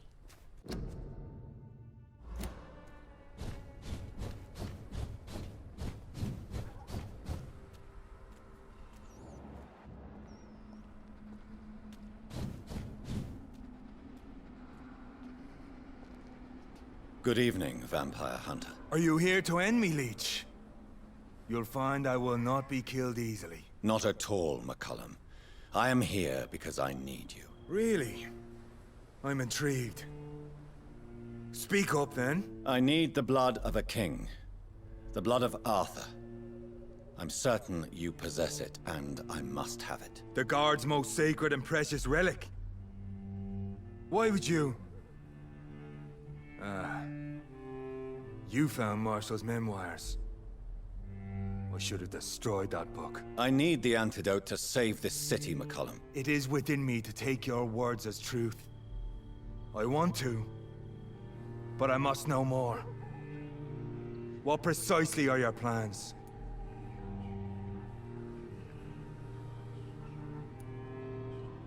I have found the carrier, McCullum. The infection's source. It may be science or some supernatural power that's responsible for all this. But I will harness either or both to end the epidemic. A vampire doctor. My God, you're a terrifying creature. Jonathan Emmett Reed. Do you not understand? We wanted the same thing from the outset. A means to end this vampire epidemic. Not enemies. Maybe that is so. Take it then.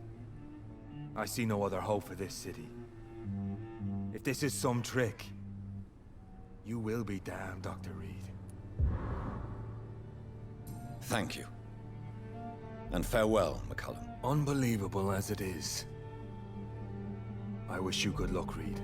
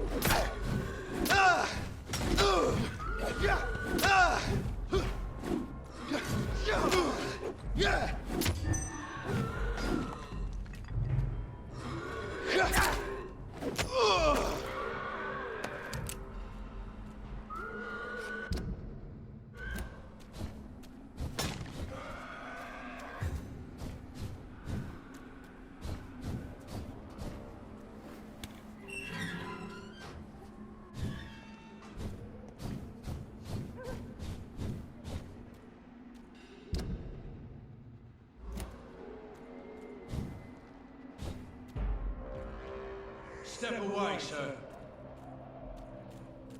Hey! I'm talking to you!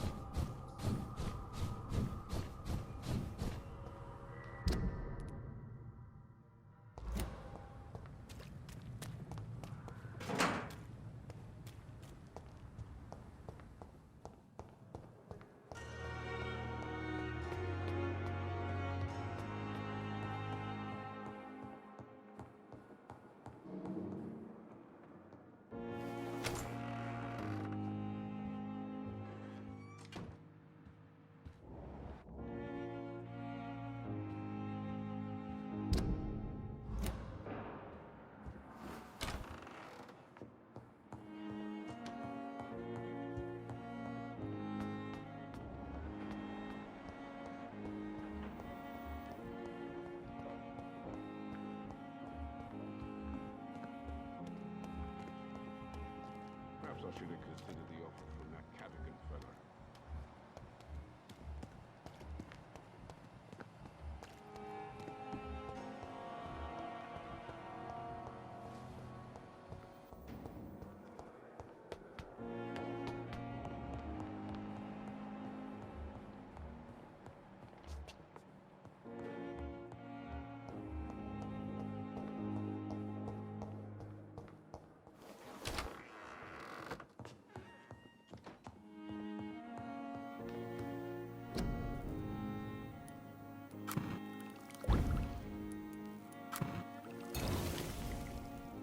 The blend seems stable.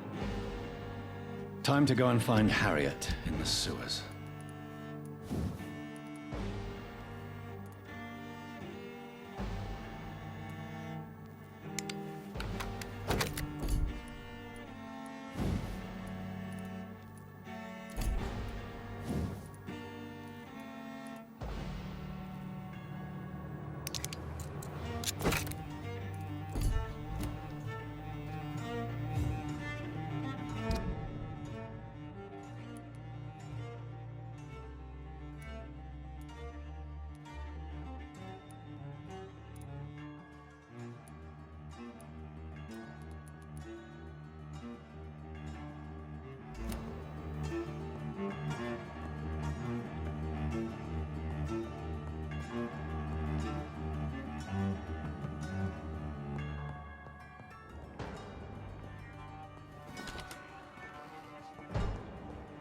It's locked.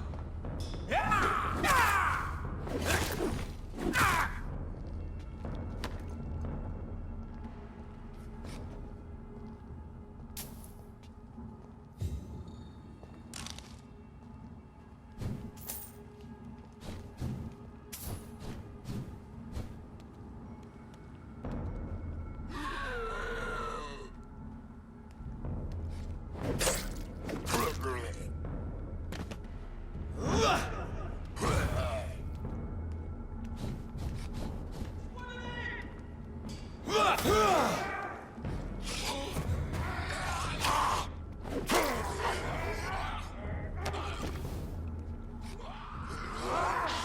leech is fucking... Die, vermin!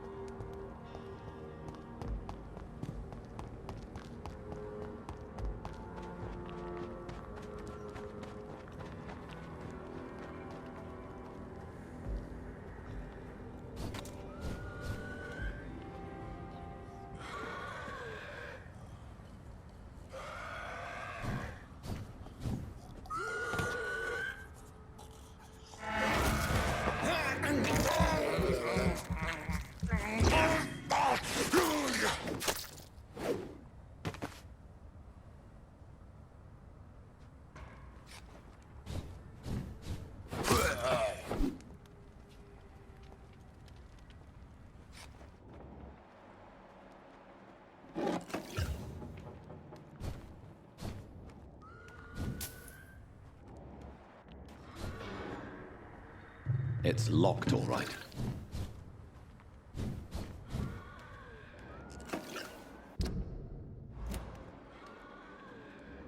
What on earth happened here?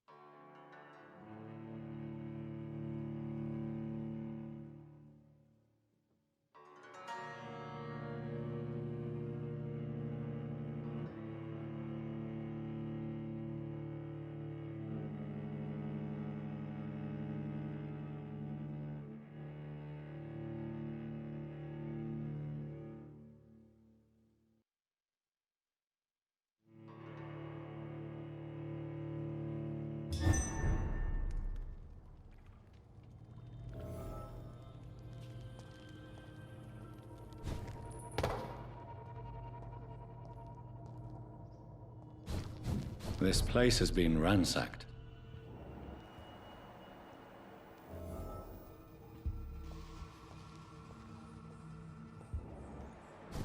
They've all been slaughtered. Pre-one? No, not their style.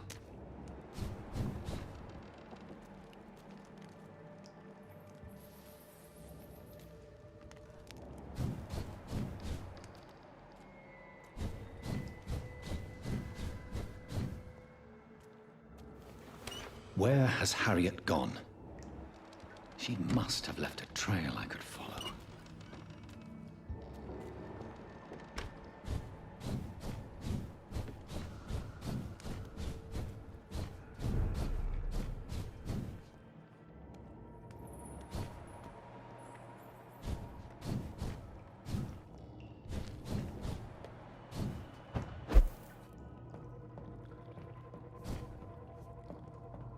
Where is old Bridget? Damn. If I'd come earlier, they would still be alive.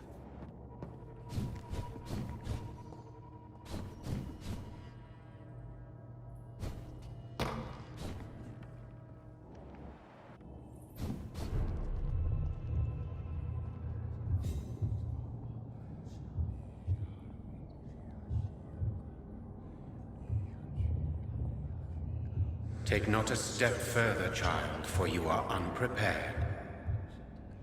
You, at last. I wondered when you would show your face again. Step away. We have nothing to discuss. Desist, child. You cannot confront the monstrosity unleashed upon this land without due preparation. I shall not allow it.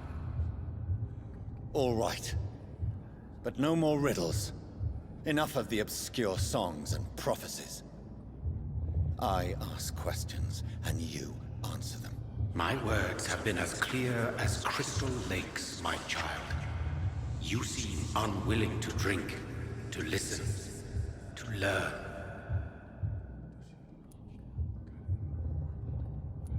Why did you choose me? Only you could provide a modern, scientific answer to this ancient, mystical threat. Speak to me of this ancient threat. The blood of hate, vessel of the wrath of the goddess. When she awakens, a disaster will be born into this world, for she is hunger and anger. What kind of modern answer? Disease, contagion, and contamination. How they course through veins is your dominion, my child. Your choices have made you. Only you can save this land. What is your true appearance? I do not understand. This is who I am. But who are you really? Tell me your name. I am your maker. I am the servant of the Red Goddess and protector of this land. I have many names. Just give me one, then. There are those who call me Myrddin Wild, the Wild Horned Man. But I never was a man. I was born out of blood. Blood? You are made of blood. Surely you are joking. Why would I? And no, I'm not made of blood. I am blood. Blood is what I am since my birth and for eternity.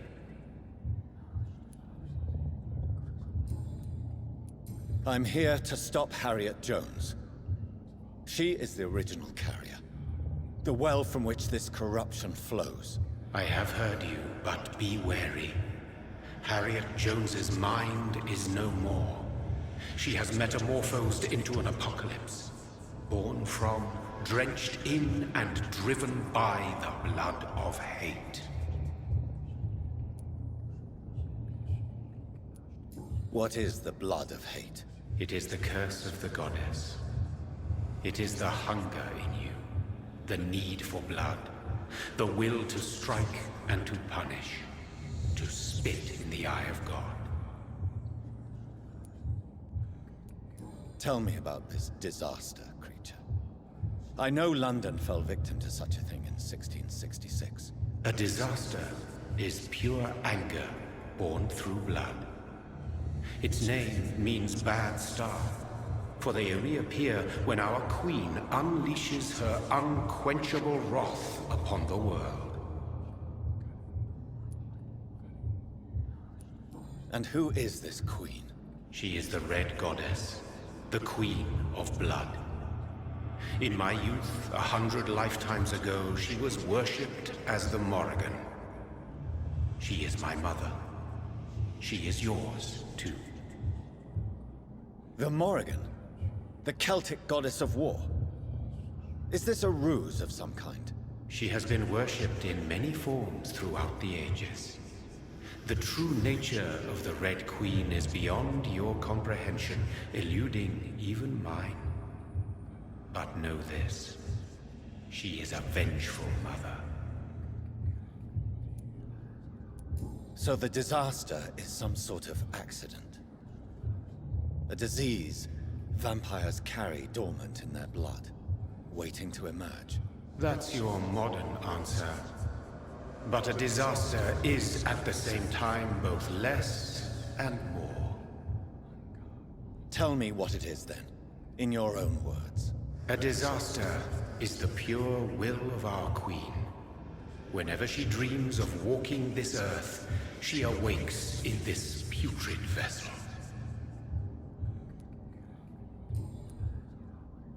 I only wish to know how to put an end to this epidemic. To perform an act so noble, you must protect yourself from its poisonous kiss, my child. I know. McCullum used such a serum when trying to kill me. However, I have produced a more efficacious version of the antidote. Your final task awaits you at the end of these tunnels. I've known for ages you were worthy of this challenge, my champion, Bittersweet. What will happen thereafter? What future awaits me beyond these dark tunnels? Your fate, my child, and the fate of this land. A disaster is about to enter this world to smite us all and teach us humility. You are our final hope. Will it be over then? Once I've defeated this creature? Yes. The threat will dissipate like so much smoke, for you will have purified its source. And then what? What will become of me? How would I know? I am no god, and your fate is in your own hands. For you are our champion. You tricked me. My sister died for your schemes. I have brought suffering and tragedy into this world. I am not, nor will I ever be your champion. Very soon you'll come to know that sacrifice is sometimes necessary. I understand the grudge a child bears towards his father and mother. Be brave, my child.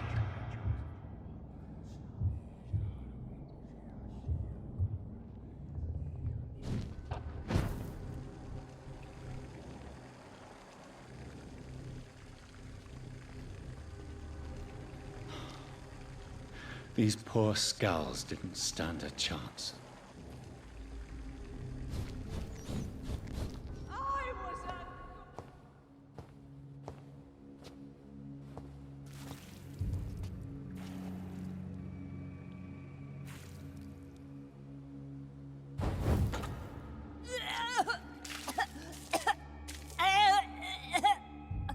Oh, I'm sick. So sick. Doctor, help me, please. I'm in such pain. I'll be glad to be of assistance. Ah, like your help, Doris. Liars!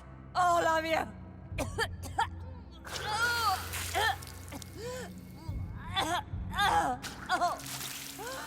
My poor baby. I've been such a bad mother. But the Queen herself forgave me.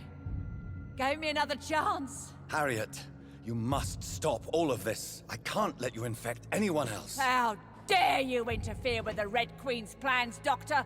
How can you stop the course of nature? My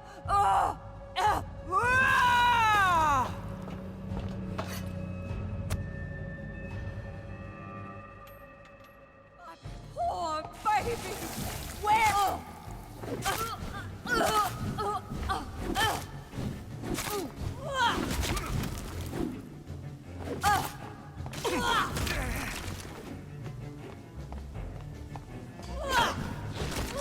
The shadows will...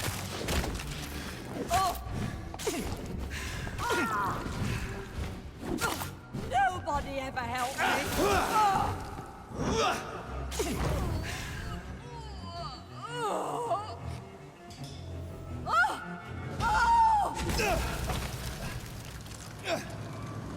Is this a dream?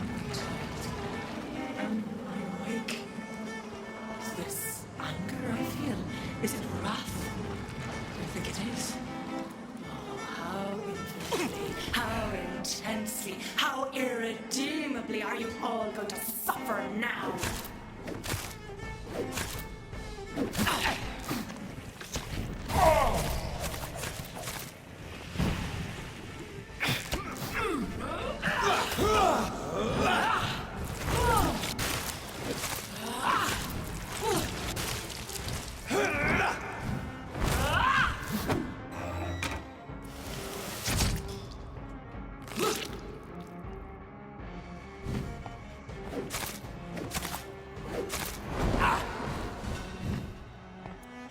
I will reap the land it might feed me, abundant and rise, spread the crop.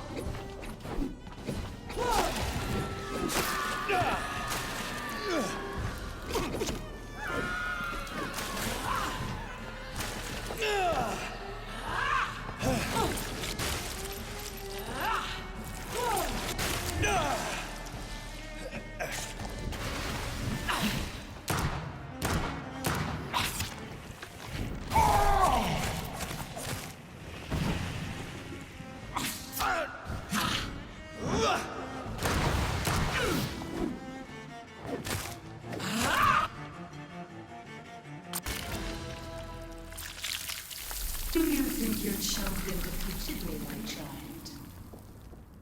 No one could ever defeat you, mother of us all, for you are our every root and leaf. You've always been my most amusing son. Then go back to sleep, my queen, and smile at us from your dreams. Did they feel my wrath? Have they suffered enough? More than ever, mother of us all. Until the next time. Until the next time.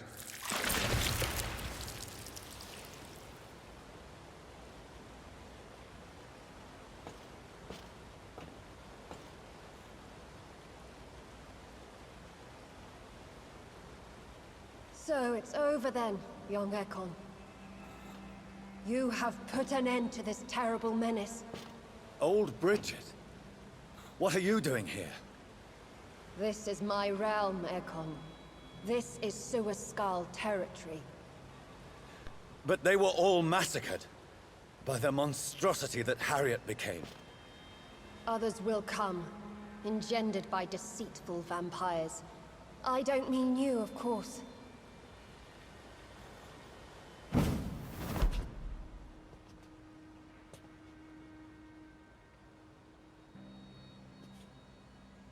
I thought you'd been slaughtered, with all the other Suaskals. I was up above, in search of help when Harriet suddenly turned into that thing. I have no idea what it was. It's over now. London is no longer shrouded in the disaster's shadow. We're all safe. Yes, you prevailed in the end. I hope you'll forgive me for the way I treated you when first you presented yourself at our gate. No need to apologize, really. Perhaps there will be no stories told or songs sung of what happened here today. But I'll know the truth. Jonathan Reed, newborn vampire, stepped forward and saved us all. I'm honored to be part of this city's legend. Thank you, old Bridget. May I ask you just one question? How could I refuse you anything now? I'll answer just as I answered Lady Ashbury when we met a few nights ago. Who are you? Really? I was born with the name Bridget Eleanor Wellington. In 1738, my beloved and immortal husband decided to preserve my beauty and youth forever by making me drink his blood. You were Lord Redgrave's wife. Then the pompous fool rejected you, did he not? It was about 200 years ago. Peace found me in time.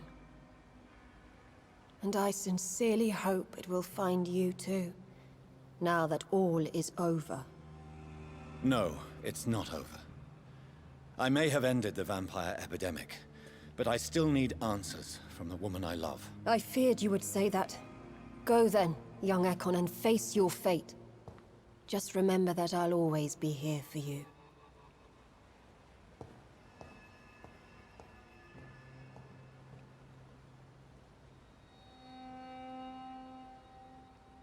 London has been cleansed. This catastrophe came about when an ancient, malignant will crossed paths with mortal imprudence. For now, we are safe. For now. My craving for blood remains. Red like hate, red like hunger. Red as life and death, passing from one immortal to another. From predator to victim. Patiently biding its time to rise again. London has been cleansed for now, but there's a simmering hatred, fear, and old grudges. When will we succumb, mortals and immortals alike? The next disaster is only a matter of time. My only hope now is to catch the woman I love, to understand why she fled, and unmask the secret that has been lurking in her blood for so long.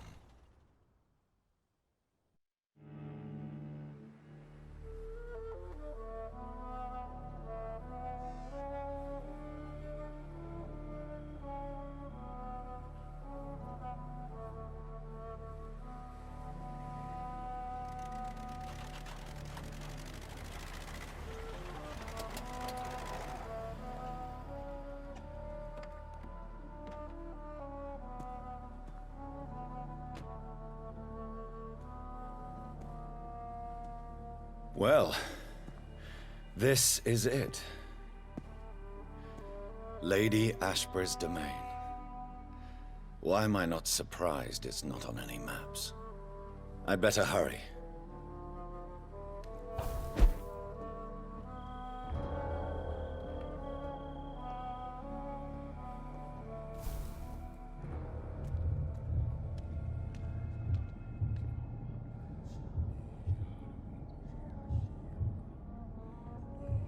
Beautiful morn, my child.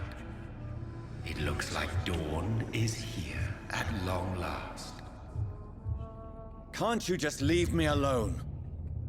Your precious queen has been sent back to the bottomless pit from whence she came. The nightmare is almost over. I am here to say goodbye. The sun's warmth exhausts me. Soon I will rejoin my queen in her endless sleep. It is over. You did well.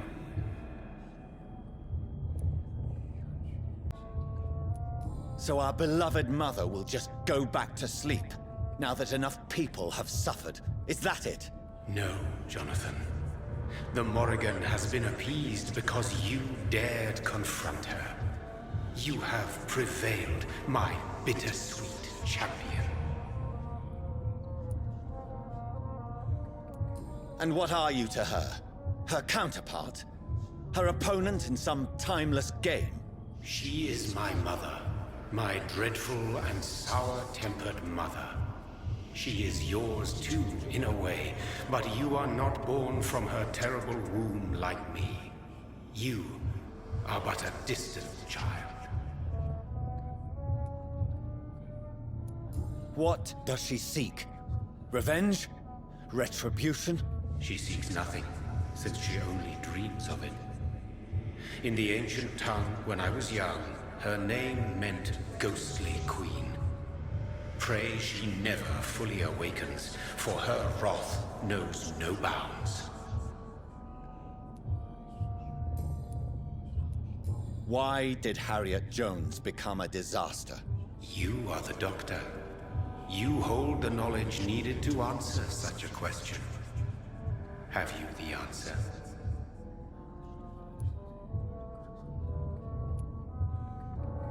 Icors seem to carry various diseases. They did not merely turn people into skulls.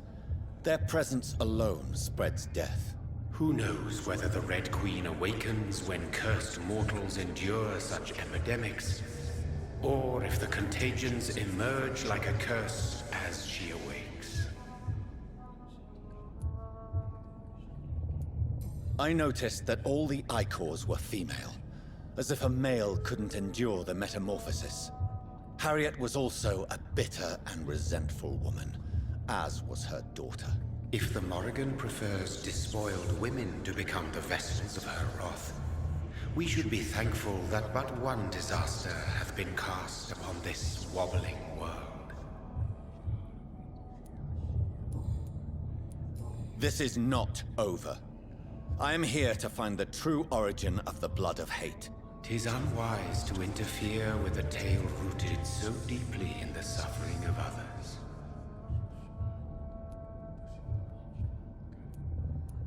What will happen to Ascalon?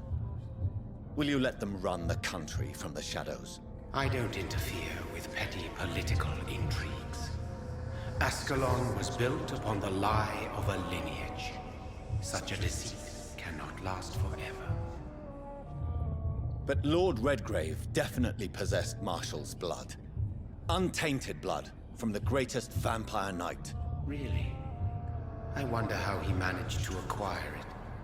Perhaps I should retrieve this artifact before going back to sea. What will become of the vampire hunters? They will never stop searching for William Marshall, for he escaped their two great hunts. Remember that you too are now on their dark list.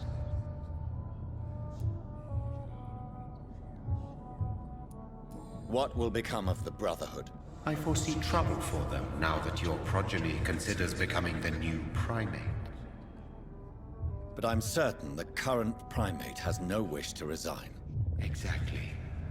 And I am not fully convinced your progeny truly understands what dreadful power he is about to defy.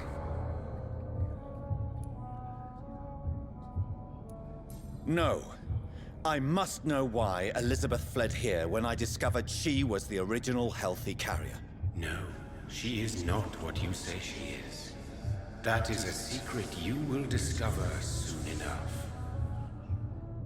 And you? Why are you here? Which new thread of which old twisted plan are you seeking to pull now? Tell me the truth. I am just here to salute my sons, and to bid them fare thee well. Your sons? Plural? My God, will you ever stop speaking in riddles? Perhaps I am too old for your spoken language. Perhaps you now have so many subtle words you no longer hear the simplest ones. Tell me about William Marshall. Why is his blood so strong? He is not stronger than you, only older. You are strong, Jonathan Reed. A champion of your time, chosen to defeat a threat spawned of this generation. His blood was not tainted. The blood Lord Redgrave possessed. That which I used in the serum. But what if it had been? Then you would have failed, I suppose. For the blood of hate would have corrupted you too. Is he here? Is William Marshall here? Is that why you're here now, too? Have I not already answered that question? When he fought me, Geoffrey McCullum used a serum made of King Arthur's blood. Since then, I have discovered that it was vampire blood. Whose blood was it? You just said it. It was the blood of a king. The blood of the champion I chose to save this land in its time of greatest peril. King Arthur was also your progeny. Why am I not surprised? Yes, he was. But he failed in the end. And for centuries the land suffered his defeat. Who are your sons? Why do you bid them farewell now? You are my son, as is William Marshall.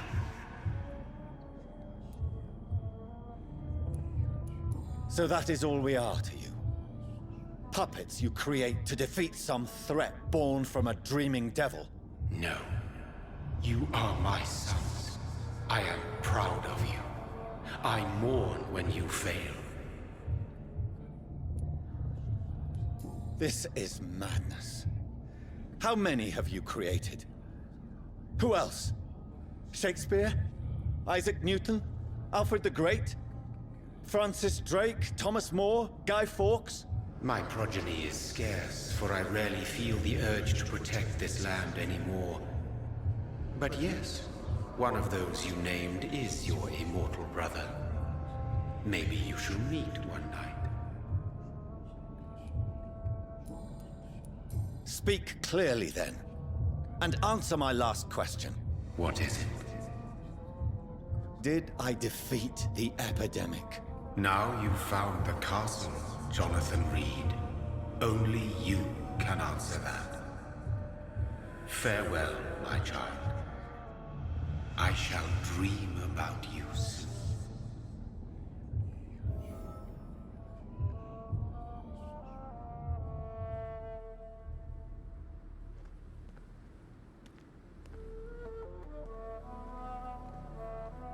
I cannot enter. The castle walls look decrepit. Maybe I can find a way to sneak in.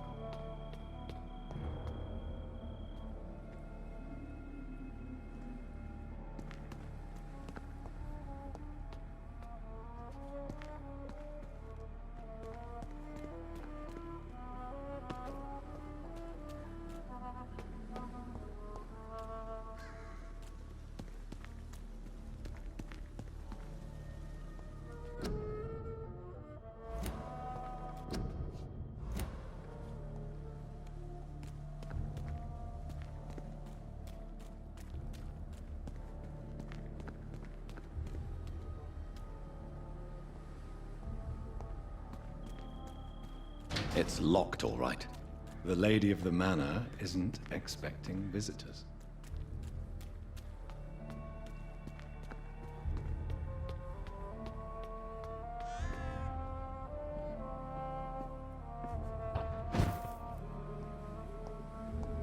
Maybe it's just my imagination, but I think I smell Elizabeth's perfume. She must be here somewhere.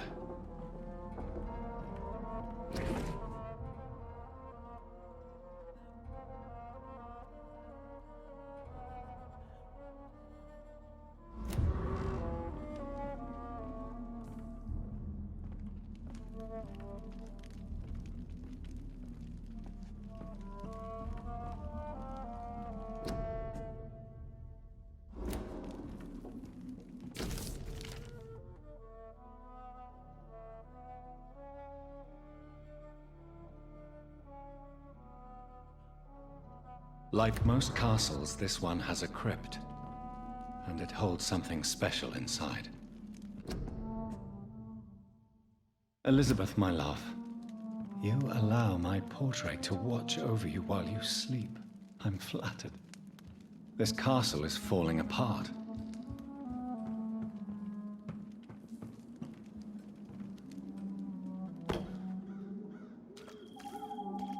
That sweet fragrance. Elizabeth's perfume.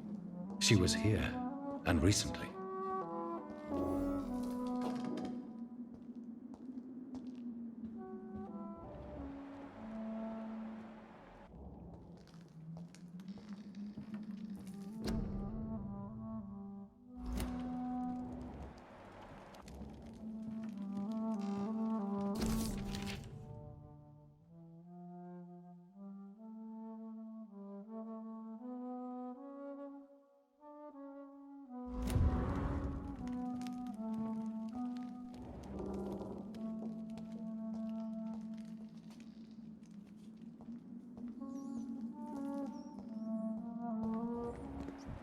This painting looks suspicious. A sword and a moon are the symbols I should look for.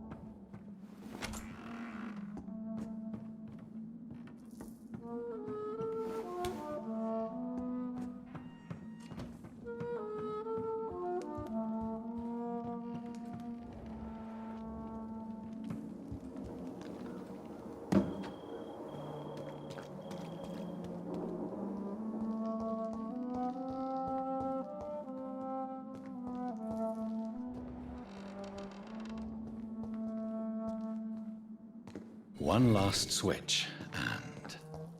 what are these symbols? I can feel a mechanism, but it doesn't work.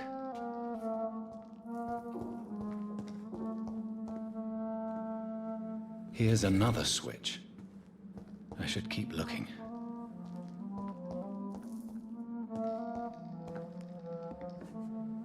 One last switch, and...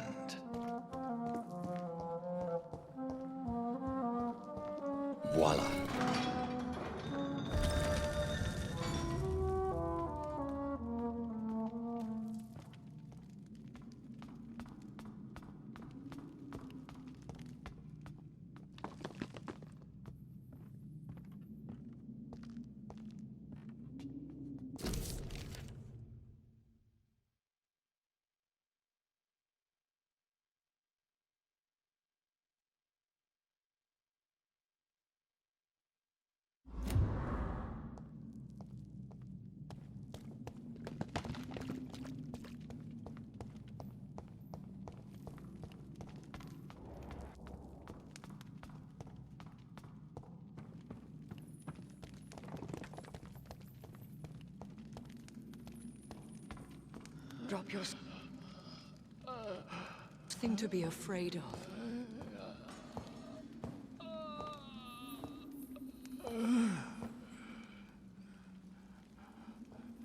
Shall we abandon this then? Shall we lower our heads? No. Never. You taught me that.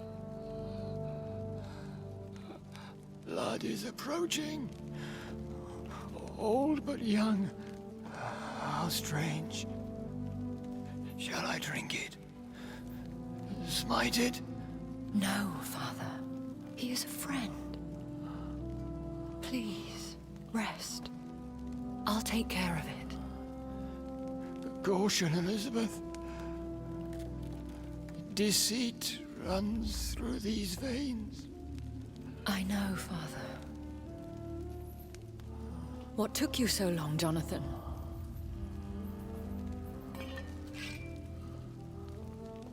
Is this really him? Yes. This is William Marshall, 1st Earl of Pembroke, servant of 5 mortal kings, former regent and savior of England. The greatest knight who ever lived, according to some. And you called him father? For he gave me eternal life, and much more. I have so many questions, Elizabeth. You always had questions, Dr. Reed. Now that I stand before you both, in this vault, I know not where to begin. We still have a few minutes left.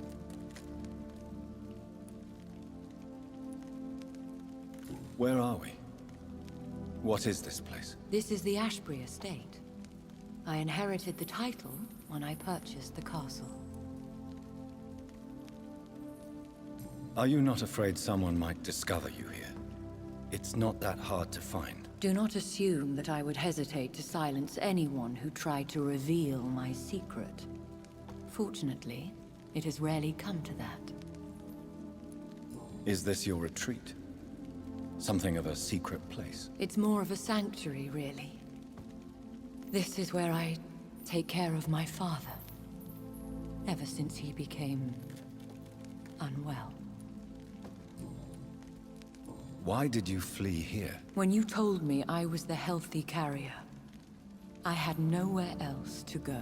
You mean you had to return to the real source of this scourge? Yes, to end it, once and for all. Will you go back to London? No, Jonathan. I do not intend to. And what of your daughter? Charlotte is a strong, independent woman who's about to come into money. I took care of everything. Now it's time for her to shape her future. I have destroyed the disaster, this creature that Harriet Jones had become. The epidemic is no more, and London will recover. In time. Yes. You did well, Jonathan.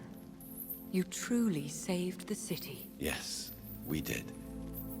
Despite all obstacles. I'm truly convinced we did it together, Elizabeth. I cannot bear knowing I was the cause of all this. Through the use of my own blood. No. This catastrophe was the result of unethical experimentation.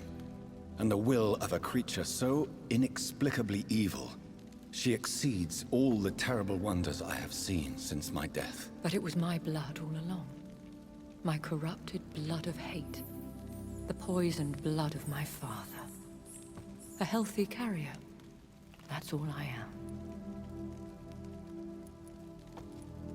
We could cure him. It's too late. The blood of hate has run for too long. The antidote would not work on him. I tried. Believe me, I tried. Why are you hiding William Marshall here? How could I not take care of him? He sacrificed himself by giving me the only dose of antidote he had. He gave you the antidote? Yes. And in doing so, he knew he'd have to be confined here. And yet he volunteered. That's how great a man William Marshall was. And still is. What do you do for him? I visit him as often as possible. I paint the landscapes he will never see again. I feed him with my blood. You feed him? You barely sustain yourself on the weak blood of the dying, yet you give him your blood? After he saved me from the blood rage, I swore I would never kill to feed. He said the same. Is he dangerous? What do you think? He is a thirsty Ekon, who has not fed in centuries. An elder vampire, driven by an urge to kill and spread the blood of hate. Can he communicate? Yes. Sometimes he even seems like the noble knight who saved and raised me. But you know, the malice never fully leaves his eyes. No redemption, then? And yet he thinks he has been offered immortality by the angels to protect the feeble and to smite the unholy. William Marshall infected you. He is the true, original carrier. Yes. But he saved me by sacrificing himself. Saved you? How? The tears of angels. The cleansing of impure blood by an older, more powerful blood. It worked on me, did it not? Yes. Blood is the definitive key to our species. Scowls, cleansing, lineage. Do you really think it worked? It has, Jonathan. I was nothing but a beast who took pleasure in slaughter. I roamed across Europe, reaping my bloody crop. It was the blood of hate. But my father's antidote cured me. Who are you, really? How could I answer that? I went through many lives and identities to reach this day. To you, I am Elizabeth Ashbury, and that's all I wish to be. I understand. And I respect your desire for privacy. Thank you, Jonathan. How did you meet William Marshall? He was an Ekon for centuries when he found me. He saved me from certain death by making me his progeny. Why did he choose you? You should ask him that. Did you ever blame him? Not even when he was infected and bit me. He is my father. He raised me. He taught me how to behave. How could I understand. Thank you, Jonathan. What about us? What do you mean? You know my feelings towards you, Elizabeth. But you left without a word. So I'm worried about your feelings towards me. I love you, Jonathan. I've loved you since the moment I saw you rescue poor Mr. Hampton in that filthy slaughterhouse. Forgetting the danger as you turned your back. Like the newborn fool you were. You should have told me. No, Jonathan. The William Marshall myth lies at the heart of so many hostile plans. I could not risk jeopardizing his safety. So why did you come here? You knew I would follow you. I can't let you go. Because I know now the blood of hate is still in my veins. No one but I can put an end to this tragedy. I can help you. You can trust me, Elizabeth. Not always, Jonathan. I remember how you killed that poor nurse for blackmailing me. Would your protege agree to speak with me? I have so many questions for him. Go on, Jonathan. But be careful.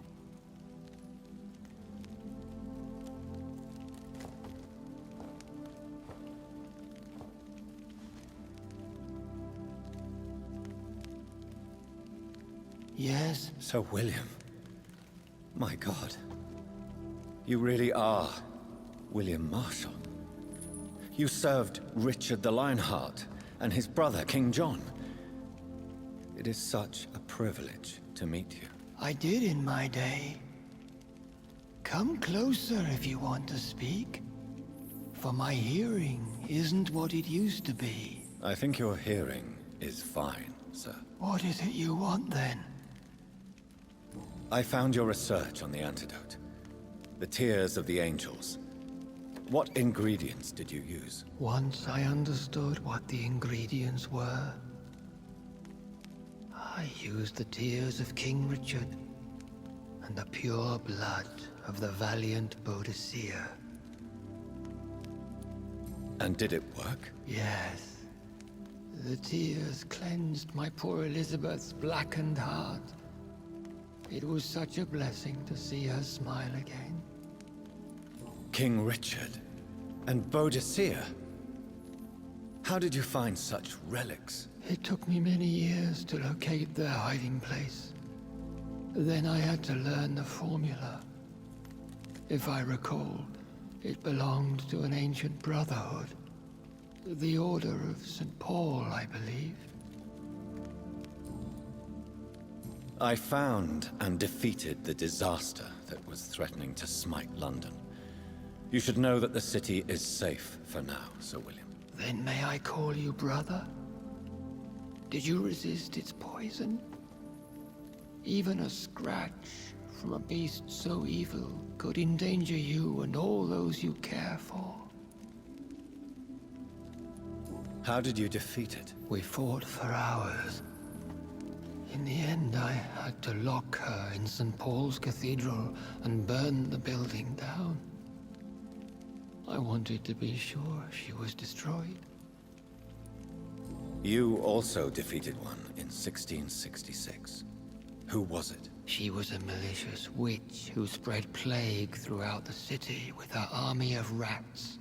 She had been hiding in a bakery in Pudding Lane for months when I finally found her. The blood of hate. How does it affect you? Do you feel it now? The blood of hate? Yes.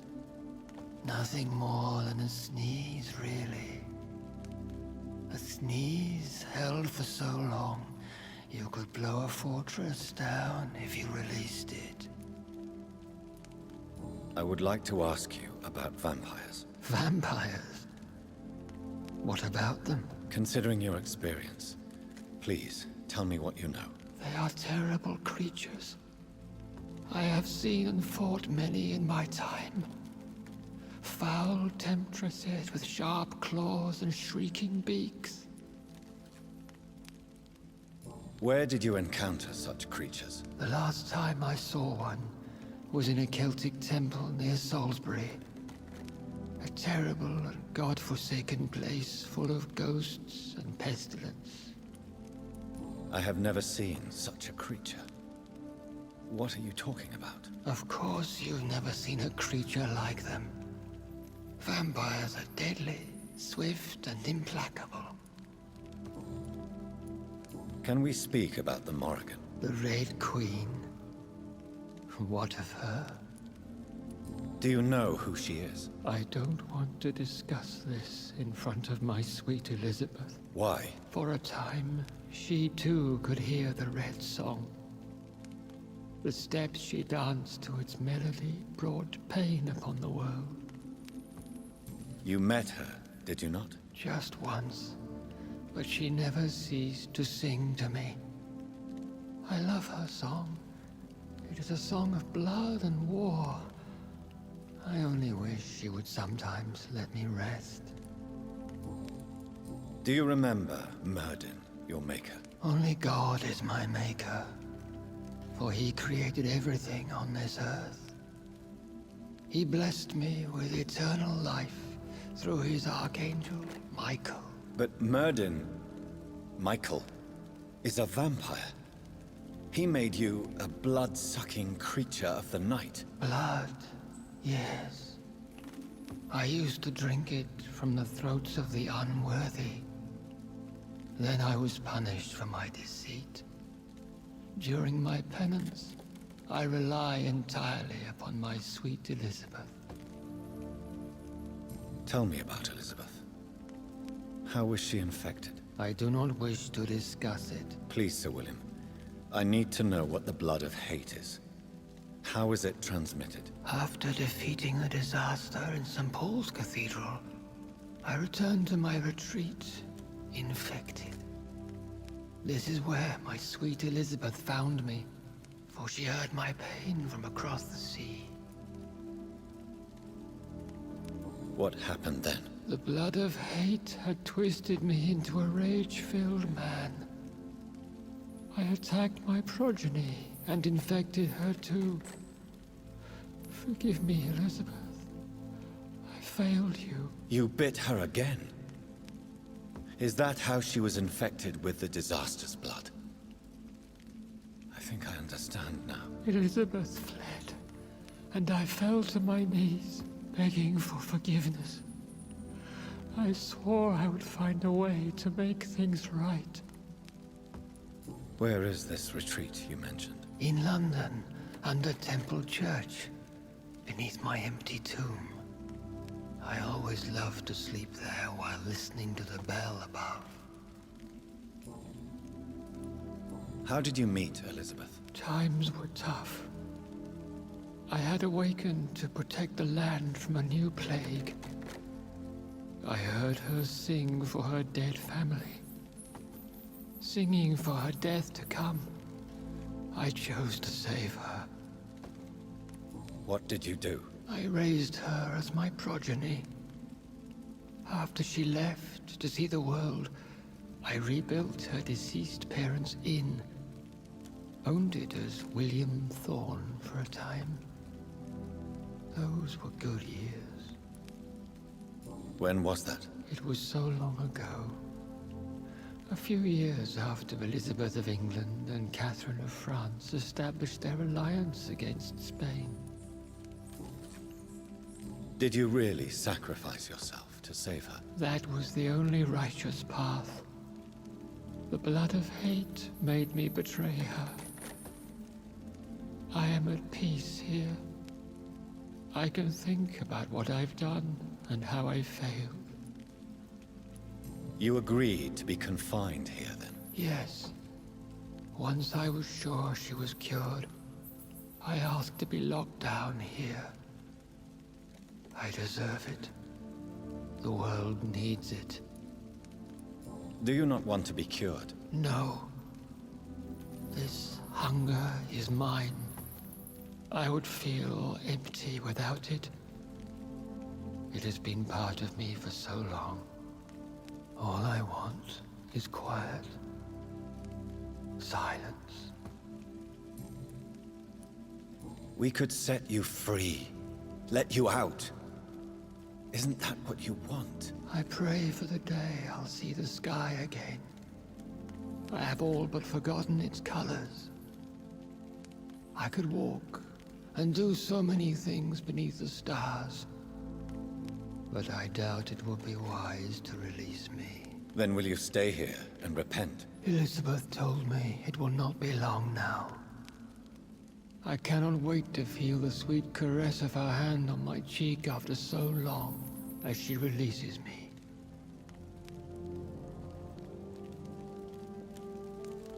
Has the time come?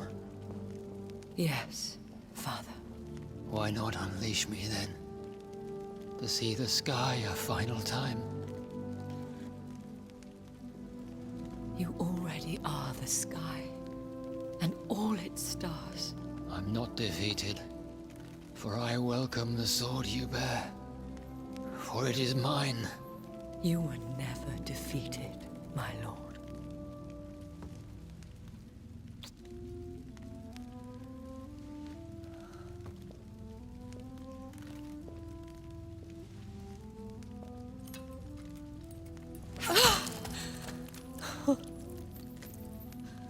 Farewell, Father.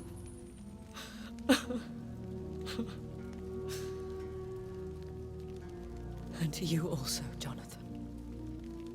What do you mean?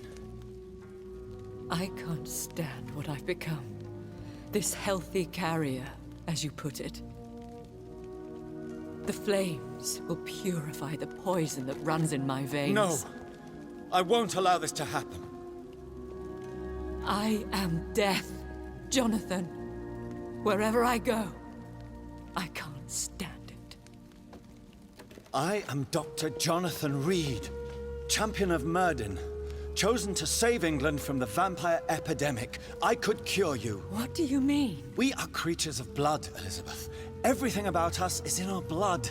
With time, I could perfect the antidote William Marshall gave you. Trust me, for time is on our side. That is a risk I cannot take, Jonathan. I won't bring another such disaster into this world. Elizabeth, no. Trust me. I can save you. How could I trust you, Jonathan? How could I take such a chance? I'll stay here with you then. As long as we must, until I find a cure. You have no idea what you're talking about, Jonathan. Despite his madness, William was strong enough to starve for centuries. I doubt we can do the same. We will lock ourselves down then. I'll get all the material I need and I'll perform my research here with you until you're cured. Are you mad? Who would take care of us? Who would free us if it takes decades or even more? Old Bridget will take care of us. You are serious, aren't you? You really are ready to do this? I love you, Elizabeth. I can do this. Please, stay with me. I believe you. This is crazy, but I believe you, Jonathan.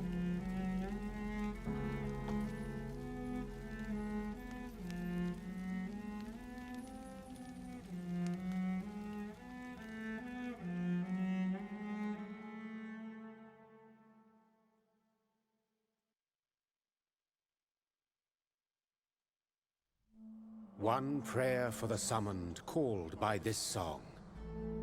Child born from darkness, whose path he must find. Now the song is sung, and your path chosen. England is safe, for you have prevailed. I bid you farewell, my champion bittersweet. You found yourself a newer quest, and so I leave you to it. My queen sleeps once again, and I'll soon join her slumber, until alas she rises, woken by the hunger never fed.